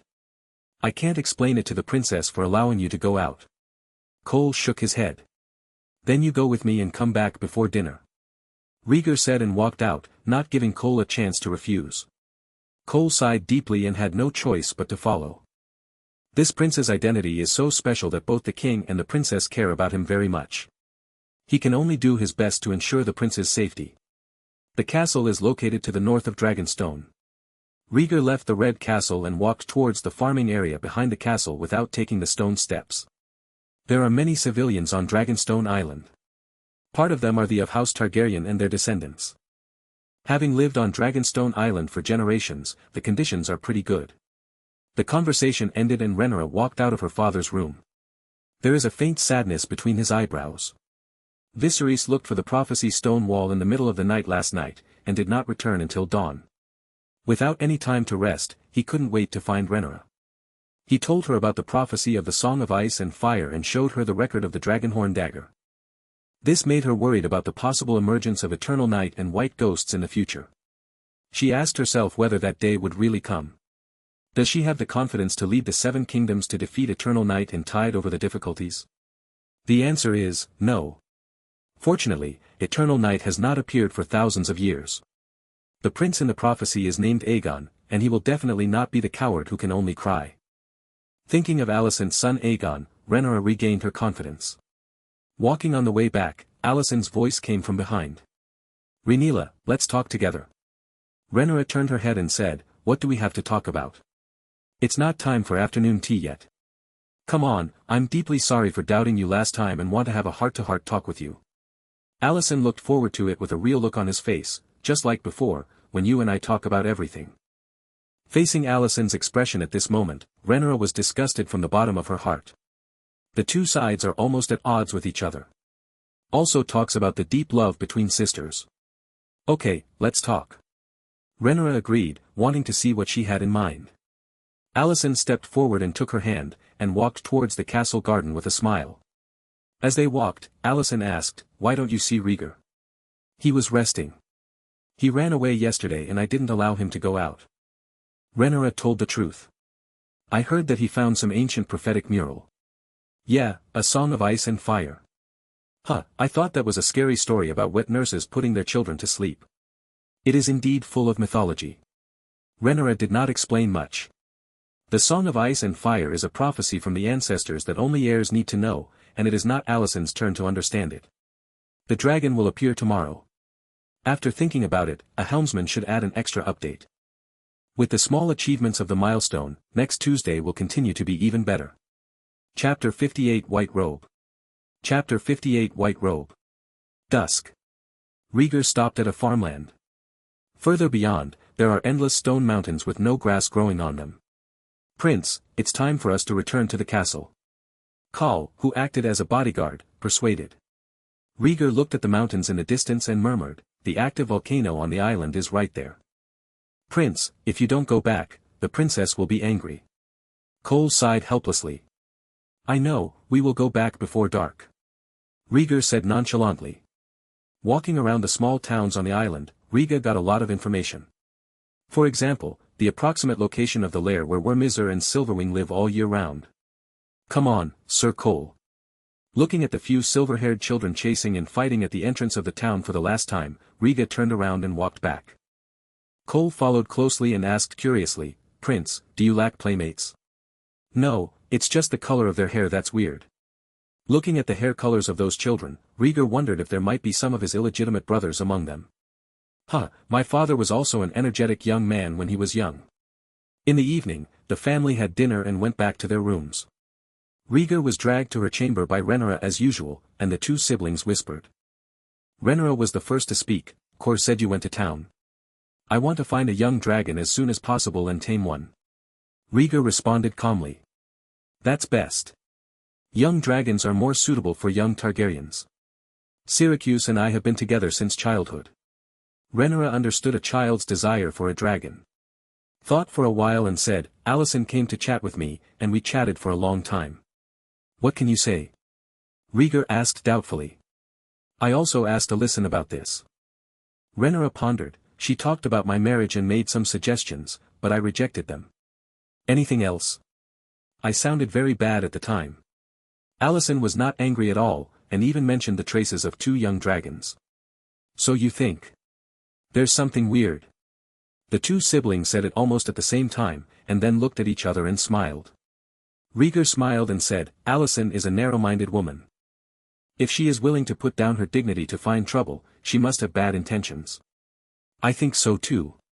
Alicent has been better than me in every aspect since he was a child. He despises me from the bottom of his heart and won't show kindness to me for no reason. Rhaenyra curled her lips, knowing herself. Rhaegar asked, where did she say the traces of the two young dragons were? Two young dragons appeared on the east coast and had a fight, Rhaenyra said. It is close to an active volcano, so it should be true. Lei Jia analyzed based on the geographical location. Dragons are creatures that like high-temperature environments. Caves under volcanoes are the best living environment. Rhaenyra twisted a strand of hair around her fingers, her eyes firm. We have to find the two young dragons before she does. The two young dragons are probably together, so don't worry. Rhaegar didn't care much about this. What do you know? Dragons are also divided into 3 levels. A young dragon with high talent will grow very fast in the future. Rhaenyra slapped him angrily. I don't even know what the two young dragons look like, so how can I tell them apart from each other? Rhaegar said aggrievedly. Rhaenyra sat up and said sternly, choose Sunfire. That golden dragon with golden scales and pale pink wings. A young dragon that hatched from a nest of dragon eggs in your Syracuse? Rhaegar asked curiously. Yes, Sunfire hatched a few years later than Syracuse. It is a very handsome dragon. You must fight for it. Rhaenyra emphasized this point. It sounds great if the Targaryens control the golden dragon. Rhaegar felt funny when he thought of that scene. Rhaegar, I'm not kidding you. Sunfire is really suitable for you, and you don't want to be snatched away by Aegon, right? Rhaenyra was very concerned about his brother's choice of young dragon. She paid special attention to the golden young dragon. Originally, the plan was to bring Rhaegar to tame Yang Yen when he couldn't hatch the dragon egg when he was 10 years old. Rhaegar and Aegon both had to train dragons during this trip, and she arranged for Rhaegar to be exposed to Sunfire first. Unexpectedly, the volcano erupted, causing the two young dragons to be too frightened to return to their lair. If Alicent finds Yang Yen first, he can be tamed by Aegon successfully. Rhaenyra will vomit to death. Looking at his sister who was about to go crazy, Rhaegar suppressed his smile and promised again and again, I will definitely try to tame Yang Yen and not give Aegon a chance. Humph, that's more like it. Rhaenyra snorted softly and lay down again. In her opinion, it is natural for the sister and brother to each tame a golden dragon. This is fate. Early the next morning, Rhaegar got up from the bed and put on a black dragon suit under the service of the maid. Touching the dragon scale-style shoulder pads on his shoulders, Rhaegar said helplessly, Do you really want to dress up like this? Rhaenyra lay lazily on her side on the bed and said weakly, The material of the dragon control suit is excellent, wear-resistant and breathable, and it is very suitable for long-term activities. As long as you allow me to go out to hunt for dragons, I can wear whatever I want. Rhaegar spent the entire night last night begging to join the dragon hunting team, and finally got the approval. Before going out, Rhaenyra stopped him and reminded him, I am not feeling well, Cole will follow you, and a team of dragon guards will be dispatched to follow. Don't worry, no matter how careful Alicent is, he won't dare to attack me. Rhaegar patted his chest and set off with excitement. Leaving the castle, we headed straight for the active volcano. Rhaegar's goal was not the baby dragon from beginning to end, so there was no need to go to the east coast. Prince, our trip should go to the east coast first. Finding that the direction was gradually deviating, Cole frowned and asked. The east coast is the information Alicent mentioned, how true or false do you think it is? Rhaegar asked rhetorically. Cole was speechless for a moment. While sailing on the ship, he heard about the conflict between the queen and the prince and knew that the relationship between the two parties was extremely bad. Rhaegar said, So follow me, is that okay? You are right, prince. Cole pursed his lips and shut up sensibly. Rhaegar glanced at the hard-working Cole, and noticed the white robe behind him from the corner of his eye. Slightly startled, Rhaegar said out of nowhere, The white robes represent the glory of the Kingsguard? Yes, prince. Cole gently stroked his white robe, with a flash of pride in his eyes, and said, I came from a mediocre background. When I was young, I worked as a squire for a certain adult. Later, I risked my life to gain military exploits in an invasion battle with the Dornish people, and I have the honor I have today. You cherish your current life, don't you? Rhaegar asked with a chuckle. Cole nodded solemnly, because of this white robe, I have unprecedented honor and dignity. It can be seen that he attaches great importance to his mission. For some reason, Rhaegar had a strange feeling about Cole's white robe. White is clean and pure, white is pure and flawless. Lei Jia suddenly remembered a dream he once had and wondered, if it is stained with dust, wouldn't it become a dirty handkerchief? Looking back at Cole, who had an upright face, Rhaegar's eyes were uncertain. Cole, cherish it and don't let it get dusty. Rhaegar's voice was calm. I will, prince. Even though he didn't understand why the prince reminded him to protect the white robe, Cole still smiled and promised, his eyes full of expectations for the future. Change Cole's fate and give him a good ending. Permitting one's duty faithfully is the lifelong honor of a white knight. Chapter 59 Grey Shadow. Chapter 59 Grey Shadow. After the interlude, the group of people walked on quietly. Before the sun is scorching, we arrive at a canyon in the strange rock mountains. An accompanying dragon guard said, active volcanoes carry the risk of magma eruptions. In order to avoid disasters, the adult dragons on the island will build nests deep underground nearby. The canyon in front of me was once inhabited by Warmizer and Silverwing, but was later abandoned for unknown reasons. Rhaegar asked, Go in and take a look. Just send the dragon guards to investigate, you don't have to take risks. Cole said as he ordered a few dragon guards to line up and run towards the canyon. Rhaegar did not object. After all, it was an abandoned lair, and the probability of finding a dragon was too low. Not worth the trip in person. After waiting for a while, the dragon guard sent did not come back, but two guards came from the rear. The guards came to the group of people and saluted respectfully. Rhaegar asked, What do you want? One of the guards hurriedly replied, Lord Robert has found two young dragons, one of which is being imprisoned, and the other was found in Dragon Mountain. Longshan is located on the west side of the active volcano. It is a large area of high and dangerous peaks. Silver Wings laid dragon eggs there not long ago. The accompanying Long Wei explained from the side. Then what are you waiting for? Let's go. As soon as he heard that there were traces of silver wings in Longshan, Rhaegar suddenly became energetic. Cole leaned over and whispered, "Prince, there are adult dragons in Longshan, we shouldn't take risks. We will only search near Longshan. Lord Robert will also send people there, no problem." What Rhaegar was looking for was an adult dragon, and he was worried that he wouldn't have a chance to meet it. Pointing to a guard waiting for the dragon guard who had not returned, Rhaegar ordered the other to lead the way. The distance between the two parties was not far, and the group soon arrived at Longshan. Because it is close to an active volcano, this place is even more desolate, with strange black rocks everywhere and lifeless. The temperature is also higher than usual, and it feels like being in the heat of summer. Entering the cave of Dragon Mountain, Cole asked, "When will Lord Robert come? We can't catch a young dragon that resists fiercely." "Maybe not yet, sir." The guard was also a little strange and continued to lead the way. After walking for a while, the cave became increasingly hotter and filled with a putrid smell. Rhaegar looked around, pointed at the guard and asked, "Who asked you to deliver the news? Have you seen Lord Robert with your own eyes?" The guard's face turned pale and he said uneasily, "Lord Robert is on his way here." "Prince, don't be impatient." Rhaegar saw his guilty conscience at a glance and said sternly, "Cole, take him down." Cole immediately pulled out his sword and put it on the opponent's neck. The remaining two dragon guards pushed him to the ground. The guard quickly begged for mercy, "Prince, I didn't lie. The young dragon is really in Longshan, and Lord Robert will definitely come." "Stop his mouth." Rhaegar was not in the mood to listen to his quibbles, and it looked like he was talking nonsense. "What you say cannot be trusted." Frowning, Rhaegar squatted on the ground playing with two small stones. "This is the East Coast, this is an active volcano, Longshan." Lying in Longshan, he cautiously thought about the only information he had. Allison revealed the East Coast, and the young dragon the guard said was in Longshan. Very confusing. Rhaegar murmured to himself, "There are mixed truths and falsehoods on the East Coast. What is the purpose of the guards tricking me into entering Longshan? It would never be the kindness of my heart that would lead me to look for a young dragon." Rhaegar recalled the information about Silver Wing laying dragon eggs in Longshan, and his thoughts suddenly broadened.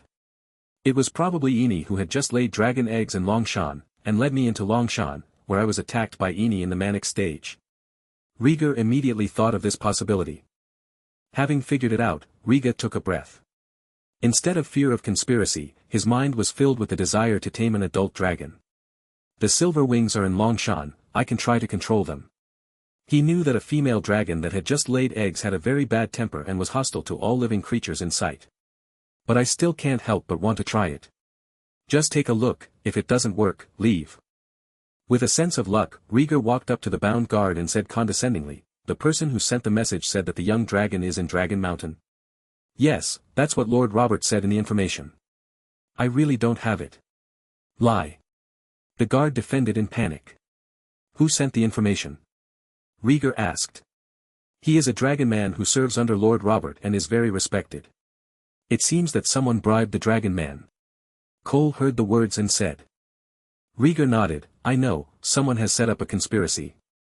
We should go back, confront Lord Robert, and find out the traitors." Cole looked solemn. "No, we have entered Longshan, there is no reason to return empty-handed." Rhaegar calmed down and wanted to continue exploring. Cole stopped in front of him and said seriously, "Prince, Longshan is very dangerous. I can't let you get into danger." Rhaegar was still thinking of an excuse to escape when a painful roar came from the depths of the cave. "Everyone, protect the prince and retreat."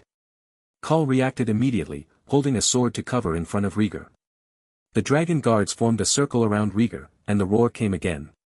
Rhaegar grabbed Cole's white robe and said in surprise, "Listen, this is not the voice of an adult dragon." Cole's eyes were alert and his ears were attentive.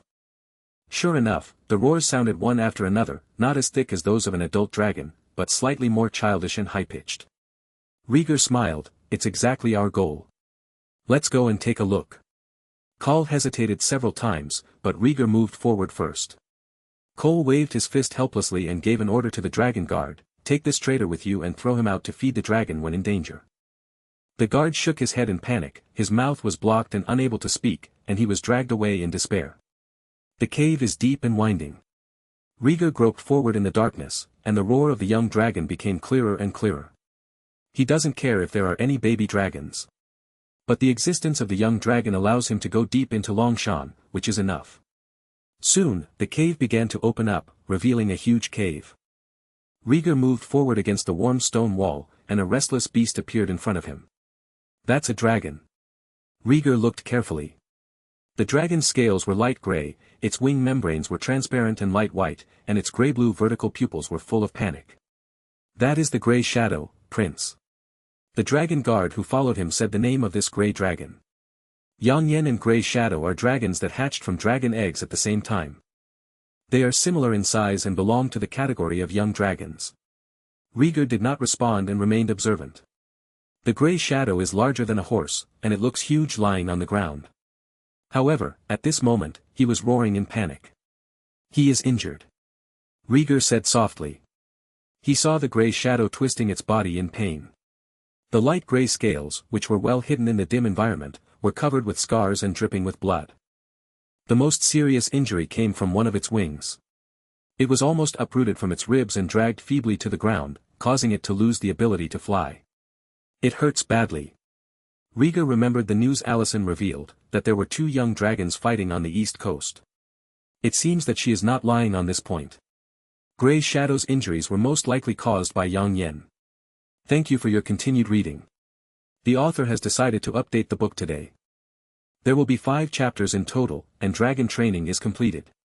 Thank you for the 100 reading points you each rewarded for the light and the strong wind. Chapter 60 Glutton. Chapter 60 The Glutton. One of the dragon guards whispered, Prince, do we want to capture the Grey Shadow? Shut your stinky mouth. Cole scolded directly and warned, a seriously injured young dragon will attack at any time. Do you want to be burned to ashes? Long Wei shut up angrily and retreated to the rear to guard the guards who were delivering the message. Prince, we should return immediately and ask Lord Robert to send more men to rescue this dragon. In the dim environment and the roar of the young dragon, Cole always felt dangerous and urged Lei Jia to be safe. Rhaegar shook his head and said to himself, this is a trap. There shouldn't be just one seriously injured Grey Shadow. Because it's a trap, we should evacuate as soon as possible. Cole was impatient and tried to control his voice. Rumble. Suddenly, a roar came from the sky above the cave, like the roar of the wind before a storm. The group of people raised their heads and saw a huge creature with wings covering the sky and the earth hovering above Longshan. 7 hells. Cole's eyes were straightened, he was so shocked that he couldn't move his eyes away, and he let out a frightened exclamation. Boom. After circling in a circle, the behemoth slid to the ground, stepped on the cliff above the cave with its feet, penetrated the rock with its sharp claws, and stopped steadily on the top of the mountain. Hiss. The huge creature stretched its neck, extended its wings with all its strength, and roared with its ferocious dragon head raised to the sky. Through the layers of obstacles, Rhaegar peeked into the full view of the giant beast. The scales are as black as charcoal, comparable to the size of a hill, and a pair of green vertical pupils. Various features cannot be described one by one. Rhaegar has never been so shocked in his experience at a young age. This dragon is really huge. Whether it was Colic Xiu whom he met for the first time, or Menghua who was nearly 100 years old, they could not compare with him. Like crows and sparrows. Quick! Take the prince to retreat. Cole was the first to come to his senses, pushing several dragon guards and protecting Lei Jia behind him. A dragon guard near the front was stunned, muttering the name of this huge black dragon. Wake up and leave quickly. Cole slapped him hard. The other dragon guard trembled all over and said in fear, this is Glutton, the largest wild dragon on the island. Cole didn't know what Glutton meant. But he knew that if he didn't run away now, he would turn into dragon dung later. Roar dash. At this time, the Glutton let out a low roar, bending its neck downward like a giant python, sniffing around with its nose, seemingly looking for something. Prince, I will take you away. Cole held the sword in one hand, took Rhaegar's hand and started to leave. Rhaegar threw him away and stood staring blankly. Cole cast a doubtful look. However, Rhaegar was seen trembling all over, his pupils were dilating, and his breathing was getting heavier. Prince, what's wrong with you? Cole thought Rhaegar was frightened and waved his hand in front of his eyes. Rhaegar turned a blind eye, his eyes fixed on the huge black dragon above. With indescribable excitement, he trembled, Glutton, such a big dragon. I have seen it. The moment he saw the Glutton, Rhaegar fell into a state of concentration as if no one else was watching. He had seen that huge black dragon before, in his dream. Appeared 3 times in total. The last time was the night before landing on the island, showing some physical characteristics. I thought it was just a dream foretelling how to train a dragon. Unexpectedly, this dragon actually exists in reality. Looking at the glutton with gleaming eyes, Rhaegar felt that his heart was about to jump out of his body, and his excitement was beyond words. Cole shook his body, trying to bring him back from his daze. At the same time, the glutton stopped sniffing the scent, and the dragon's head probed into the cave below. It has found its prey. A delicious little snack. The glutton's wings flapped, and the dragon's snout, which could hold several war horses, opened, and hot air brewed from its throat. Boom! The next moment, green dragon flames with the same color as his pupils spurted out, pouring from top to bottom into the cave like a flood. Crackling. A heat wave swept over, the air was burned, and the surrounding stone walls melted like wax under the dragon's flames, with sticky drops dripping down. Run, run quickly. The hot magma fell to the ground and burst into fiery red flowers. One of the dragon guards screamed and turned around to escape due to fear. Call's movements were faster, and the long sword sliced off his head cleanly. He angrily shouted, "Those who run away from battle will die." The other dragon guards were frightened, and they all tried to persuade them, "Sir, the glutton is the most dangerous wild dragon. In its eyes, the same kind is just blood food. Let's run away quickly. I know I have to escape, so I need to protect the prince's safety first." Cole reprimanded, turned to look at Rhaegar, and whispered, "I'm sorry, Prince, I have to take you away." Speaking, he was about to carry Rhaegar on his shoulders. Rhaegar suddenly dodged his arm, his face extremely determined. "Let's go, you guys, the 7 gods guided me here just to arrange for me to meet it. Now is not the time to hold on to your beliefs. The glutton is obviously here to hunt the baby dragon, and we can't save it." Cole believed that Rhaegar had good thoughts towards the seriously injured Grey Shadow. "No. I don't want the Grey Shadow." Rhaegar shook his head and smiled, running quickly and overcoming Cole's blocking position. With his disbelieving eyes, he rushed into the open cave against the lava dripping like raindrops. Rhaegar raised his head, put his hands in the shape of a trumpet to his mouth, and shouted in High Valyrian with all his strength, "Glutton, look at me." The childish voice echoed in the cave and reached the ears of the black dragon. Glutton stopped breathing dragon flames, and the dragon's head swung from side to side, measuring whether the cave could accommodate its huge body. After confirming that there was no problem, the glutton folded his wings, released his claws from the broken rocks, and slowly drilled into the cave. The grey figure lying on the ground shivered, looking at the glutton approaching from above in fear, and roared threateningly at the top of his lungs. Even Rhaegar didn't notice when he walked up to it. Rhaegar pushed his hands on the Grey Shadow's tail and shouted in High Valyrian, "Stand up and change positions." In the midst of shouting over and over again, the Grey Shadow woke up from the fear, struggled to crawl around, and looked at him with erect pupils in confusion. "Hide, go deeper into the cave." Rhaegar continued to convey the meaning in High Valyrian. Hiss. The Grey Shadow murmured vigilantly, but its head scanned the surroundings, looking for a place to hide. Rhaegar was also searching, and found a climbable slope. Rhaegar waved to the Grey Shadow, bypassed the lava everywhere, and ran towards the slope. By this time, the glutton had already entered the cave, clasped its claws on the cliff, and descended step by step. Like an evil beast teasing its prey. Cole was still in the cave, staring blankly at Rhaegar rushing into the cave to communicate with the young dragon. He took a step forward. A large lump of lava fell from the sky and hit him directly. Seeing the red lava flashing across his eyes, the hair on Cole's forehead was instantly scorched, and a burning sensation hit his face. At the critical moment, his survival instinct saved him. Cole exerted force on his legs and jumped backwards, narrowly avoiding the splash of magma after it landed on the ground. He fell to the ground, and the dragon guards from behind quickly stepped forward and helped him up. Sir, let's go first." "Yes, the prince has put himself in danger, it is more important for us to go back and find someone." Several dragon guards tried to persuade him, but they wanted to run away. Cole swung his sword fiercely and growled with red eyes, "If you are afraid of death, just leave. If something happens to the prince, none of you can run away." The second update today. Chapter 61 Leap. Chapter 61 Leap. Seeing the prince rushing into the lava and fire rain, Cole's will almost collapsed. That is the eldest son of the king.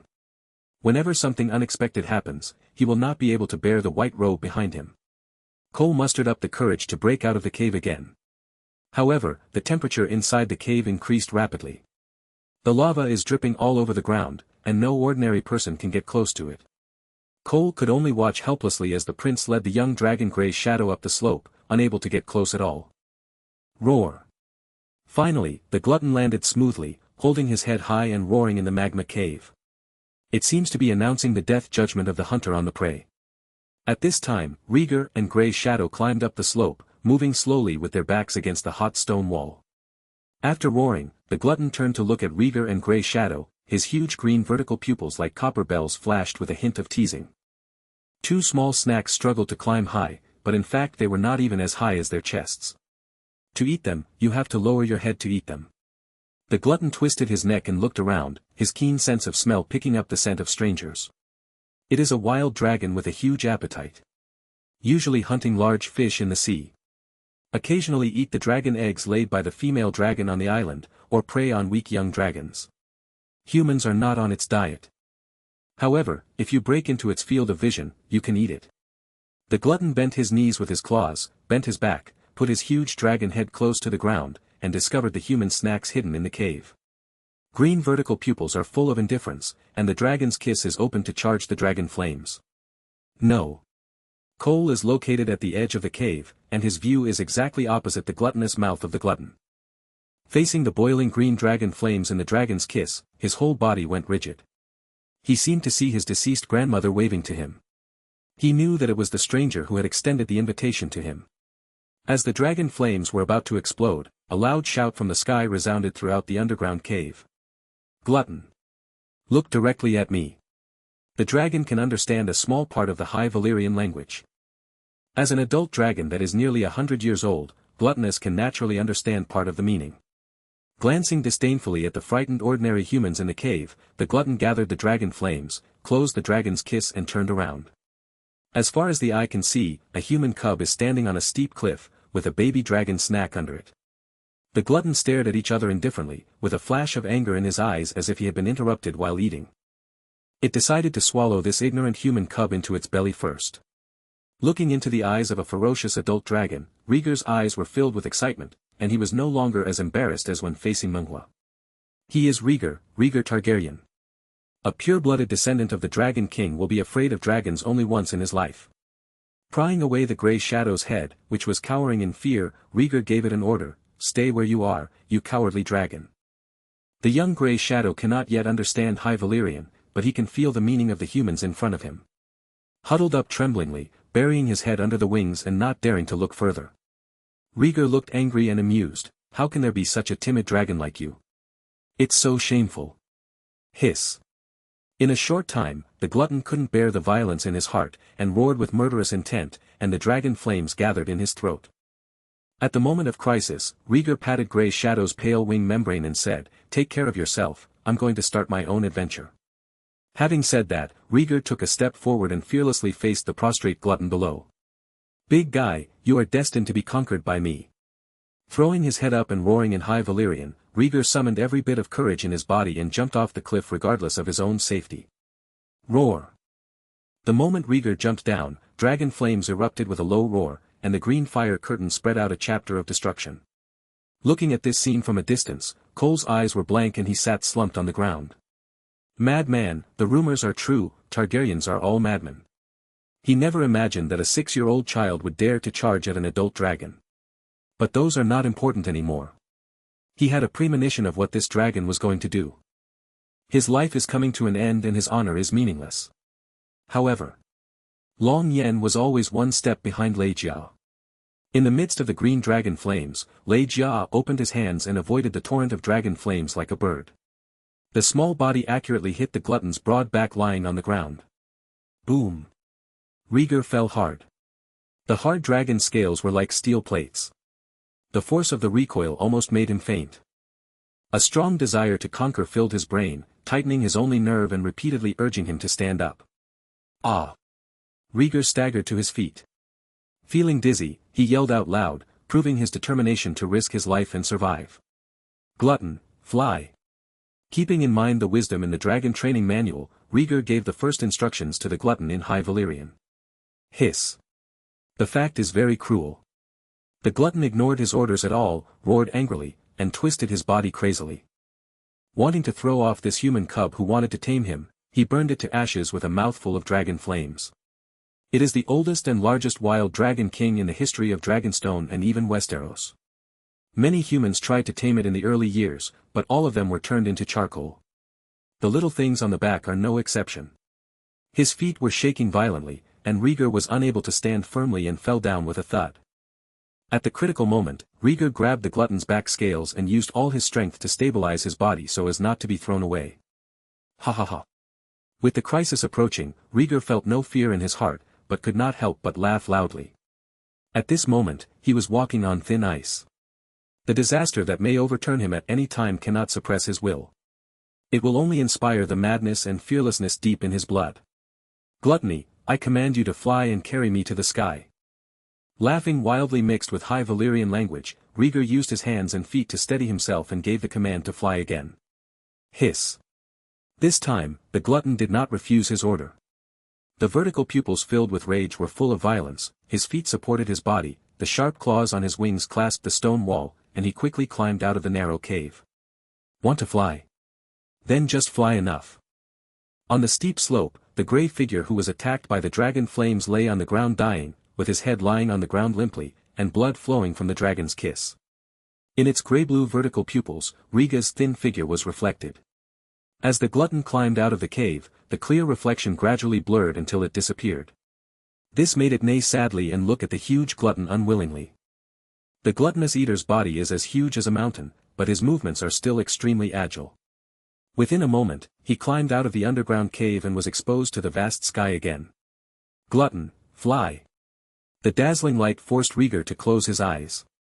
He firmly grasped the scales on his back with both hands and gave instructions repeatedly. He is showing his will to the glutton. The dragon will not approve of a weak-minded coward. He has already failed once and will never repeat the same mistake. Under the blue sky and white clouds, the glutton's dark body is like a mountain of coal, with its wings fluttering and its majestic body stretched out. There were disturbing words in his ears. The glutton turned his neck back, and the ferocious dragon's head was close to the little thing on his back. A mouth like an abyss opened, and the dragon's kiss pulled out a bloodthirsty arc. The third update today. Rhaegar climbed onto the dragon's back and conquered the ferocious dragon. Chapter 62 Sky and Sea. Chapter 62 Sky and Sea. It did not breathe dragon flames, nor did it intend to tear it apart. The glutton flapped its wings, and its huge body left the mountain top and rushed to the boundless sky. Feeling a sense of weightlessness, Rhaegar barely opened his eyes and found that there were no obstacles around him, and there were drifting clouds above his head. It's flying. His eyes immediately widened, Rhaegar murmured softly, looking at the new sight at a loss. Immediately, Rhaegar was overjoyed and laughed excitedly. I flew up, I successfully rode on the back of the dragon. Rhaegar adjusted his movements to lie on the dragon's back better, looking down at the earth below. Glutton flies very fast, soaring easily above the clouds. Dragonstone Island, which could not be walked around in a day, turned into an ordinary small island in Rhaegar's eyes. Rhaegar understood that it was not that Dragonstone had become smaller. But on the back of a dragon, all stalwart beings are no longer tall.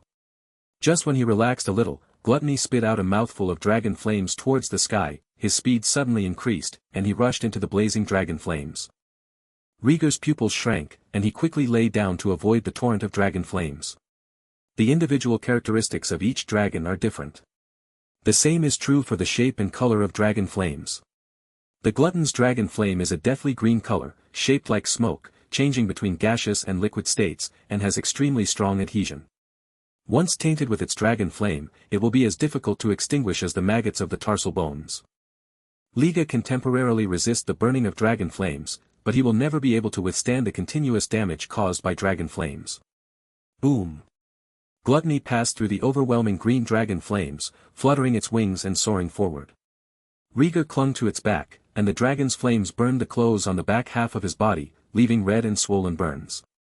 He was burned by the dragon flame again, but the injury was much lighter. Maybe it's because his bloodline is purer and his resistance to dragon flames is stronger.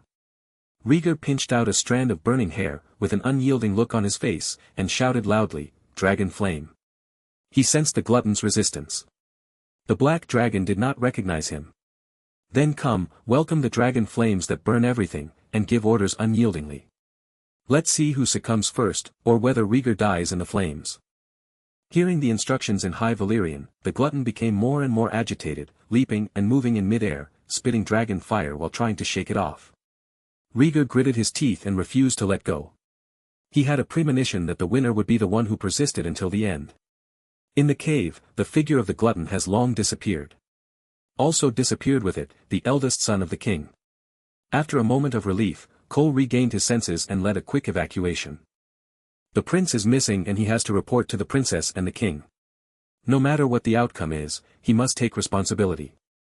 Running out of Longshan in embarrassment, Cole saw the dragon guard returning from exploring the canyon.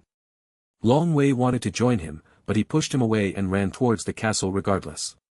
At some point, the clear sky changed its color and became dense with dark clouds. The patter of rain. Big raindrops washed over the earth, and the cool wind was as cold as his heart. Finally returned to the castle, just in time for the king's family to reunite in the hall. Looking at Cole who was drowned, Viserys was the first to speak, wondering, "Sir, why are you in such a panic?" Cole lowered his head and said in despair, "The prince was taken away by a giant dragon." "A dragon?" Viserys had not yet reacted. Rhaenyra stood up from her chair abruptly, stared at Cole, and asked, "Aren't you looking for the young dragon?" "We were tricked into Longshan by false news and found a young dragon, but were attacked by another very huge adult dragon." Cole shook his head and said feebly, "The prince saw something was wrong, but still refused to leave. He threw himself on the back of the dragon alone, intending to tame the dragon." "Damn it, you just watch Rhaegar charging towards a dragon." Viserys was furious in an instant. Rhaenyra rushed to Cole and asked anxiously, "Where is Rhaegar, where is the dragon?" "I don't know, the prince gave the dragon a flying command, and we had no time to stop it." Cole has been with Rhaenyra all year round, and some of the key High Valyrian languages are still familiar. Snapped. The sound of a loud slap echoed in the empty hall. Rhaenyra pointed at Cole with her slapping right hand, anger filled her heart, and she gritted her teeth and said, "I am just a younger brother, and I trust you to let you protect him." "Sorry." A slap mark appeared on Cole's face, and he lowered his head in shame. "Don't talk nonsense, send people to look for traces of the dragon, now and immediately." Rhaenyra said with a cold voice, and rushed out of the hall first. Taming an adult dragon is no joke. Every year on Dragonstone, there are bold guys who want to secretly tame wild dragons. No one has succeeded. In the end, they either turned into ashes or were burned beyond human dignity. She originally thought that with the lesson of Dream Fire, Rhaegar would be able to tame a young dragon with peace of mind. Unexpectedly, Rhaegar still had not extinguished his ambition to tame the adult dragon. The ownerless dragons on Dragonstone Island have been without a dragon driver for a long time, and they are full of wildness. The difficulty and danger of taming is far greater than that of Dreamfire bound by chains. Rhaegar's desire for an adult dragon was to help her. If Rhaegar had an accident because of this, she didn't dare to think about it. She will live in endless self-blame for the rest of her life. The soaring dragon outstrips all the fierce horses in the world. A raging dragon with enough power to destroy any town. No matter what, he couldn't get rid of the human cub on his back. The glutton's green eyes flashed crazily, and every roar shook the sky. "Glutton, dragon flame." Rhaegar lay on the dragon's back and continued to issue instructions. Hearing these disturbing instructions, the glutton refused to listen and played devil's advocate. The body is spread out flat, the neck is slightly tilted downward, and the vertical pupils are staring at the sky-blue sea below. It will rush into the sea and wash away the bugs on its back. Diving at extremely high speed, Rhaegar's body was suspended in the air, leaving only a pair of hands with blood blisters holding on to his back scales. The air pressure made it difficult for him to breathe. Lei Jia closed his eyes tightly and opened his mouth unconsciously. I wanted to shout in support, but my mouth was filled with airflow. The glutton crashed straight into the turbulent sea, and his entire body was submerged by the water. After the strong wind, Rhaegar ate a meal and satiated himself immediately. The seawater choked him so much that he couldn't breathe, and it quickly flowed down his mouth and nose into his lungs.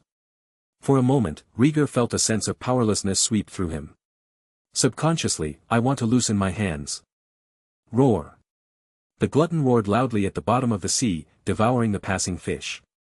The dragon's tail swayed and exerted force, and it rushed upward with its head held high. The giant black dragon breaks through the sea, flutters its wings and rushes into the blue sky. The dragon can dive into the sea briefly, but cannot stay for long. The glutton hates the sea water, so he rushes into the ocean and quickly breaks through the waves. This gave Rhaegar a chance to breathe. While the glutton was freeing himself from the sea water, Rhaegar thumped his chest and coughed violently, spitting out a bellyful of sea water. He opened his eyes in confusion and saw a huge black dragon gliding against the sea level, its feet making waves. The fourth update today. It must be worthy of the follow-up and support of book friends, and the process of training the dragon can be mastered in one go. Chapter 63 Successfully Control. Chapter 63 Successful Control. Glutton, don't you still recognize me? Rhaegar lay helplessly on the dragon's back, trying to communicate with the dragon under his crotch. Thought there would be no response.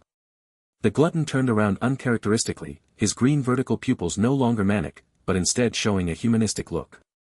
I have to say that the will of the little bug on its back moved it. Gluttony slapped Rhaegar's nose, arrogantly withdrew his head and continued to fly forward. This moment. Rhaegar stared at the glutton. Rhaegar's figure was reflected in the glutton's vertical pupils. A brief and weak connection is created. In this vague connection, Rhaegar felt the heart of the glutton. Cruel, aloof, indifferent. That is the spiritual portrayal of this dark dragon that has never been tamed. It is arrogant and does not need a driver to disturb its lonely life.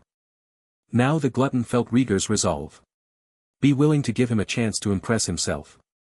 Understanding its will, Rhaegar grinned, come on, the more difficult the test, the more worth the risk for me. Hiss. The glutton roared high into the sky, fluttering its wings and suddenly taking off into the sky. The speed broke through the air current, and the glutton soared into the sky, passing through the layers of dark clouds filled with water vapor. Flying to the highest possible height, the glutton stabilized his figure. Looking back at the little bug lying on the ground, he grinned cruelly. The glutton's thick neck was thrown back, and his body performed a backflip in midair. Once, twice.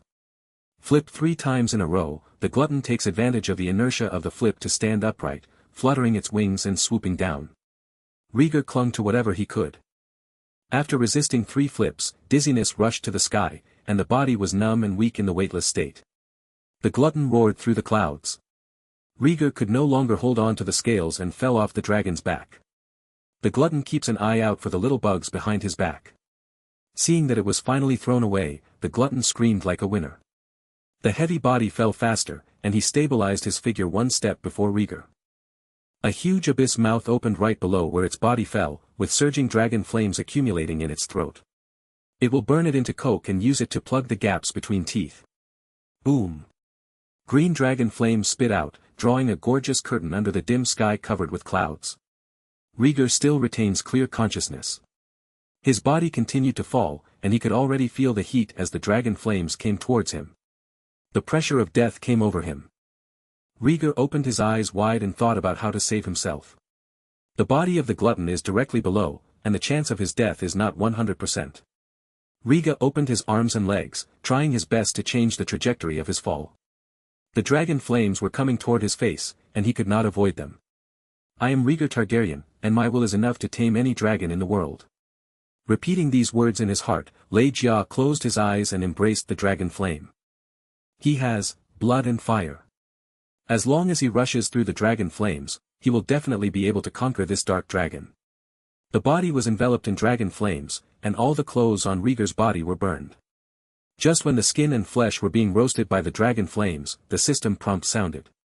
Congratulations, the last fire has been activated, you have obtained True Dragon's Blood. Level, Legend, Red. Function, Fire Element Affinity plus 50%. Comment, the ancient bloodline is full of mysterious power.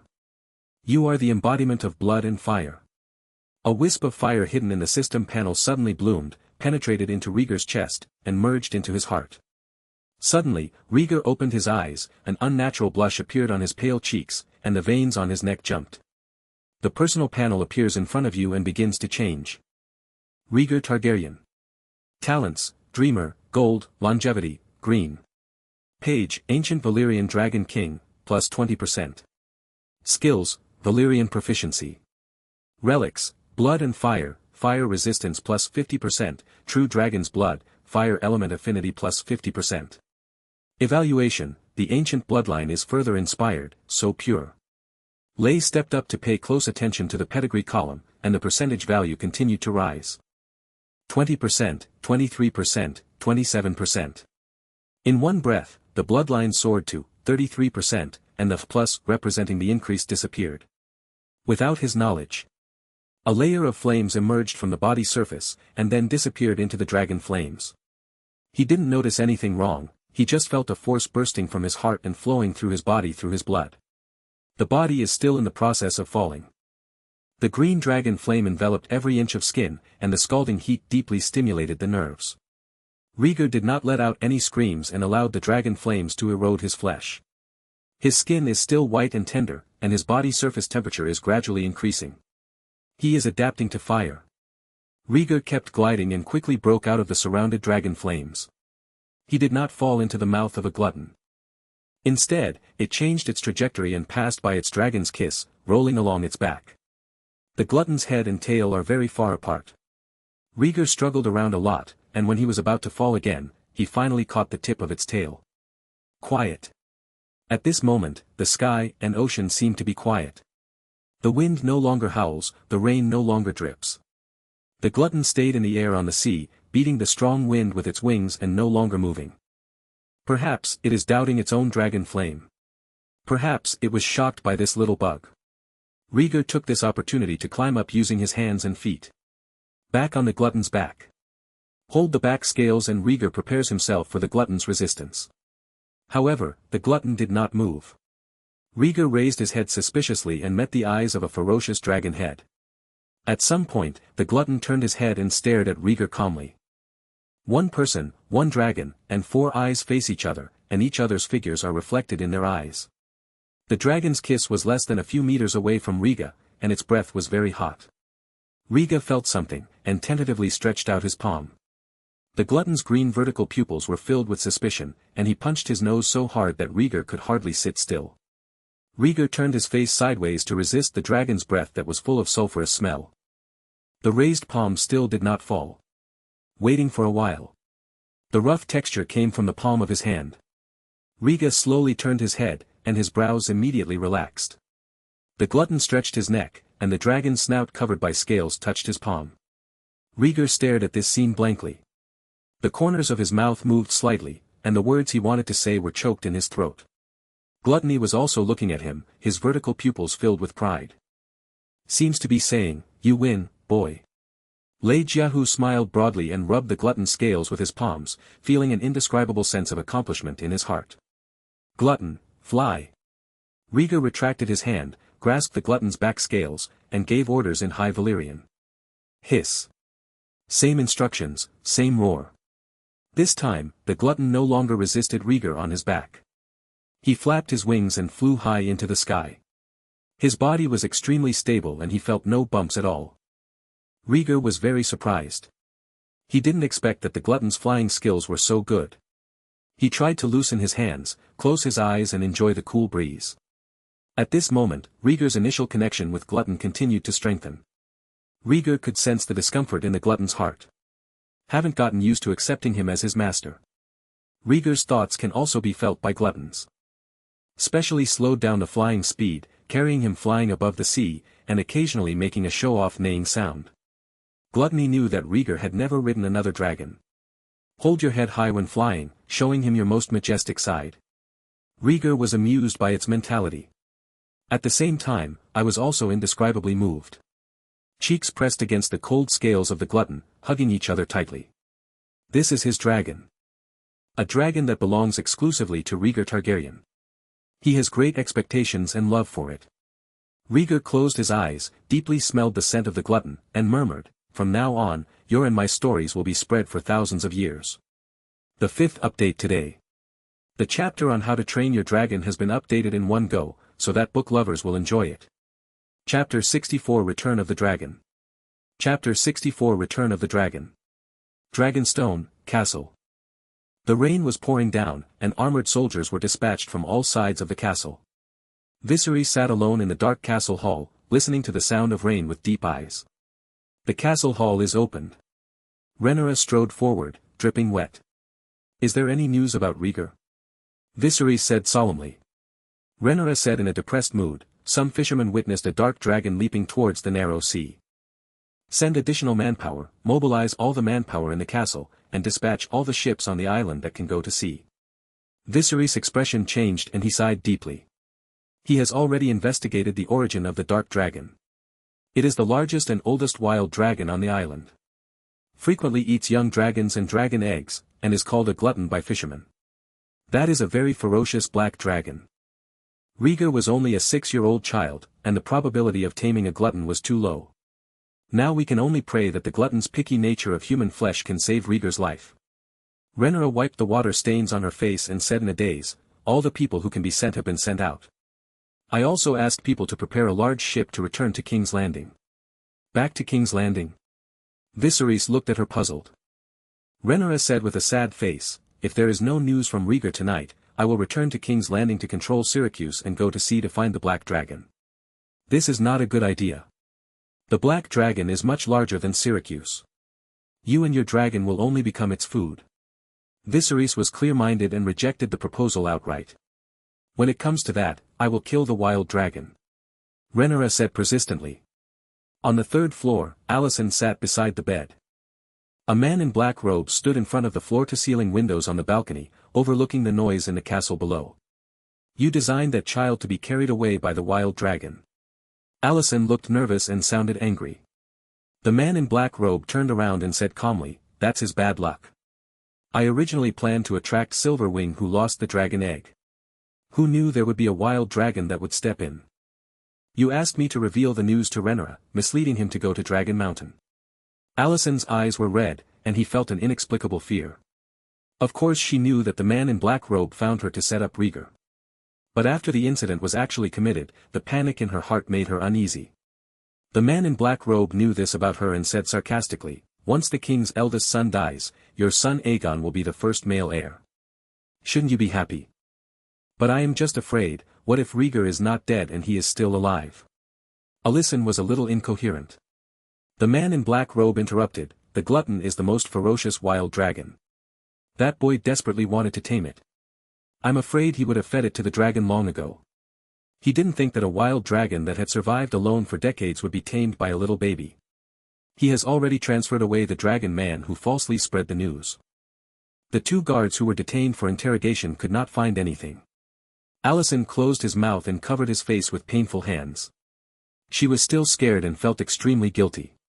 The man in black robe said nonchalantly, don't worry, even if the kid is lucky enough to survive, I have other ways. There was a lot of commotion in the castle, and Rhaegar became the center of the conversation. Rhaegar had no idea about this and indulged in the pleasure of riding the dragon. After sailing on the wide and narrow sea for a long time, Rhaegar finally had enough. Glutton, let's return to Dragonstone. Rhaegar spoke High Valyrian and gave orders to the gluttons. The connection between them is not enough, and most of the instructions have to be conveyed through language. Glutton is a self-respecting adult dragon. Since he recognized Rhaegar, he no longer spoke against him. The dragon's head turned around, flapped its wings and accelerated away. The glutton is extremely fast at full strength. Across the rolling clouds, it streaked across like a black meteor. Not long after, Gluttony lowered its flying altitude, and Dragonstone appeared below. Glutton, come down from the clouds. I want to show Rhaenyra and the others how powerful you are. Rhaegar looked forward to it. Wealth and honor do not return home, just like brocade clothes walking at night. He tamed the most powerful wild dragon alone and must surprise everyone. At this time, the castle was in chaos.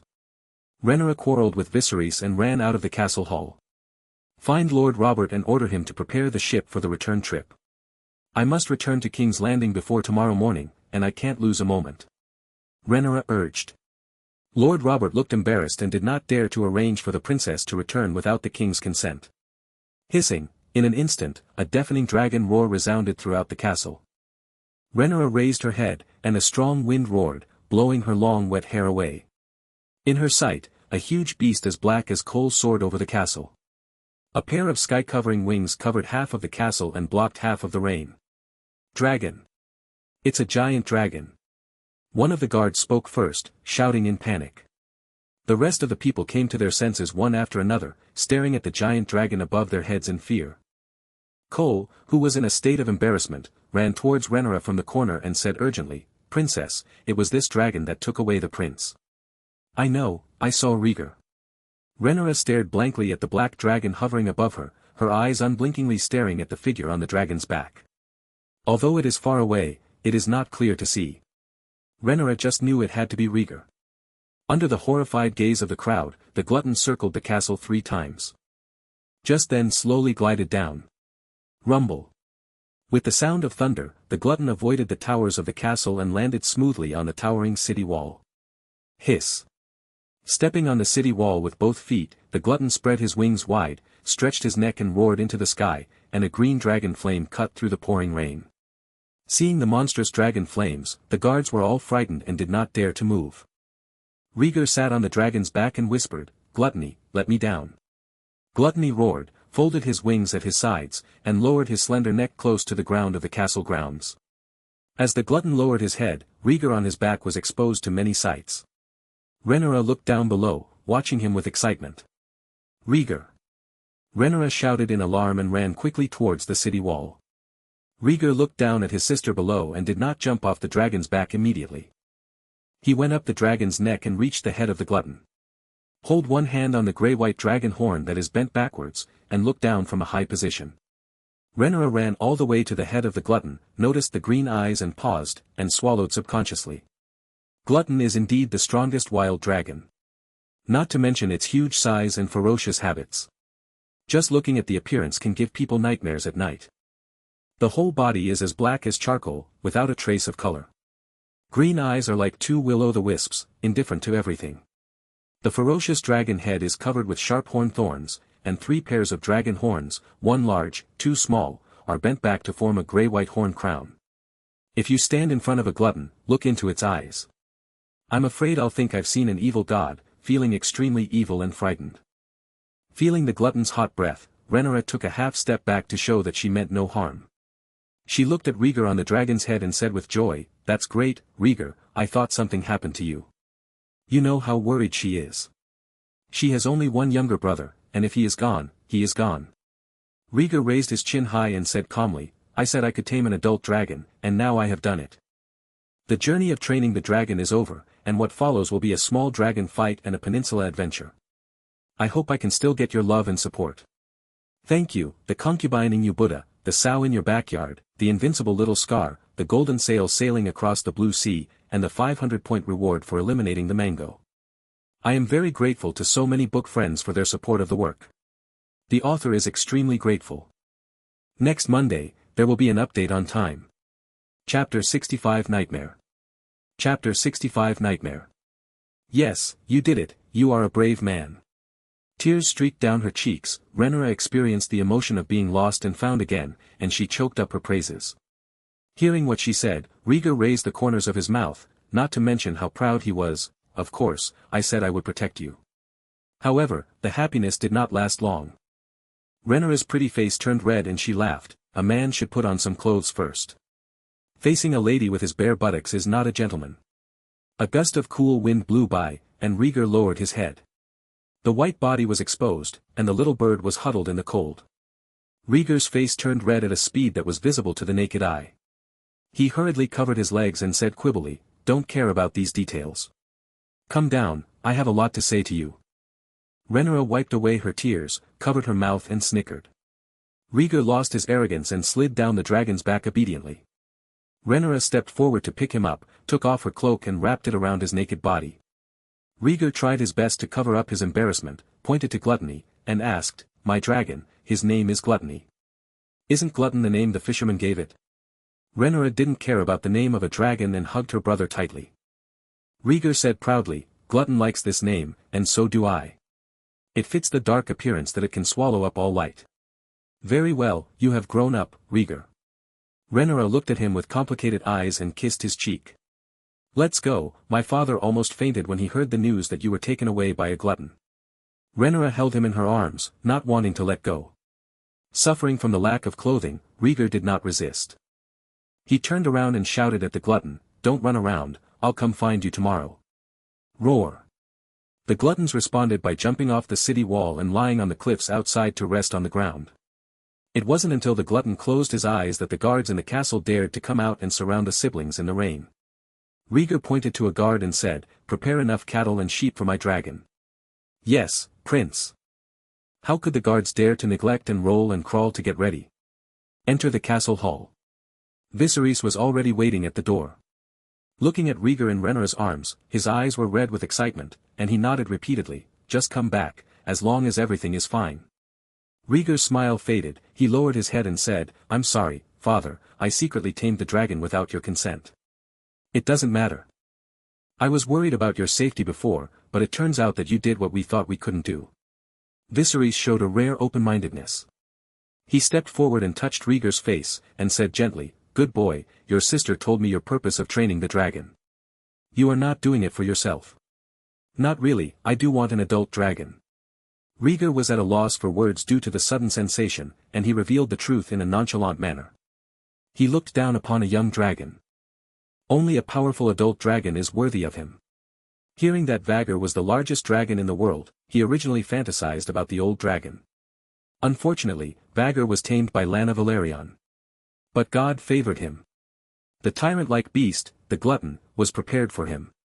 The ferocious appearance and powerful strength both fascinate him.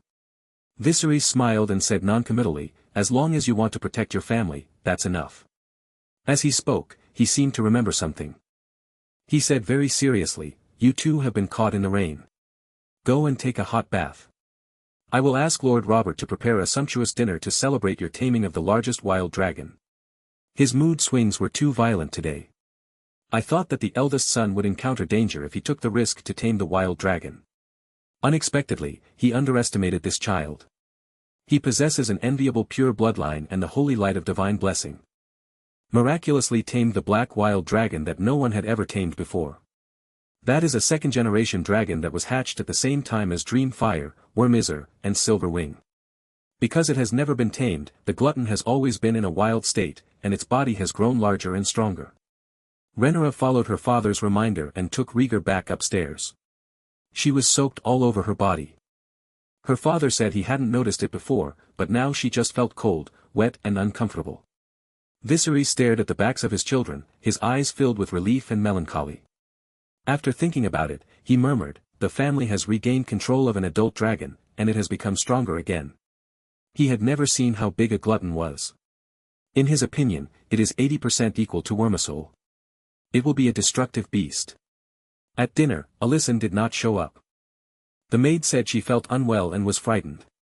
Viserys was a little unhappy, but he pretended to be happy in front of his children and didn't show it. Rhaegar was a little disappointed, he still wanted to show off his dragon. After dinner, Rhaegar was forcefully dragged to her room by Rhaenyra.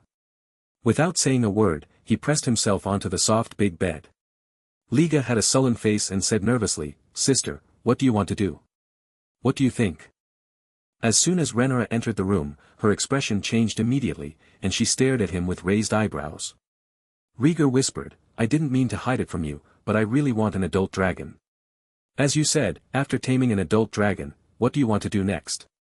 Rhaenyra has not forgotten what he said before, and she is really afraid that he will ride a dragon to Tidehead Island and cause a scene. A child with an unstable mind. He dared to jump on the back of a wild dragon during the day, and at night he dared to ride the dragon and breathe fire everywhere. "Don't worry, I promise to be honest. Dragons are not sharp weapons." "I understand." Rhaegar promised seriously. Rhaenyra pinched his cheek, pulled it hard, and said fiercely, "When did your guarantee take effect? You have no credibility with me. Then what do you think I should do? I have tamed the glutton, so you can't help but let me ride it, right?" Rhaegar slumped on the bed as if he had resigned himself to his fate. He was retorting, but in his heart he was thinking about riding a dragon and flying away tomorrow. "Let's go out and play for a while, and then return to King's Landing when we've had enough." He hasn't gone out to see the outside world yet. Now that he has a dragon, he must travel around. Don't play rogue with me. At least you can't act without authorization while traveling to and from Chowtu Island. Rhaenyra made a condition. "Okay, I will be obedient." Rhaegar pretended to be an obedient baby. Rhaenyra grabbed his chin, bit his face hard, and warned, "You'd better remember this. This brother is too wild. The courage has never been seen before.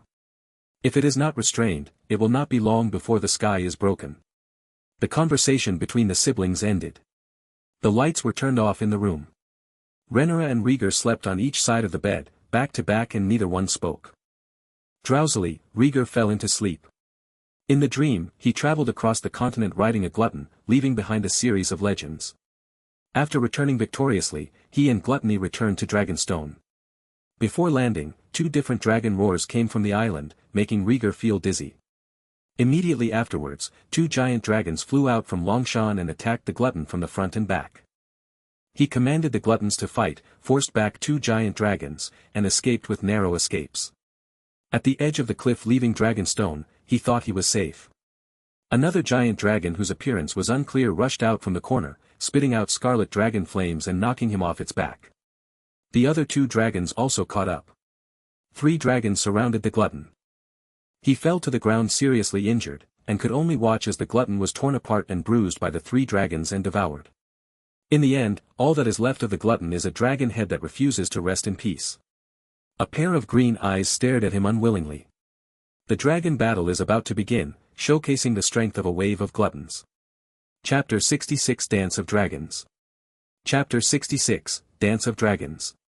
As expected, Rhaegar was awakened by a nightmare. He did not scream out in surprise like before. He opened his eyes blankly and remained silent. A dragon besieged me and the glutton. He is a dreamwalker, and after having such a nightmare, it is difficult for him not to think too much. Aha. After a while, a moan sounded from his side and reached his ears. Rhaegar turned his head and looked at Rhaenyra's position. There were only 2 of them in the room, and it had to be Rhaenyra. Rhaenyra did not notice his gaze, but she still moaned, her voice filled with unbearable pain. "What's wrong with you, sister?"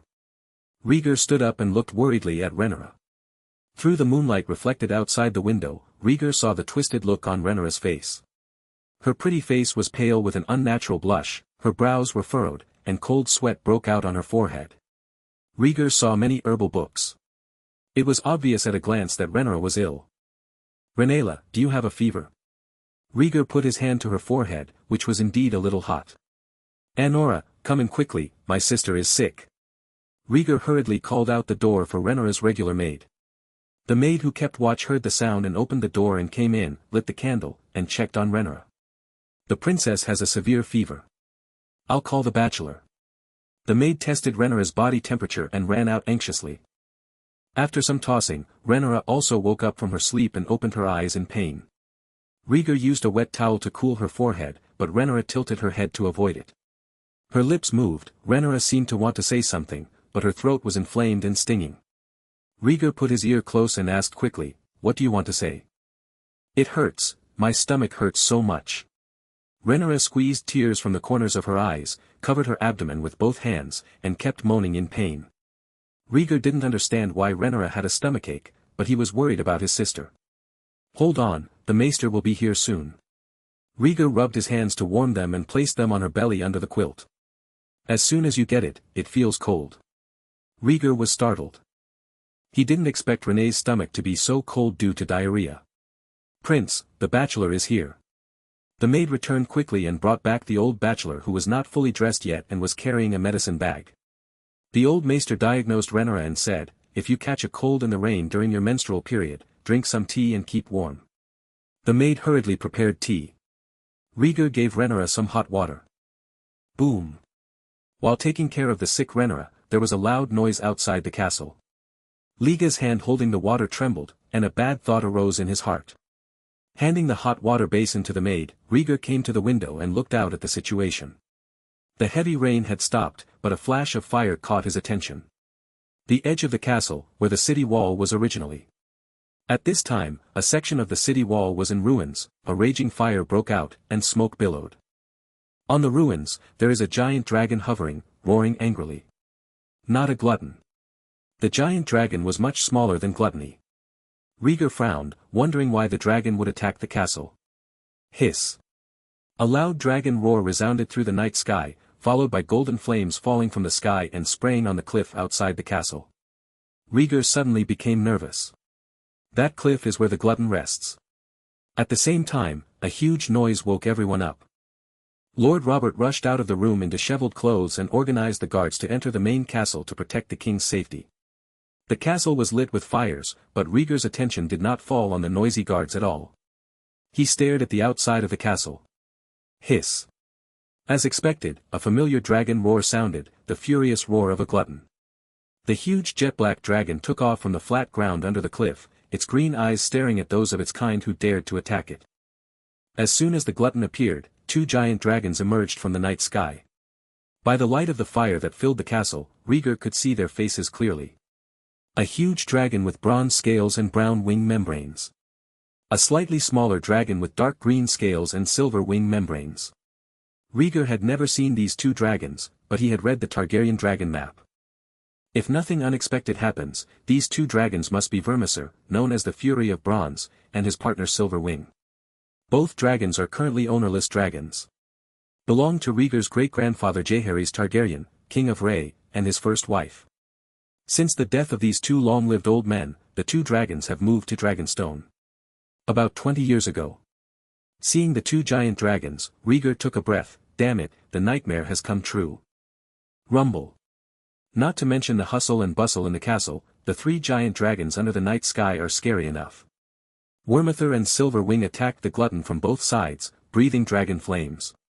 Not to be outdone, the glutton was not afraid of two enemies. He waved his wings to dodge, and the green dragon flames illuminated half of the night sky. The three dragons went from spraying dragon flames to each other to chasing and biting each other. Soon, there was a fight. From a distance, Rhaegar could still feel the glutton's anger at this moment. Hold on, I'll help you right now. Rhaegar murmured and walked away from the window. Passing by the bed, Rhaenyra stopped him with a hoarse voice filled with weakness. Rhaegar, what happened? The glutton is irritated by something, so I'm going to calm him down. Rhaegar told a little lie. Rhaenyra lay on her side on the bed, unable to open her eyes, breathing heavily. Don't lie to me, I heard the roar of a dragon fighting.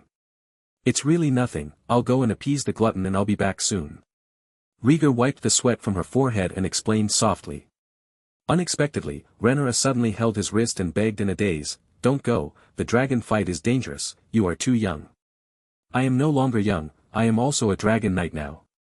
Rhaegar broke free from her weak hand and said firmly, my dragon needs me, and I must fight with it. To me, you are more important than the dragon. Rhaenyra reluctantly opened her eyes, not wanting her brother to run into danger.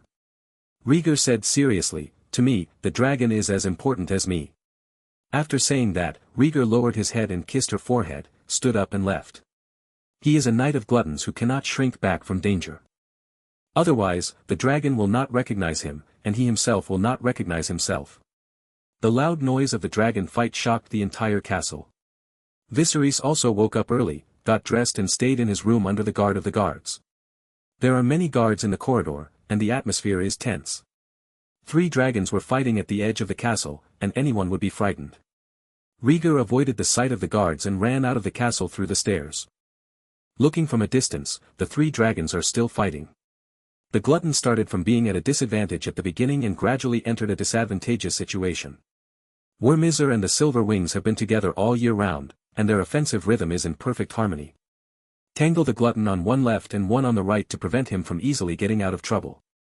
Golden and orange dragon flames are sprayed out at the same time, making it inevitable for gluttons to avoid, and they will always be hit by a dragon flame. For a time, the heir supremacy was firmly occupied by Vermisor and Silver Wings. They spit out dragon flames from higher up, creating curtains of fire, forcing the gluttons to retreat step by step. The glutton dodges left and right, but because of its huge size, it is often impossible to avoid it. They can only restrain their hands and feet at a low place and rely on the wider and more powerful green dragon flames to counterattack. Thanks for the 2,000 points rewarded by Sister Reading. Thanks for the understatement and SJY Big Bad Wolf's reward of 500 points. Chapter 67 Extreme 1 vs 2. Chapter 67, Extreme 1 vs 2. Hiss. Shortly after Rhaegar ran out of the castle, 2 dragons started a close-quarters fight against the glutton, roaring again and again. As a cunning wild dragon, gluttony has rich combat experience. Never give the 2 giant dragons a chance to tear it apart. With its size, it is fearless in the face of any one of them and has the confidence to kill it. But if 2 of them are deployed at the same time, its already disadvantageous situation will be instantly defeated. Glutton moves at high speed while breathing dragon flames. Of the two dragons, one was suppressing it with dragon flames from high altitude, while the other was attacking it as if it was life-threatening. After persisting for a while, the glutton finally couldn't handle it. One wing was injured by the golden dragon flames. The glutton screamed and his body fell uncontrollably. With a loud bang, half of the city wall was knocked down, and stones and smoke flew into the sky. "Hold on, glutton." Braving the choking dust, Rhaegar rushed to the glutton's side. Roar! The glutton's fallen body couldn't help but twist, and the dragon's head turned to see Rhaegar in front of him. A flash of vigilance flashed through his green vertical pupils. Rhaegar held out his palm, as high as in the day, and spoke in High Valyrian, "I am with you, glutton." Looking at the driver who still had faith in front of him, the vigilance in the glutton's vertical pupils slowly disappeared. It hit its nose hard, raised its neck high, stretched out one wing and spread it in front of Rhaegar. "Very well, let's fight together." Rhaegar stepped on its wings and ran along the wing membrane to the back where it could be ridden, his face showing unprecedented excitement.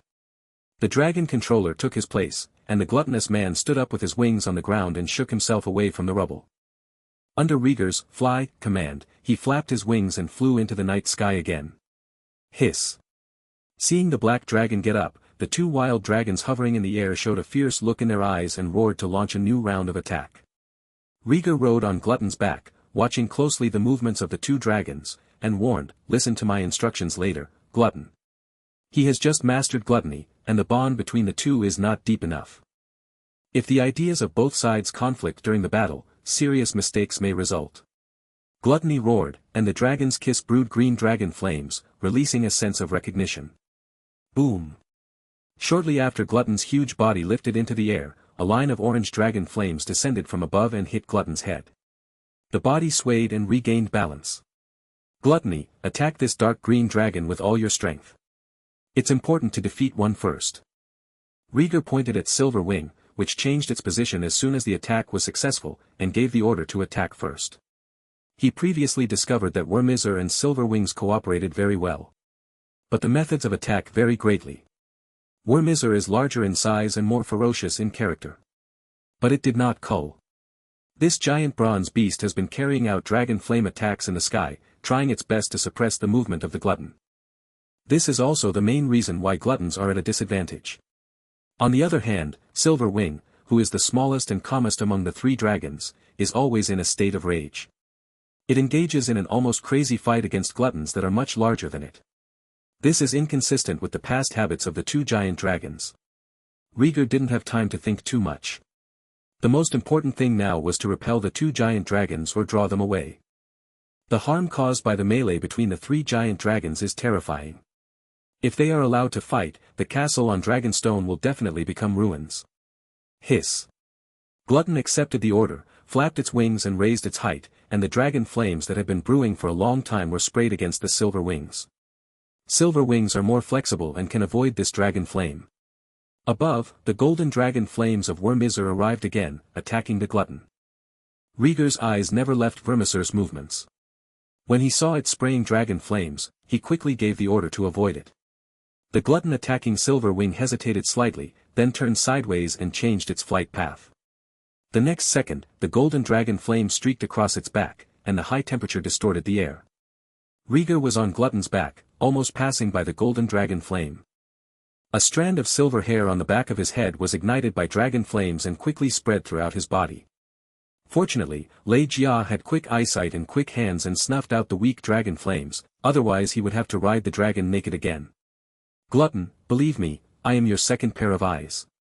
After barely surviving the first battle, Rhaegar broke into a cold sweat and took the issue of the bond between the dragon and the dragon driver more seriously. A moment ago, if the glutton had hesitated for one more second, he would have been hit head-on by Vermithor's dragon flames. Even if he possesses blood and fire, and true dragon's blood, he will not fall under the dragon's flames. Prolonged exposure to dragon flames can also cause burns. Through the evasion just now, the glutton also discovered the role of the dragon driver on his back and agreed with his command. It neighed and continued to pursue Silver Wing. It remembered the driver's instructions and killed the inconspicuous green dragon first. Ini was not afraid of the oncoming glutton at all. He opened his wings and faced it, intending to fight in close combat. It has helpers, it only needs to hold back the black dragon that stole the dragon eggs for a while. The partner will rush up and tear it apart together. Glutton has a violent personality.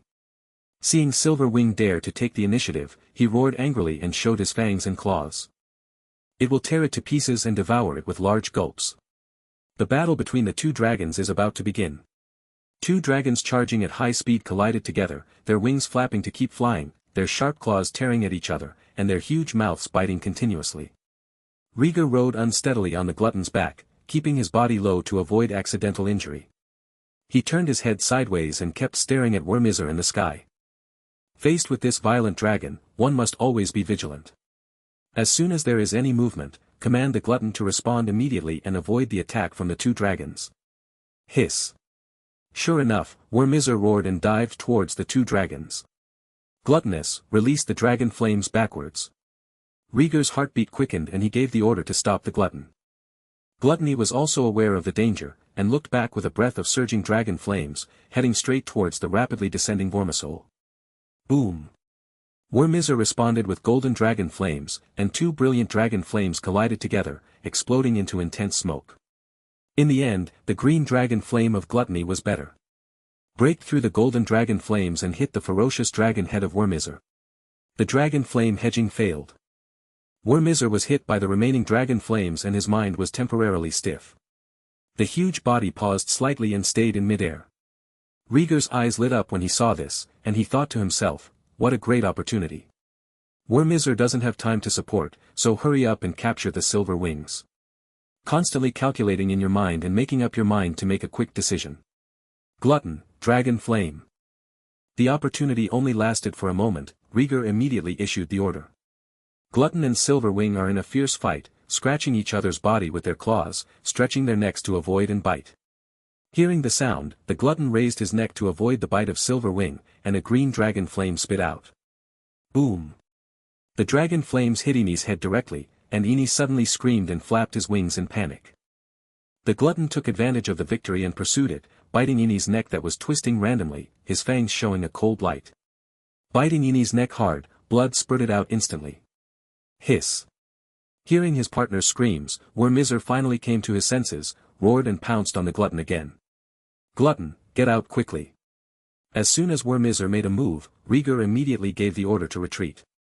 The dragon flame can stop Wormizor once, but it will never happen a second time. The smell of blood stimulated the glutton's ferocity. He seemed not to have heard the instructions and opened and closed the dragon's kiss fiercely, intending to bite Silverwing to death in one fell swoop. Based on feedback from book friends, this chapter has been improved to some extent. Better to show the strength of the glutton. I hope everyone likes it. Chapter 68 Great or Crazy. Chapter 68 Greatness or Crazy. Hiss. At the moment of life and death, Silverwing inserted a pair of sharp claws into the glutton's abdomen, howling and spitting out dragon flames. However, his neck was bitten, and the dragon flames could not aim at all, and they streaked across the night sky ineffectively. Suffering a heavy blow, the glutton couldn't help but roar, and the dragon's kiss subconsciously relaxed. At the critical moment, Wormizor glided over. The golden dragon flames are like pillars of fire reaching the sky, impacting on the head of the glutton, biting the silver wings. The head was hit hard and the glutton fell into a brief daze. Dragon Kiss let go unconsciously, its wings stopped flapping, and was kicked away by the struggling Ini with his sharp claws. It has to pay the price for the momentary mood after all. As soon as the two dragons separated, Silver Wings, whose necks were filled with blood, immediately retreated. Tottering and difficult to balance. Wormizor growled at it and turned to chase the falling glutton. Rhaegar was deceived by the glutton. Even though he had been told in advance to obey the instructions, the vicious boss just went his own way. As the glutton failed, he also fell with him. Experiencing the feeling of weightlessness again, Rhaegar skillfully grasped the scales on his back to prevent himself from falling. Glutton, wake up! He shouted the glutton's name loudly, trying to wake him up before falling to the ground. If it doesn't wake up, the moment it falls to the ground, it will be Rhaegar's death. Roar! Finally, the glutton opened his eyes from the dizziness and flapped his wings to stop his descent. It is a powerful wild dragon that travels across the world. The thick skin and flesh is its biggest advantage. It's just a headshot with dragon flames, but it can't be defeated. Just before falling to the ground, Gluttony regained control of his balance, spread his wings and began to glide, rising slowly against the steep cliff. At this time, Rhaegar noticed the glutton's injuries. The neck and wings were bitten respectively. 2 large holes were dug out of the abdomen, dragon's blood flowed gurglingly, and the beating of internal organs could be vaguely seen. Rhaegar immediately realized that this dragon fight could not continue. The exchange of injuries for injuries severely damaged Silver Wings, and Gluttonous itself was also scarred. The opponent also has a Vormesor in full strength. Once entangled by the giant bronze beast, even if the glutton wins, it will cause extremely tragic consequences. Rhaegar could not accept this outcome. Gluttonous, fly towards the sea. Rhaegar looked back at the pursuing Vormesor and gave the order to retreat. The 2 giant dragons are coming towards the glutton. As long as the glutton leaves, the dragon fight will be over. Hiss. Vormesor hung tightly behind him, and the golden dragon flame seemed like lightning piercing the dark night. Feeling that danger is approaching, the glutton's reason overcomes his ferocity. Abiding to Rhaegar's instructions, he flapped his wings and flew over the cliff, heading towards the beach. Rhaegar kept staring behind him. Iny didn't know if he was too seriously injured. He lay on the ground and roared with his head held high. He flew up and fell again. Silver Wings has lost its ability to fight, and there is finally room for improvement. Rhaegar secretly breathed a sigh of relief. Seeing Vormesor approaching, Rhaegar drove the glutton to dodge, turning back from time to time to spit out green dragon flames to resist. The dragon flame of Glutton is very powerful, and it has overshadowed the dragon flame of Vormesor several times, hindering its faster catch-up. In a blink of an eye, the glutton was above the beach and was about to fly to the sea. Suddenly, Rhaegar noticed the towering cliffs on the beach. Amidst the lightning and flint, Rhaegar's heart was beating rapidly, and a sense of uneasiness surged into his heart. He recalled the scene from his nightmare. It was on such a cliff that another giant dragon sneaked out and attacked.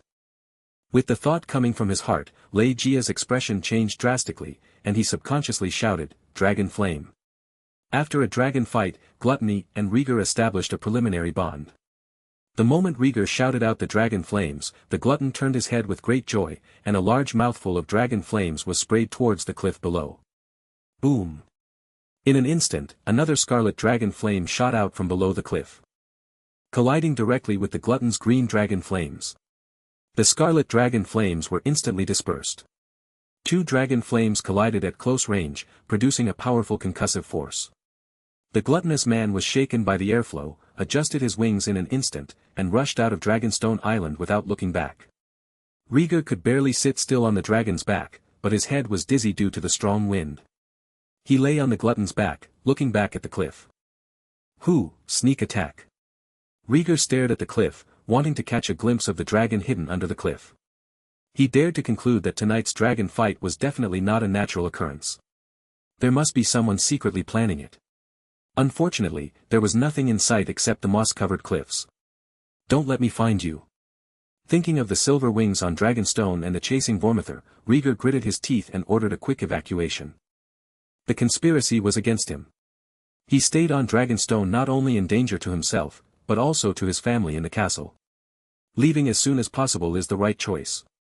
The glutton is extremely fast, and it is difficult for Vormesor, who sleeps all year round, to catch up. We chased each other for a while, and then we were far away from each other by the glutton and returned angrily. The glutton takes advantage of the darkness to hide and disappear. On the Isle of Dragonstone, a man in black robes was hiding in the darkness of the beach, looking at the missing black dragon from a distance. Blocked. Coincidence or anticipated? The man in black robe murmured to himself and took out a gold coin from his pocket.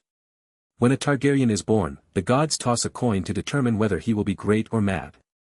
Are you great or crazy? The voice of the man in black robe was indescribably deep, with a strong layer of doubt. He threw the gold coin high and caught it with his hands in midair. Hand your palm up, expose the gold coin lying flat. The man in black robe stared at the upward side of the gold coin and fell into an inexplicable silence. After a while, the man in black robe angrily threw the gold coin far into the sea and left silently.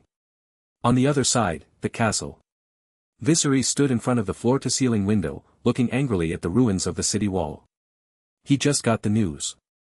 While the 3 dragons were fighting, Rhaegar sneaked out and rode his dragon to fight side by side.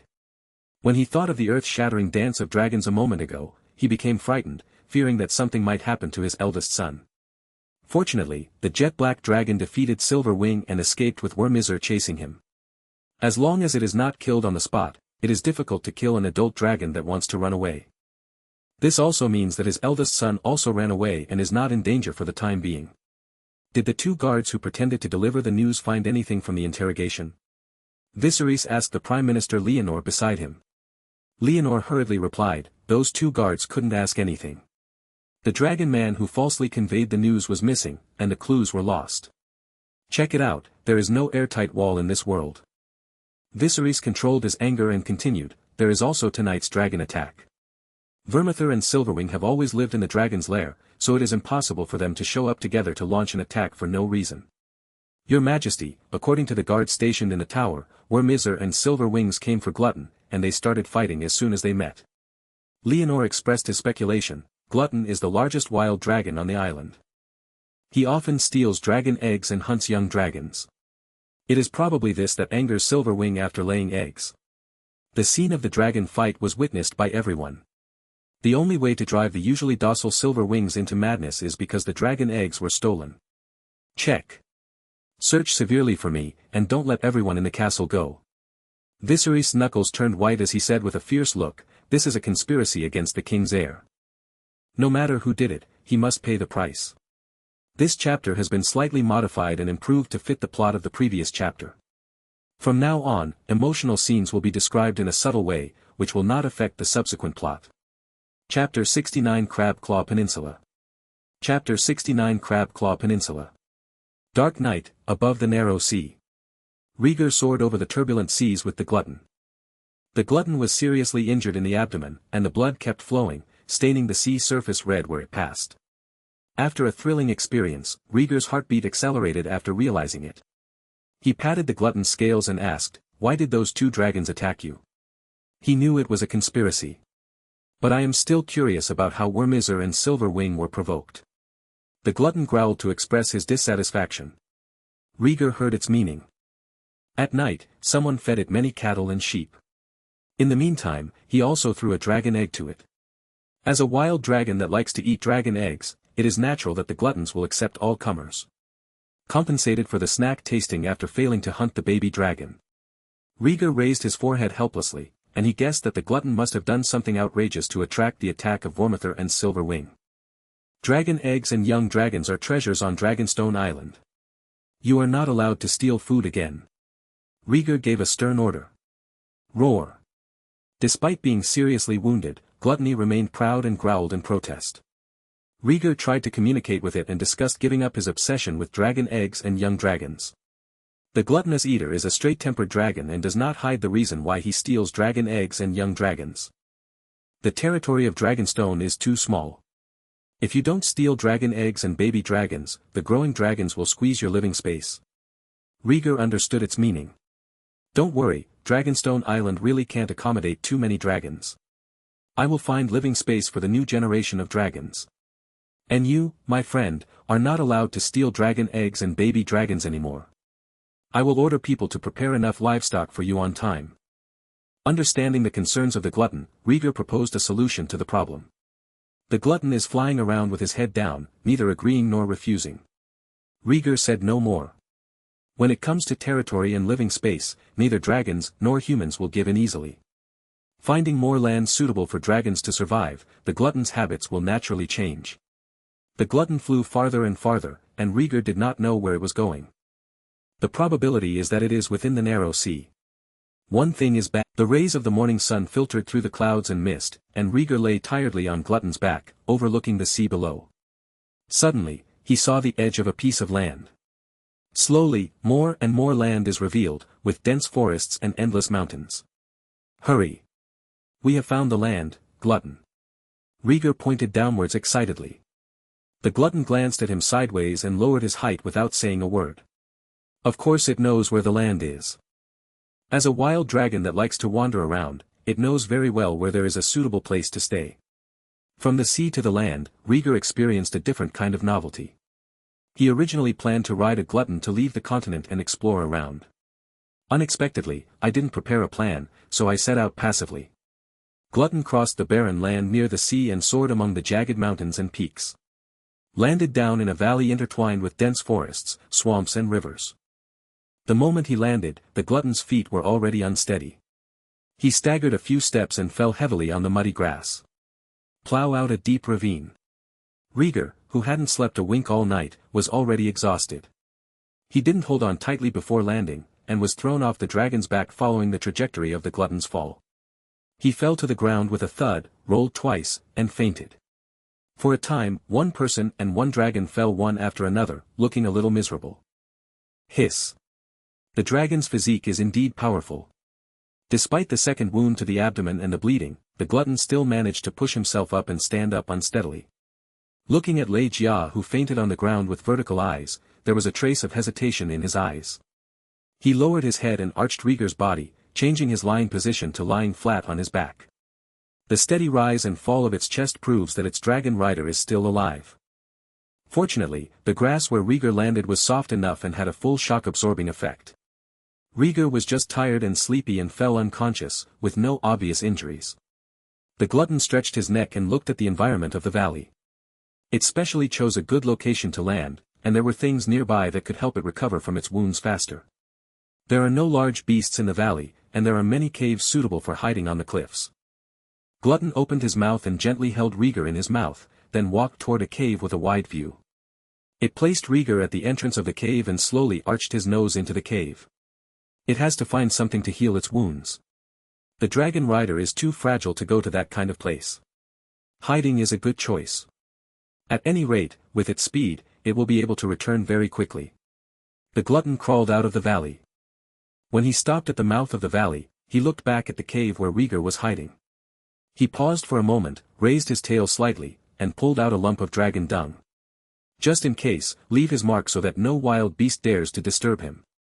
Having done everything well, the glutton roared loudly, flapped its wings and flew high again. Noon. The sun is high in the sky, and the forest valleys are filled with warmth. Rhaegar's eyelids trembled as he was in the cave, as if he was about to wake up. At this time, there was a sound in the valley. Come and take a look, there is such a big and long blood stain, I don't know what kind of giant beast left it. Tormund, be careful, there is something strange in this valley. Hearing chaotic conversations, Rhaegar slowly opened his eyes and looked around blankly. Where is this, the glutton? Looking at the cave filled with cobwebs, Rhaegar was a little confused. He remembered that the gluttons found a piece of land and they came to a hidden valley. Then, he didn't know. Someone is plotting against me, and there is a dragon ambushing me in the dark. Rhaegar suddenly remembered the scene of being attacked by surprise. But who has the ability to sneak into Dragonstone Island and secretly set up a conspiracy against him? Rhaegar turned over and over in his mind, and could only think of one person with such motivation and ability. When I go back, I won't let you go.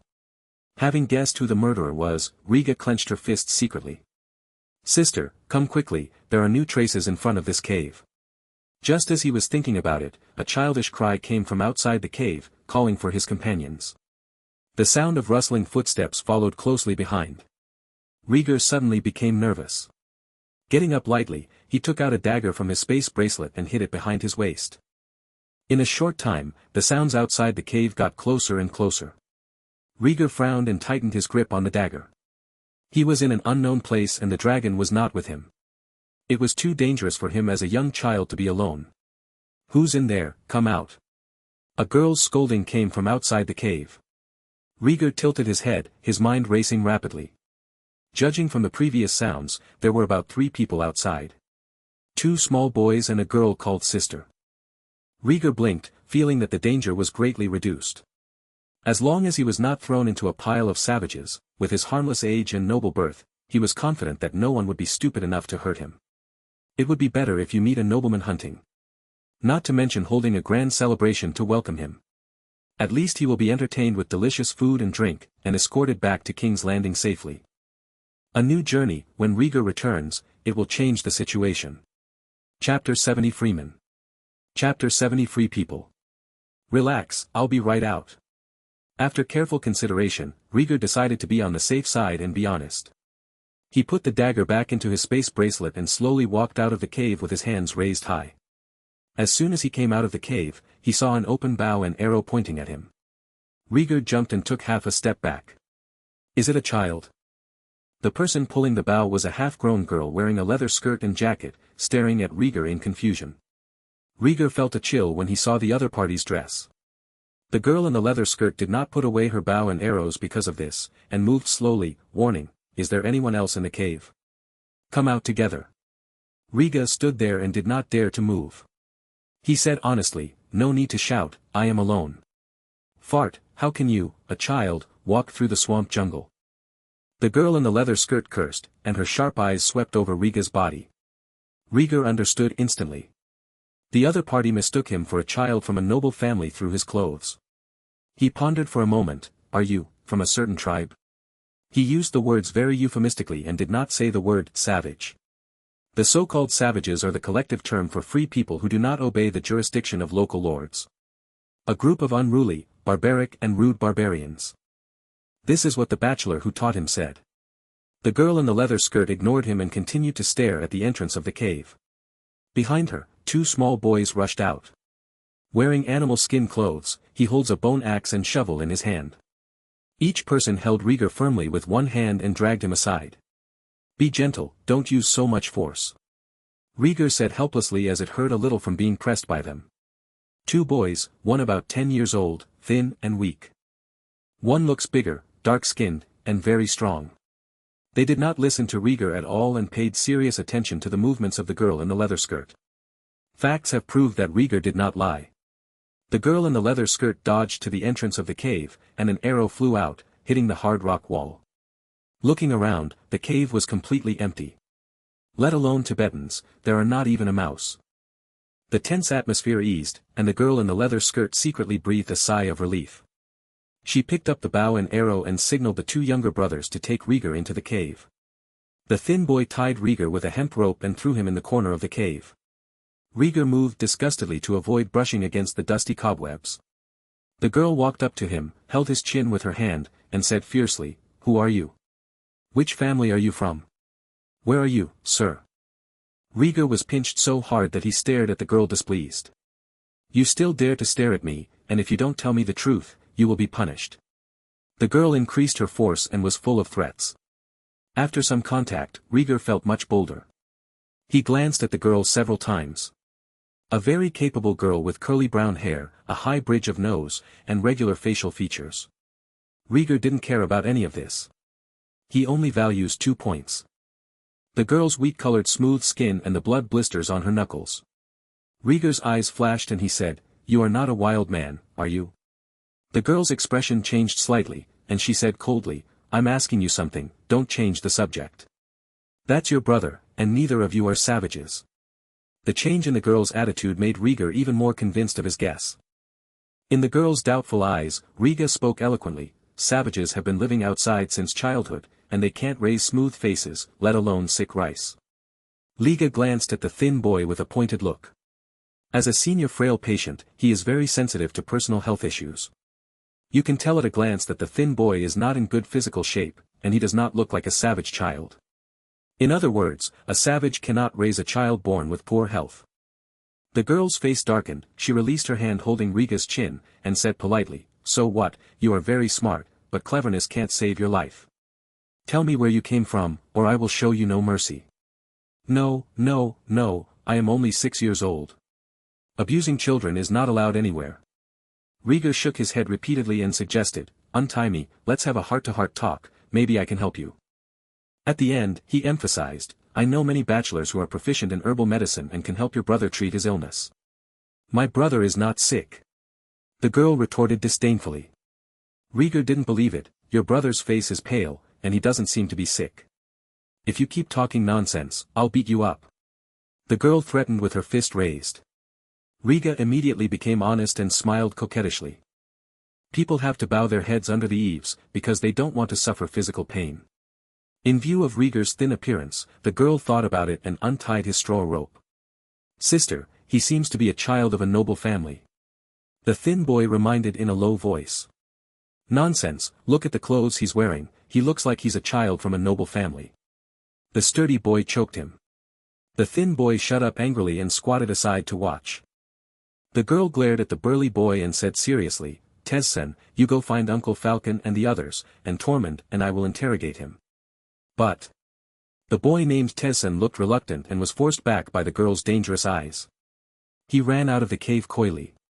With one person missing, the girl's expression softened a lot and she said calmly, my name is Balan, he is my brother Tormund, and we are from the Peregrine tribe.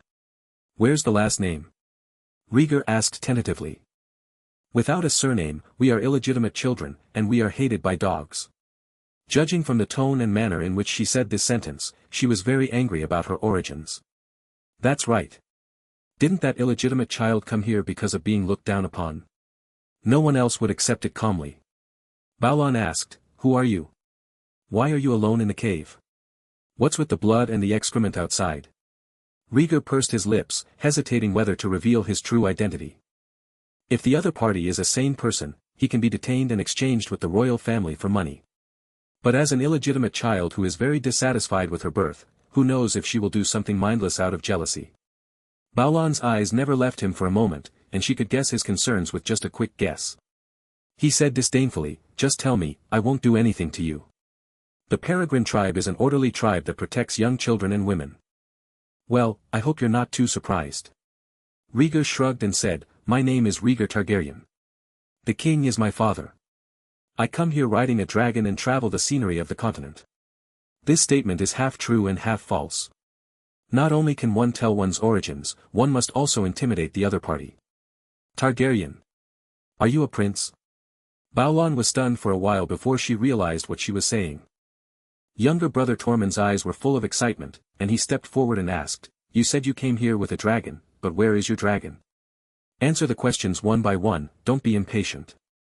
Rhaegar solemnly said, once again, I am indeed a prince. Look at my silver hair and purple eyes. They are the symbols of the Targaryen family. He has to ensure his own personal safety. As long as they don't go crazy, they shouldn't be able to hurt him. The two siblings in front of them were still immersed in the excitement of kidnapping a prince. Capturing the true dragon blood of a Targaryen in his lifetime is a bit bizarre no matter how you say it. Today is a double monthly ticket. Friends who still have monthly tickets can vote. Don't forget to read it, thank you. Thank you, please don't exchange the 333 points rewarded by the heroine. Chapter 71 Negotiation. Chapter 71 Negotiation. After having a deep chat with the Balan siblings, the sky gradually turned to dusk. Rhaegar gained a lot of useful information. For example, the land under your feet is not a continent, but the Crabclaw Peninsula. The Crabclaw Peninsula is adjacent to Dragonstone Island and Chowtu Island. It is a sparsely populated and wild land. As far as Rhaegar knew, the Crabclaw Peninsula was covered with swamps and pine forests, and its resources were very scarce. There were only a handful of local nobles. This also means that it is basically impossible to get in touch with the nobles. A bonfire was lit in the cave, and 3 children, 1 old, 2 small and 3 were sitting around. Tormund looked excited and asked repeatedly, your dragon is hunting outside. Is it really big? Of course, gluttons are so big that I'm like a flea on the dragon's back. Rhaegar gnawed on a wild fruit and chatted. When you go out, your identity is given by your mouth. What Rhaegar said was what the other person thought. Although he didn't know where the glutton had gone, it didn't matter. As long as there was a real dragon nearby, no one would dare touch a hair on Rhaegar's head. Your dragon is injured. There is a large blood stain in the valley. I originally thought it was some kind of giant beast, but now it seems that it is undoubtedly your dragon. Sapphire teased the bonfire and poured cold water on it at the right time. Rhaegar said without changing his expression, we encountered other dragon attacks on the narrow sea, otherwise I wouldn't be here alone. There are other dragons? Tormund's eyes widened. Dragonstone is full of dragons, and my ancestors relied on dragons to conquer the continent of Westeros. Rhaegar opened his mouth. Nonsense, only 3 dragons appeared in the Conqueror War. Balan retorted. You know history? Rhaegar asked curiously. Humph, I have also read books, I am not a fool who just listens to your deception. Balan snorted coldly. Rhaegar smiled without explaining. It's good to have read a book. Those who have read books should know the importance of a prince, and he will be safer. At this moment, a loud eagle cry sounded outside the valley. Sapphire and Tormund raised their heads at the same time, stood up and walked out. Is your tribe coming? Rhaegar followed, feeling insecure. He tried to call the glutton through induction, but there was no response. The glutton was seriously injured, and he guessed that he had flown somewhere to recuperate. During its return, whether it lived well or badly depended on Rhaegar's own efforts. Get out of the cave. Rhaegar followed the Baulon siblings and saw a large group of people rushing in at the entrance of the valley. Each of them is tall and thick, wearing leather jackets and armor, full of primitive wild style. The leader is a tall, middle-aged man. His thick brown beard is braided, and his eyes are as sharp as an eagle. As if aware of Rhaegar's gaze, the strong man turned his head and locked his position with one glance. Rhaegar's expression changed slightly, and he tried to remain calm. This group of people is not easy to mess with at first glance. They are really falling into the den of savages. Baulon advised from the side, don't be afraid, Uncle Falcon is a very principled leader and will not harm young children. Peregrine Falcon tribe entered the valley as a whole, and the scene suddenly became noisy. That savage leader named Falcon is quite capable. Arrange people to light fires and set up campsites, and plan everything in an orderly manner. Sapphire brought Rhaegar to Falcon's bonfire. At this time, the Falcon was skinning a hare, moving very quickly. After he gutted the hare, put it on a stick and grilled it, he slowly said, "Is he the noble boy you picked up?" Baulon glanced at Rhaegar and said seriously, "He is the king's child, a true dragon." "A prince?" Falcon immediately raised his head, surprised. It is true that he is a savage, but his status as a prince is indeed too high. Looking at the savage leader in front of him who was looking at him, Rhaegar took a breath and knew what he should say. He looked directly at the other person and said sternly, Rhaegar Targaryen, I was born in the Red Keep in King's Landing. I wonder if this leader has a specific impression of where he is. A place thousands of miles away, how would I know?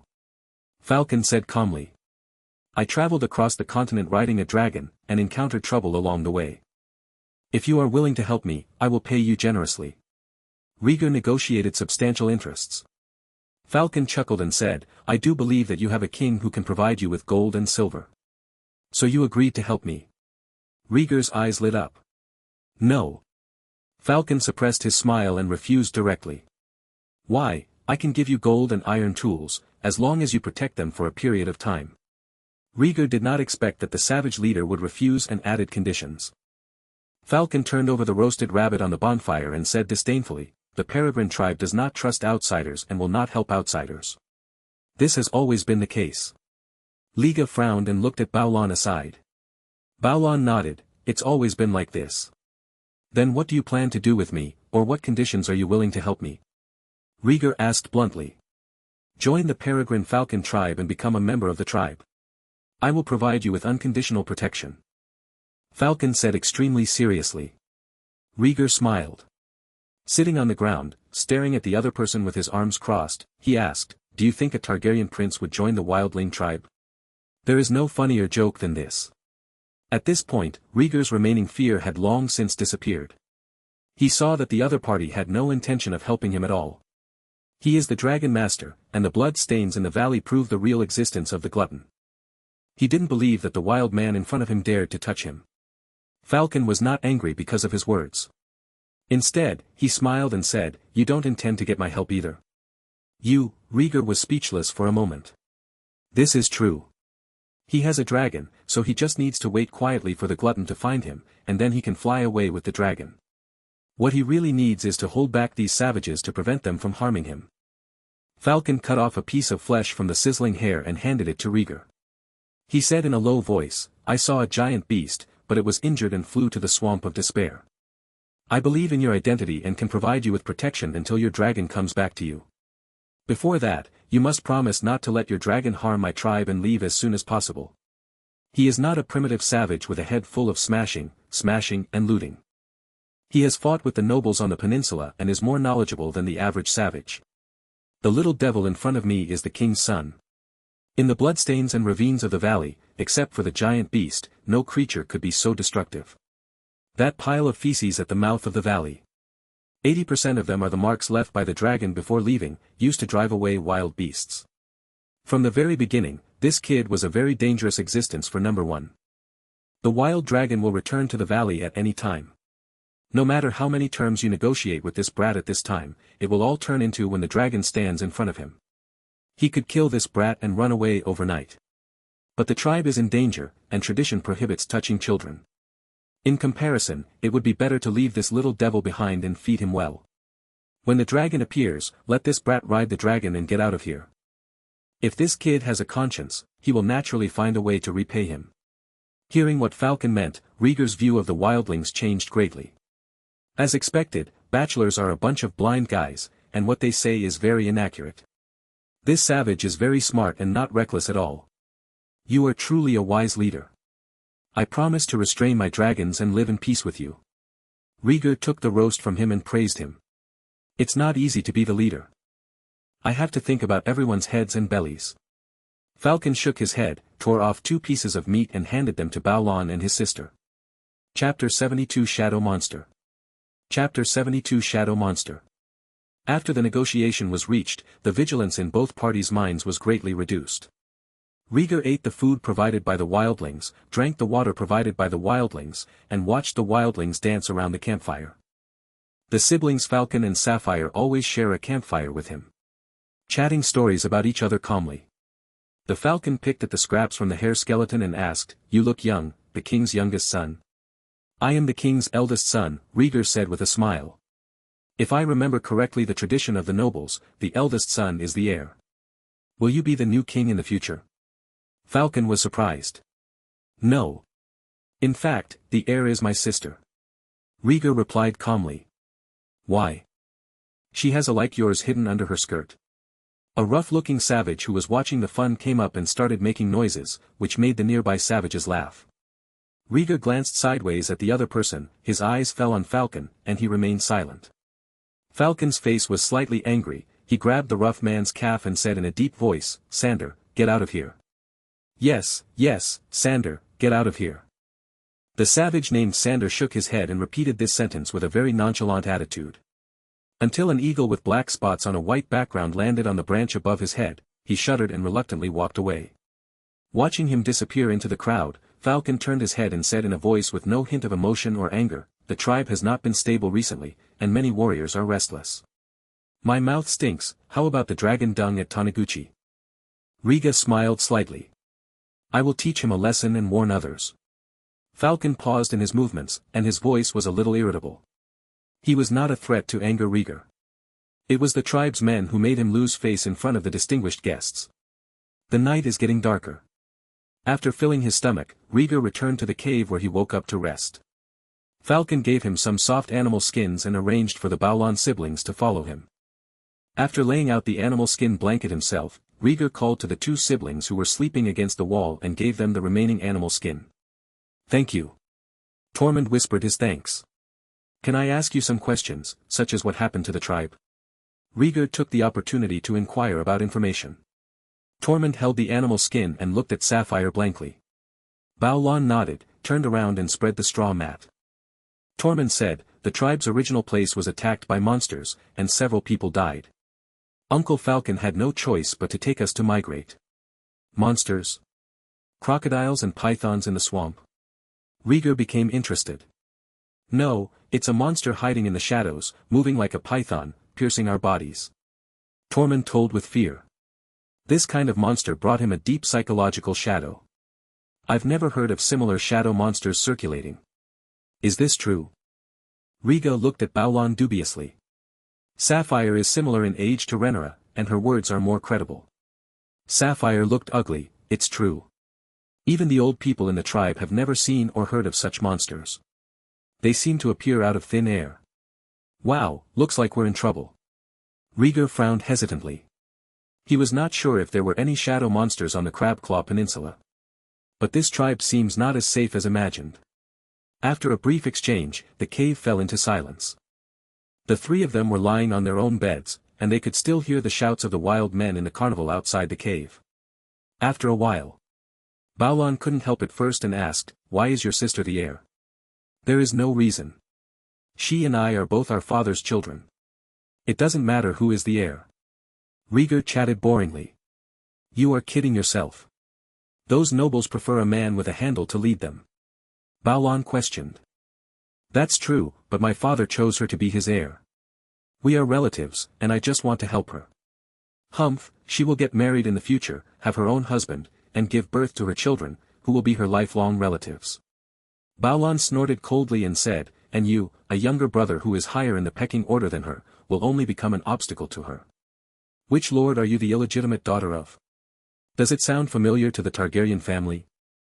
Rhaegar smiled and asked. It's none of your business, he's just a who can't control his pants. Baolan didn't like to mention his origin. Then I don't need you to take care of my housework, miss. Rhaegar used magic to defeat magic. Ah, he called you miss. Tormund, who was huddled in the corner, smiled stupidly. What about you, young master? Baolan stood up and kicked him, which made him stop laughing. After a few words, the cave fell into silence again. Midnight. The humid air evaporated water vapor, and large dark clouds rose into the sky, covering the crescent moon. Without the moonlight, the night becomes darker. In the valley, the savages were tired from the commotion and fell asleep on the ground in twos and threes. The piles of bonfires gradually became smaller, leaving only sporadic flames crackling. In a dim environment, a strange dark creature twisted its shape and emerged from the dark shade of the trees.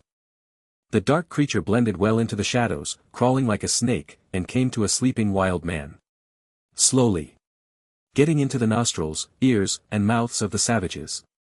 The dark creature seemed to be able to split apart and invaded the wild man's body all-pervasively. A soft stick-like object was thrust into his throat. The savage made two chirps and woke up from his dream in discomfort. As soon as I opened my eyes. Then he saw a pitch-black twisted monster lying on his chest, branching out into vine-like tentacles. The savage's eyes widened instantly, fear filled his heart, and he wanted to scream. Well. Before he could scream, two tentacles from his nostrils pierced his brain and muddied his brain. Easily rob a savage of his life. The dark monster twisted its figure, pulled out its tentacles, and looked for its next prey. In the cave, Rhaegar was sleeping soundly. Ah! In vain, a shrill scream resounded through the valley, waking everyone up. Rhaegar opened his eyes drowsily and looked around at a loss. Sister Baolan also woke up. He picked up the weapon beside him and rushed out of the cave, warning, "It's dangerous outside, don't go out." Rhaegar was stunned for a moment, then quickly got up and followed. He has heard many horror stories. When encountering danger, the most dangerous person is the one who is alone. He still understands this. Out of the cave, the savages outside were in a panic. Some people add fuel to the bonfire, and some people light torches. The night is only a little brighter. Liga stayed close behind Baolan and stuck his head out to see the reason. There is a lot of noise outside, the savages are howling and screaming, and no useful information can be obtained. Waited for a long time. The chaotic scene subsided. It was Falcon leading the savage warriors back from a patrol. They were carrying several corpses. They are all strong male savages. There was bleeding from 3 orifices, but there were no injuries on the surface of the body. One of the men was hit by an arrow in the chest, piercing his heart, and blood was flowing from the corner of his mouth. In front of everyone in the tribe, Falcon threw 3 corpses that died in the same way into the bonfire and burned the remains. The other one pulled out the arrow and looked at it gloomily. "We are being targeted by other tribes." Falcon held the arrow tightly and roared angrily. Chapter 73 Promise. Chapter 73 Commitment. As soon as Falcon opened his mouth, the savages immediately started shouting for revenge. Rhaegar pulled Thormund's arm and asked in a low voice, "What happened to the 3 burned corpses?" Only one of the killed bodies had an arrow wound. The other 3 dead bodies were mysterious. It was difficult not to catch Rhaegar's attention. Tormund turned around and lowered his voice in fear, "That's the person who was killed by the shadow monster.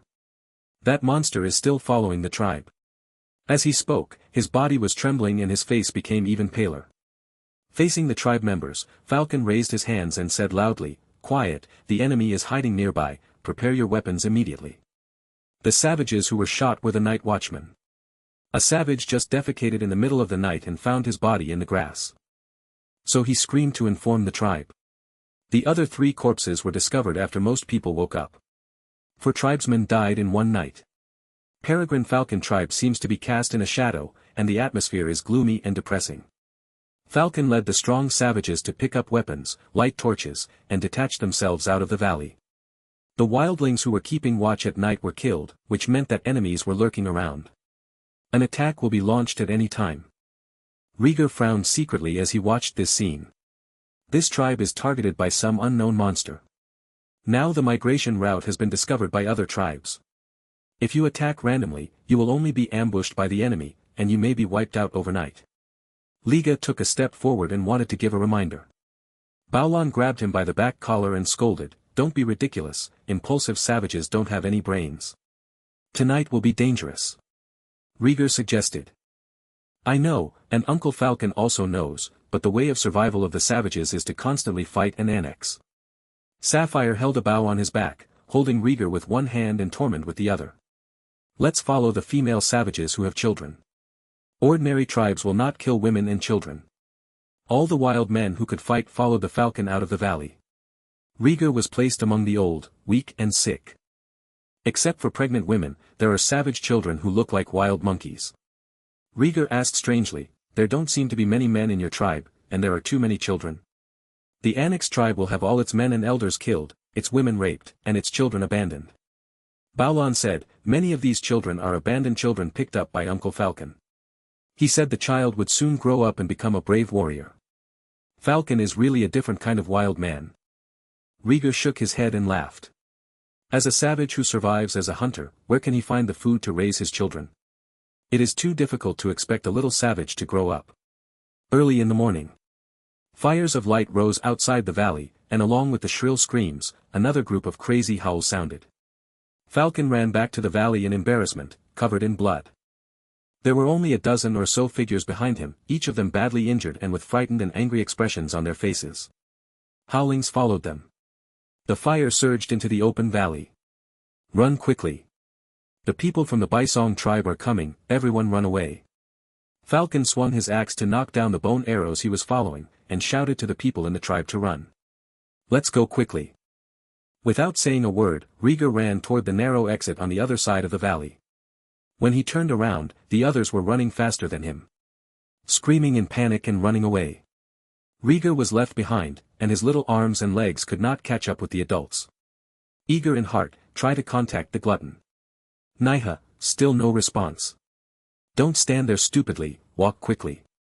Falcon came running from behind, picked up Rhaegar's clothes, put them on his shoulders, and ran away with all his strength. Rhaegar took the time to look back. The invading savage tribe Wuyang rushed into the valley, half of them plundering the supplies left by the peregrine falcon tribe. The remaining people continued to hunt.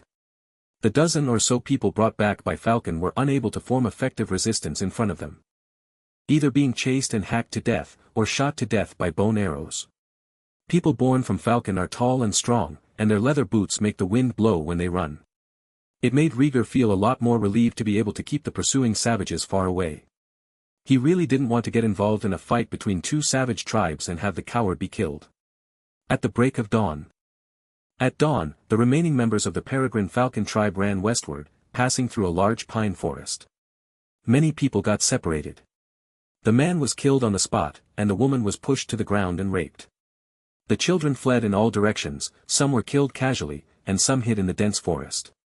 Falcon carried Rhaegar and fled, leaving only a few wildling guards following him. "I couldn't run anymore, so I hid on a hillside and took a short rest." "Falcon, the tribe is gone." The savage named Sander had a sad face and questioned the leader. "It's gone and can be rebuilt. As long as we are still alive, there will always be a day when we can fight back." Falcon gave a low shout and put down Rhaegar, who was bumping along the way. "The tribe is almost dead, what are you doing with this little kid?" Another wild man pointed at the pale Rhaegar.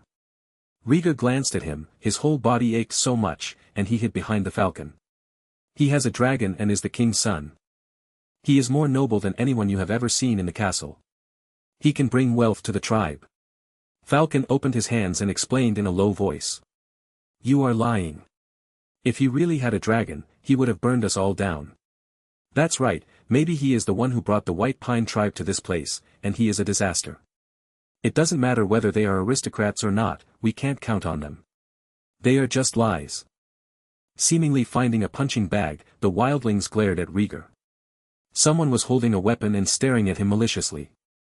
Rhaegar sounded the alarm in his heart and said, "My dragon is on the way back. I will drive the dragon to avenge the peregrine tribe and bring you unexpected gold." He knew that this tribe was unreliable. Unexpectedly, I didn't even last one night before I was broken up.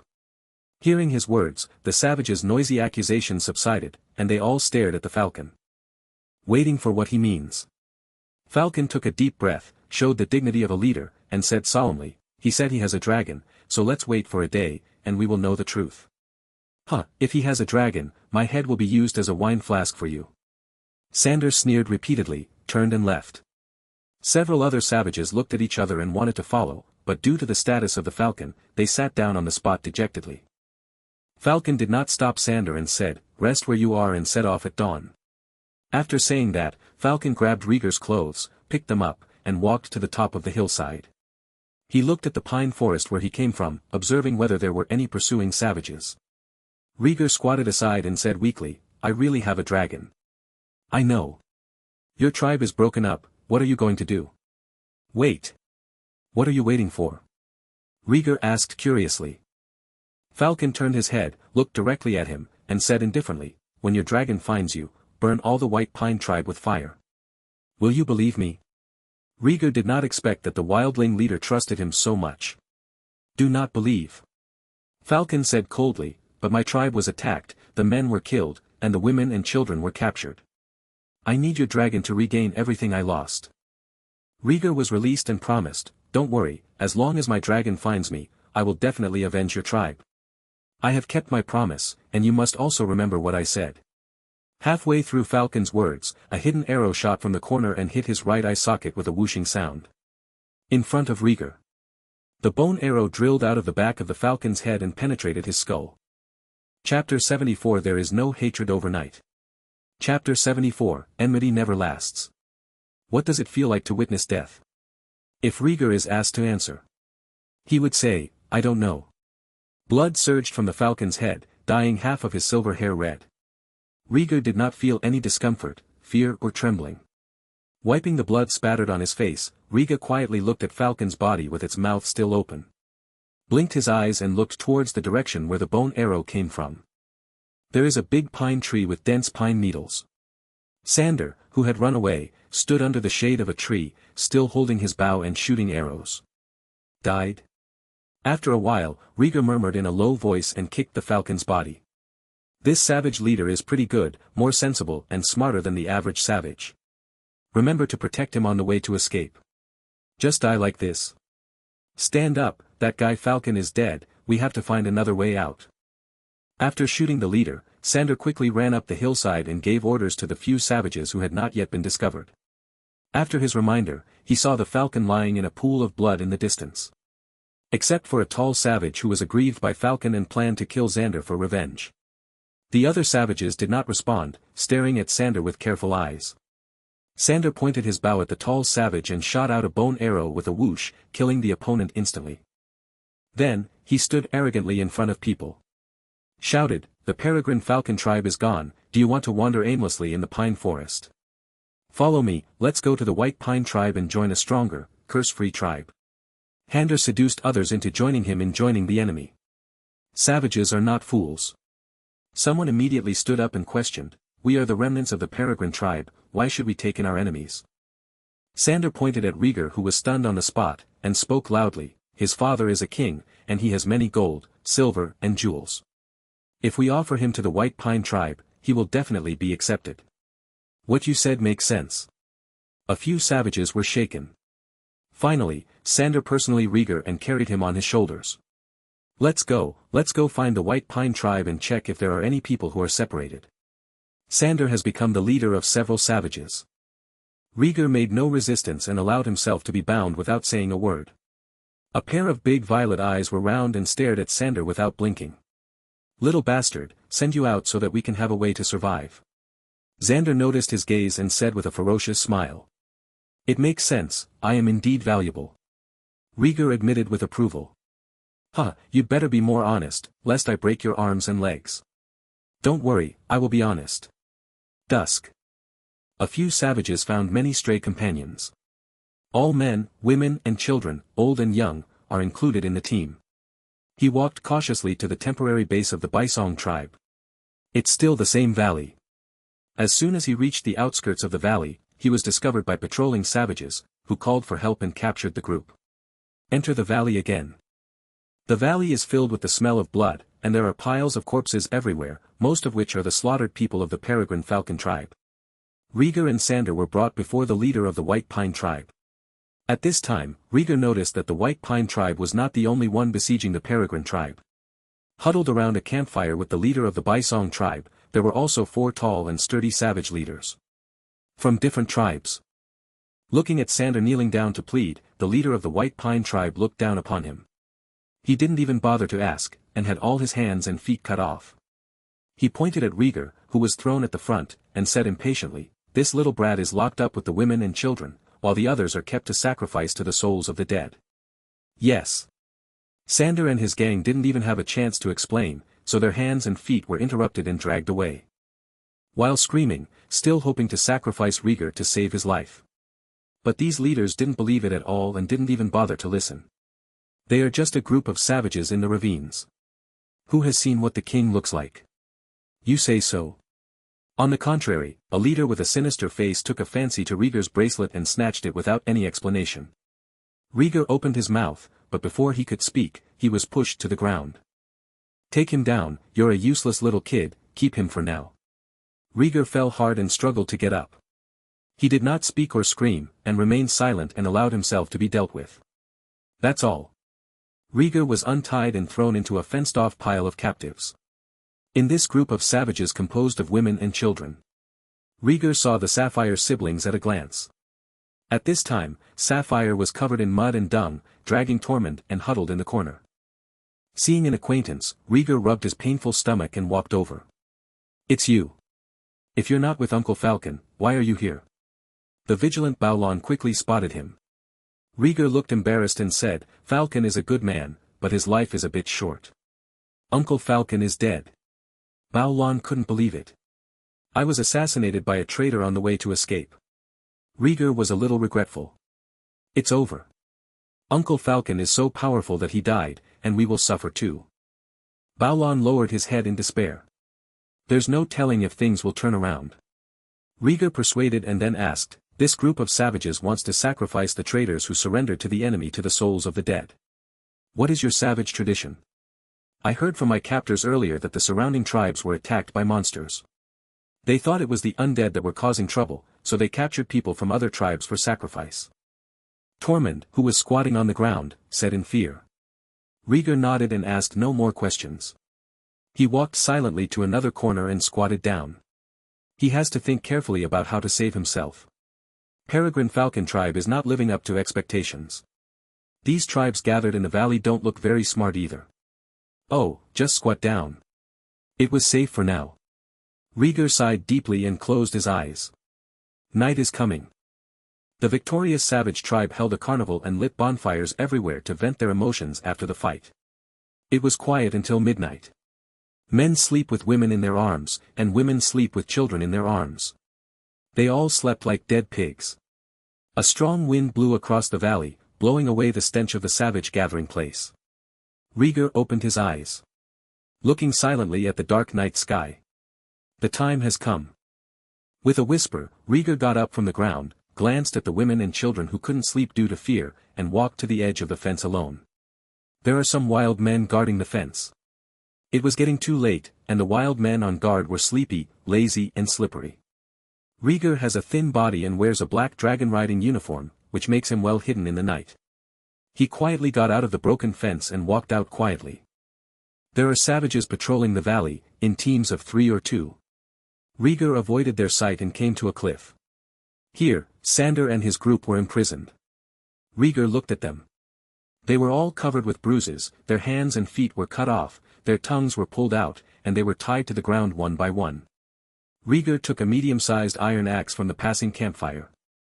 Walked to Sandor, who lost too much blood and fell into a coma. He raised the axe and aimed it at Xander's head. Thought about it for a while, then put it down. Then, aim at Xander's neck. Think about it and put it down again. Rhaegar kicked Xander's head and said softly, "Hey! Wake up!" The kicks became harder and harder, and Sandor was forced to wake up. Opening his eyes in fear, Sandor was trembling all over and mumbling incoherently. "Look at me, Xander. Rhaegar awoke him from his fear. Sandor raised his head in panic and saw Rhaegar standing alone. "It's you." Before he finished speaking, Rhaegar raised his axe and swung it down suddenly, hitting him on the neck. The artery was severed, and blood spurted out like a fountain, covering half of Rhaegar's body. Rhaegar glanced down and said silently, "You and Falcon are half the same, so this suit is a waste." Having said that, continue turning the axe. The adventure begins. Chapter 75 The Dragon Returns. Chapter 75 The Dragon Returns. An axe head connected to an axe head. Rhaegar seemed tireless, until the ground was covered with blood and a good head rolled off. Rhaegar had an indescribable feeling after taking a life with his own hands. "It's very bad anyway. This axe is really heavy, but it's very handy." Murmured something, Rhaegar threw away the axe and picked up the filthy head. "This is just an appetizer tonight, he still has a lot to do." This time, he did not avoid the sight of the patrolling savages. "Go to the center of the camp openly."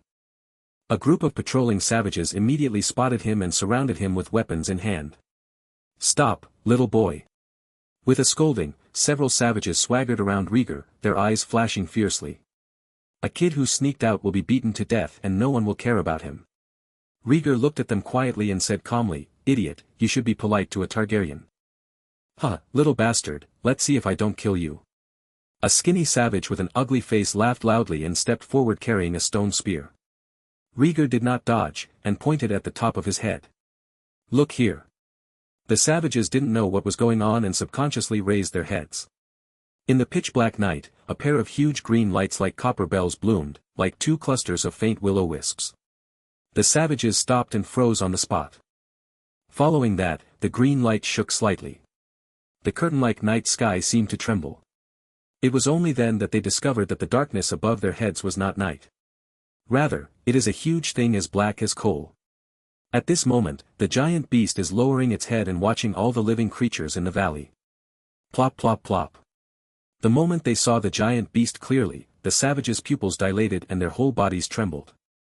They fell to their knees one after another, dropped their weapons and screamed. "Eat him." Rhaegar passed by the lean wild man and softly pronounced his punishment. Hiss. The glutton lowered his head and roared, and the smelly wind blew him backwards. Before it landed, the giant dragon stretched out its flexible tongue and rolled it into its mouth.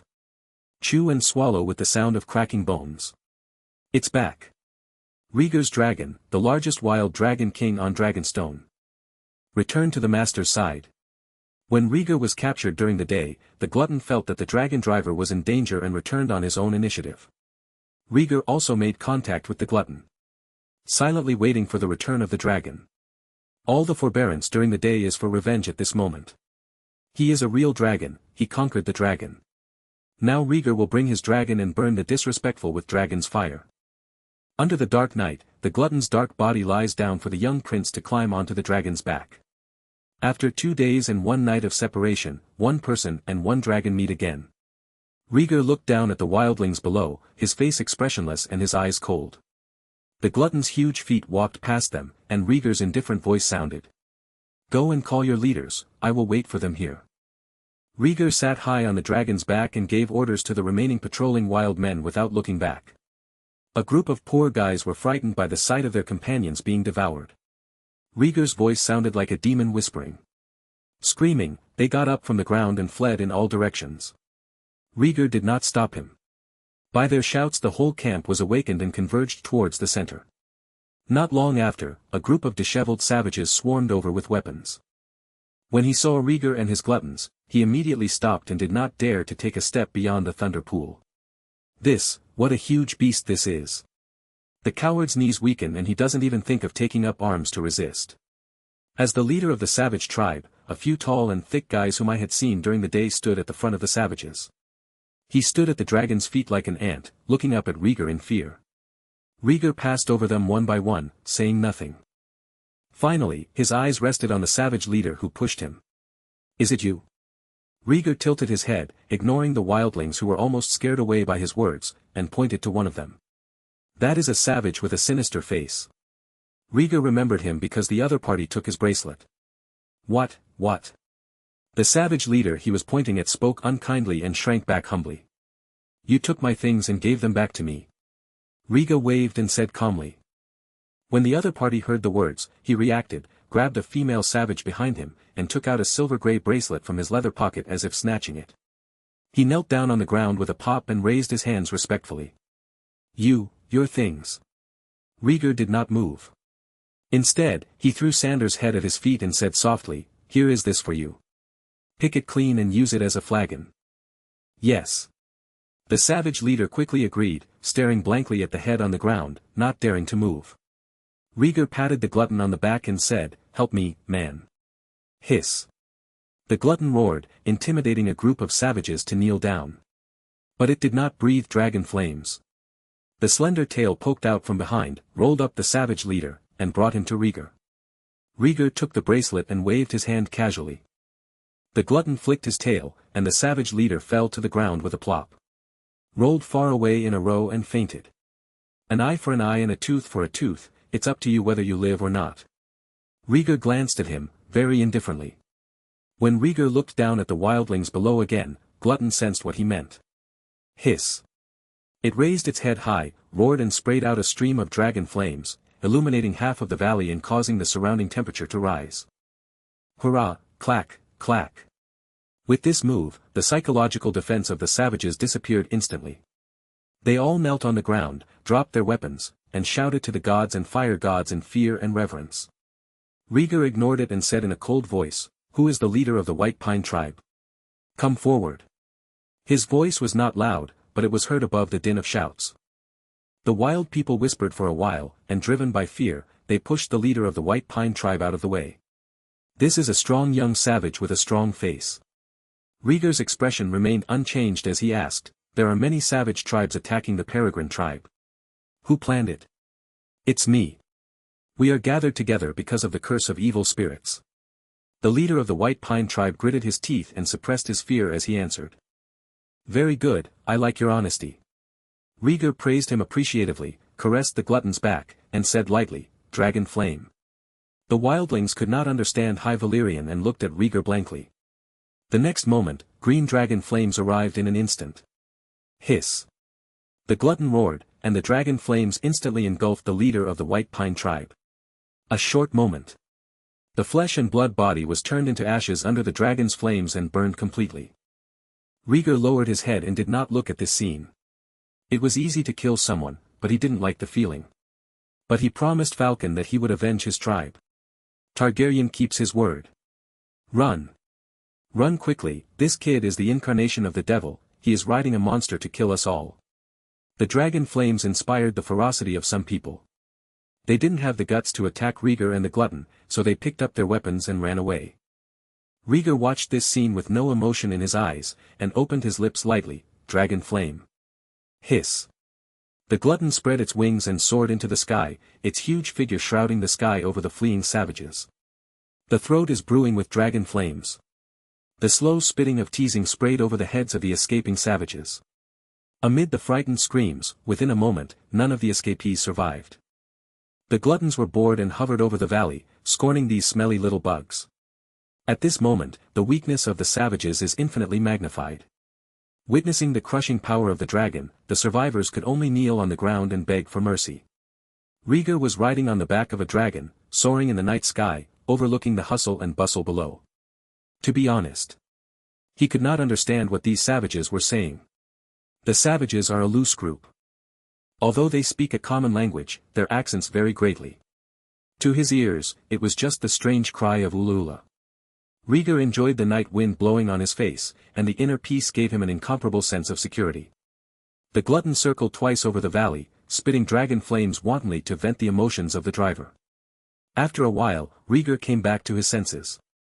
Looking sideways at the large group of savages kneeling down below, he ordered, "Bring the people from the Peregrine tribe safely, and the White Pine tribe will detain them all." "Yes, Lord Spirit, we are willing to serve you." At this moment, no matter you are a savage leader or a savage who only knows how to act recklessly, you are all kneeling down and worshipping. Under the wings of the dragon, all living beings are equal. Rhaegar pointed to the charred corpses on the ground and said displeasedly, "Collect the corpses and burn them together later. Dragon is back. I changed it a little bit, I don't know if it has any effect. An update will be released tomorrow. 3 updates at 0 o'clock in the morning. Chapter 76 The Unkillable Shadow. Chapter 76 The Unkillable Shadow. Rhaegar's childish voice was like the highest decree, and no one dared to ignore it. Some brave savages got up from the ground and stared at the giant dragon in the sky with fear. The cat bent over to collect the charred corpses that had not been burned cleanly. Rhaegar was in a good mood at the moment and was not idle. He pointed out several other savage leaders and said lazily, "Introduce yourself and why you are gathered here." He doesn't care what the savages are called. But he took the curse spoken by the savages very seriously. Peregrine tribe was killed by a shadow monster and many people were killed. He had seen the corpses. These savage tribes were probably attacked by the same kind of monsters and were forced to huddle together for warmth. He wanted to ask questions about the curse. "Lord God, your loyal servants are named Grand, Morishan, and Trengel." The savage leader who was pointed out trembled all over and confessed as honestly as a lamb. A total of 5 tribes of savages gathered in the valley. Except for the leader of the Bisong tribe who was buried in the dragon flames and the savage leader who was blown away, the other 3 are all here. Rhaegar signaled for the glutton to land, and the huge dragon body raised a puff of smoke. The wild people were blown away so hard that they couldn't even open their eyes. Rhaegar called out a wildling leader to question him. "Ask what the so-called curse is." The bearded savage named Trengel said in fear, "The curse comes from the shadow.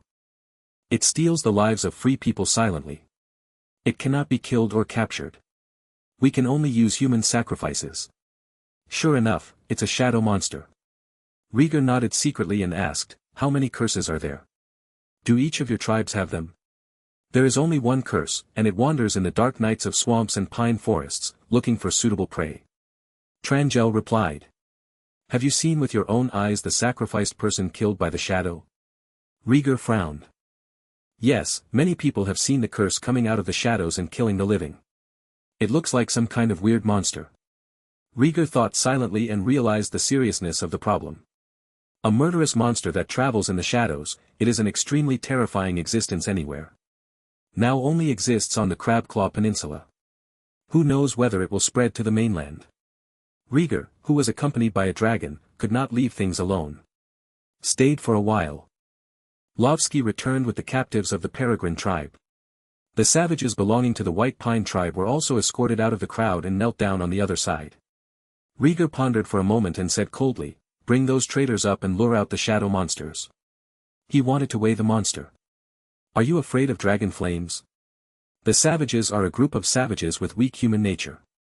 They immediately go to the traitors after receiving the order. Including Sandor who lost his head. Rhaegar sat on the dragon's back and watched. The savages below tied the traitor to a tree, extinguished the surrounding bonfires, leaving only a shadow. The rest is to wait quietly. According to these savage leaders, shadow monsters visit almost every night. Take lives from the tribe. This also made people panic and filled the tribe with uneasiness. In the end, they chose to form an alliance. 5 small tribes formed one big tribe. They raided surrounding tribes, plundered supplies and plundered populations. Though they didn't say it, Rhaegar knew. They are using captives for so-called sacrifices to prevent the wildlings in the alliance from being cursed and killed. Time passes minute by minute. Around 2 o'clock in the morning. A large number of savages kneeling on the ground shook their heads, worried about their future life and death. Rhaegar lay on the glutton's back, his nervousness relaxed and listless. Ah! The curse is coming. Suddenly, a terrifying scream sounded, attracting everyone's attention. Rhaegar raised his head sharply and looked towards the direction where the sound came from. It is not a shade to bind captives. But among the savages of the White Pine tribe alone. A female wildling screamed in terror, and the crowd instantly dispersed from the center, revealing the location where the curse occurred. Rhaegar stood up and looked around. "I saw a male savage lying on the ground, with twisting black tentacles emerging from the shadows beneath him, entwined tightly. Beside it, there was a corpse with bleeding from all its orifices. Get out of the way." Rhaegar drove the surrounding wildlings away, drove the gluttons forward, and said, "Dragon flame." The glutton stared at the shadow with disgust and hesitated. Hearing the driver's command, he shook his body resistingly and sprayed dragon flames at the shadow from a distance. Boom! The dragon flames fell, and the green fire burned brightly, dispersing the large shadows. The dragon flame ceased, leaving only a piece of scorched earth and burning deep holes. The shadow monster is nowhere to be seen. Not burned to death. Rhaegar looked around doubtfully. Ah! Another scream sounded, coming from the direction of the savages of the peregrine falcon tribe. Rhaegar turned around. Tentacles extending from the shadow rose from the ground and entangled several wild women and their children. Without waiting for Liga to get the command of Longyen, the tentacles drilled into their ears, nose, and mouth, plundering life. Rhaegar stared at the shadow monster in surprise. Surprised to find that every time a life is killed, the shadow on the ground will increase by 1 point, and the tentacles will become thicker and longer. Dragon flame. Without having time to think about it, Rhaegar quickly made the glutton breathe out dragon flames. This time, the shadow monster didn't have time to kill the wild man on the tentacle. The moment he retreated into the shadow, he was hit by dragon flames. The large shadows on the ground seemed to have been hit hard, twisting and shaking wildly. He wanted to approach Rhaegar, but was dispersed by the glutton's dragon flames. Finally, he let out a sharp roar and disappeared into the nearby shadows. What is this? Even the dragon flames can withstand it, Legia's eyes widened. Glutton's dragon flames are extraordinary, more powerful than most adult dragons and capable of melting stone. This monster resisted the dragon flames and was able to hide in the shadow and escape. It's so weird. Rhaegar was shocked by the strangeness of the shadow monster. This is the most bizarre unknown creature he has ever seen. But the scene of dragon flames repelling the shadow monster greatly shocked the savages. The ignorant savages fell to their knees one after another, shouting for gods to save the world. Rhaegar was upset by the noise, and signaled the gluttons to roar to suppress their shouts, and said sternly, I am not a god, I am a Targaryen, shut up. In the crowd, Sapphire pulled Tormund and looked at Rhaegar with bright eyes. His eyes were full of admiration and shock. Hearing that he denied the identity of the god, he immediately echoed, You can control the dragon, you are the Dragon King. As she shouted, the wild people followed one after another, shouting for the Dragon King.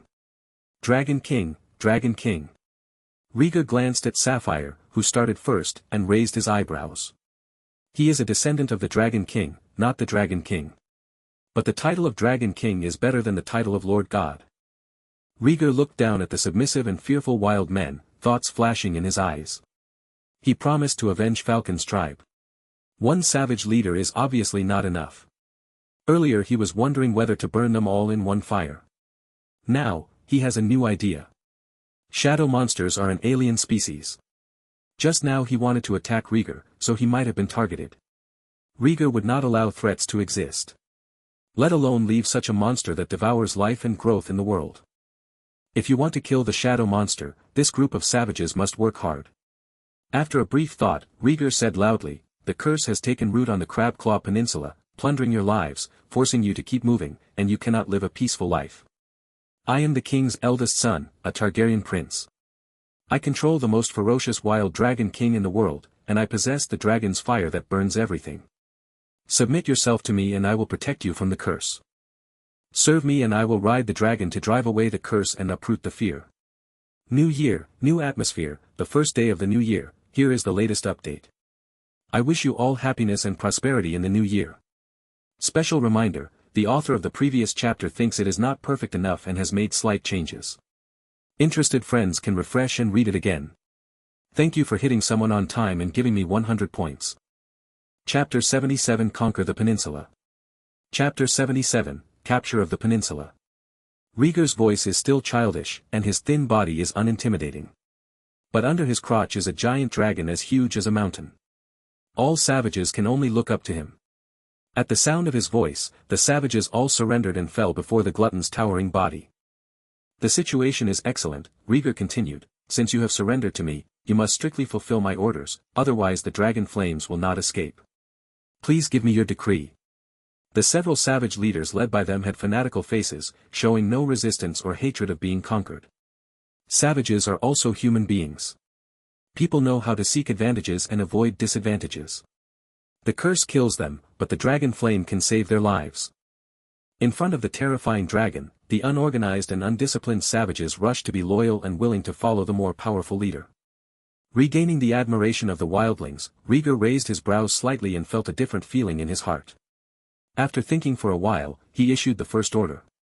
The shadow monster will attack every savage tribe. Before it grows up, you will integrate all the savage tribes under my leadership and conquer the peninsula. This is a temporary solution he came up with. Gather all the savages, and the shadow monsters will only be exposed to Rhaegar's field of vision if they attack the savages again. There will always be a time when you are killed by dragon flames. Oh ho! When they heard that they wanted to conquer the peninsula and defeat all the savage tribes, these savages went crazy. Happily cheering, eager to set off all night.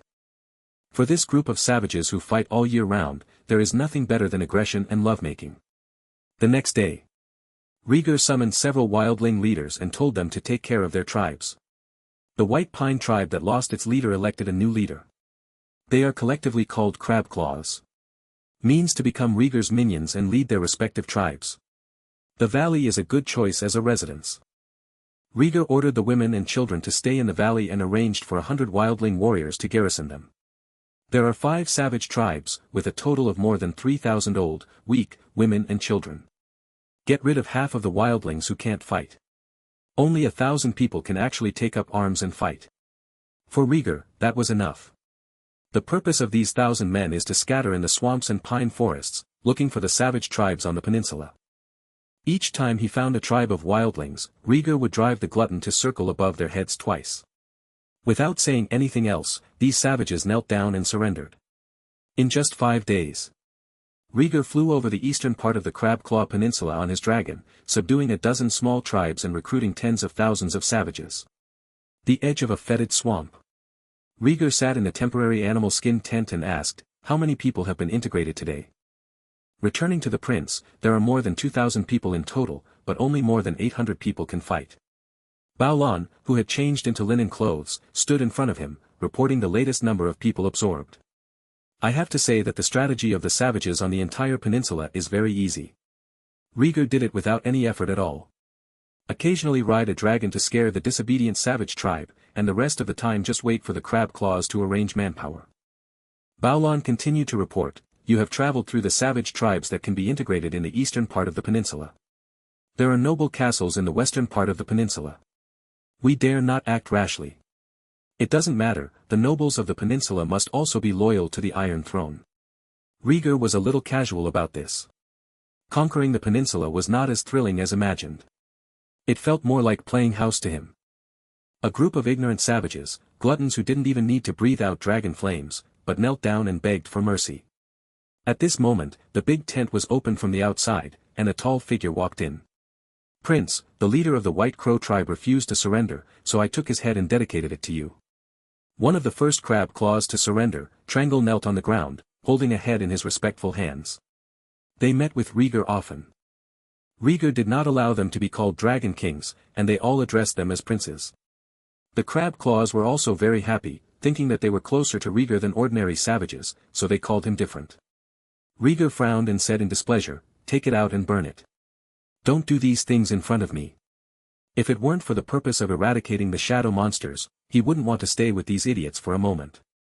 They are all stupid porcelains. When he is old, show him these things. Trangle scratched his head and said in a low voice, "Prince, the White Crow tribe has been incorporated. There are no other tribes in the east of the peninsula. Take a rest overnight and march to the west of the peninsula tomorrow." Rhaegar had already thought of the route. "Yes, Prince." Trangle beat his chest hard, stood up and left. With hesitation on his face, Baolan reminded, "We don't have much food, we don't have enough prey, and there are too many burdens gathered in the valley. If we continue like this, we will starve. How much longer can we hold on?" Rhaegar sat up straight. "At most 3 days." Baolan answered simply.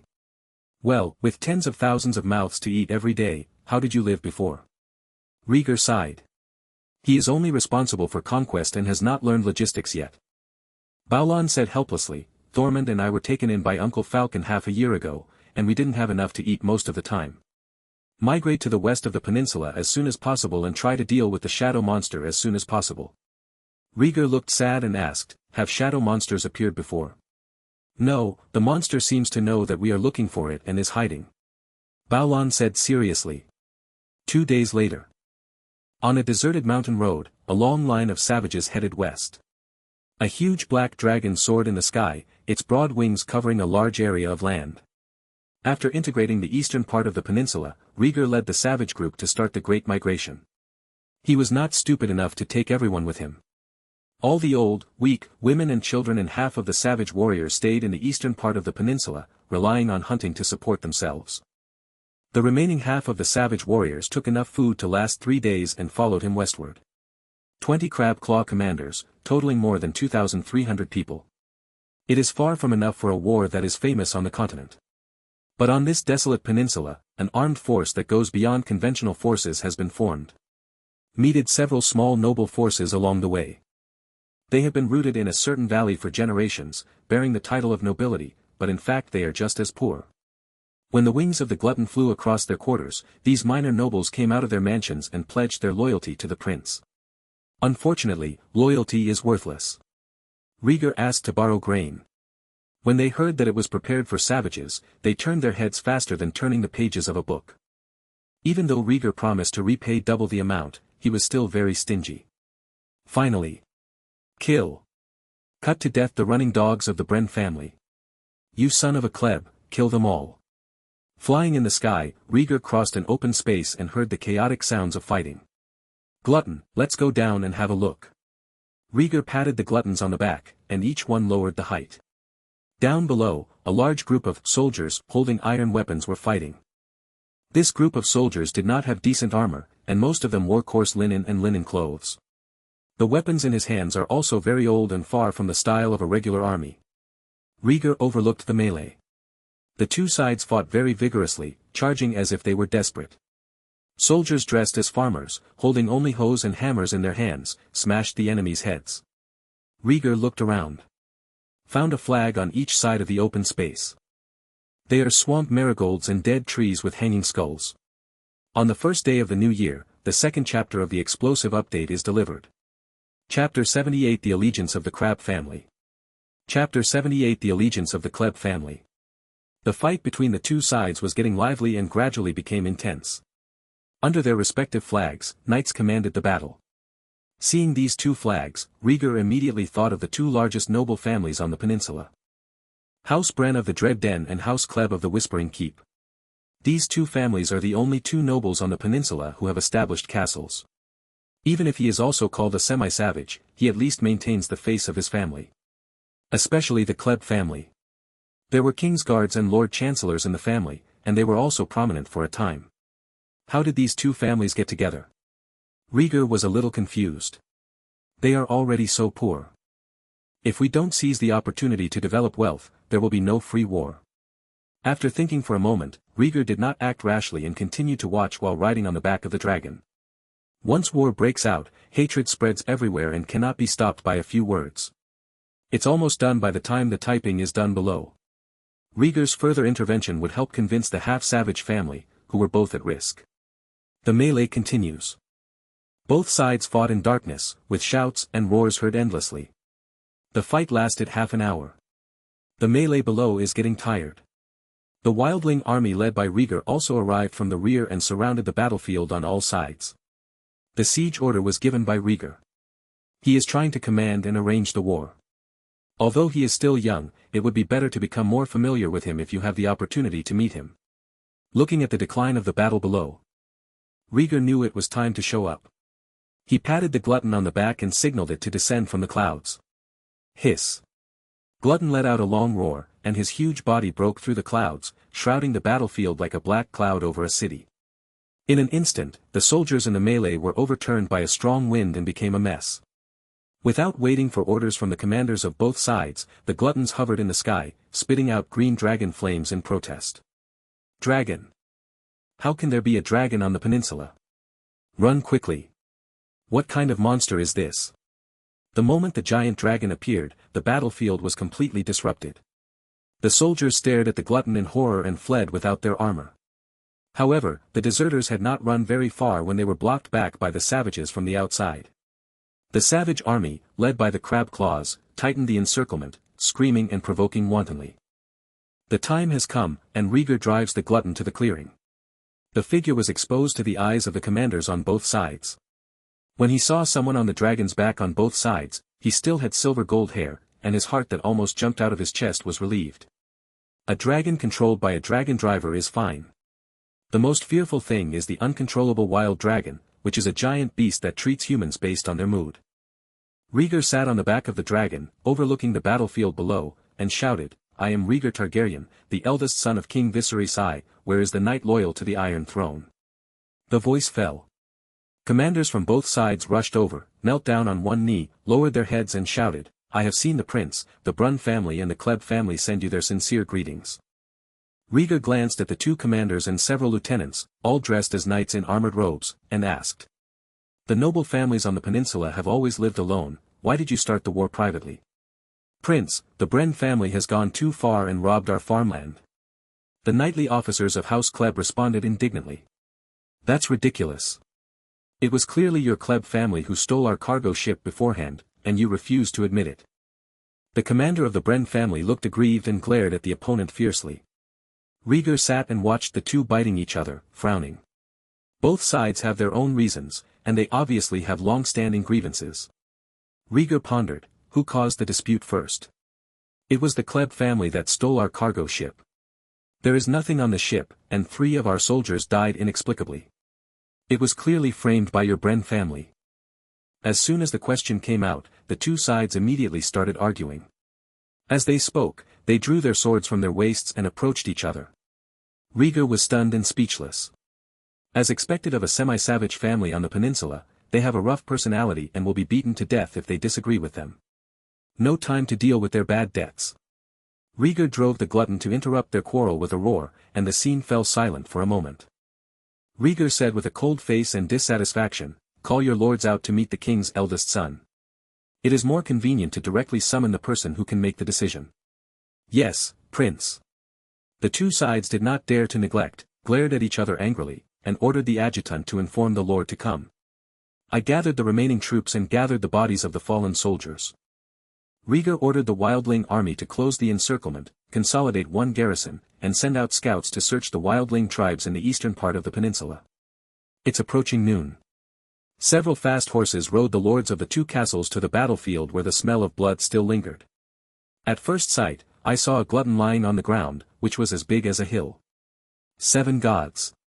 A Targaryen prince has come to the Crabclaw Peninsula. The lord of the Kleb family is a tall, fat old man with half-white beard and hair. He couldn't help but sigh when he looked at the dark dragon. The peninsula is too barren and there are few outsiders. A member of the royal family who controls a dragon is rarely seen once in many years. He got off his horse and ran quickly to the dragon, ignoring the guard's dissuasion. When he saw the sleepy Rhaegar on the dragon's back, his eyes widened in disbelief. At such a young age, he actually tamed such a huge dragon. "Kneel down on one knee, raise the sword at your waist to your chest, and shout with great energy, 'Lord of Whispering Castle, Sam Claver meets the prince.'" Rhaegar was attracted by his voice, looked down at the old man on the ground, and said doubtfully, "Lord Sam, offering your sword is not the etiquette for a prince."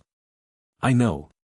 Sam breathed quickly, looked up at the young prince in the sun, and said respectfully, "You possess the noble blood of a true dragon and come here riding a demonic dragon. On behalf of the Kleb family, I implore you to accept our loyalty and make us your vassals. I am just a prince, not the heir to the Iron Throne." Rhaegar was even more confused. Sam smiled, "My ancestor Clarence Crab was the legendary hero of the Crabclaw Peninsula, and my great-uncle Claremont Crab was the king's guard of your great-grandfather King Roy. Today, House Crab has been away from House Targaryen for too long, and I don't care if you can inherit the Iron Throne. I only ask the noble prince to accept the loyalty of the Kleb family and let the banner of Marsh Marigolds bathe in the glory of the royal family again." Rhaegar. Looking at the excited Sam Crab quietly, Rhaegar frowned, not knowing how to answer. To be honest. He looked down upon the half-savage families on the Crabclaw Peninsula. Poverty, savagery, remoteness. This is their true label. Accepting Sam's allegiance will not bring him any substantial help, and will also attract the prying eyes of others. Rhaegar organized some words and declined, "Lord Sam, I admire your loyalty to the royal family, but I am not the heir to the Iron Throne and have no right to accept the allegiance of a lord.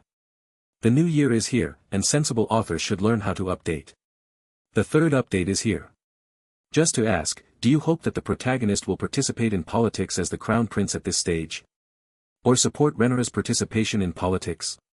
Please leave a comment. Chapter 79 Shadowland. Chapter 79 The Land of Shadows. Prince. After being rejected, Sam wanted to say something more, but was interrupted by the young man beside him. Old Sam, the prince looks down on you as an old man, so don't embarrass a young prince. This man is dressed in black and is the lord of Dreadhole Castle. He also knelt down on one knee and said loudly, Wells Brun meets the prince and sends his most sincere blessings. An angry look appeared on Sam's face, he snorted and turned his head disdainfully. Get up, you two. Rhaegar glanced at Wells, who looked arrogant, and raised his hand to let the two of them stand up. The people in charge were all present, and without much exchange of greetings, Rhaegar asked, I don't want to get involved in a fight between the nobles of the peninsula. I'm here for one thing only. I wonder, have you ever heard of or encountered an unnatural shadow monster? No, Prince. Wells said bluntly. Sam's face changed slightly and he hesitated. Prince, I have heard of the monster you mentioned. Oh, come and listen. Rhaegar was refreshed, but he didn't expect that his casual question would be really fruitful. Sam glanced sideways at Wells and said in a heavy voice, half a month ago, a cargo ship encountered a storm in the narrow sea and ran aground on the beach on the peninsula. The patrol soldiers of Qingyu Fort discovered the cargo ship along the coast and asked people to go up and check it. The ship was empty, no sailors in distress, no cargo to carry. As the soldiers disembarked in despair, a monster hiding in the shadows attacked them, killing 3 of them. Wells interrupted again, false, that cargo ship was a trade ship with Terror Cave Castle. It was shipwrecked on the other side of the narrow sea and was looted by you. When it comes to your mouth, it becomes an empty ship with both people and money. Shut your mouth. Rhaegar scolded and warned, Lord Wells, I didn't ask you, keep quiet. Wells was stunned when he was scolded. He didn't expect that the little prince who looked only a few years old would have such a bad temper. Opened his mouth and lowered his head hesitantly. Rhaegar snorted, looked at Sam, and said, keep talking. Sam shook his head, this is all I know. What happened next was that the Bren family framed us for looting the cargo ship and sent people to rob the farmland in the Whispering Castle territory. Liga supports the forehead. Unexpectedly, I asked a lot of questions, but very few were useful. But he asked about the cause of the war between the two families. Fortunately, at least I asked about the origin of the shadow monster. Rhaegar comforted himself. He looked at Wells, who had a bad look on his face, and asked, you said that the cargo ship was doing trade with Terror Cave Castle. Then do you know where the cargo ship came from and where it passed? Wells said in a muffled voice, the cargo ship set sail from Karth, passing through Slaver's Bay, the Stepstone Islands, and the Free Trade City. Occasionally, it will pass by Crab Cove on its way back to exchange goods with Seagull Town and Dreadhole Castle. Karth. Rhaegar recalled the world map in the Red Keep. Karth was located in the eastern continent, and the port was between the Summer Sea and the Jade Sea. Backed by the Red Wasteland, adjacent to the Land of Shadows. Land of Shadows, shadow monsters. Rhaegar naturally became suspicious when he thought that both of them were related to the shadow. Sam reminded, Prince, the Land of Shadows is a strange land shrouded in shadows all year round. There are shadowbinders and blood witches there. It is a place full of fear and chaos. Perhaps, the Land of Shadows is too far away from the continent of Westeros to be traced. Rhaegar thought for a while and said, Lord Sam, in the western part of the peninsula, the shadow monster is attacking and killing the savages and growing by plundering life. I came here with the dragon to eradicate it. The Kleb family listens to the prince's instructions, and we are here to help you if you need us. Sam raised his hands to his chest with a solemn expression. He still did not give up the idea of following Rhaegar. Rhaegar nodded and looked at Wells aside. Wells glanced at Sam and the savages camping nearby, with a flash of disdain in his eyes, and turned his head and said, Prince, you shouldn't listen to old Sam's words. He basically wants to deny the fact of looting the cargo ship and deceive you. So, Lord Wells thinks that the shadow monster I saw with my own eyes is also a fake. Rhaegar narrowed his eyes slightly. I don't dare, but I think that given your age, Prince, it's better to stay away from the savages. They are all a group of uncivilized animals. Wells said lightly. That's enough, Lord Wells. Rhaegar's eyes became serious and he said, the shadow monster is real. It is eating away at life and strengthening itself. The residents of the peninsula should put aside their prejudices and work together to eradicate it. With all due respect, I have never seen the so-called shadow monster, and I would not like to work with a group of savages and enemies. Wells frowned and retorted with youthful energy. Rhaegar sneered, waved his hand and said, "Then you can leave. Prince, listen to my advice, don't you?" Wells wanted to express his opinion, but Rhaegar interrupted him directly. "Let's go, Lord Wells, go back to your castle, and don't start a war until the shadow monster is solved." Rhaegar drove him away impatiently. The other party despised his age and did not take him seriously. Rhaegar was too lazy to pretend to be a snake with him. Simply drive away, out of sight and out of mind. Wells looked indignant, looked up at Rhaegar, and opened his mouth. Hiss. Sensing the driver's boredom, Gluttony roared, and the smelly saliva splashed, blowing all over Wells's face. Cough cough cough. Ambergris saliva was splashed into his mouth, and the heat and stench filled his throat.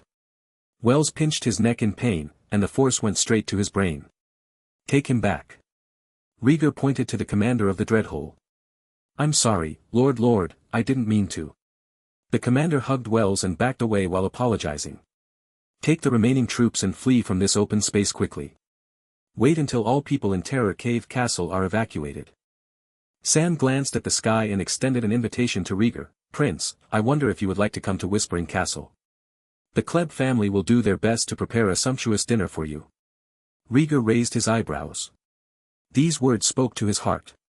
For a few days after arriving at Crabclaw Peninsula, we lived in the open air. Had he not been overly addicted to conquest and obsessed with shadow monsters, he would have returned to Dragonstone with his dragon. Rhaegar smiled, "Thank you for your generosity, Lord Sam." As soon as the words changed, Rhaegar hesitated and said, "If there is any extra food in Whispering Keep, I hope to provide it to the Free People soldiers. When I return to King's Landing, I will repay it double." This. Sam put his hands behind his back and kneaded them, and glanced at the large group of savages outside, feeling extremely reluctant. But, thinking of gaining the prince's friendship, Sam thought he might give it a try. After some hesitation in his mind, Sam nodded and said, "No problem, Whispering Castle will provide the savages with food for 3 days. Any more will be insufficient." Rhaegar brought more than 2,000 people with him, and they were all young and strong. The amount of food consumed every day is not a small amount. For a poor family like Klebb with roots in the peninsula, 3 days of food is already quite a lot. "That's enough, thank you again for your sentiments, my lord." The food problem was temporarily solved, and Rhaegar breathed a sigh of relief. The impression of Sam Crabbe is greatly enhanced. Happy New Year, book friends. Chapter 4 of the latest update is here. Chapter 80 Dreadhole Keep. Chapter 80 Horror Cave Castle. The next day. Rhaegar woke up from a soft goose feather bed, frowned and rubbed his eyes. "Prince, Lord Sam is waiting for you to have breakfast in the living room." Outside the rather ornately decorated stone bedroom, the crisp voice of the maid came. "I see." Rhaegar responded and got up slightly tiredly. He had another dream last night. Dream that Rhaenyra kept crying, holding his hand, and telling her worries about his situation. "I also dreamed about my father. His Majesty the King, who always has a pleasing smile on his face, was so angry for the first time. He punished many people by cutting off their heads and placing them on the beach of Dragonstone as a warning to others. Don't worry, I'll be back soon." Rhaegar muttered to himself and decided to return to Dragonstone Island immediately after dealing with the shadow monsters. Rhaegar opened the door, and standing next to him was a half-grown girl wearing a silk gauze skirt. "Miss Yara, you don't have to come and notify me in person." The maiden was one of Sam's many daughters, and Rhaegar was not yet old enough to bear such kindness. Yara smiled slightly, "I hope you don't mind the responsibilities assigned by my father." "No, you are too polite." Rhaegar smiled back. Sam Crabbe is indeed a very pleasant person. Last night, a family dinner with a small number of people was specially held for Rhaegar. The food was plenty and there was no noise from the guests. Rhaegar was satisfied with the food he had eaten and the place where he rested. The two walked down the stairs to the living room, where Sam was already sitting at the dining table waiting. "Prince." Sam stood up and greeted with a smile. Rhaegar smiled and motioned for him to sit down, and he also sat in his seat. While eating a simple but exquisite meal, Rhaegar asked, "Lord Sam, what do you think of my proposal last night?" Sam paused and said solemnly, "The shadow monster is a threat to the peninsula, and the Klebb family is willing to fight side by side with the prince. different from the savages in the western part of the peninsula. The eastern part of the peninsula is controlled by the Brun family and the Kleb family, and the living space for the savages is small. If you want to find the shadow monster and gather the scattered savages, the help of the two families is indispensable. Rhaegar has read a lot of history books and understands the importance of winning over local nobles. The Brun family was driven away by him, let alone mentioning it for now. The Kleb family is a good choice for cooperation. Sam obviously would not refuse the prince's request for help. Gladly accepted. Breakfast is over. Rhaegar had no idea how to lead his army to kill the shadow monster. Sam gave him a suggestion. The hulk where the shadow monster first appeared is still stranded on the beach. I couldn't get close to it before. Now you are riding a dragon and you can try to search for it. Rhaegar thought for a moment and agreed, I will do as you say, Lord Sam. The plan is completed. 100 well-equipped soldiers were mobilized in Whispering Castle, and Sam personally led the team out. Rhaegar mounted the glutton and soared above them. The savage army has no place to fight for the time being and is stationed in the wild. The Whispering Castle is built near the sea, not far from the beach. After an hour. As soon as we arrived at the beach, we saw a stranded scrapped cargo ship in the distance. Glutton, land. Seeing the hulk, Rhaegar ordered the gluttons to land on the beach. The hulk has been baptized by storms and exposed to wind and sun, and has been completely destroyed. The bow of the ship was raised high, and the mast was half broken. Sam sent 10 soldiers to search the hulk, working in groups of 2, and shouted immediately when encountering danger. However, 10 soldiers went in and walked around, returning without any trouble. The ship is empty. The soldiers reported. Rhaegar and Sam looked at each other, a little disappointed. Return to Whispering Castle and wait for any news from the savages. Rhaegar gave the order and took the dragon into the air. Simple search will definitely not catch the shadow monster, you have to use bait to fish it out. Whispering Castle. The glutton soars.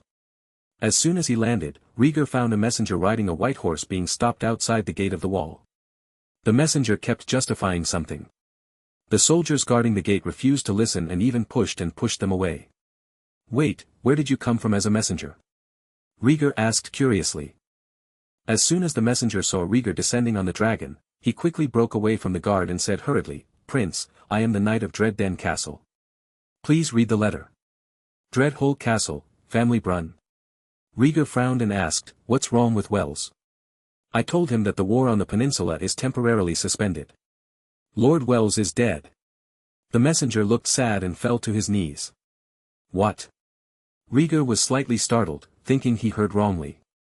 The messenger said sadly, after leaving you yesterday, Lord Wells returned to the castle and lost his temper.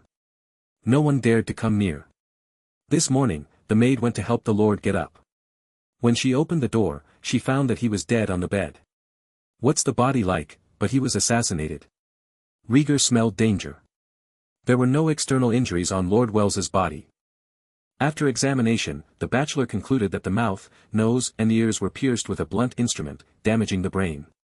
Messengers came one by one. Rhaegar did not do what he thought after hearing this, and immediately realized that it must be the hand of the shadow monster. Not on the hulk, but I went to find that idiot Wells. Rhaegar murmured softly. Shadow monsters used to only attack savage tribes. Now the savage tribes are integrated and have defenses. It actually attacked and killed a noble lord. This is a very dangerous signal. Meaning that the target of his killing had no warning. If the shadow monster did not attack Wells last night, but found Rhaegar who was resting in Whispering Keep. Rhaegar felt a chill running down his spine and he didn't dare to think about it anymore. No, from now on I have to eat and live with gluttons. Rhaegar quickly touched the scales of the glutton to calm down his shock. After feeling confident, Rhaegar took the envelope from the messenger, opened it, and read it carefully. The general story is that Wells was killed, he agreed to a truce with Whispering Keep, and invited Rhaegar to a banquet at Dreadhole Keep. The last person to sign the document was Barbat Brun, Wells's younger brother. Rhaegar took the letter and read it over, exhaled and said, I have read the letter. You wait here for Lord Sam. I will go first. Wells's death put a lot of pressure on him. He planned to go to the Terror Cave Castle to see if he could block the shadow monster. Having said that, Rhaegar drove the glutton away. Go straight to the other seaside castle opposite the Whispering Castle to the north and south, Terror Cave Castle. The two castles were built on the south coast and the north coast of the eastern part of the Crabclaw Peninsula, separated by a large wilderness. Fortunately, gluttony is very fast, and half an hour is enough for a round trip. Soon, Rhaegar drove the dragon and rushed to the Horror Cave Castle. A gloomy castle built on a mountain. Gluttony circled around the Horror Cave Castle and slowly landed. Hiss. He raised his head and neighed, and the green dragon flames spurted out, announcing the arrival of a Targaryen prince. The soldiers on the city wall were so frightened that their legs weakened and they immediately lost their ability to resist. Rhaegar looked down at the closed gates of the Dreadhole, waiting to be greeted by his master. As expected, the solid wooden door opened from the inside, and a group of well-dressed men and women walked out. The leader is a tall, thin and handsome young man. 70% similar to the Wells I met yesterday. Behind him, they are a fat woman with red and swollen eyes, and a middle-aged man in armor with a rough face. The glutton landed in the open space in front of the castle. As soon as a group of people walked out, they bumped into a man and a dragon. They were all frightened by the gluttons who were taller than the city wall. Fortunately, I noticed Rhaegar on the dragon's back.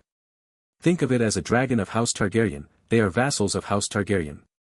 The handsome young man walked out first and saluted and said, "Hello, distinguished prince, Barbat of the Brun family greets you." Rhaegar looked puzzled and asked, "Brother, you passed away?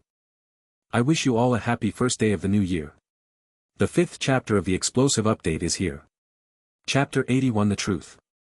Chapter 81 The Truth. Yes, he was attacked and killed by unknown persons last night. Babat's words were full of regret, and then he said, "Prince, please come to the castle and have a seat. We are preparing a welcome banquet for you. Your brother has just left, so we might as well skip the welcome banquet." Rhaegar shook his head slightly. Well. Babat was speechless for a moment. The middle-aged man behind him said, "Wells is a stupid guy. He asked for trouble. He is not enough to make us sad. A Targaryen prince deserves our full hospitality. Then take me to visit the castle on this peninsula." Rhaegar smiled faintly and slid off the dragon's back. The glutton is outside, and he is not afraid that the group in front of him will do him harm. His identity and dragon are his prerogatives. No one can ignore both. Rhaegar got off the dragon's back, and everyone cheered him into the castle.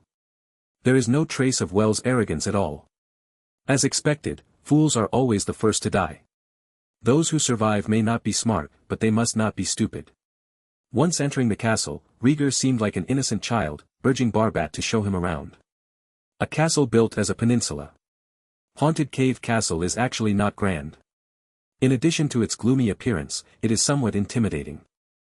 The overall structure is quite satisfactory, with a total of 3 floors and is protected by a stone wall on the outside. After walking around in a circle, Rhaegar returned to the living room to rest. While drinking the juice served by the maid, Rhaegar glanced at Barbat who was standing beside him and said, "Sir, you seem to have something to say to me." "Yes, Prince." Barbat took the call immediately. "Kneel down on one knee, take the sword from the servant's hand, hold the sword in front of his chest," lowered his head and said, "I heard that the Klebb family swore allegiance to you. On behalf of the Brun family, I also offer my loyalty to you and pray for your response." Rhaegar took a sip of the grape juice and pretended to be curious. "Sir, your brother just passed away. Are you already the lord of the Dreadhole Castle? Oath of allegiance on behalf of the family. Only the lord has this right." "Not yet, but my letter has been sent to King's Landing via Raven. I believe there will be a reply soon." Cold sweat broke out on Babat's forehead, which was a far-fetched explanation. Rhaegar put down the glass, shook his head and said, "I'm sorry, Sergeant. I have no right to accept the allegiance of a lord, and you have no right to swear allegiance to me on behalf of the lord." "Prince." After being rejected, Babat became a little anxious. The middle-aged man behind him grabbed him up and yelled, "That's enough, the Bren family has been completely disgraced by your brothers." Babat's head was lowered as he was being scolded, and he did not dare to say more. Rhaegar's eyes fell on the middle-aged man and noticed the clan emblem on his chest. Different from the dead wood with hanging skulls of the Brun family. It was a brown bear paw on a white background, surrounded by 2 brown linings. Rhaegar blinked, not remembering which family's emblem this was, and asked, "Which family are you from?" He didn't add a title, because he didn't know who the other party was. Hearing his inquiry, the middle-aged man let go of Barbat and saluted, "Solar Brun, from the Knight family of the Brun family branch, whose clan is located in Brown Cave Mountain. Rhaegar thought about it carefully and suddenly said, the descendants of the Brun brothers, the two Bruns conquered the Crabclaw Peninsula and are called heroes. That's right, clever prince. After being told about the great achievements of his ancestors, Solar smiled, and his strong face under his short hair became softer. Rhaegar changed the topic, sat on the chair, imitated his father Viserys' demeanor, and said calmly, Sir, can you reveal the truth and why you invited me here? He did not believe a letter inviting the prince, just to mourn Wells. Hearing this, Thurl restrained his smile and said seriously, this is Barbott's invitation to you, asking you to save the Bren family. Elaborate. Rhaegar became interested. Thurl continued, Dread Den Castle is cursed, stemming from Wells' stupidity and greed. The hulk did come from Karth, but it did not trade with the Byrne family. The cargo ship encountered a storm when it returned from Bravos and drifted in the sea near the Dreadhole Castle. It was found and rescued by fishermen. As Lord, Wells summoned the captain of the cargo ship and the accompanying sailors. After a conversation, he learned that the cargo on the ship was valuable, so he sent people to sneak into the cabin at night, intending to loot it while it was unprepared. The plan was successful. The sailors and mercenaries were all killed without resistance for long, leaving only a man in black robes wearing a red mask. The man claimed to be from the land of shadows and a shadowbinder. Rhaegar's expression suddenly changed and he interrupted, Shadowbinder. Isn't that the mysterious existence in the rumors? The soldiers leading the team also thought it was the rumored existence, attacked the Shadowbinder and chopped off his head. Solar nodded, his voice was very heavy. What happened next, was the Shadowbinder cursed before his death? Rhaegar was a little excited and eager to know the truth. Thurl hesitated again and said, let's be honest. After the Shadowbinder died, the headless body turned into a black shadow. The shadow hid in the shadows and followed the soldiers back to the Dreadhole fort. He attacked and killed several soldiers that night. After that, the black shadow will attack the people in the castle from time to time. A few days ago, the black shadow disappeared inexplicably, and Wells thought the curse had disappeared. Unexpectedly, the black shadow appeared again and directly took his life. Speaking of which, Thurl showed no sadness at the Lord's death. There is only a strong sense of hating that iron cannot be transformed into steel. So, Wells lied to me. He knew about the existence of shadow monsters from the beginning. Rhaegar looked ugly. Barbart knelt on the ground and begged, he didn't mean to hide it. It is a serious crime to intercept passing merchant ships. He dare not. Since he knew it was a serious crime, he shouldn't take the risk. Rhaegar interrupted.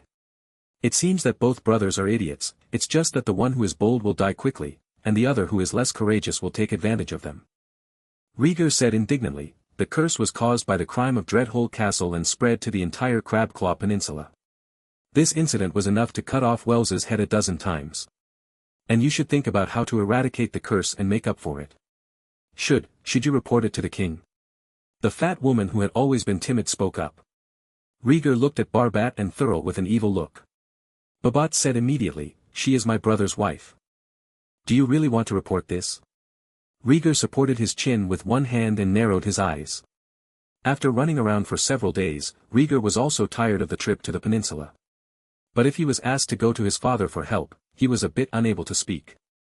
He thought that he, who controlled the glutton, could solve this problem alone.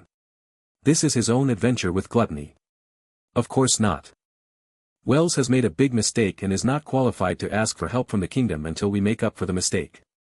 The answer was Thurl, who was the oldest and had the most thoughts. The first person to express his position was followed closely by Babat. Means that if the curse is not removed, the Brun family will lose its glory. Rhaegar shrugged and sighed, well, you have really tired me out. Continue to update today, celebrate the second day of the new year, and wish everyone all their wishes come true. Thanks Sesame Wan for the 100-point reward. Chapter 82 Notes of the Forest Witch. Chapter 82 Notes of the Forest Witch. The Bren family revealed the matter, and the strange details finally surfaced. Your family has come into contact with the Shadowbinders. Is there any way to solve them? Rhaegar stared at several people carefully. Barbart swallowed and said cautiously, no, but the severed head of the Shadowbinder is still being kept in the castle. Shadowbinder's headless corpse undergoes strange changes. Wells thought that his head was not simple, so he ordered the soldiers to bring it back. Take me to see him, Rhaegar ordered. As you wish, Prince.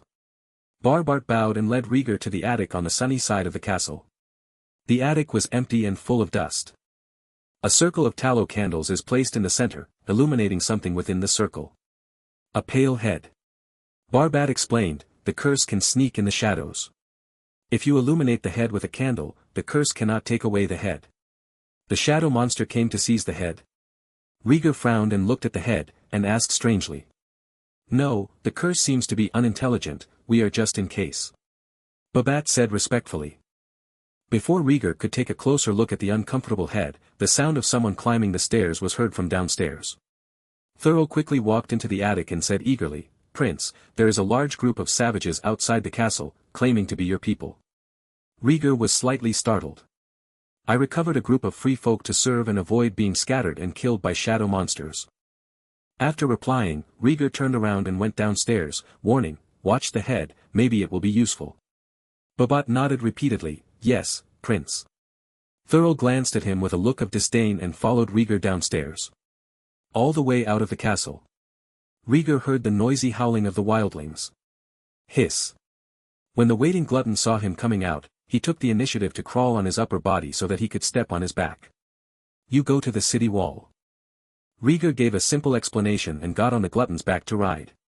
Under Solar's eyes in amazement, the huge black dragon took 2 steps forward and flew high into the air. Outside the city wall, thousands of savages gathered here. Most of them had panic expressions on their faces, and a few had blood stains on their bodies. The glutton circled twice over the crowd. The wild people who saw the giant dragon dispersed quickly and knelt down one after another. Boom!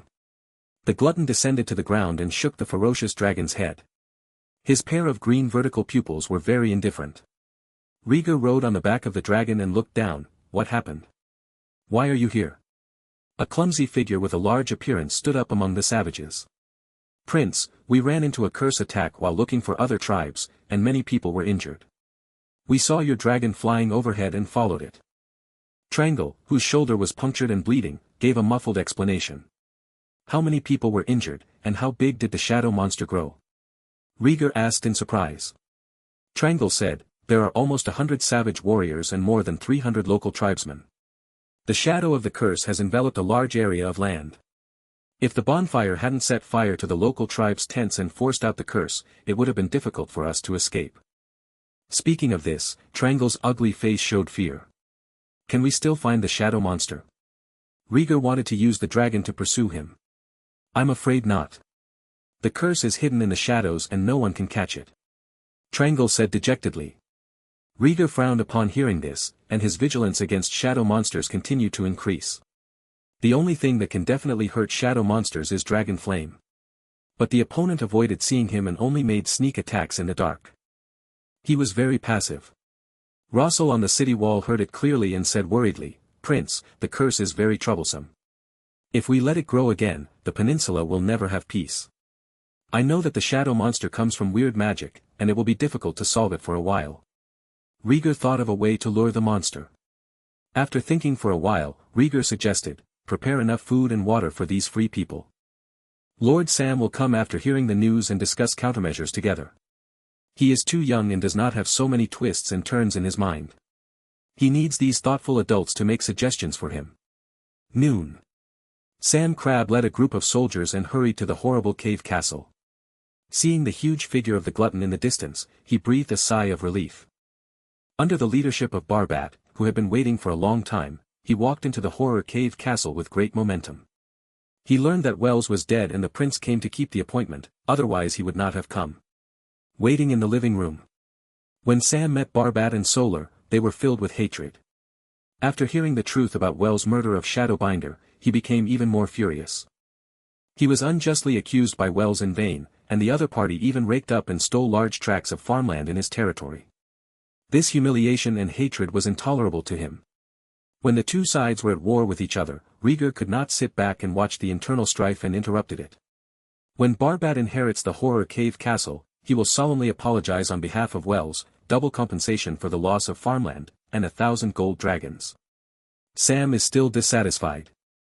But for the sake of the prince and the threat of the shadow monster, he reluctantly agreed to compensate the Bren family.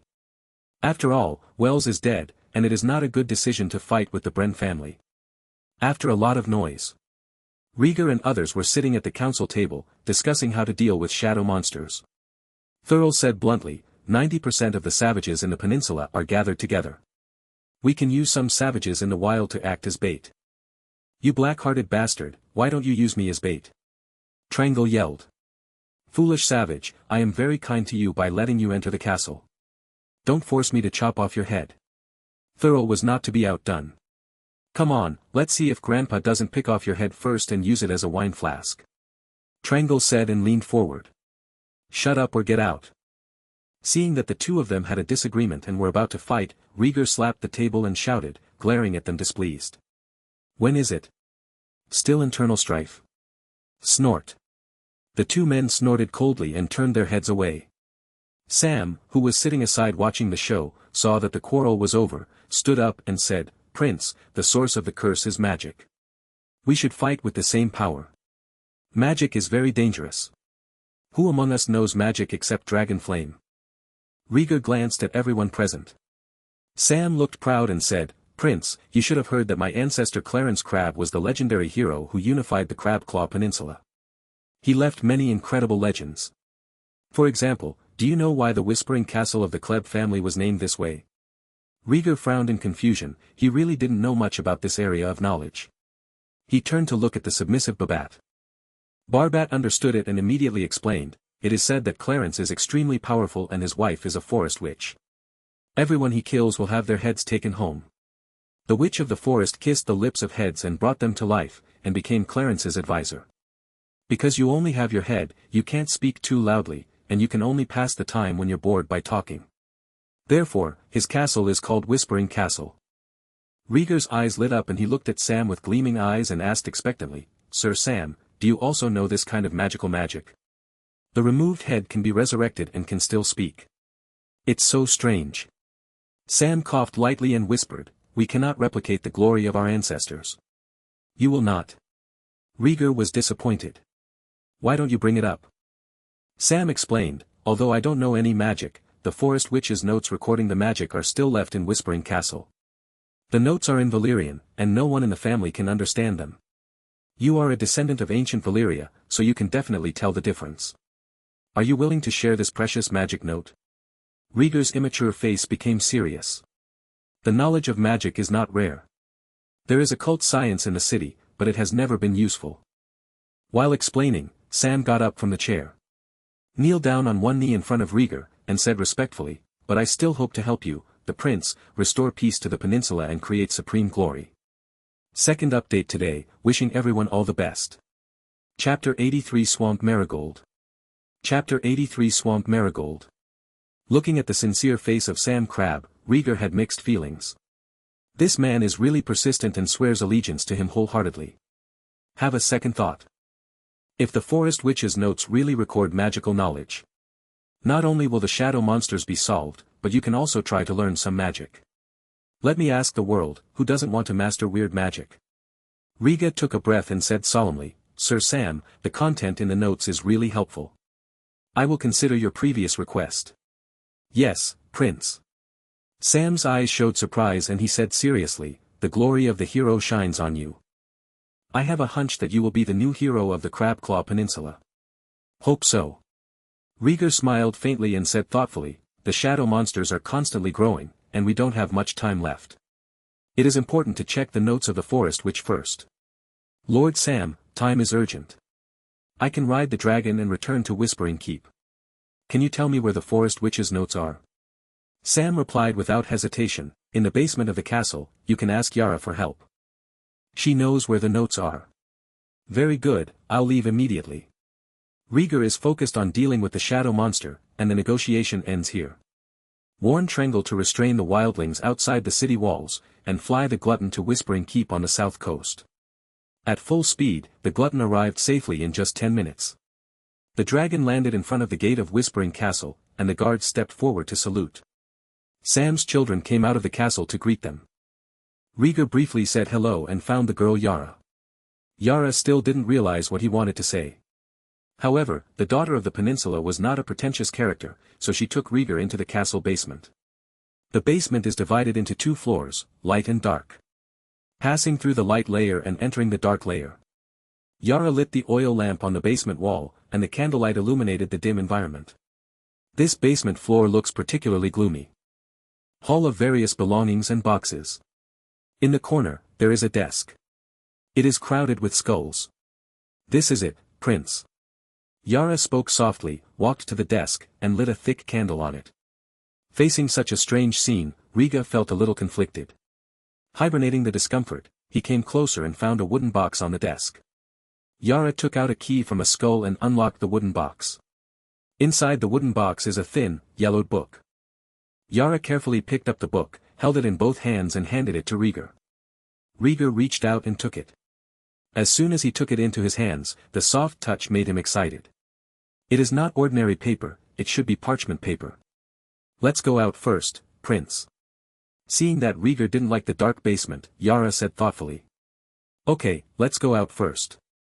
Rhaegar did not refuse. While walking, Rhaegar looked through the notes of the Forest Witch. Reading the messy small words above, Rhaegar frowned more and more. The text is indeed Valyrian. But it is different from the traditional High Valyrian language of House Targaryen. This is a mixture of common Valyrian and multiple dialects, interspersed with common and unknown scripts, and was written together. I can barely read it. If it were anyone else, I would probably feel dizzy after just reading a few lines. Natural magic, the flower of life, the whispers of the dead. When he walked out of the basement, Rhaegar had already read a few pages of the book. The book roughly records 3 types of magic spells and some knowledge of natural magic. He only understood one of the 3 spells. This is the way in which the Forest Witch resurrects the head, the whispers of the dead. There are 2 other types, one is the shape-shifting technique in which humans control animals. This requires talent and ordinary people cannot learn it. The last one is to sense nature and listen to the sounds of vegetation. It also requires extremely high natural magic talent. Learning these 2 kinds of magic requires a lot of knowledge about natural magic. Rhaegar had difficulty deciphering this book, and it was even more difficult to learn it. Fortunately, the whispering of the dead is relatively simple and does not require special talents. It only requires special materials. Rhaegar murmured softly. This magic requires a special material, the flower of life.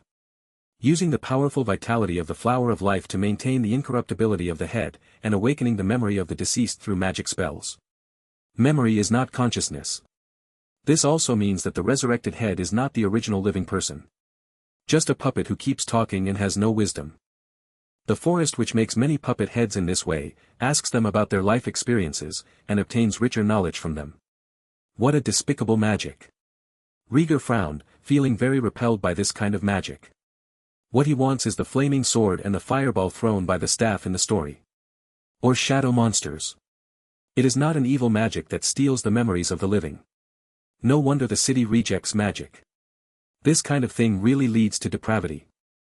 Rhaegar was a little disappointed and returned the book to Yara. Is it because the content in the note does not suit your needs? Yara asked. Precious magical knowledge, but not for me. Rhaegar shook his head. Having said that, he still thought of a way. Shadowbinder's head is still in Dreadhole Keep. If you resurrect this head, you might be able to find a way to fight against the shadow monster. Rhaegar asked, Miss Yara, do you know about the flower of life? He memorized the curse of the dead. To cast this magic, you also need the necessary material flower of life. Yara looked strange, pointed to the family flag hanging high on the wall of the living room, and said, Prince, our family's emblem is also known as the flower of life. Rhaegar looked back and saw the vivid swamp marigolds on the banner. That is a golden flower, rooted in the swamp mud. This is the flower of life. I thought it was an ordinary swamp orchid. Rhaegar said in surprise. Yala smiled and said, swamp marigolds look similar to swamp orchids, but the color is very different from the production environment. Some people believe that swamp marigolds grow in the mud and have strong vitality and unyielding will. So, its other name is also called the flower of life. Where can I find one? Rhaegar demanded. Yala shook her head and said, swamp marigolds are extremely rare. They are only produced in decaying swamps. They disappeared from the eyes of the world more than 100 years ago. We all thought they were extinct. I will ride the dragon to search in the swamps of the peninsula. Is it possible to find it? Rhaegar did not want to give up this method. The peninsula is vast and sparsely populated, and half of it is swamp. If you ride a dragon across the swamp, you may be able to discover the flower of life that is difficult for ordinary people to see. Yala did not throw cold water on the situation and put forward her views very objectively. That's good, as long as it's not completely extinct, it can always be found. Rhaegar was very confident in himself and the dragon. Put your notes away, the forest which is indeed a being who masters natural magic. Rhaegar kindly reminds me. Today's third update, I wish you all a happy day and long-lasting happiness. I saw that book friends were dissatisfied with the feedback on the battles between Glutton, Wormizar and Silverwing. The author has slightly improved it. Interested friends can refresh and read it again. Chapter 84 Shadow is coming. Chapter 84 The Shadow is coming. Farewell to Yara, Rhaegar left the Whispering Keep on the dragon. The last swamp marigold is said to have appeared in the Despair Swamp in the middle of the Crabclaw Peninsula. That is the largest marshland on the peninsula. It is covered by miasma all year round and has countless poisonous insects. In recent years, no one has been near the Swamp of Despair. Rhaegar believed that by riding the dragon across the swamp, it was possible to find the long-lost swamp marigolds. He thinks so and does so. When he arrived at the edge of the Swamp of Despair, Rhaegar looked up at the sky. It's still early. If you can find a swamp marigold as soon as possible, you can return to the Dreadhole Castle before dark. Hiss. Hovering over the endless swamp, the glutton roared and refused to move forward. Rhaegar stroked its scales and asked in confusion, "What's the matter, glutton?" The glutton shook his head and flapped his wings in midair. "You think there is danger in the swamp?" Rhaegar guessed.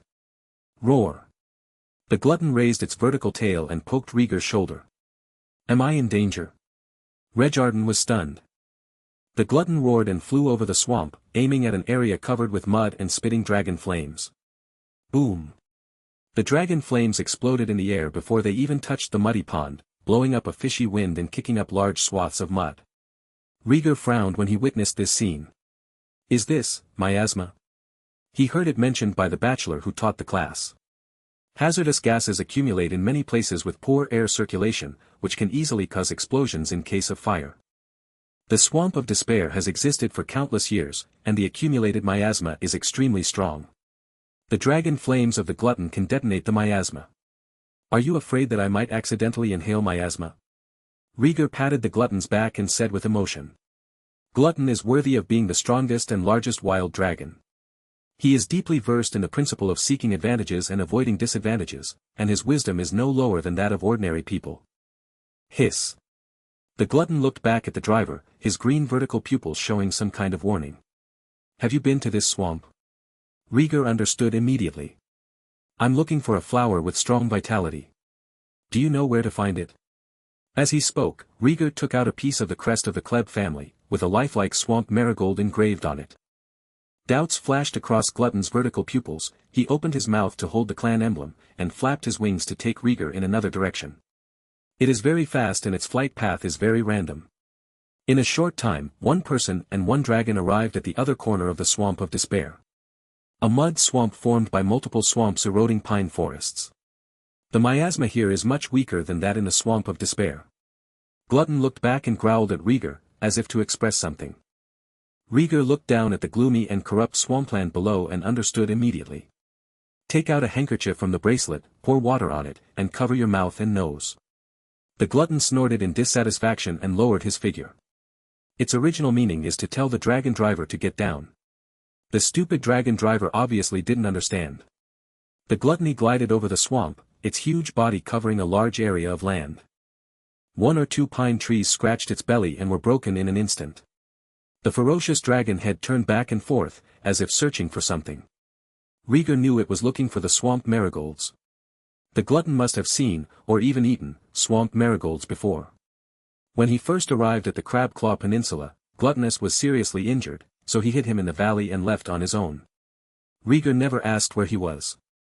At present, it seems that 80% of them are looking for the swamp marigold, which is also known as the flower of life. Otherwise, its injury will not heal so quickly. The glutton soars along, sniffing here and there, not bothering at all with the miasma of the swamp. Rhaegar rode on the dragon's back, occasionally catching his breath as it rose into the air, waiting patiently. Glutton is already an adult dragon. It can find what the young dragon rider needs. Bold. Rhaegar felt a chill running down his spine, feeling like something was peering at him. Looking back, there is nothing but swamps and pine forests. Glutton, I have a bad feeling and am on alert. Ever since he was framed and plotted on Dragonstone Island, Rhaegar's caution has greatly increased. The slightest movement will attract his attention. Hiss. The glutton neighed at the top of his lungs, lowered his head and continued to search, but the change in the rhythm of the flapping of its wings proved that it did not deny the Dragon Master's instructions. Flying for a while again. A shadow tentacle stretches out from the darkness, pounces on the glutton gliding at low altitude like a snake. The glutton was already on guard. The moment the shadow appeared, he moved his body sideways and lowered himself to avoid it. Dragon Flame. Rhaegar on the dragon's back gave the order almost at the same time. The gluttonous one burst out with dragon flames, covering the shadow tentacles in midair. Zila. As soon as the shadow tentacles came into contact with the dragon flames, they made a burning and piercing sound and turned into droplets of black viscous liquid. Rhaegar locked onto the spot where the shadow tentacles emerged. Under the shade of an old withered pine. Where? After getting along for a period of time, Gluttony and Rhaegar developed a good tacit understanding. The dragon's kiss was aimed at the old pine, and the dragon's flames spurted out. Lao's song was engulfed by the dragon's flames in the blink of an eye and turned into charcoal. There was no trace of the shadow tentacles. Just when one person and one dragon were confused, shadow tentacles stretched out from all directions, like a closed net. The glutton keenly sensed the danger, flapped its wings vigorously, and quickly took off into the air. Green dragon flames fell from the sky like a flood, baptizing the shadow tentacles below. For a time, all the shadow tentacles were burned. Rhaegar looked down seriously, alert to the attack of shadow monsters. However, it took a long time to wait. The shadow monster never appeared again. Glutton, let's go, it's important to look for swamp marigolds. If the shadow monster doesn't appear on its own initiative, Dragon Flame has nothing to do with it. The plan to resurrect the Shadowbinder's head is more important. The glutton glanced around to confirm that there were no shadow tentacles, then changed direction and flew away. The most indispensable thing in Crabclaw Peninsula is marshland. There is always a swamp hiding treasures that ordinary people cannot touch. The sun is gradually setting in the west. Glutton flew across several small swamps. Finally stopped in a swamp near a stream. The bones in the swamp are all caused by the miasma accidentally inhaled by wild animals drinking water nearby. The glutton landed in the center of this swamp. Hands down a few pine trees to use as petals. In front of it, on a piece of mud-covered bluestone, grew a golden orchid. Rhaegar sat on the dragon's back and recognized it as marsh marigold. Glutton, you are so awesome. Rhaegar could not help but praise his dragon. The glutton raised the dragon's head high and glanced at the dragon driver with disdain. As if to say, you ignorant little thing. Rhaegar was not angry and slid down its neck. Stepping on the pine trees stuck in the mud, I walked to the bluestone and held the roots of the swamp marigold in my hands. Discover rare creatures containing trace amounts of magical elements, conduct your own testing. The detection is successful, the dead flower of life has taken root, and this exploration mission begins. As soon as I touched it, the system prompt sounded suddenly. Rhaegar's eyes lit up and he stared at the swamp marigolds with passion. I didn't expect that this flower would bring me an opportunity to explore. Open the system panel to view. Flower of Life. Exploration progress, 0.5%. Today's fourth update, I hope you all enjoy reading it and the author will be happy too. Chapter 85 Essence of Life. Chapter 85 Essence of Life. The initial exploration progress is very low, it seems that the quality of swamp marigolds is not bad. Rhaegar had several exploration experiences and happily planned to pick the flowers. In an instant, a shadow tentacle stretched out from the corner and reached Rhaegar's lowered head. Rhaegar felt a strong gust of wind coming and had no time to dodge. Hiss. At the critical moment, the glutton's slender tail swung out, and the tip of the tail stabbed the shadow tentacle straight, cutting it off in the middle. Everything happened too fast. When Rhaegar reacted, the two shadow tentacles had already fallen to the ground. Rhaegar grabbed the marigold from the swamp, turned around and ran back. Shadow tentacles appeared again behind him. Gluttony roared, opened its dragon's kiss and breathed out dragon flames. The sound of sharp blades piercing flesh and blood was heard. Rhaegar turned around subconsciously and his eyes widened immediately. Not only did shadow tentacles emerge from the shadow in the corner, but a headless figure also emerged. At this moment, the headless figure holds a steel awl in his hand, piercing the glutton's tail silently. The steel awl was pulled out, and strands of scarlet dragon blood emerged, followed by hot white smoke. The headless figure stuffed the steel cone stained with dragon's blood into his stomach, turned around and remained motionless. Rhaegar stared at the headless figure. He could feel that the other person seemed to be watching him too. A strange feeling rose up in my heart. The next moment, the glutton noticed the pain on his tail and swung his tail to scatter the headless figure. Dispersed with the headless figure. The shadow tentacles in the darkness disappeared one after another. Also disappeared together with the steel awl hidden in the unidentified belly. Rhaegar quickly ran to the glutton and climbed onto the dragon's back using both hands and feet. Holding the swamp marigold in his arms, he quickly gave the order, "Glutton, let's go quickly." He felt that there was something very wrong with the headless figure. Based on the past situation, shadow monsters are no different than unintelligent beasts. The headless figure gave him a very strange feeling. As if you are actually facing a living person. Rhaegar felt anxious and urged the glutton to evacuate quickly. Gluttons also hate shadow monsters. They flap their wings and soar into the sky. Rhaegar breathed heavily, wondering whether the shadow monster had grown to the point of intelligence. Late night.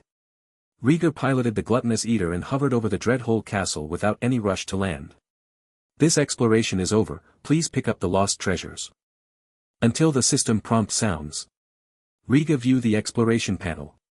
Flower of Life. Exploration progress, 100%. It's finally done, just the right time. Rhaegar breathed a sigh of relief and was secretly grateful. After leaving the swamp forest, he did not return to the Terror Cave Castle immediately. Instead, they returned to Whispering Castle and informed Yara and the others to light the fire and send more soldiers to patrol to guard against attacks by shadow monsters. At the same time, some of the wildling troops stationed in the same place were mobilized and rushed to the Horror Cave Castle to assemble. Having been busy until now, I just happened to return to Terror Cave Castle. Let me see what treasures the swamp marigolds have discovered. Holding the golden flowers in her arms, the light group emerged from the exploration and fell on the dragon's back. The light group is purple and is about the size of a coconut. Purple. Isn't it epic? Rhaegar was excited and pierced the purple light ball.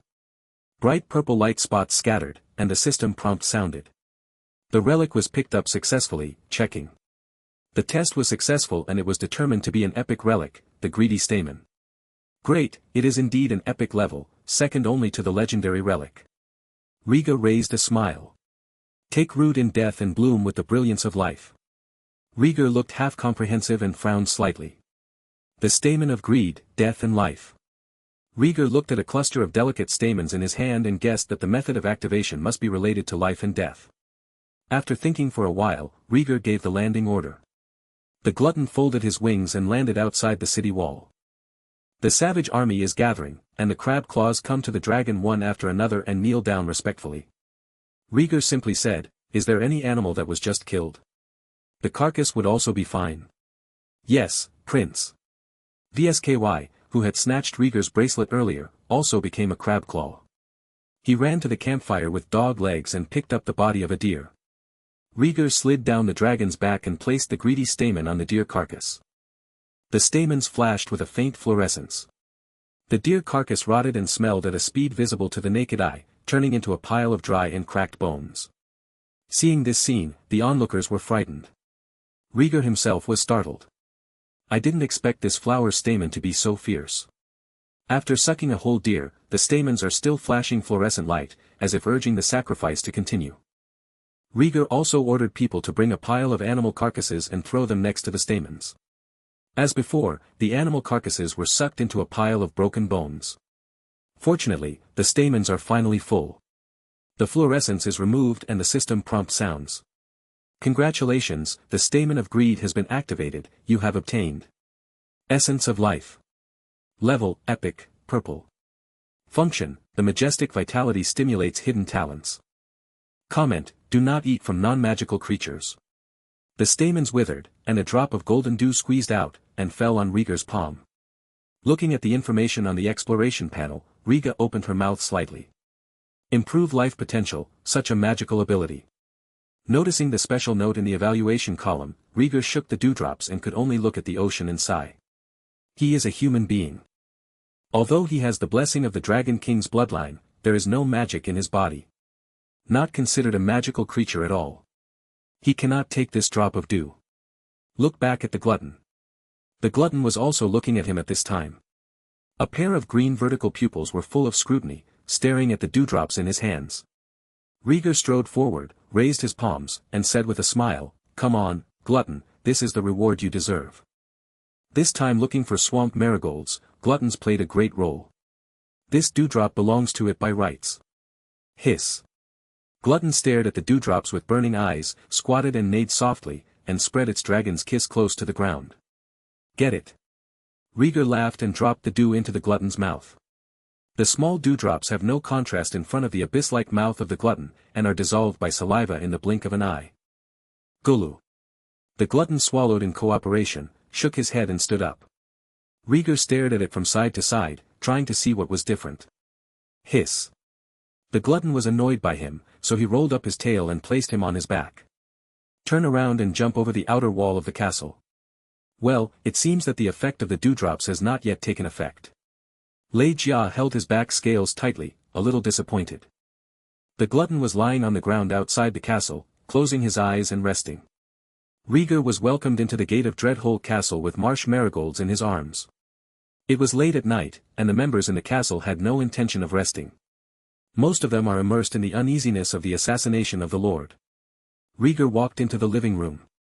Sam, Thurl, and Barbat had been waiting for a long time.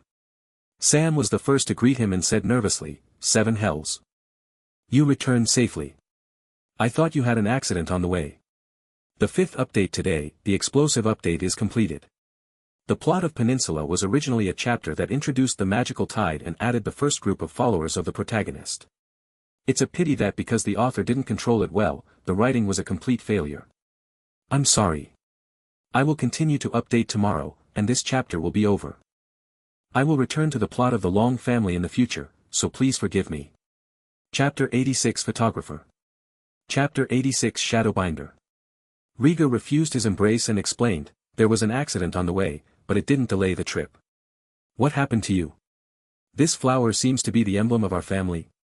Sam asked as his eyes kept glancing back and forth at the swamp marigolds. Rhaegar didn't hide anything. "We'll decipher the forest witch's notes and search for the swamp marigolds. Tell the experiences one by one." A few people frowned upon hearing this. I didn't expect that so many things would happen after only being apart for more than 10 hours. Thurl stared at the swamp marigolds and questioned, "Prince, the magic has disappeared for many years. Are you sure the spell left by the forest witch will work? Give it a try, there's no better way, is there?" Rhaegar walked up the stairs to the attic and said expectantly, "The steps of Whispering of the Dead are not difficult. It only requires suitable materials. The rest depends on talent. If I can't do it, you can try it one by one. The triggering of the spell depends on the mind." Rhaegar suppressed the curse in his heart to repel the whispers of the dead, and he didn't have much hope that he could succeed in casting it. "You are right, Prince." Thurl was speechless and called Barbat to go to the attic with him. Sam naturally followed suit. The eyes can never be far from the swamp marigolds. In the attic. Shadowbinder's head is still placed in the center of a circle of candlelight. Rhaegar stepped over a circle of candles and placed a marsh marigold on top of his head. Instruct the servant to get some blood of white doves and paint on the head according to the process in the forest witch's notes. Then he took out a piece of paper recording the translation of the spell, with a flash of disgust in his eyes. When he thought that it was to eradicate the shadow monster, he still chanted it. Atala, Gugino. The weird chanting export, Thunder looked like it, as if reading ordinary books. However, the head at his feet showed no response. Does not work. Rhaegar tilted his head, looked back at Sam and the others, and recited again. This time, Rhaegar narrowed his eyes slightly, united his body and mind, and recited the spell devoutly. The swamp marigolds flickered with a gleam. At the same time, Rhaegar's voice paused in reciting. For some reason, a hot feeling surged from all over the limbs, and the body temperature soared. The fair skin suddenly turned red, and wisps of white smoke came out of the body surface. As if coming out of a steamer. A flash of fire flashed, and the paper in Rhaegar's hand was instantly burned and turned into ashes and fell to the ground. Rhaegar's slightly narrowed eyes immediately widened, and he staggered back 2 steps. Your body suddenly feels so hot, as if your blood is boiling. He didn't realize what was happening yet. But the high temperature in his body confirmed that his feeling was correct. At this time, Sam hesitated and said, "Prince, I once heard my grandmother say that magic is a creation made by selecting people. You are of true dragon blood, and your body is filled with blood and fire. It is normal for you to reject this kind of magic that awakens the dead." Rhaegar looked at him suspiciously and said seriously, "Are you familiar with the laws of magic?" "No. I have never been exposed to magic. It's just the legend of the forest witch that has been passed down from generation to generation." Sam shook his head in denial and said, "The magic of the forest witch is evil, and even our descendants cannot learn it. Would you like to try it, Lord Sam?" Rhaegar stared at the other person's face and stepped out of the candle circle. Magic is a disordered and chaotic combination that has long since disappeared from the world. He had already expected that he would fail, so there was nothing to be disappointed about. However, Sam's words made him aware of the Lord's certain expectations. Sam opened his mouth, his face uncertain. "Old Sam, if you want to do it, give it a try. You have the blood of the forest witch in your body, maybe you can do it." Solar pushed him and said in a cold tone. No one here could see Sam's excitement. "Okay, then I'll give it a try." Sam didn't blush when his little thoughts were revealed, he patted his belly and agreed. Rhaegar rewrote a translation of the spell, handed it to him and said, "Try it, my lord." Sam took the translation and looked at it again and again. As a semi-savage noble from the Crabclaw Peninsula, Sam's writing skills are very poor. Rhaegar taught him for a while before letting him memorize the short spell. "Try to start." Sam walked into the circle of candles, holding the head and swamp marigolds in one hand, and the translation in the other. Chances were recited from chapped lips. "Atala, Gugino." The voice was thick and dull, full of excitement and expectation, and the body could not suppress the trembling. Soon, the chanting of the curse was completed.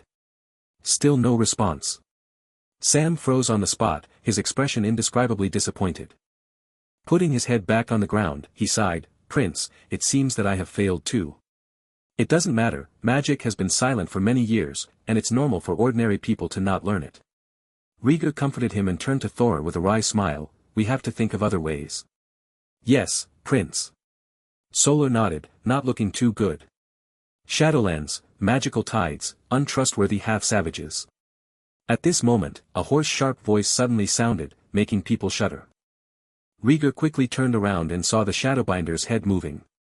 The originally pale skin glowed with rosy luster, his closed eyes were wide open, and he was mumbling to himself with bared teeth. "The swamp marigolds have lost their original color, and their petals have withered and withered. In the end, only the rhizome is left and is inserted into the Tianling cap of the head to maintain the vitality of the head." Sam, who was closest, was frightened and turned pale. He took a few steps back in panic and almost fell to the ground. Babette was the timidest, trembling and unable to speak. "Lord Sam, you succeeded." Rhaegar silently took a step back and hid behind Thurl. "Who knows what a talking head is capable of? He's had enough of this weird stuff. I don't want to be contaminated at all." Sam stared at the living head of the Shadowbinder, and slapped himself hard twice, as if to confirm whether it was true or false. Immediately he moved away from the head and said anxiously, "Prince, is this head really resurrected by me?" He himself couldn't believe it. Just a few spells recited casually can complete the lost magic. "Who knows, maybe you have a talent for magic." Rhaegar avoided his sight and gave instructions, "The Shadowbinder's head has memories of his life. Go and ask the shadow monster how to deal with it." Sam nodded tremblingly, walked to the edge of the candle circle, and stumbled, "Tell me your origin, why did the corpse become a murderous curse?" The head is chattering, the mouth is chattering, and the eyes are staring at the ceiling blankly, seeming to be reminiscing. After a while, he murmured inaudibly, "The tide of magic is surging, depleted or vigorous. How did the curse come about, and how can it be eliminated?" Sam asked emphatically as he got closer. "I am a servant of the Lord of Light." The priest predicted the waves of the magic tide and sent his best sons of shadow to sail away to observe the changes in the world. "Let's talk about the key point, how to induce the curse and how to solve the curse." Sam got a little anxious and kicked his head. Rhaegar and the others looked at this scene and couldn't help but feel a chill in their spines. The head talking is scary enough. Hand questioning is even more terrifying. Chapter 87 Red Mask. Chapter 87 Red Mask. The person who created this magic in the forest which are really terrible, they can even think of and learn such evil methods. Babat said in a trill. It's a pity that no one paid attention to him. Shadowbinder's head continued to explain. The son of Shadow has a curse carved on his flesh. After his death, his body is thrown into the arms of the cold to judge the sinners of the world. He is the hound of death, sniffing out the breath of the living and stalking him, devouring the shadows of the living. Only by finding the token of the Lord of Light and returning it to his fallen servant can his anger be extinguished. Sam's face lit up and he asked hurriedly, "What is the token?" "Mask, my mask, where is my mask?" Unexpectedly, Shadowbinder's head suddenly became violent and rolled against the wooden board.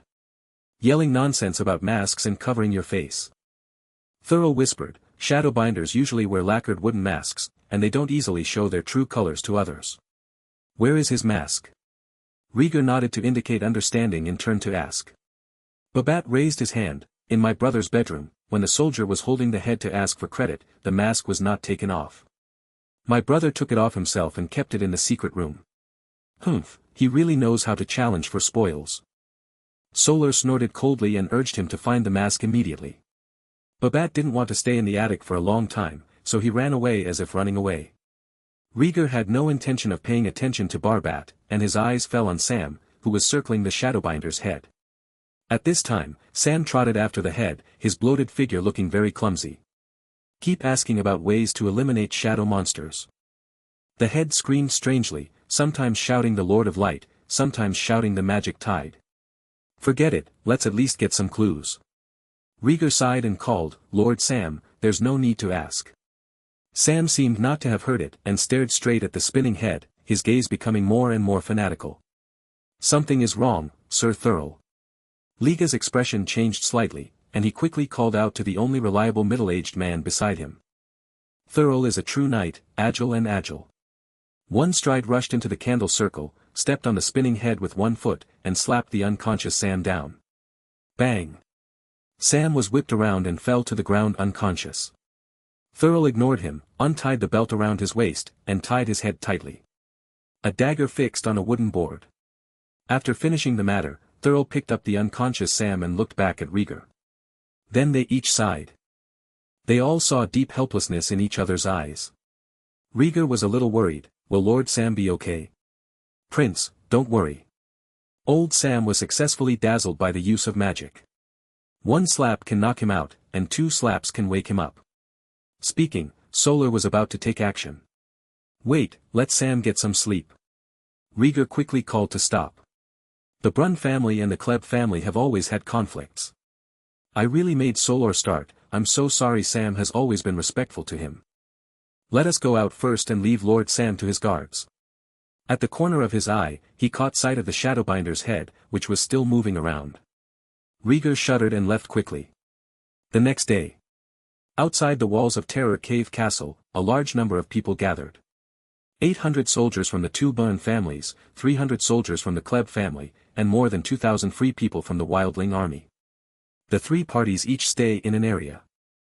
On the city wall in front of them, a huge black dragon stretched its wings, and its shadow enveloped half of the castle. It is this giant dragon that makes them extremely honest. Rhaegar stood under the glutton's chest and picked up a red paint mask with gloves. The lines of the mask are very simple, the eyes are narrowly placed, and it looks slightly weird. Looking at him, he looked at Babat, who was bowing to wait on him, and said, "Let's go." Barbat hesitated. "Prince, do we really want to abandon the defense of the castle and go to the wild to fight the curse? Did the castle stop the shadow monster from killing your brother?"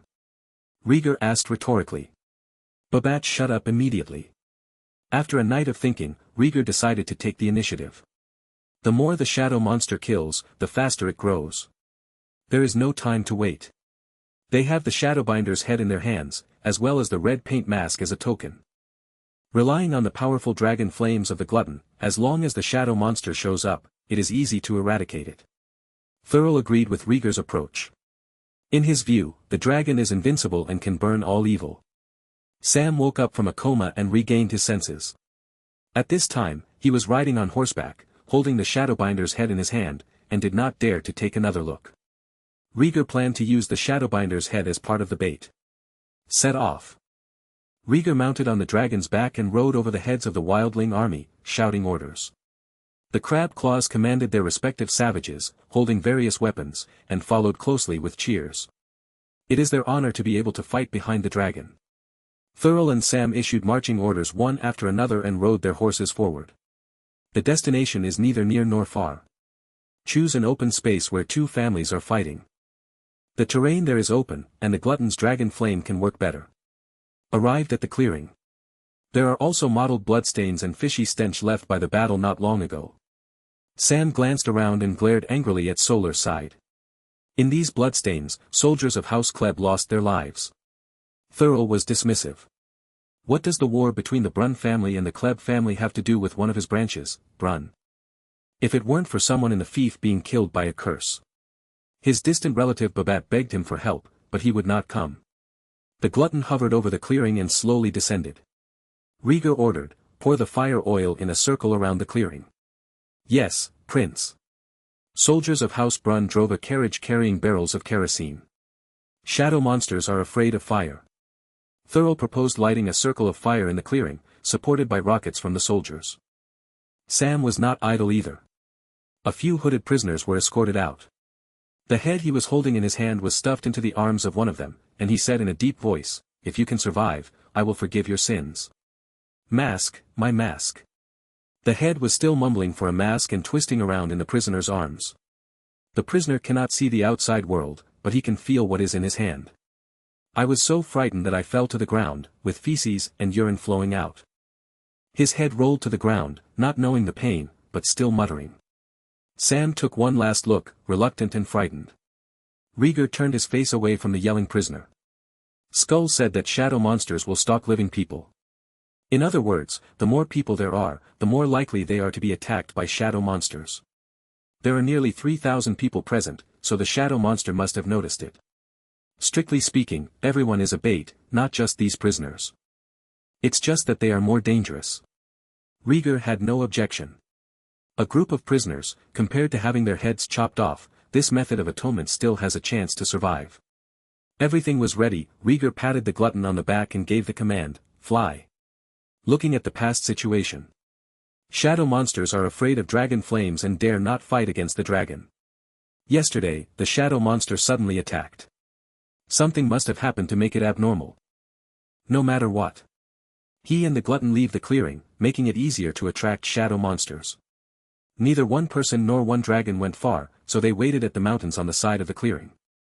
Once there is a change below, Lei Jia can control the dragon to support.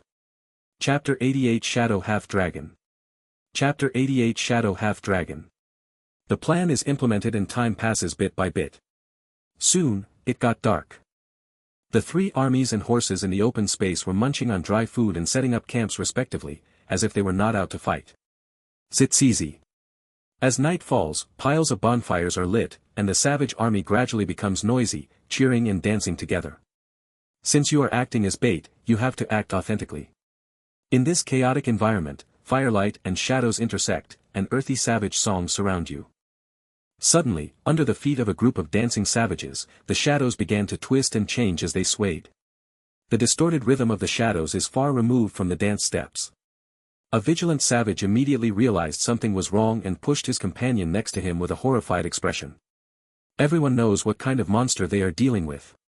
Immediately wake up from singing and dancing, or stop moving in shock or fear. Send the signal. Quick. Bao Lan, who joined the patrol, passed by and noticed something unusual. He took out an arrow from his quiver and put it into the bonfire. The tip of the arrow coated with kerosene quickly ignited. She pulled the bow and shot it into the night sky above her head. As she shouted, other savages reacted one after another. The archers fired rockets into the air, and the warriors took out their weapons. At the same time, the shadows seemed to be angered by their actions, stretching and deforming wildly. The vine-like shadow tentacles stretched out, piercing the throats of those around them, taking away their lives. Spread out. The curse is coming. Someone died, and the remaining savages fell into panic and retreated in panic. The shadow monster obviously has no intention of letting them go. The ink-like black shape crawled out from the ground, turned into a deformed monster with tentacles, and launched an attack on everyone. Light the kerosene, take out the torch and fight back. At the critical moment, Baolan lit rockets one after another, shooting at the shadow monster, and took command on the battlefield. She is a very brave girl. Unfortunately, it is not convincing. In the end, Triangle, who was a crab claw, stood up, waved a solid wooden stick to break up a bonfire, and drove back the raging deformed monsters.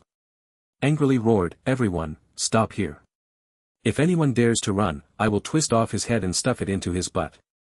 As the 2-meter-tall savage yelled and roared, the nearby savages managed to calm down and stopped running and screaming. The other side. Rhaegar waited patiently on the back of the glutton, nibbling sour wild fruits to refresh himself. Suddenly, a faint firelight streaked across the night sky. Rhaegar quickly looked up, thinking he had seen it wrong. Immediately afterwards, clusters of fire appeared. "Here we come. Glutton, let's go." Rhaegar regained his energy and called the dragon under his crotch to set off. Hiss. The glutton was already impatient. Hearing an irritated neigh, he fluttered his wings and rushed down the mountain, heading straight for the clearing filled with fire. The two sides are only a few kilometers apart. The glutton will arrive in an instant. Light a fire, curse and be afraid of fire, so you immerse your weapons in fire oil.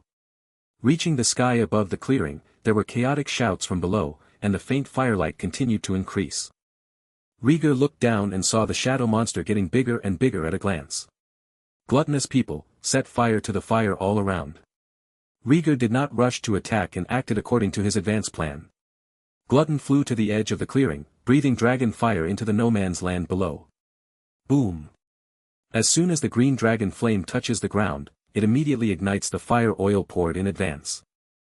In an instant, starting from an ignition point, the fire extended to both sides, surrounding the entire open space and igniting a huge fire ring that could light up the night sky. In the raging fire, all three parties were alarmed. Looking up, seeing the huge black dragon hovering above, a sense of confidence rose from the bottom of everyone's heart. In this war, they have a giant dragon. Hiss. Feeling the gaze of pairs of eyes, the glutton's green vertical pupils flashed with arrogance, and he raised his head and roared. "Glutton, dragon flame." As the dragon approached the shadow monster on the ground, Rhaegar's eyes were full of excitement and he gave the order. Boom!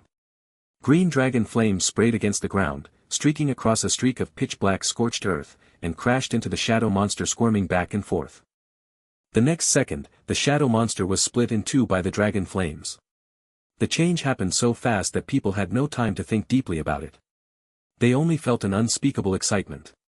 The people who saw this scene were extremely excited and cheered for the power of the dragon. Thousands of soldiers from the Brun family and the Kleb family, who were stationed separately from the savages, also came from a distance. Led by a small number of torch-waving cavalry, they charged towards the remains of the shadow monster. Just when everyone thought they were about to overcome the curse, a sudden change occurred. The shadow monster split in two, keeps twisting. The two halves of the body squirmed separately, forming two smaller, deformed monsters. The body surface stretched for a while, and a black smoke-like shadow spewed out, covering the cavalry that collided head-on. Ah! The charging cavalry could not stop and rushed straight into the black smoke. Black smoke penetrated their ears, nose, eyes and mouth, killing them instantly. Hiss! The dragon's roar resounded, and green dragon flames spurted out, cutting the shadow monster again. This time, Rhaegar noticed the strangeness of the shadow monster. The division of the shadow monster was not caused by dragon flames. It is a matter of survival by docking the tail.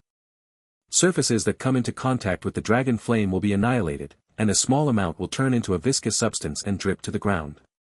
Shadow monsters tear themselves apart, giving up the part that comes into contact with the dragon flames and retaining a larger size. What a cunning evil thing, gluttonous eater, strengthen the dragon flame. Rhaegar clenched his back scales tightly and gave the order to attack with all his strength. The glutton's body is reduced, dragon flames brewing in his throat. When the distance is enough, a large mouthful of green dragon flames pours out like a waterfall, pouring over the whole body of a shadow monster like a flood. Zilla zilla. With billowing black smoke coming out, this shadow monster kept twisting, and droplets of sticky substance dripped, burning up before it even hit the ground. That's all. Shadow monsters have nowhere to hide under the dragon's flames, their size shrinks rapidly, and they are about to be annihilated. Roar! At this moment, a low strange sound suddenly sounded, setting off a gust of wind in the open space. Rhaegar looked away, his face stiff. At some point, the shadow monster that split into several pieces merged into one. Irregular shape seemed to be kneaded and transformed like mud. Form into a two-legged, two-winged dragon-shaped monster. The monster has twisted tentacles all over its body, and frightened human faces emerge from its black mist-like wing membranes. The head is not the head of a dragon. Rather, it has an ugly face that looks like a one-eyed goat. As soon as the shadow half-dragon was formed, it immediately swept away the surrounding humans with its head and tail, roaring and pounced on the glutton. The glutton in the gushing dragon flames seemed to smell some kind of stench, and his vertical pupils were instantly filled with rage, staring at the oncoming shadow half-dragon. Shadow half-dragons appear to be imitators of gluttons. The deformed feet were running on the ground, and the wings were flapping as they struggled to rise into the night sky. The glutton gave up on the shadow monster that was about to be destroyed, and sprayed a puff of dragon flame at the poor imposter in front of him. Boom! The dragon flame accurately hits the shadow half-dragon. The powerful impact shattered the shadow half-dragon's head, and the sticky substance dripped down, staggering and almost falling over. Continue to update today, there are 2 more updates at 11 o'clock. The plot of Peninsula is about to end. Chapter 89 Headless Shadow. Chapter 89 Headless Shadow. However, the shadow half-dragon finally stabilized his figure. The tentacles on the body swung wildly, squirming toward the neck, filling and kneading them into a new one-eyed sheep head. Hiss. This scene angered the glutton even more. He flapped his wings and rose up, spraying dragon flames randomly. Shadow half-dragon dodged left and right, but could not avoid the attack of the green dragon flame. Body parts are constantly being broken down and refilled. Gradually, Rhaegar realized that something was wrong. The more attacks the shadow half-dragon withstands, the more flexible it can dodge. From the initial strenuous flight, I have been able to occasionally dodge a dragon flame. Glutton, keep your wits about you, it's imitating your gestures. Rhaegar patted its scales and shouted a reminder. The glutton attacks on its own, spraying dragon flames from various angles, as if vowing to kill the opponent. Not to mention the battle in the sky. The situation below is gradually declining. The only remaining deformed monster has not been completely eliminated, and is still waving its shadow tentacles to attack all living people it can touch. The night sky is constantly dripping with the dissolved goo of the shadow half-dragon. As soon as these sticky objects hit the ground, they gathered in all directions and formed one figure after another. The moment the figure formed, he immediately crawled out from the ground and pounced on the nearest living person. For a time, the morale of the human side, which was overwhelmingly outnumbered, plummeted.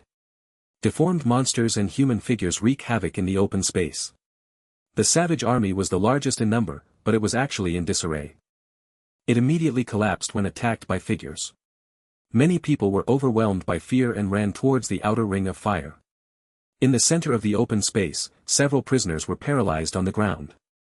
The sounds of beating and killing could be heard in their ears, and they were frightened to death. The Shadowbinder's head rolled back and forth on the ground, his mouth unable to stop mumbling.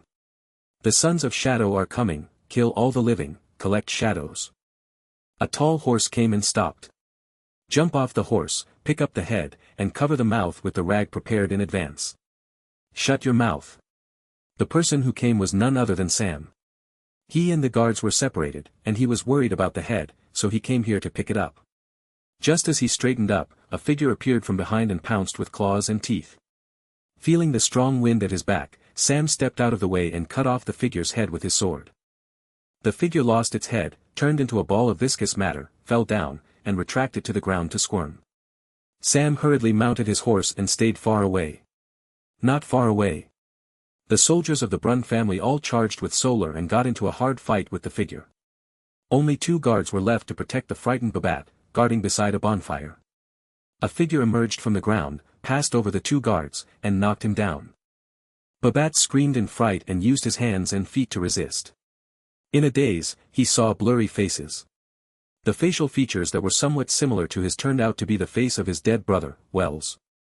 Barbart was so frightened that he peed. While pushing away the figure, he closed his eyes tightly and screamed, "Brother, it's not me who killed you. My sister-in-law and I really have nothing to do with each other."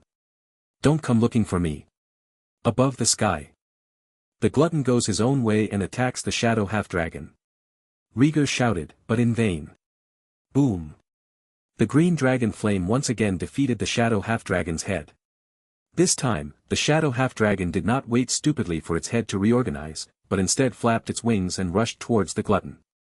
Behind the neck where the sticky substance was flowing, a black mist surged, forming a silhouette. Rhaegar was startled. The figure was the headless figure that attacked him and the glutton last time. At this moment, the headless figure imitated his movements, grasping the shadow tentacles on the dragon's back with both hands, and made a prone posture. Seeing this, Rhaegar felt a rush of blood rush to his head, and his heart beat faster.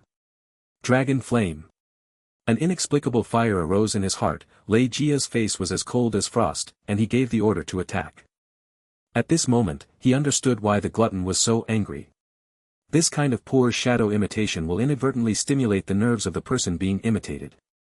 Rhaegar felt extremely angry at this moment and just wanted to make the headless figure completely disappear from the world. At the same time, the shadow half-dragon's head regenerated. Two dragons, one high and one low, face each other. The glutton breathes green dragon fire. Shadow half-dragon spits out a shadow haze like black smoke. The two collided in the night sky for the first time. Boom. After a loud noise, the green dragon flame burned away the shadow haze and hit the shadow half-dragon unstoppably. The shadow half-dragon's burned head and neck were completely annihilated, leaving not even the sticky substance behind. The headless figure riding on the neck disappeared. Continue the attack, dragon flame. Rhaegar took advantage of the victory and pursued, but the glutton finally responded. He roared and circled around the opponent, spitting out a dragon flame like a pillar of fire. Burn the shadow half-dragon into tatters. Just when Rhaegar thought victory was within grasp, changes occurred again. The headless figure appeared on the back of the shadow half-dragon, its body was bloated and squirming, and its stomach seemed to be full of something.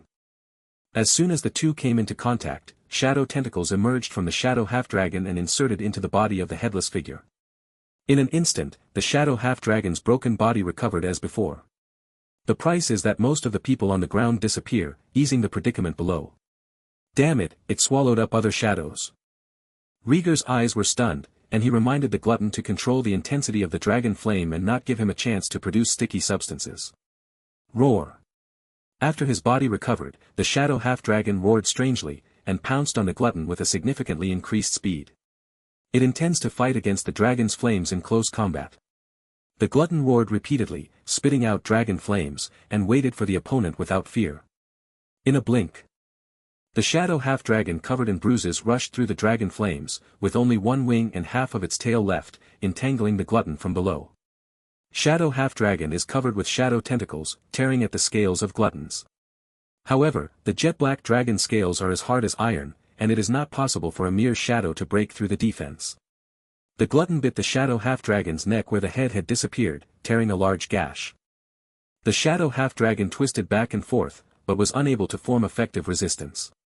The glutton seized the opportunity, dug his claws into the opponent's body, and the dragon flames burned fiercely and fiercely. However, the shadow half-dragon is just a decoy. The real killer move is the headless figure that disappears. Just as Rhaegar stared at the glutton and became more and more courageous, the headless figure silently climbed onto the dragon's back. In his hand, he also held a steel all stained with dragon's blood. Rhaegar suddenly shivered, his body temperature rose rapidly, and his skin gradually turned red. As if aware of the danger, Rhaegar looked back subconsciously.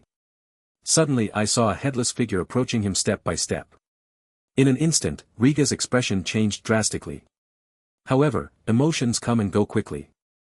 Rhaegar quickly suppressed his panic, his blood became hotter and hotter, an unnatural blush appeared on his immature face, and a flash of excitement flashed in his eyes. I will not let you go.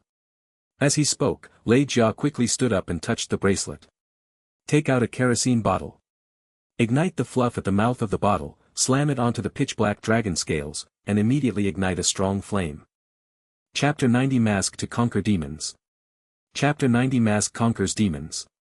Having the origin of blood and fire, and true dragon's blood, he is not afraid of the high temperature brought by fire oil. But it does a good job of forcing the shadow back. A shadow is just a shadow after all, and it will distort and dissipate when it encounters flames. It couldn't hurt Rhaegar at all. Hiss. While breathing, the glutton felt the driver's abnormal mood. Looking back, he saw a headless figure climbing up the body and letting out a violent roar. It burned the shadow half-dragon until there was very little left, opened its dragon's kiss and spewed out a large ball of dragon flames in front of it. Then he flapped his wings forward, and his whole body passed through the green dragon flames. Facing the dragon flames, Rhaegar quickly put away his red paint mask, covered his face with one hand, and lay down. Wherever the dragon flame passed, the clothes were set on fire, stinging Rhaegar's skin. In the gorgeous green, all shadows will eventually be destroyed. After breaking out of the dragon flames, Rhaegar immediately stood up and looked around vigilantly. Confirming that the headless figure had disappeared, he sighed with a little regret. He took out a set of loose clothes from the bracelet and put them on. Hiss. Gluttony made a sound at the right time to remind him to steady his body and swoop down under the dragon's body. The shadow half-dragon was left with only remnants falling to the ground. Deformed monsters and human figures are still attacking living people, and the battle is not over yet. Rhaegar took out the red paint mask again and fell into thinking. The mask is a token, how can it be returned? He thought of the headless figure. That shadow is different from other shadow monsters. Very purposeful, as if there is wisdom. Attacked him last time, piercing the glutton's tail. This time he actually used his shadow to make a half-dragon, and wanted to take advantage of the chaos to assassinate him. Rhaegar had every reason to suspect that the unmanned figure was the shadow of the Shadowbinder. A headless shadow, mask. Thoughts were turning, and an idea flashed in my mind, and I thought of a possibility. Glutton, take me to those prisoners. Rhaegar gave a loud command, guessing how to eliminate the curse. Tearing apart the shadow half-dragon, the glutton returned to his senses and soared in the air obediently. While breathing dragon flames to kill the figures on the ground, he approached the prisoner in the center of the open space. The other end of the open space. The headless figure reappeared, standing on the body of the deformed monster. Control deformed monsters to chase the fleeing savages, plunder their lives, and fill the shadow of loss. A rocket shot through the chest of the headless figure. The headless figure touched the hole in his chest and turned sideways to face the direction of the rocket. There, a girl with brown curly hair was still knocking her bow and preparing to shoot the second shot. The headless figure twisted twice, turned into a shadow and merged into the body of the deformed monster, approaching her. Hurry up, the dragon is coming. Losing his target, Baolan looked at him suspiciously, but was pushed away by a savage man and squeezed into the crowd. Green dragon flames followed closely, shrouding the deformed monster. As the split body of the last shadow monster, the deformed monster was burned by the dragon flames and lost its resistance. The war is now coming to an end. The barbarian army, together with the soldiers of the Bren and Kleb families, resisted the surge of figures. The flaming weapons coated with fire oil were very effective. Casualties were greatly reduced. Seeing a familiar face, Rhaegar drove the glutton to the ground and shouted at Baolan, "Have you seen the Shadowbinder's head?" He found the prisoners who had been killed. But the Shadowbinder's head was missing. You can only ask around. Saprin struggled to walk in the crowded crowd and couldn't hear clearly at all. Instead, another voice responded. Here it is with me. The head is here with me. Rhaegar turned around and saw the ragged barbat running away in embarrassment, holding his head with a sad face. Behind him, the two guards had long since disappeared. The tall and fat Sam brandished his long sword, sweeping across the approaching figures, and kept moving closer to the dragon. Rhaegar's eyes lit up when he found something, and he shouted quickly, "Smash it! Smash the head!" "Yes, Prince." Barbart thought he heard it wrong, but his head kept moving in his arms, and he had long wanted to throw it away. As soon as he heard Rhaegar's order, he immediately threw his head into the bonfire that was scattered nearby. Zila. As soon as the head came into contact with the flames, black smoke immediately erupted. The blocked mouth wanted to howl, but could not make a sound. In the blink of an eye, his skin and flesh were burned away and turned into bone residue under the trampling of the crowd. The scene was silent. All the figures seemed to pause, allowing themselves to be hacked and killed by the living, before turning into a group of shadows and shrinking back to the ground.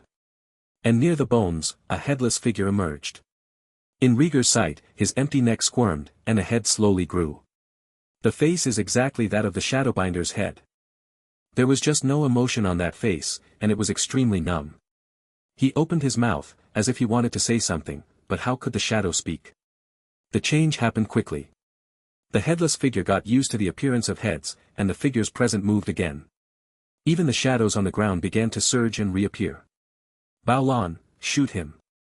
Just when everyone thought the war was about to resume, Rhaegar's order sounded. A sharp arrow flew with a red paint mask nailed to the tip of the arrow, heading straight for the Shadowbinder's shadow. The sharp arrow hit the Shadowbinder's forehead, and the red paint mask also covered the shadow's face. In an instant, the red paint mask seemed to erupt with infinite suction, swallowing up the shadow behind the mask. As the Shadowbinder's shadow disappears, all the figures in the open space disappeared one after another, turning into wisps of black smoke and blown away by the wind.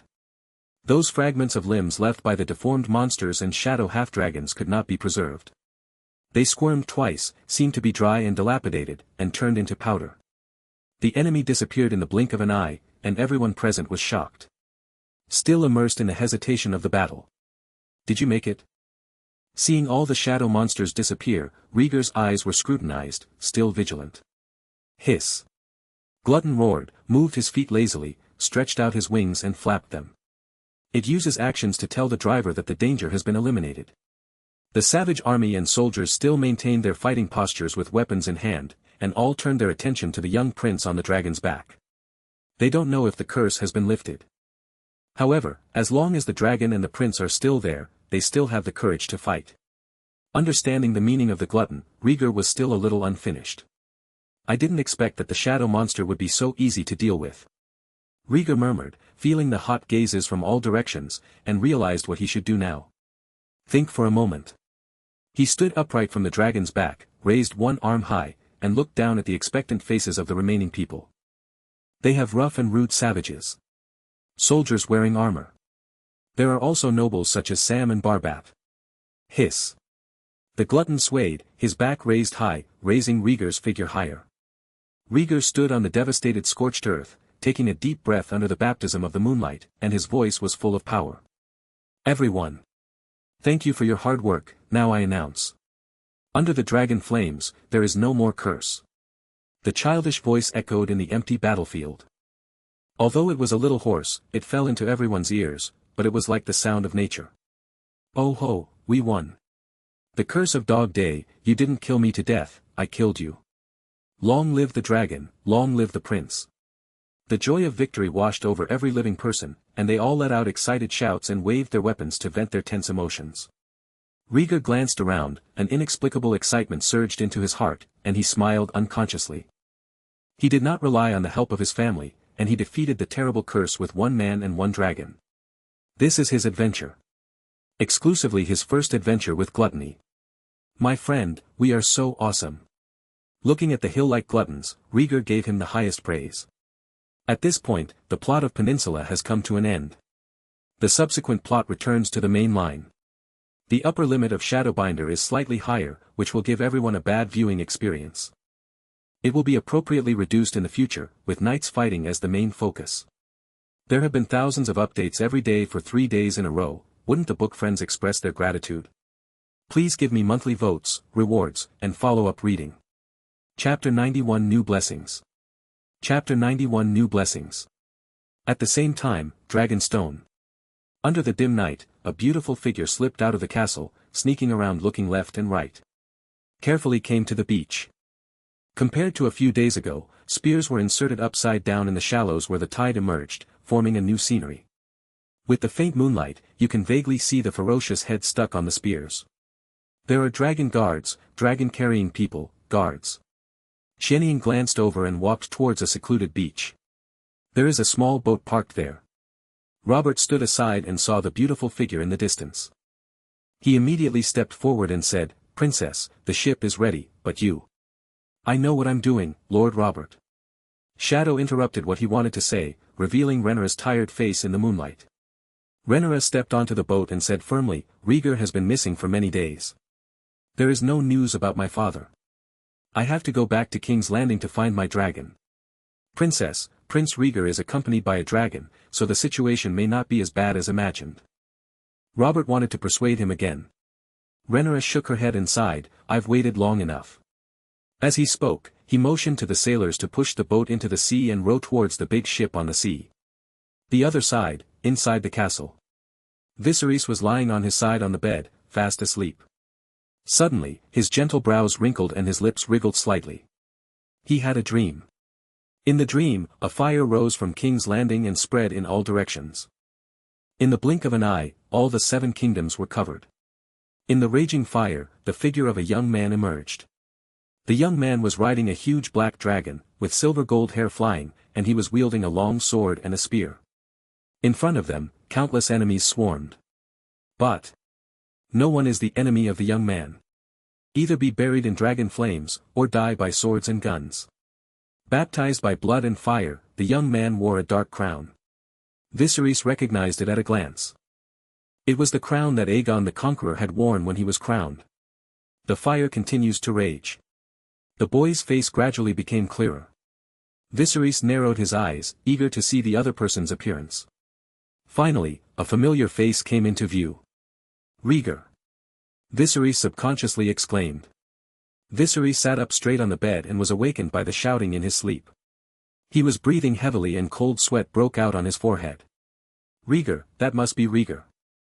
Viserys calmed down for a while before breaking away from the dream and recalling what he saw in the dream. He could never mistake the young man's face.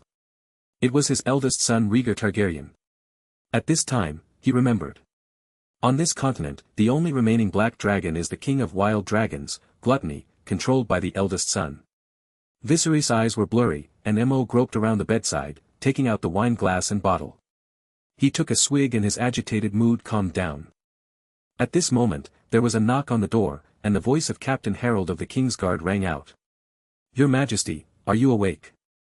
Viserys raised his hand to wipe the sweat from his forehead, and his voice was full of fatigue. Yes, it's a dream. Crunch. The door of the room was pushed open from the outside, and Harold walked in. He said worriedly, Your Majesty, your sleep has been very bad recently. It's okay, this dream is different. Viserys took a sip of the wine glass, and an inexplicable brilliance burst out in his eyes. This is the dream I have been pursuing so hard, and I finally found it. In his words, the tiredness was suppressed by the strong excitement, with excitement. Harold frowned in confusion, then listened to Viserys continue. Sir, prepare a grand banquet. I have a feeling my child is coming home. Your Majesty, Prince Rhaegar's trace has not been found yet, I'm afraid it's inappropriate. Harold tried to persuade him. Viserys' expression changed drastically and he said seriously, No. My child is back. He is the prophesied prince. He was born with blood and fire. Your Majesty. Harold was at a loss for words and didn't know what to say. In his opinion, the king may have missed him too deeply and was a little confused. Viserys did not dwell on the problem and instead asked, How did the investigation go? The dragons and dragon guards on the island were cleaned up, and several hidden secret passages were discovered in the castle, which contained traces of recent activities. At this point, Harold looked hesitant. One of the secret passages leads to the queen's bedroom. Alicent. Viserys looked startled, and then said, Do you suspect that the queen was involved in the murder of Rhaegar? This possibility cannot be ruled out. No one can draw a conclusion until substantial evidence is found. Harold analyzed objectively. Viserys closed his eyes after hearing this. His face showed no emotion or anger, and he seemed to be brewing emotions. After a while, he opened his eyes and gritted his teeth and said, Secretly send someone to monitor Alicent's every move. If there are any clues, report them to me immediately. Yes, Your Majesty. Harold nodded in agreement. Just as he was about to leave, the door knocked from outside and Robert's voice came. Your Majesty, the princess sneaked out of the castle and returned to King's Landing by boat. You bastard! Who gave her the courage to disobey my order? Viserys roared and cursed loudly, informed the Maester Raven to send a message. As soon as Rhaenyra appears in King's Landing, she will be placed under house arrest immediately. Yes, my lord. Robert was startled, shivering outside the door, and hurried away.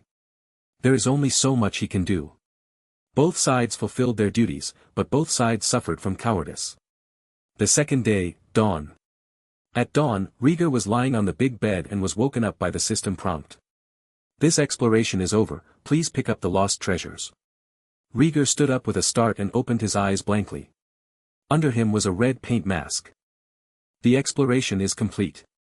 Liga mumbled in a daze and brought up the system panel. Curse Mask of the Son of Shadow. Exploration progress, 100%.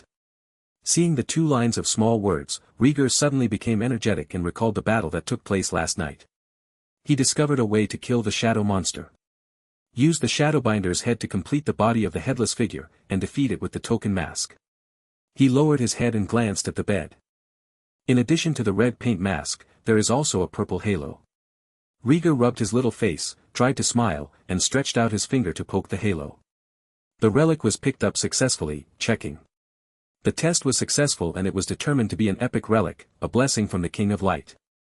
With a clang, a black iron token carved with a flaming red heart fell. Rhaegar picked up the token and looked at it again and again. Is the type of blessing similar to the blessing of the white deer? Rhaegar murmured softly and checked the text prompt of the token. The power of God is hidden within, don't underestimate it, it will reveal miracles when you need it. Rhaegar read it silently, and then kept the token carefully. It is not difficult to see that this token has not yet been used. Perhaps, there will be a chance to trigger this relic in the future. Get up, get up. Muttering a few words, Rhaegar got dressed. Shadow monsters have been dealt with. His adventure on the peninsula has also come to an end, and it is time to return to Dragonstone to reunite with his family. The plot of Peninsula is officially over and returns to the main plot. Reading the backstage comments these days, I burst into tears and feel very uncomfortable. Chapter 92 Saitiga. Chapter 92 Sidija. Haunted Cave Castle. The glutton's huge body lay on the ground to rest, and the air flow between breathing and breathing set off a heat wave. Rhaegar walked to the dragon's head, stared at its closed vertical pupils, and stroked the dragon's snout that held back its fangs. Hand asked in confusion, "Glutton, are you in a bit of a slump today?" Hiss. The glutton's throat rolled up and down, he neighed, and shook his head. Rhaegar understood its meaning. It feels like the body is full of power. It didn't vent well enough last night, so I'm very disappointed. Rhaegar shook his head and laughed, "Don't worry, wait until we return to Dragonstone Island to vent our anger on the 2 dragons." After spending many days together, the bond between them became even deeper. Rhaegar is confident that with the full power of Glutton, he can defeat Vermithor and the severely damaged Silver Wing. 1 person and 1 dragon were chatting, and a group of figures approached. Rhaegar turned around and saw Sam, Barbat, and Sapphire. They stared at the dark dragon carefully, stopping a few meters away from Rhaegar. They all knelt down. Rhaegar asked strangely, "What are you doing?" Sam said, "Prince, you led us to defeat the evil curse. I hope you can lead us in the future." Barbat followed and said, "My brother has made a big mistake. I dare not expect to win the king's forgiveness. I only ask that you accept the loyal city of the Brun family and let us atone for our sins by your side." Rhaegar glanced at them and his eyes fell on Sapphire. This girl hit the Shadowbinder's shadow with an arrow last night and achieved great success.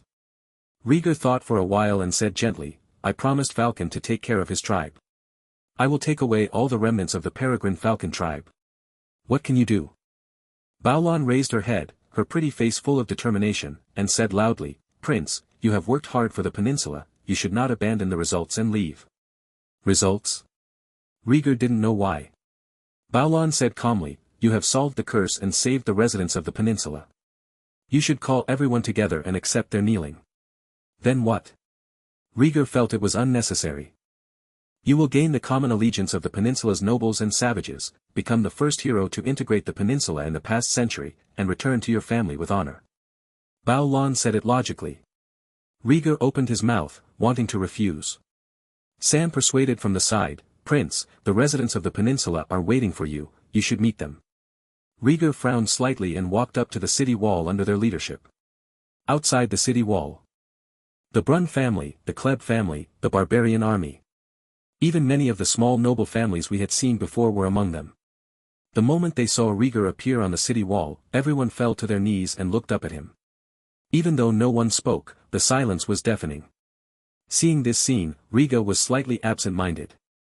As a young man, he looked back at Sam and others and asked, "Are they loyal to me?" "Yes, hero of the peninsula, Prince of Targaryen." Sam and others responded in unison, knelt down on one knee again and lowered their heads. Rhaegar pursed his lips and said helplessly, "Let them get up, I'm leaving. Prince, I beg you to accept the allegiance of the nobles. Prince, you appointed the Crab Claws to fight for you, and they still obey your orders." There was silence for a long time. Rhaegar nodded and said, "Get up, I accept your allegiance." He thought about last night's triumphant moment. Everyone looked at him, their eyes full of admiration and respect, which he had never experienced before. Look at the current situation. Honest hospitality is hard to deny. Everyone was overjoyed when they heard the prince's answer. Soon, under Barbot's arrangement, the nobles of all sizes on the peninsula were summoned to the living room of the Horror Cave Castle. They knelt together in front of the young prince, offered their swords and loyalty, and swore allegiance. "Give up." Sapphire Blue led Trangel, the representative of Crabclaw, and asked to meet. The 2-meter-tall wild man, who looked like a giant bear, said in a low voice, "Prince, some of the free people want to return to the wilderness, and 1,000 people want to leave with you." Rhaegar nodded slightly and ordered, "Counting the remnants of the Peregrine tribe and the families of these 1,000 people, how many free people are there in total?" He did not refuse. "Even if you look down on these silly savages." But regardless of denial, they did obey his orders and did not hesitate to sacrifice their lives. Deserves his attention. Conservatively estimate the number of people to be 2,000, women and children will account for a large proportion. Baulon reported neatly. "To take away 2,000 people, we need a big ship." Rhaegar asked a difficult question. Baulon said, "The peninsula nobles only have small boats, but I know where I can borrow a big boat." "Tell me about it." Rhaegar asked. Baulon lowered his head and said in a low voice, "The Celtigar family of Crab Island. This family has been loyal to the Targaryen dynasty for generations and is rooted in the sea. It has a good maritime fleet. Are you from Setiga?" Seeing her resistant look, Rhaegar became interested. Sapphire lowered her head even lower and gritted her teeth, "Yes, Bartimaeus Setiga is my father. He gave birth to me with a fisherman's daughter." "Then why did you end up living in Crabclaw Peninsula?" Rhaegar asked softly. "Bartimaeus looks down on illegitimate children and doesn't care about our lives. Tormund and I were born from different women. Our fate made us meet and wander around on a cargo ship doing odd jobs. A cargo ship capsized while out at sea. Tormund and I were washed away by the waves to the Crabclaw Peninsula and were taken in by a hunting Uncle Falcon." As Baulon spoke, her calloused hands clenched tightly, her tone full of indignation at fate. "I understand." Rhaegar sighed and said, "I will go to Crab Island to borrow a boat, and you can organize the free people to leave together. It's another illegitimate child drama." Rhaegar didn't like it and didn't want to ask more questions, just to rub salt into other people's wounds. Rhaegar drove the glutton and soared towards Crab Island. Crab Island is an island located on the east side of the Crabclaw Peninsula. Very close to Whispering Castle. At the speed of a glutton, you can easily cross the Middle Sea and reach Crab Island in 10 minutes. Crab Island is quite large, and its lord is the Setiga family. The Celtigar family, like the Valerian family, followed the Targaryens in migrating from ancient Valyria to the continent of Westeros. Members of the family have the characteristics of Valyrian descendants with silver hair and purple eyes. The Celtigar family is very loyal and has been loyal to the Targaryen family for generations until now. Rhaegar hovered over Crab Island on his glutton, overlooking the town below. On the rolling hills, a tall castle was built. "That's it." Rhaegar patted the glutton on the back and signaled it to land outside the castle. Hiss. Glutton circled the castle and couldn't help but spit out a breath of dragon flames, announcing the arrival of the Wild Dragon King. Boom. The huge dragon body landed outside the castle, causing a wave of air. The glutton stood up straight, its thick neck stretched out, and its ferocious dragon head surpassed the city wall that blocked thousands of troops. The arrival of a giant dragon immediately caused a huge sensation on Crab Island. When the glutton landed, the guards on the city wall were all frightened, holding on to their faith and running away without turning around. Rhaegar sat on the back of the dragon, almost eye level with the guards guarding the city. He said calmly, "Go and ask your lord to come out and tell him that the Targaryen prince has arrived. It will be on the shelves next Friday. I hope everyone who sees it will be rewarded with a first order on that day." Crab. Chapter 93 Meeting Leonor by Chance. Chapter 93 Meeting Leonor by Chance. "Yes, please wait." The guard captain was dressed in iron armor. He looked at the huge glutton in fear and hurriedly ran down the city wall. However, the arrival of the dragon is obviously enough to attract attention. The castle gate has been opened. A group of attendants walked out in 2 rows, with their heads lowered and not daring to look at the majesty of the dragon in the distance. Walking among the attendants were several nobles in fine clothes. The leader is an old man with a serious face. The old man's hair color is the silver color of traditional Valyrian descendants, with sparse hair remaining on the top of his head. The loose skin caused the corners of the eyes to droop, and a pair of blue eyes shone with a shrewd light. The group of people walked out quickly but without losing their manners. Until the city gate opens, he stops at the city gate and looks at the prince on the dragon's back. "Glutton, put me down," Rhaegar said softly. "Hiss." Gluttony roared, and crawled down, allowing the driver to slide off the dragon's back. The two sides should keep a distance of 100 meters. The people on the other side did not dare to approach the dragon and stood in front of the city gate to greet him. Rhaegar walked over slowly, looking at the group of people, and suddenly his eyes lit up. He saw a familiar face. "The seven gods have blessed me and allowed me to meet the prince here. It's great." Before Rhaegar could say anything, a round body squeezed out from the opposite side and walked forward quickly with an excited expression. Rhaegar smiled and said in surprise, "Lord Leonor, why are you here?" The other party was none other than Leonor Strong, who was the Prime Minister. Leonor walked too fast, and the fat on his belly trembled slightly. He couldn't hide his joy. "Prince, it's great that you are okay. I have been looking for traces of you on the sea during this time." Since Rhaegar's dragon disappeared, Leonor has been sent to search across the narrow sea. He had just visited Tidal Head Island where the Valerian family was located not long ago. Unexpectedly, the Setiga family who were visiting Crab Island today met Rhaegar by chance. As soon as the two met, Leonor bent down with difficulty and pulled Rhaegar to look around, as if checking whether he was injured. Rhaegar chuckled and said, "I'm fine. After my dragon was injured, he landed on the Crab Claw Peninsula to recuperate. It was just a few days ago." He didn't lie. Gluttony was indeed seriously injured, and it was true that he had just returned a few days ago.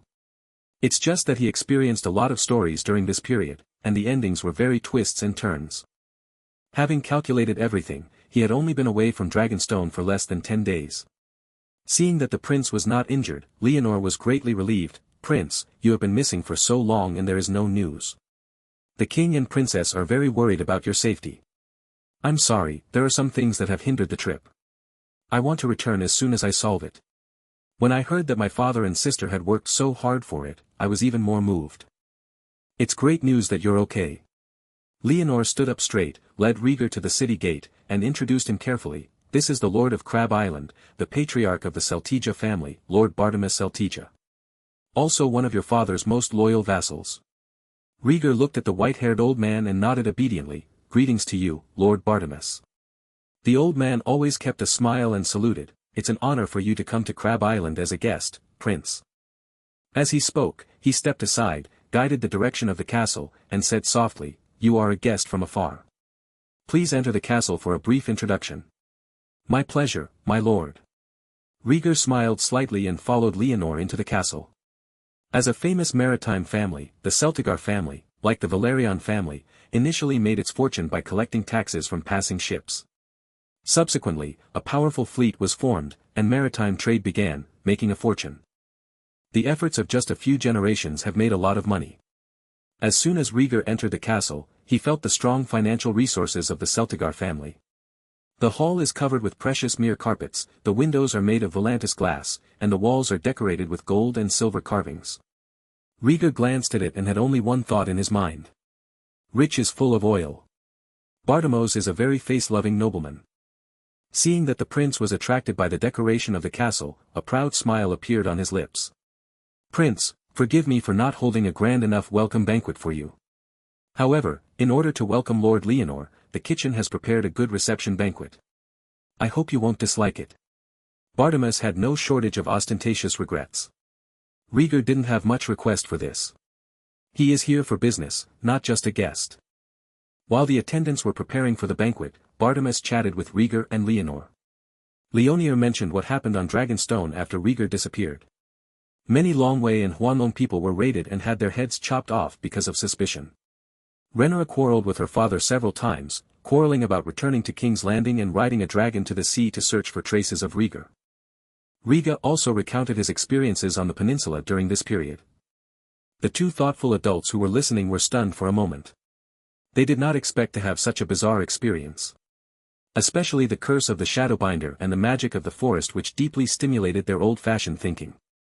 Bartimaeus was full of doubt and said in disbelief, "Prince, are you saying that magic really exists and that you have invaded the Crabclaw Peninsula?" "Obviously." Rhaegar shrugged. Leonor said more euphemistically, "Prince, magic has disappeared for many years, and most people think it is a legend. A few years from now, if the dragon unfortunately becomes extinct, will the world think it is a legend?" Rhaegar asked innocently. Well. Both of them were startled and didn't know how to answer. Bartimaeus stroked his hands and smiled, "Yes, the prince is right. When I was young, I traveled by boat on both sides of the narrow sea and encountered many thrilling adventures." Rhaegar sat on the soft platform and said sincerely, "Sir, I came to Crab Island this time to borrow a ship to transport the free people who follow me. I also ask for your generous help." "No problem, but—" Bartimaeus looked hesitant and glanced at Leonor, who was silent. When the royal family opened their mouths, it was natural for them to borrow a boat to transport something as trivial as this. But they were transporting a group of peninsula savages. He did not dare to agree casually. Following his line of sight, Rhaegar looked at Leonor and said, "If you don't believe it, you can follow me to the Crabclaw Peninsula to argue the truth. The nobles there have sworn allegiance to me." As soon as these words came out, the scene suddenly froze. Leonor raised his head, with an unknown light shining in his eyes. A pair of brown eyes seemed to look right through Rhaegar. Bartimaeus lowered his head in deep thought, recalling his experience of contact with the peninsula's nobles. That is a group of barbaric and arrogant nobles. A disagreement can easily lead to a fight and start a war between two or even several families. Because the land is barren, the kingdom has little management. Most of the time, he allowed the peninsula nobles to act recklessly and beat them to death. This also resulted in the soldiers under the peninsula's nobles being abundant in force and very difficult to deal with. If the prince in front of him really gains the allegiance of the peninsula nobles, it will be equivalent to recruiting an army with considerable combat power. What's more, there is a group of savages following. Also a good cannon fodder team. Rhaegar will grow older, but not until he returns to King's Landing. Chapter 94 Reunion at Sea. Chapter 94 Reunion at Sea. Before Leonor could say anything, Bartimaeus solemnly said, "Prince, the Celtiga family has always been loyal to the royal family and will not let you down. It's a small matter to borrow a boat, but it's a big thing to win the favor of the king's eldest son. Crab Island is only a few hours sailing time from Dragonstone. If you control a giant dragon to fly, the time required will only be shorter." Rather than refuse, the prince returned to Dragonstone to prepare the ship. "It's better to just agree." Rhaegar didn't understand the twists and turns, but he felt that Bartimaeus had some expectations for him. "But he doesn't care." The small face suppressed the smile and said seriously, "Thank you for your assistance, sir." Bartimaeus' smile did not fade and he said, "I immediately ordered the ship to be prepared and headed to the Crabclaw Peninsula." Until then, Leonor came out of his thoughts. Looking at Bartimaeus inexplicably, he lowered his head slightly and kept a low profile.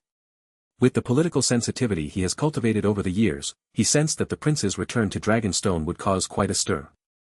At this time, it is not suitable for him to stand out too much. 2 days later. 3 three-masted sailing ships set sail from Crabclaw Peninsula. The ship was filled with ragged wildlings, heading towards Dragonstone.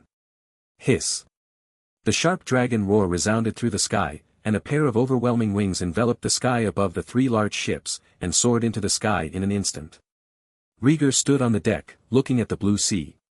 Leonor came up from behind and whispered, "Prince, the raven brought news last night.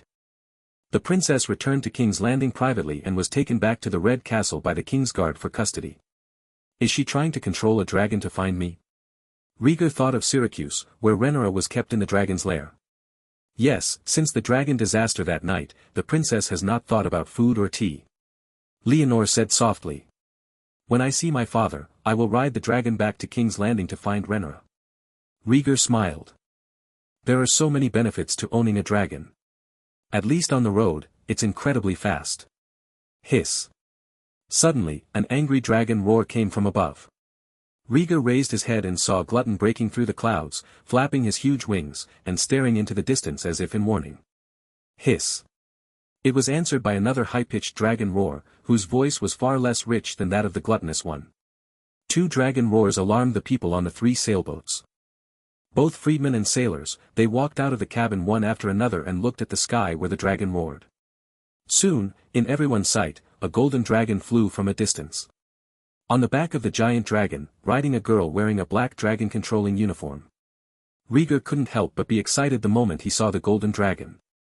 Rhaegar was so surprised when he noticed the dragon's back that he shouted, "Rhaenyra." Rhaenyra on the dragon's back did not hear his cry, but was attracted by the glutton. This adult black dragon is a newly tamed wild dragon by Rhaegar. Rhaenyra cast her eyes towards the 3 large ships sailing below, expecting to see Rhaegar's figure. Hiss. Sensing the excitement of the driver, Gluttony put down his hostility towards the other dragon and leaned down to glide to the sea level.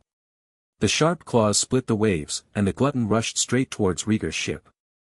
Just when it was about to collide, the dragon's head suddenly shot upward, and its huge body shot straight into the sky. With a slight hook of his slender tail, he rolled up Rhaegar, who was already waiting on the deck. Then he slowed down and placed the driver steadily on his back. As soon as he mounted the dragon's back, Rhaegar immediately drove the glutton into the air, approaching Rhaenyra in mid-air. Hiss. An adult dragon that was much larger than itself came towards me.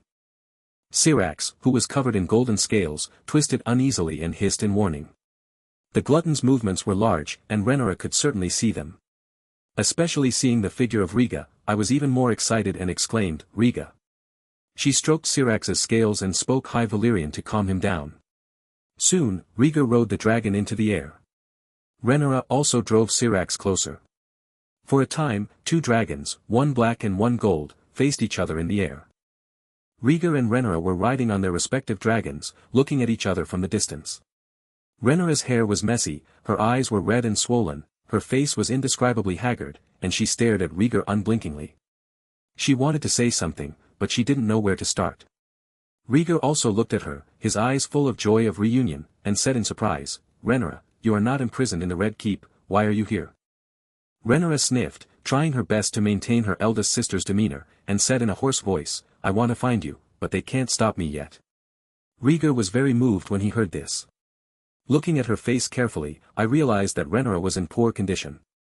Compared to a few days ago, his eyes were full of fatigue and red bloodshot eyes. Rhaegar opened his mouth and called softly, "Sister." Rhaenyra's eyes turned red and she said seriously, "Go back with me, Rhaegar. Of course, I miss you." Rhaegar obeyed everything, like a well-behaved child. Rhaenyra glared at him, and drove Syrax to turn around and fly towards Dragonstone. "Glutton, let's follow." Rhaegar smiled and followed with the glutton, soaring among the clouds and surrounding Syrax. The 2 dragons are very different in age, and even more so in size. Syrax cannot even reach half his size in the presence of gluttons. Rhaegar did not dare to get too close so as not to scare Rhaenyra's dragon. But he was still happy. This is the first time that he and his sister ride a dragon together. Soon, the 2 men and 2 dragons left the big ship behind and rushed to Dragonstone Island in advance. Syracuse was frightened by the gluttons all the way and eagerly landed on the cliff next to the beach. Rhaegar kept his eyes on Rhaenyra. Seeing her land, I wanted to follow her. Unexpectedly, the glutton shook his head and refused to land. It spreads its wings and hovers in the sky. Rhaegar immediately understood that there were 2 malicious adult dragons on Dragonstone that hated the gluttons. Thinking about what happened in the last dragon fight, Rhaegar couldn't help but his heart beat faster. But he was mentally prepared. He patted the glutton on the back and murmured, "Come on, man, do whatever you want." Glutton licked his nose, spread his wings wildly, raised his head high, and dragon flames brewed in his throat. Hiss. The next second, the glutton let out a roar that resounded throughout Dragonstone, and dragon flames pierced the blue sky, announcing the return of the wild dragon king. Hiss, hiss. Following its neighing, 2 other dragon roars immediately sounded in Dragonstone Island. All filled with provoked anger. Rhaegar sat on the back of the dragon, overlooking the rugged island below, waiting for his opponent who had been away for many days. Not long after, 2 giant dragons of different colors rushed out of Longshan and headed straight into the sky. A bronze color, vertical pupils full of rage, and a body size comparable to that of a glutton. A light green creature with a large piece of flesh missing from its neck. One of its wings was weak and drooped, struggling to lift into the air. It is Wormizar and Silver Wings. Rhaenyra loved her brother deeply, and Rhaegar loved his sister deeply. The first time the siblings dance with a dragon is a key scene. Chapter 95 Dragons Rise Again. Chapter 95 Dragons Rise Again. Enemies are extremely jealous when they meet each other. When the two giant dragons rose into the sky, they immediately roared at the gluttons and breathed out dragon flames. The glutton flapped its wings and looked at the opponent humanely with its vertical pupils. Unlike the glutton who ate swamp marigolds and recovered from his injuries, Eni was seriously injured and could only huddle in his lair and wait for him to heal. A few days would not be enough to recover as before. As Rhaegar saw. At this moment, Silver Wings had difficulty even flying, relying solely on anger, which was not enough to pose a threat. So, there is only one opponent today. Bronze Fury, Wormuther. Hiss. Just as the three giant dragons were confronting each other, two dragon roars sounded again. One side came from the cliff, and it was Rhaegar who took Silax into the air. One party came from the strange rock mountains. A large brown dragon rushed out of an unknown cave and watched the four dragons in the sky warily. But it showed no sign of approaching. Just stopped on a rock in the distance and observed crookedly. Rhaegar glanced at it and recognized the dragon. Wild dragon, sheep thief. An adult mud dragon of similar age to Caraxiu, who often eats the sheep of the herders on the island.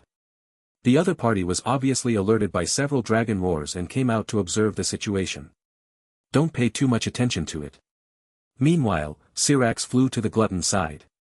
Rhaegar was almost shoulder to shoulder with Rhaegar, looking annoyed. Rhaegar, what are you doing?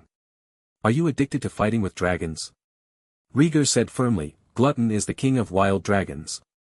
It has its own pride. Wherever it fails, it has to get up. Then we can't use the dragon easily. Rhaegar taught him a lesson while staring nervously at Vermithor and Silverwing. She did not understand Rhaegar's dangerous behavior.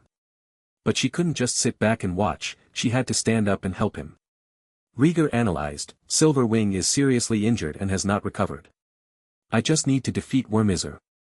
Syrax has never fought, so my help to you is limited. Rhaegar sighed deeply, her fingers turning white. Since becoming a dragon master, she has never experienced combat. This time, even though he was teaching Rhaegar a lesson, he was also longing for a fierce collision in his heart. Rhaegar's heart was pounding and he raised the corners of his mouth, just watching is enough. Gluttony and I are very strong. During the conversation, Wormizor and Eni couldn't hold it any longer, and sprayed dragon flames as they approached. Protect yourself, Rhaegar. Rhaegar shouted, driving the glutton to accelerate suddenly, spitting out green dragon flames and charging. Boom! The collision of three dragon flames produced terrible destructive power, setting off a scalding heat wave. Rhaegar lay on the dragon's back, clenching his scales, his eyes very excited. The first wave of dragon flames ended, and the glutton's speed did not slow down, and the second wave of dragon flames was quickly brewed. This dragon flame sprayed towards the larger Wormizor and hit its neck. Wormizor relied on his strong physical fitness to resist. His body stayed in mid-air and used his wings to scatter the dragon flames. Taking this opportunity, the glutton pounced on the silver wing behind it. Hiss! The ferocious dragon's kiss bit into the other side of Silver Wing's neck, causing it to howl miserably. Glutton, behind you! Rhaegar's order was given, and the glutton finally did not bite Silver Wing's neck, but pulled it off the ground. Hand around, he changed his position to avoid the golden dragon flames sprayed from behind. Seeing that his partner was severely injured again, Wormizor was completely enraged. He spit out golden dragon flames as if for free, and chased the glutton to attack. The glutton is faster and nimbly avoids the dragon flames and dives into the clouds. Below. Eni fell heavily to the ground, the wound on his neck was filled with blood, and he screamed in pain. Hiss! The sheep thief watching from a distance shouted excitedly, flapping his wings and planning to have a feast. Stop! Rhaegar drove Syrax to stand in front of the sheep thief, scolding him in High Valyrian. She hated Wormithor and Silverwing who attacked the gluttons and led to the disappearance of Rhaegar. But she knew better. Dragon is one of the most precious resources of House Targaryen. Wormithor and Silverwing were once the mounts of her great-grandfathers, King Jaehaerys and Queen Alysanne. They have all made great contributions to the family. Rhaegar did not order the glutton to kill Silverwing, nor could she turn a blind eye and allow a precious adult dragon to be devoured by its own kind. The sheep thief is older and a wild dragon. The body size is no smaller than the bloodworm Caraxiu. Syracuse is underage and half the size of the sheep thief. Rhaegar was very nervous. She drove Silax and confronted the sheep thief, refusing to give in to each other. The sheep thief neighed a few times as if in demonstration, but did not take the initiative to attack. Syracuse felt the emotions of the driver and roared angrily at the sheep thief, spreading his wings and preparing to fight back at any time. Despite its small size, it has a very big temper. On the other hand, the sheep thief retreated silently when he saw that Syracuse was full of offensive intent. The fierce battle in the sky continues. The glutton rushed into the clouds and disappeared. Wyrmizer was blinded by anger and chased after him without even thinking. The clouds and fog covered the scene, and the vision was hazy for a moment. At this moment, a huge thing came from the flank and pounced on it quickly. Glutton revealed his figure, and the abyssal maw with intertwined fangs bit Wyrmizer's neck, and the hot dragon's blood sprayed out instantly. Hiss. The attack came so fast that Wyrmizer had no time to prepare, so he could only struggle wildly, trying to break free. What a pity, how could a glutton give it a chance? The dragon's kiss bites tightly, the dragon's teeth dig into the flesh and blood, biting the skin and flesh of the bronze giant beast. Wyrmizer roared in agony, beating the glutton's head with its wings and tearing at its body with its claws. Glutton, back off. At this time, Rhaegar's order was issued. The glutton, who was aroused by the smell of blood, struggled for a moment, and then reason prevailed and chose to obey the driver's instructions. It let go of the dragon's snout, tore off a large piece of flesh, raised its head and swallowed it into its belly. Without waiting for Wyrmizer to counterattack, he kicked his opponent's belly with both claws and used the force to fly away. The bronze giant dragon was left alone, roaring angrily, dragging its neck with blood gushing out and barely flying. After roaring for a while, the glutton was nowhere to be seen. Just when it thought its opponent was far away and relaxed its vigilance, a black shadow rushed out from below. This time, the gluttons hide under the clouds and attack from below. The seriously injured Wyrmizer couldn't dodge in time, and was bitten on the shoulder blade of one wing, and there was a crisp sound of bone cracking. Wyrmizer roared in fright, ignoring the pain in his neck. He lowered his head and wanted to bite the glutton's neck. Dragon flame.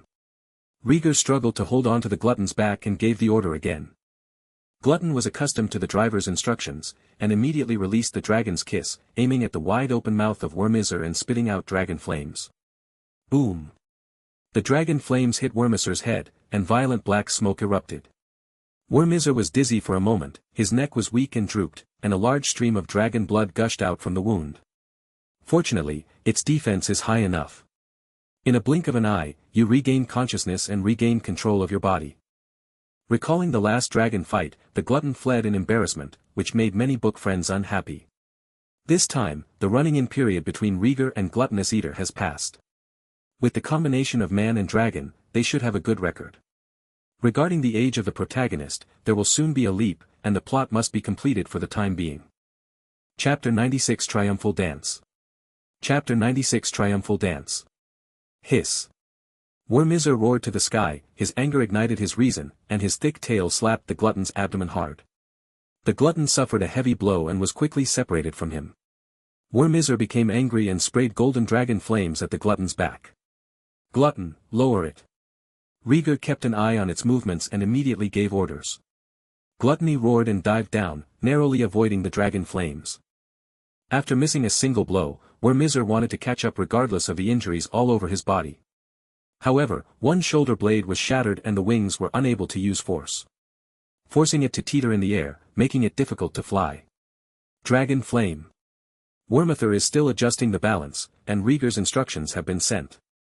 Relying on his speed, Gluttony surrounded Wyrmizer, whose speed was greatly reduced, and kept spitting out green dragon flames. For a time, the clouds were dipped in brilliant green, creating a beautiful oil painting. Wyrmizer is indeed strong, with surprisingly strong strength and physique. Even though he was seriously injured, he still struggled to hold on under the repeated attacks of the gluttons, waiting for the opportunity to counterattack. But it is destined not to wait. Rhaegar drove the glutton to circle back and forth, riding steadily on the back of the dragon, staring at the helpless and furious bronze beast. Ever since he lost the last dragon fight, he has often wondered about the reason. Except for the fact that Wyrmizer and Silver Wings are more than less, and they cooperate well. More often than not, gluttons get injured too quickly. The key to getting injured is fighting. Especially after the fierce battle with the Shadow Half-Dragon, he realized the importance of fighting. Unless the dragon's size reaches a crushing victory. Otherwise, if any dragon of similar size fights together, the final result will be serious injury or even death. Dragon is a violent and cruel creature. Once the consumption of dragon flames turns to melee combat, claws and fangs are lethal weapons. Last time, if the glutton had not fought with any early and had his stomach ripped open, he would not have been defeated so quickly. Combining the high speed and high intensity dragon flame characteristics of the glutton, Rhaegar hastily formulated a plan. Sneak attack. The gluttony is fast and can have a good first move effect.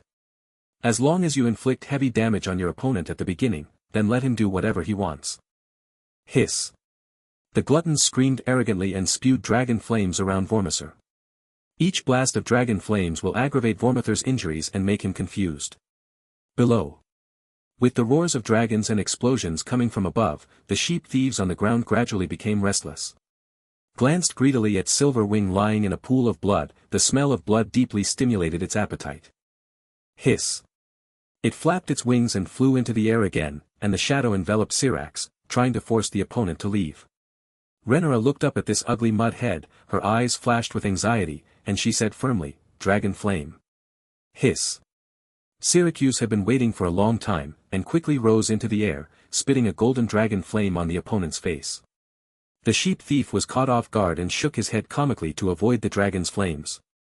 This move also inspired its ferocity. As one of the few wild dragons on Dragonstone Island, sheep thieves are more popular among the residents than gluttons. Even though the glutton is extremely large, his appearance is as vicious as an evil god. But it has always stayed away from the crowd. It only appears near Longshan occasionally and basically does not cause harm to humans. The sheep thief is an extreme. This mud dragon just likes to eat the sheep of herdsmen, and is even obsessed with the thrill of hunting sheep. Once someone blocks it or comes into contact with it, you will be attacked by dragon flames. It can range from burns, to charred corpses in severe cases. Every year, sheep thieves kill a certain number of people. Now, it was angered by the golden dragon in front of it. The sheep thief roared angrily and sprayed orange dragon flames from his mouth. Its dragon flame is very different. It falls like mud dots and sprays over a wide range. Get out of here, Syracuse. Faced with danger, Rhaenyra reacted quickly, using Syrax to dodge, while counterattacking with dragonfire. Hiss. The first battle, the young Syrax seemed very excited and neighed in a mighty manner. The golden dragon flame is like a pillar of fire, breaking down the dragon flame of the sheep thief. Unable to defeat the dragon flames, the sheep thief became more and more angry and flapped his wings towards Syracuse, intending to win by virtue of his size advantage. Syrax is undersized, but fast and agile enough. Quickly distanced itself from it, shouting and spitting out dragon flames, its figure as nimble as a petrel. The sheep thief failed to pursue him several times, and he growled in embarrassment. Then, he pounced on the seriously injured Eni. Its target has always been this adult dragon that has lost the ability to resist. Hiss. Silverwing neighed in fear, and the pain in its neck made it difficult to move, so it could only flap its wings in warning. How could the sheep thief be afraid? He would fall next to it and open his huge mouth to bite it. Dragon flame. Seeing that Silverwing was about to die, Rhaenyra looked anxious and drove Syrax back to stop the sheep thief's atrocities. Rhaenyra was indeed anxious at this moment. Rhaegar fought with Vormithor in the sky, and you could tell from the sound that the battle was fierce. She wanted to go up to help, but was held back by the sheep thief. Silently praying that the black dragon can defeat Vormithor and bring Rhaegar back safely. Just as I was thinking about it, there was a loud noise in the sky. Boom! I saw a giant bronze beast falling from the sky, roaring with all its might, accompanied by majestic green dragon flames. Vormithor was seriously injured, and blood was constantly flowing from his neck, tail, and wings. Rhaegar drove the glutton, suppressing Vormithor in a swooping posture and spraying dragon flames, preventing it from turning over. Until the chase reached mid-air, Rhaegar gave a stop command. Gluttony held back the dragon flames and slowly flapped its wings to reduce its speed. Vormithor had considerable combat experience and quickly flapped his wings to slow down his fall. Finally, it smashed through the ebb and flow of the sea with a thud and fell into the sea. The dragon's blood instantly dyed a large area of sea water red, and the scalding temperature caused the sea surface to boil. There was a gurgling bubble sound. Hiss. After a while, a ferocious dragon's head broke through the sea surface, gasping for breath rapidly. The seawater stirred, and Vormithor flapped his wings and crawled toward the beach with difficulty. It was covered with wounds all over its body, but fortunately no vital parts were hurt. Use both wings and feet together to save a life from the sea. By the time it landed back ashore, it was already too tired to move. It lay limply on the swollen beach, its eyes gasping for breath. Up in the sky, Rhaegar overlooked this scene. Dragon is a precious resource and cannot be killed out of whim. He stroked the glutton's dark scales and said happily, "Glutton, we have revenge." Hiss. The glutton held his head high, his green vertical pupils full of pride, and his body was tumbling up and down as he traveled back and forth. While roaring wildly, the green dragon flames drew streaks of color in the sky. The huge body is extremely flexible, as if dancing a victory dance. At this moment, it is the overlord of Dragonstone. Successively damaged Vermithor and Silverwing, Dragonstone could no longer threaten its existence. "Dragonstone, your prince is back." Rhaegar was in high spirits, and his childish voice cheered loudly. It's as much a celebration of gluttony as it is a nod to strategy. While feeling happy, Rhaegar did not forget to lower his head and look in the direction of Rhaenyra, his expression changing slightly. "Glutton, go help." The glutton's fighting power is very strong. The setting of this book is that due to the wild dragon, its body is slightly larger than that of Vermithor and Silverwing at the same time. The glutton's talents are focused on speed and dragon flame intensity. For war and dragon fighting, these two aspects are crucial. It will be on the shelves next Friday. Friends who are following it, I hope to be rewarded with a first order, crab. Chapter 97 The Lament of the Sheep Stealer. Chapter 97 The Sorrow of the Sheep Stealer. Dragon Flame. Rhaenyra's voice was clear as she steered Syrax to fight against the sheep stealers. After several interruptions, the sheep thief finally failed to have a full meal and continued the pursuit. Rhaenyra was addicted to the battle and could not extricate herself. She commanded Syrax based on her feelings, fighting back and forth with the mud dragon. The two dragons chased each other and fled, spitting dragon flames in mid-air to attack, and reached a stalemate for a while. After a moment, the sheep thief pretended to give up tracking and turned towards the silver wings on the ground. Rhaenyra hurriedly rode the dragon back, trying to stop her by breathing dragonfire again. This is the moment the sheep thief has been waiting for. As soon as Syracuse approached, he immediately turned around and spit out a large mouthful of dragon flames, showering them down like fireworks towards one person and one dragon. "Syrax, get out of the way." The situation reversed instantly, Rhaenyra's expression changed drastically, and she drove Syrax to turn around. Syracuse hurriedly stopped flying, and the orange dragon flames had arrived. It is obviously too late to escape at this moment. The hot dragon flames rushed towards his face. Syrax tried his best to flip back to protect Rhaenyra on his back from harm. Hiss. The next second, its chest and abdomen were sprayed by dragon flames, and it howled in pain. Syrax has never experienced combat. When he encounters pain, he is immediately at a loss and has trouble maintaining balance. The body fell downwards, flapping its wings in an effort to adjust. This also fully exposes its weaknesses. The sheep thief's eyes flashed, and he rushed forward eagerly, intending to bite off its neck. Rhaenyra had a chain around her waist and had not fallen from the saddle. But the oppressive feeling of body weightlessness made her uneasy. The sheep thief arrived in an instant, and she could only witness the greedy dragon rushing towards him, pinning Syraxen down, tearing and biting him. She turned back and looked down at herself. After being pinned down and bitten by the sheep thief, Syracuse will be smashed to the ground. By then, she will not be able to escape the disaster. Hiss. With his life hanging by a thread, a high-pitched dragon roar resounded in all directions, and a huge black dragon descended from the sky. The strong wind swept by the dragon wings made her unable to open her eyes. She only saw the black dragon belonging to her younger brother roaring towards him, a pair of sharp claws digging into the sheep thief's back. Hiss. The sheep thief screamed in agony, and was hit hard without any defense, his skin and flesh torn and pierced. The glutton is Rhaegar. The hot dragon's blood dripped from her cheeks. Rhaenyra was slightly absent-minded, staring at the figure on the black dragon's back. "Hold it and take it away." Rhaegar's angry voice sounded, followed by the chilling sound of flesh being ripped open. The glutton grabbed the sheep thief's ribs with a pair of dragon claws, cruelly split the dragon's snout, flapped its wings and lifted it up. The sheep thief suddenly felt a wave of pain, screamed in horror, and flapped his wings to take off. Without the suppression of the sheep thief, Syracuse hurriedly twisted his body and turned over before falling. At the same time, the gluttons were teasingly dragging the sheep thief all over the sky. No matter how hard this mud dragon struggles, it can't break free. Rhaegar's eyes never left Rhaenyra's direction. Seeing Syracuse's resume flying, he was greatly relieved. He didn't know how Rhaenyra came to fight with the sheep thief, but it didn't matter. Fortunately he arrived in time, otherwise he would have lost a relative. After thinking this, Rhaegar stared angrily at the sheep thief. He said sternly, "Glutton, throw it into the sea." Hiss. Glutton neighed in response, flew to the sea with the rather large sheep thief, and released his claws. The restraints disappeared, and the sheep thief flapped his wings, trying to fly away. The green dragon flames poured out like a torrent, hitting it on the head like a torrent, burning it and making it scream. The second giant dragon fell into the water today. The sheep thief was thrown straight into the sea. He choked a large mouthful of water while struggling wildly and was in a state of embarrassment. The glutton didn't just leave. Rhaegar rode it in the sky. Whenever the sheep thief climbs out of the sea, it will blow out dragon flames to drive it back. Dragon is the product of fire and is very unaccustomed to water. Drowning is even more fatal. The sheep thief drank a lot of sea water, and after struggling fiercely, he gradually became weak and howled for mercy.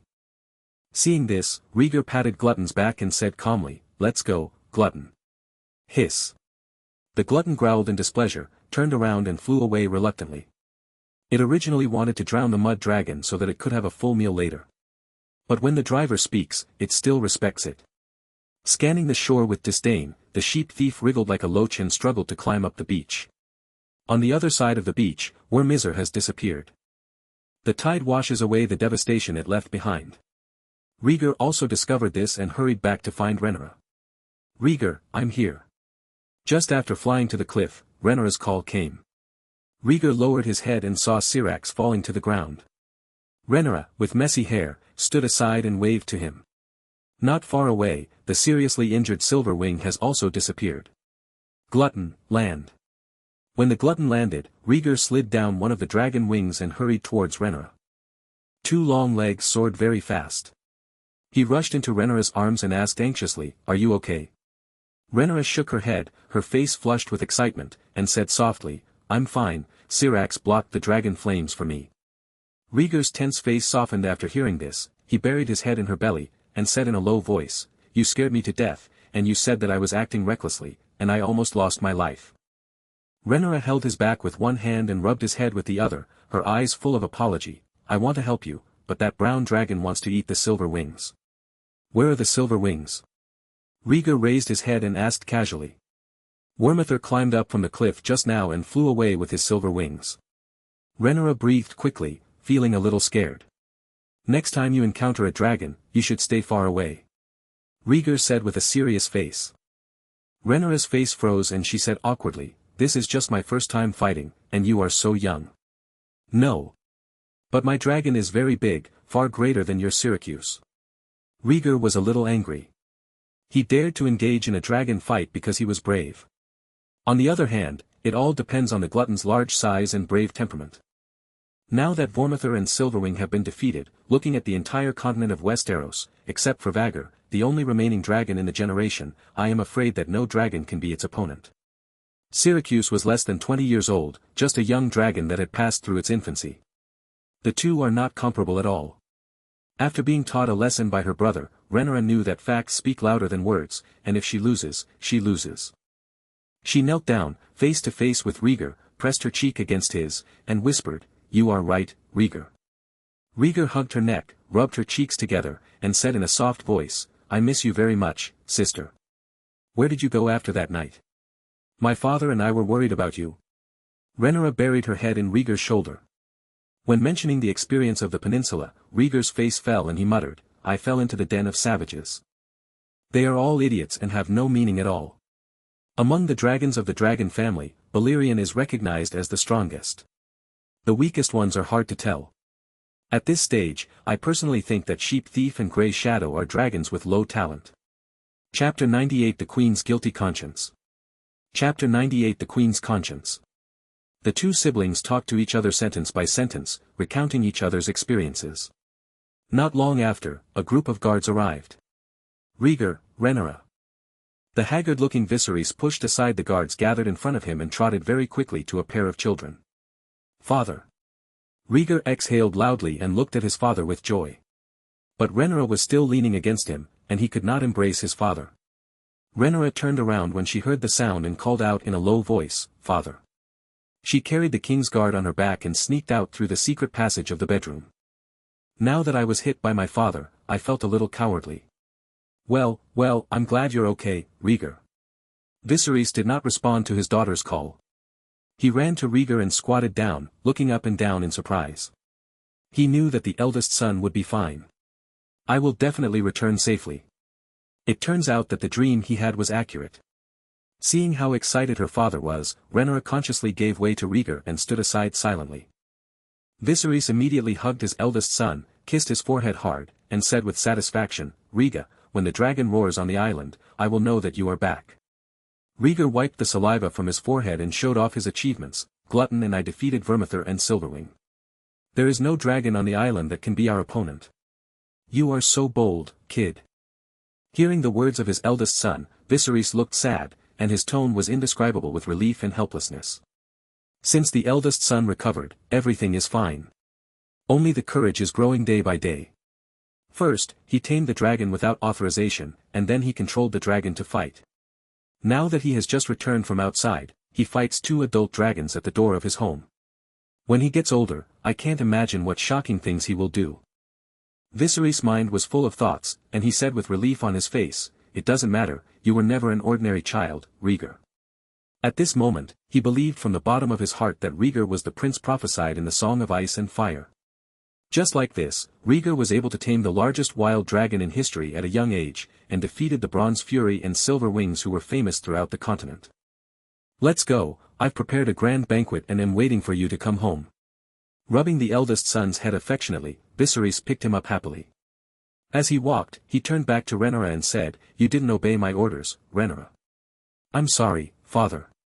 Rhaenyra bowed her head and apologized, explaining, "I'm worried about Rhaegar's safety, and I can't just wait." "Forget it, it's not the first time you have disobeyed my order." Viserys shook his head and said indifferently, "Let's go back together, you look very nervous." "Yes, father." Rhaenyra looked at the 2 people, a loving father and a filial son, with a flash of disappointment in her eyes. Inside the castle, the 2 siblings were sitting at the long table in the hall after taking a shower. Rhaegar spoke energetically about the journey to the peninsula. Viserys held the goblet, looked at the eldest son kindly, and listened patiently to the story. When he talked about resurrecting the Shadowbinder's head and using the mask to defeat the curse, his face changed slightly and became a little heavy. In his view, magic, like dragons, is a dangerous thing. Especially the curse of resurrecting dead heads and constantly killing people is a despicable and shameless product of his. It seems that the Bren family and the Kleb family need to send someone to investigate. With a calm expression on his face, Viserys was mentally calculating the details of the 2 families. Rhaegar spoke enthusiastically, but saw that his father and sister remained silent, which made him a little disappointed. He thought the stories were already exciting. Why didn't they react at all? After thinking for a while, he revealed the allegiance of the peninsula's nobles and the 2,000 free people who followed him across the sea. Viserys' expression suddenly changed. Rhaenyra pursed her lips, picked up the wine glass on the table and took a sip. Rhaegar realized something was wrong and stopped talking. "I'm late, are you all ready?" Alicent's voice sounded just in time, breaking the moment of silence. The 3 of them turned around. Alicent walked down the stairs, holding the baby in one hand and holding Helena in the other. Aegon followed her, watched over by the maid. Viserys hesitated for a moment and said to Rhaegar, "The number of free people who followed you is not a small number. I will order people to transport them to the vicinity of the Kingswood first to provide sufficient supplies. Whenever you decide how to use them, it will be up to you to deploy them." Rhaegar nodded, "No problem, father." While father and son were talking, Alicent walked down the stairs and sat down on the other side of the long table. She looked at Rhaegar with joy and said with emotion, "The 7 gods bless you and you can come back safely, Rhaegar. Elder brother." Helena stood on the chair and called happily. She hasn't seen her brother for a long time. Rhaegar smiled at Helena and responded to Alicent. "That wild dragon?" Alicent looked confused and crossed his hands in front of him. "From the moment I tamed it, it was no longer a wild dragon," Rhaegar emphasized. Alicent smiled apologetically, "Yes, you are very brave, taming an adult dragon alone. Unlike Aegon, he is still trying to get Sunfire to obey his orders, but has been unsuccessful. Mother! Aegon shouted, his brows knitted together. Rhaegar glanced at Aegon, his eyes falling on Alicent's hand. Those hands are not pretty. Alicent received an aristocratic education since he was a child and pursued a hands-on approach. Whether it is cutting clothes or reading and writing, these are compulsory courses for the Hightower family. This also makes her hands a little rough, not pampered and soft. At this moment, Alicent probably didn't even realize that she was picking the nails of her right hand with her left hand. She dug very hard, and there were blood stains between her fingers. Rhaegar also noticed that almost all of her fingers had scratches. Some are new and some are old, but none of them are healed. Rhaegar, who often had contact with the Bachelor, knew that these injuries were new and were caused in the past few days. Rhaegar hesitated and said, "Your Majesty, your hand." "Ah." Alicent was startled for a moment, until Rhaegar's gaze fell on his hand, and then he put his hand away in panic. He smiled and said, "I'm sorry, my hands are a little itchy. Maybe it's because Dragonstone Island is relatively humid. Keep warm." Rhaegar said casually, which was even more strange. Dragonstone is indeed humid. But as a city on the sea, King's Landing is no drier than Dragonstone. Alicent's explanation is too far-fetched. The expression he showed was also weird and nervous. Having been seen through his nervousness, Alicent quickly changed the subject and ordered his servants, "Isn't the banquet ready? Bring it up quickly." Viserys nodded in agreement. Rhaegar leaned closer to Rhaenyra and whispered, "Why does Alicent pick his fingers?" As her best friend, Rhaenyra certainly knew the reason and whispered, "Alicent's bad habit is that he likes to pick his fingers when he is nervous, which always causes bleeding." "Nervous?" Rhaegar repeated silently. "Why do people become nervous? Fear, excitement. Or, guilty conscience. If you have revenge, you must report it, and those that should be caught will be caught. It will be on the shelves next Friday, everyone, remember to reward a first order." Chapter 99 Find out the real murderer. Chapter 99 Find out the real murderer. Why is she afraid, even guilty? Rhaegar kept thinking about this in his mind. You can't possibly be worried about him, right? Based on his understanding of Alicent, the other party is probably hoping that he will never come back. Aegon has one less brother in front of him, so he can better compete with Rhaenyra for the right to be the heir. Plates of exquisite meals are placed on the table, and the family dinner officially begins. Rhaegar picked out a few pieces of his favorite snacks, but when he put them in his mouth, they felt like chewing wax. Rhaenyra noticed that he was distracted. She nudged him with her elbow and asked, "What are you thinking about?" Rhaegar frowned, suddenly stood up from his seat, and shouted, "Father!" "What's the matter, Rhaegar?" Viserys asked in confusion. Rhaegar looked serious and asked, "Father, why do people become afraid to the point of feeling guilty?" Viserys' eyes flashed slightly, he put down the knife and fork in his hand, and said, "Criminals who violate the law will be afraid when they are not arrested, and will feel guilty when they are interrogated." "Very good." Rhaegar nodded in agreement and said in a different tone, "The night I left, I was attacked by 2 dragons. The reason was that someone fed the glutton a dragon egg laid by Silver Wing.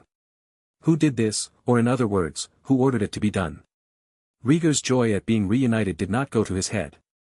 He is always mindful of the dangers he is designed to face. When he comes back this time, he must catch the person behind the scenes and make him pay the price. The scene suddenly became silent after Rhaegar said something. Rhaenyra looked at Rhaegar in surprise, her eyes in disbelief. She had doubted the reason why the 2 dragons besieged the glutton. But she had been worried about Rhaegar's safety and had not thought about it carefully. Rhaegar brought this up, and she immediately realized that someone was plotting to kill her brother. Viserys' expression darkened and he said solemnly, "I have been investigating this matter since you disappeared. The guard who fed the dragon eggs was killed and his body was dumped on the beach. But don't worry, the matter is still being investigated, and I will definitely give you justice." Rhaegar said solemnly, "Before I tamed the glutton, someone tricked me into entering Longshan. Who did it?"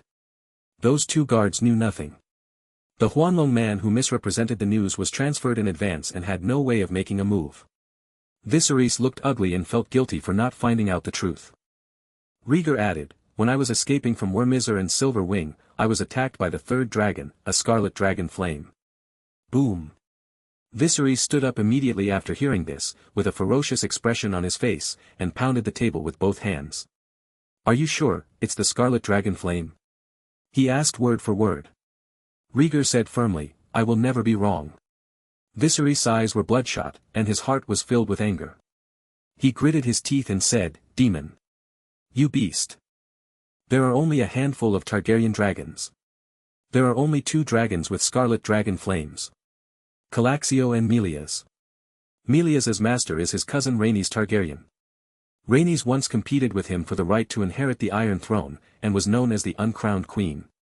But he knew in his heart that his cousin had the most upright character, considering honor as everything.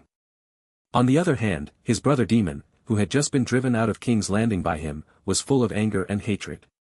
Combined with factors such as sneaking into Dragonstone Island, bribed the dragon people, and knowing the secret passages. The finger points directly at Daemon. It must be him, because I didn't agree to marry Rhaenyra to him, so he came to kill my children. Viserys was instantly furious and trembling violently. Viserys, watch your body. Alicent hurriedly walked to his side and comforted him worriedly. Viserys pushed her away and roared, Come here, tell the maester to send a message to the king, and immediately post a warrant for Daemon's arrest, life or death. Harold, who was guarding the door, reminded, Your Majesty, Daemon the prince has a dragon to help him. Posting a notice may scare the enemy away, so why not send a message to the valley first? He might be hiding in Runestone City. Okay. Not only the valley, but also the owners of the Free Trade Castle. As long as someone catches Daemon, they can receive gold equivalent to their weight. Viserys roared with his remaining sanity. Father, calm down and take care of yourself. Analyzing the real culprit behind the scenes, Rhaegar's expression softened and he was a little worried about his father's condition. Viserys looked directly at him and said solemnly, Father will definitely help you seek justice, for sure. Rhaegar turned his head and glanced at Alicent, who was standing beside him, and swallowed back what he wanted to say. Father is in a very bad state at the moment. His doubts are just doubts. I believe in you, Father. Rhaegar smiled and sat back down. Viserys was still angry and was no longer in the mood for the banquet, so he left the banquet and returned to his room. Alicent quickly followed and ordered his servants to take care of a table of children. The 2 adults left. The family banquet exists in name only. Seeing his parents disappear around the corner of the stairs, Aegon was the first to jump off his chair and leave quickly. He doesn't want to eat with his half-sister and brother. Especially my brother, he hates me the most. Helena watched blankly as her brother Aegon walked away, sitting where she was without knowing why. She didn't understand why her father and brother Rhaegar were angry because of a few words. But she knew that when she was hungry, she had to eat. Peeping a glance at Rhaegar and Rhaenyra, who had ugly faces, she tried to reduce her presence as much as possible, chewing the cake on the plate in small bites. As for Aemond, he was still sleeping soundly in his wet nurse's arms. In the strange atmosphere, Rhaenyra was the first to speak, holding Rhaegar's wrist, and said seriously, Did you disappear because you were attacked by Daemon? 80% he did it, Rhaegar answered. Rhaenyra let go of her hand, clenched her fists tightly, and said with a cold face, This bastard, has he lost all honor and disgrace for the sake of the throne? Don't worry, he will take responsibility for his actions. Rhaegar said softly. He attacked you, he wanted to kill his nephew. Rhaenyra hated it very much. She was complaining about her brother's dissatisfaction. She was also burying her uncle, who she remembered had cared for her since she was a child. Since the last abduction incident, Daemon's impression has deteriorated rapidly in her eyes. Now she even dares to murder her brother. The former uncle has completely fallen. Now there is only one madman left. At night, the castle fell into silence. Viserys shut himself up in his room and drank heavily until he was drunk. After the banquet, everyone went back to their rooms. Alicent failed to persuade her husband and had no intention of disciplining the children, so she returned to her room to rest. She lay on the soft bed, tossing and turning, unable to fall asleep. She was thinking about what happened during the day. Rhaegar's initial suggestion of guilty conscience touched her greatly. Even if it was revealed that the murderer was Daemon and she was not implicated, it still made her very uneasy. With such thoughts, how could she fall asleep easily? Chapter 100 Warn. Chapter 100 Warning. With random thoughts in his mind, Alicent gradually got a headache, closed his eyes and lamented silently. Time passes and sleepiness sets in. She was in a light sleep, half asleep and half awake. Dong dong dong. Suddenly, there was a noise in the room. Allison had a severe headache and thought it was a rat, so he didn't pay attention. Soon, the noise disappeared. Allison was drowsy, almost asleep. I don't know how long it took. Allison suddenly felt a little stuffy. It feels like you are standing by the fireplace, with hot sweat on your forehead. It's so hot, I'm thirsty. Allison's mouth was dry due to heat, and he wanted to take the water glass on the bedside table in a daze. She fumbled around randomly, but she couldn't find the water glass in the familiar place. Instead, I touched a layer of fabric. Pinch it, the fabric is light and thin, and you can pinch the soft meat behind the fabric. Cloth, soft meat. The dimly conscious Allison suddenly woke up, opened his eyes and looked at the head of the bed. In the dim environment, she saw a figure wearing a black robe, who seemed to be sitting next to the bed. In the figure's hand, she held a coal stove, which was hanging above her head. Who are you? Extreme fear deeply stimulated Allison, causing her to move back and grab the quilt to cover her body. It's me, Your Majesty the Queen. A familiar voice came. The figure took off his hood and handed her a glass of water, your water. Hearing the childish voice, Allison widened his eyes and tried to see the face of the person coming. He stared at the boy beside the bed in disbelief and exclaimed, It's you, Rhaegar. You are scared, Your Majesty. Rhaegar was wearing a black robe and looked at his stepmother calmly. Allison suddenly changed his face and scolded, Why are you in my room? You should go to bed at this time. For just a moment, she thought it was someone sneaking into her bedroom again. She was so frightened that she almost died. Rhaegar held the water glass, tilted his head and said, Aren't you thirsty? Do you want to drink some water first? No. I'm not thirsty at all. Get out of here, do you hear me? Allison was very angry and scolded him mercilessly. Forget it if you don't drink. Rhaegar shook his head, put down the water glass, and said politely, I will leave soon. Before that, I want to have a chat with you. There's nothing to talk about. How did you break into my room? Where are the guards at the door? Allison just wants to throw this stepson out at this moment. Rhaegar chuckled, pointed to a wall in the living room, and said, Isn't there a secret passage in your room? You can find out after a little inquiry. After the family dinner, he went to Cole and asked what happened on Dragonstone during this time. There are several secret passages in the castle, one of which leads to the Queen's room. The side confirmed some of his conjectures. So he came tonight. Following Rhaegar's direction, Allison thought of the secret passage that was being closed. She subconsciously clenched the sheets tightly, her eyes flashed in panic, and she asked uneasily, What do you mean, what do you want to say to me? Rhaegar watched her quietly, feeling her stepmother's resistance. He told a story, I just wonder why there are always some twists and turns in my dragon training experience. Demon bribed the dragon people to spread false news and mislead me into breaking into Longshan. Before this, someone had conveyed similar information to me, but it was directed to the East Coast. Allison's expression changed slightly, and he said angrily, This is the information I shared with Rhaegar. The two young dragons did appear on the East Coast. Yang Yen was found early. I didn't lie. As you said, the information from the East Coast is indeed true.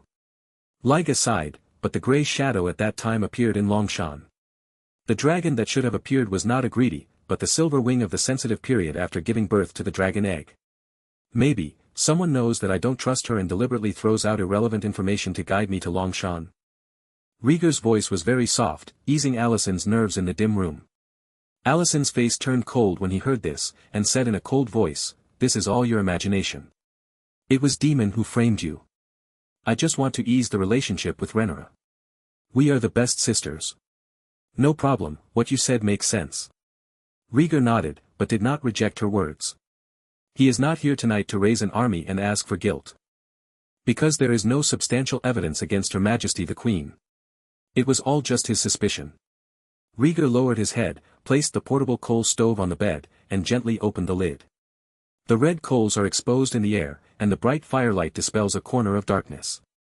At the same time, it also illuminates half of Rhaegar's cheek hidden in the shadow. What are you up to? Seeing this scene, Allison thought of certain memories and couldn't help but become nervous. It's okay. If you don't want to drink water, just get warm. Rhaegar's voice was calm. He stretched out his hand to pinch a piece of hot coal and held it calmly in his hand. He raised his hand and placed it between the two of them. The fire coals in his hands burst into flames, illuminating the interface between them. Rhaegar's eyes were indifferent and he said calmly, "Your Majesty the Queen, do you know that my trip to the peninsula was not peaceful this time? Many people were disrespectful to me and their lives were taken away by dragon flames."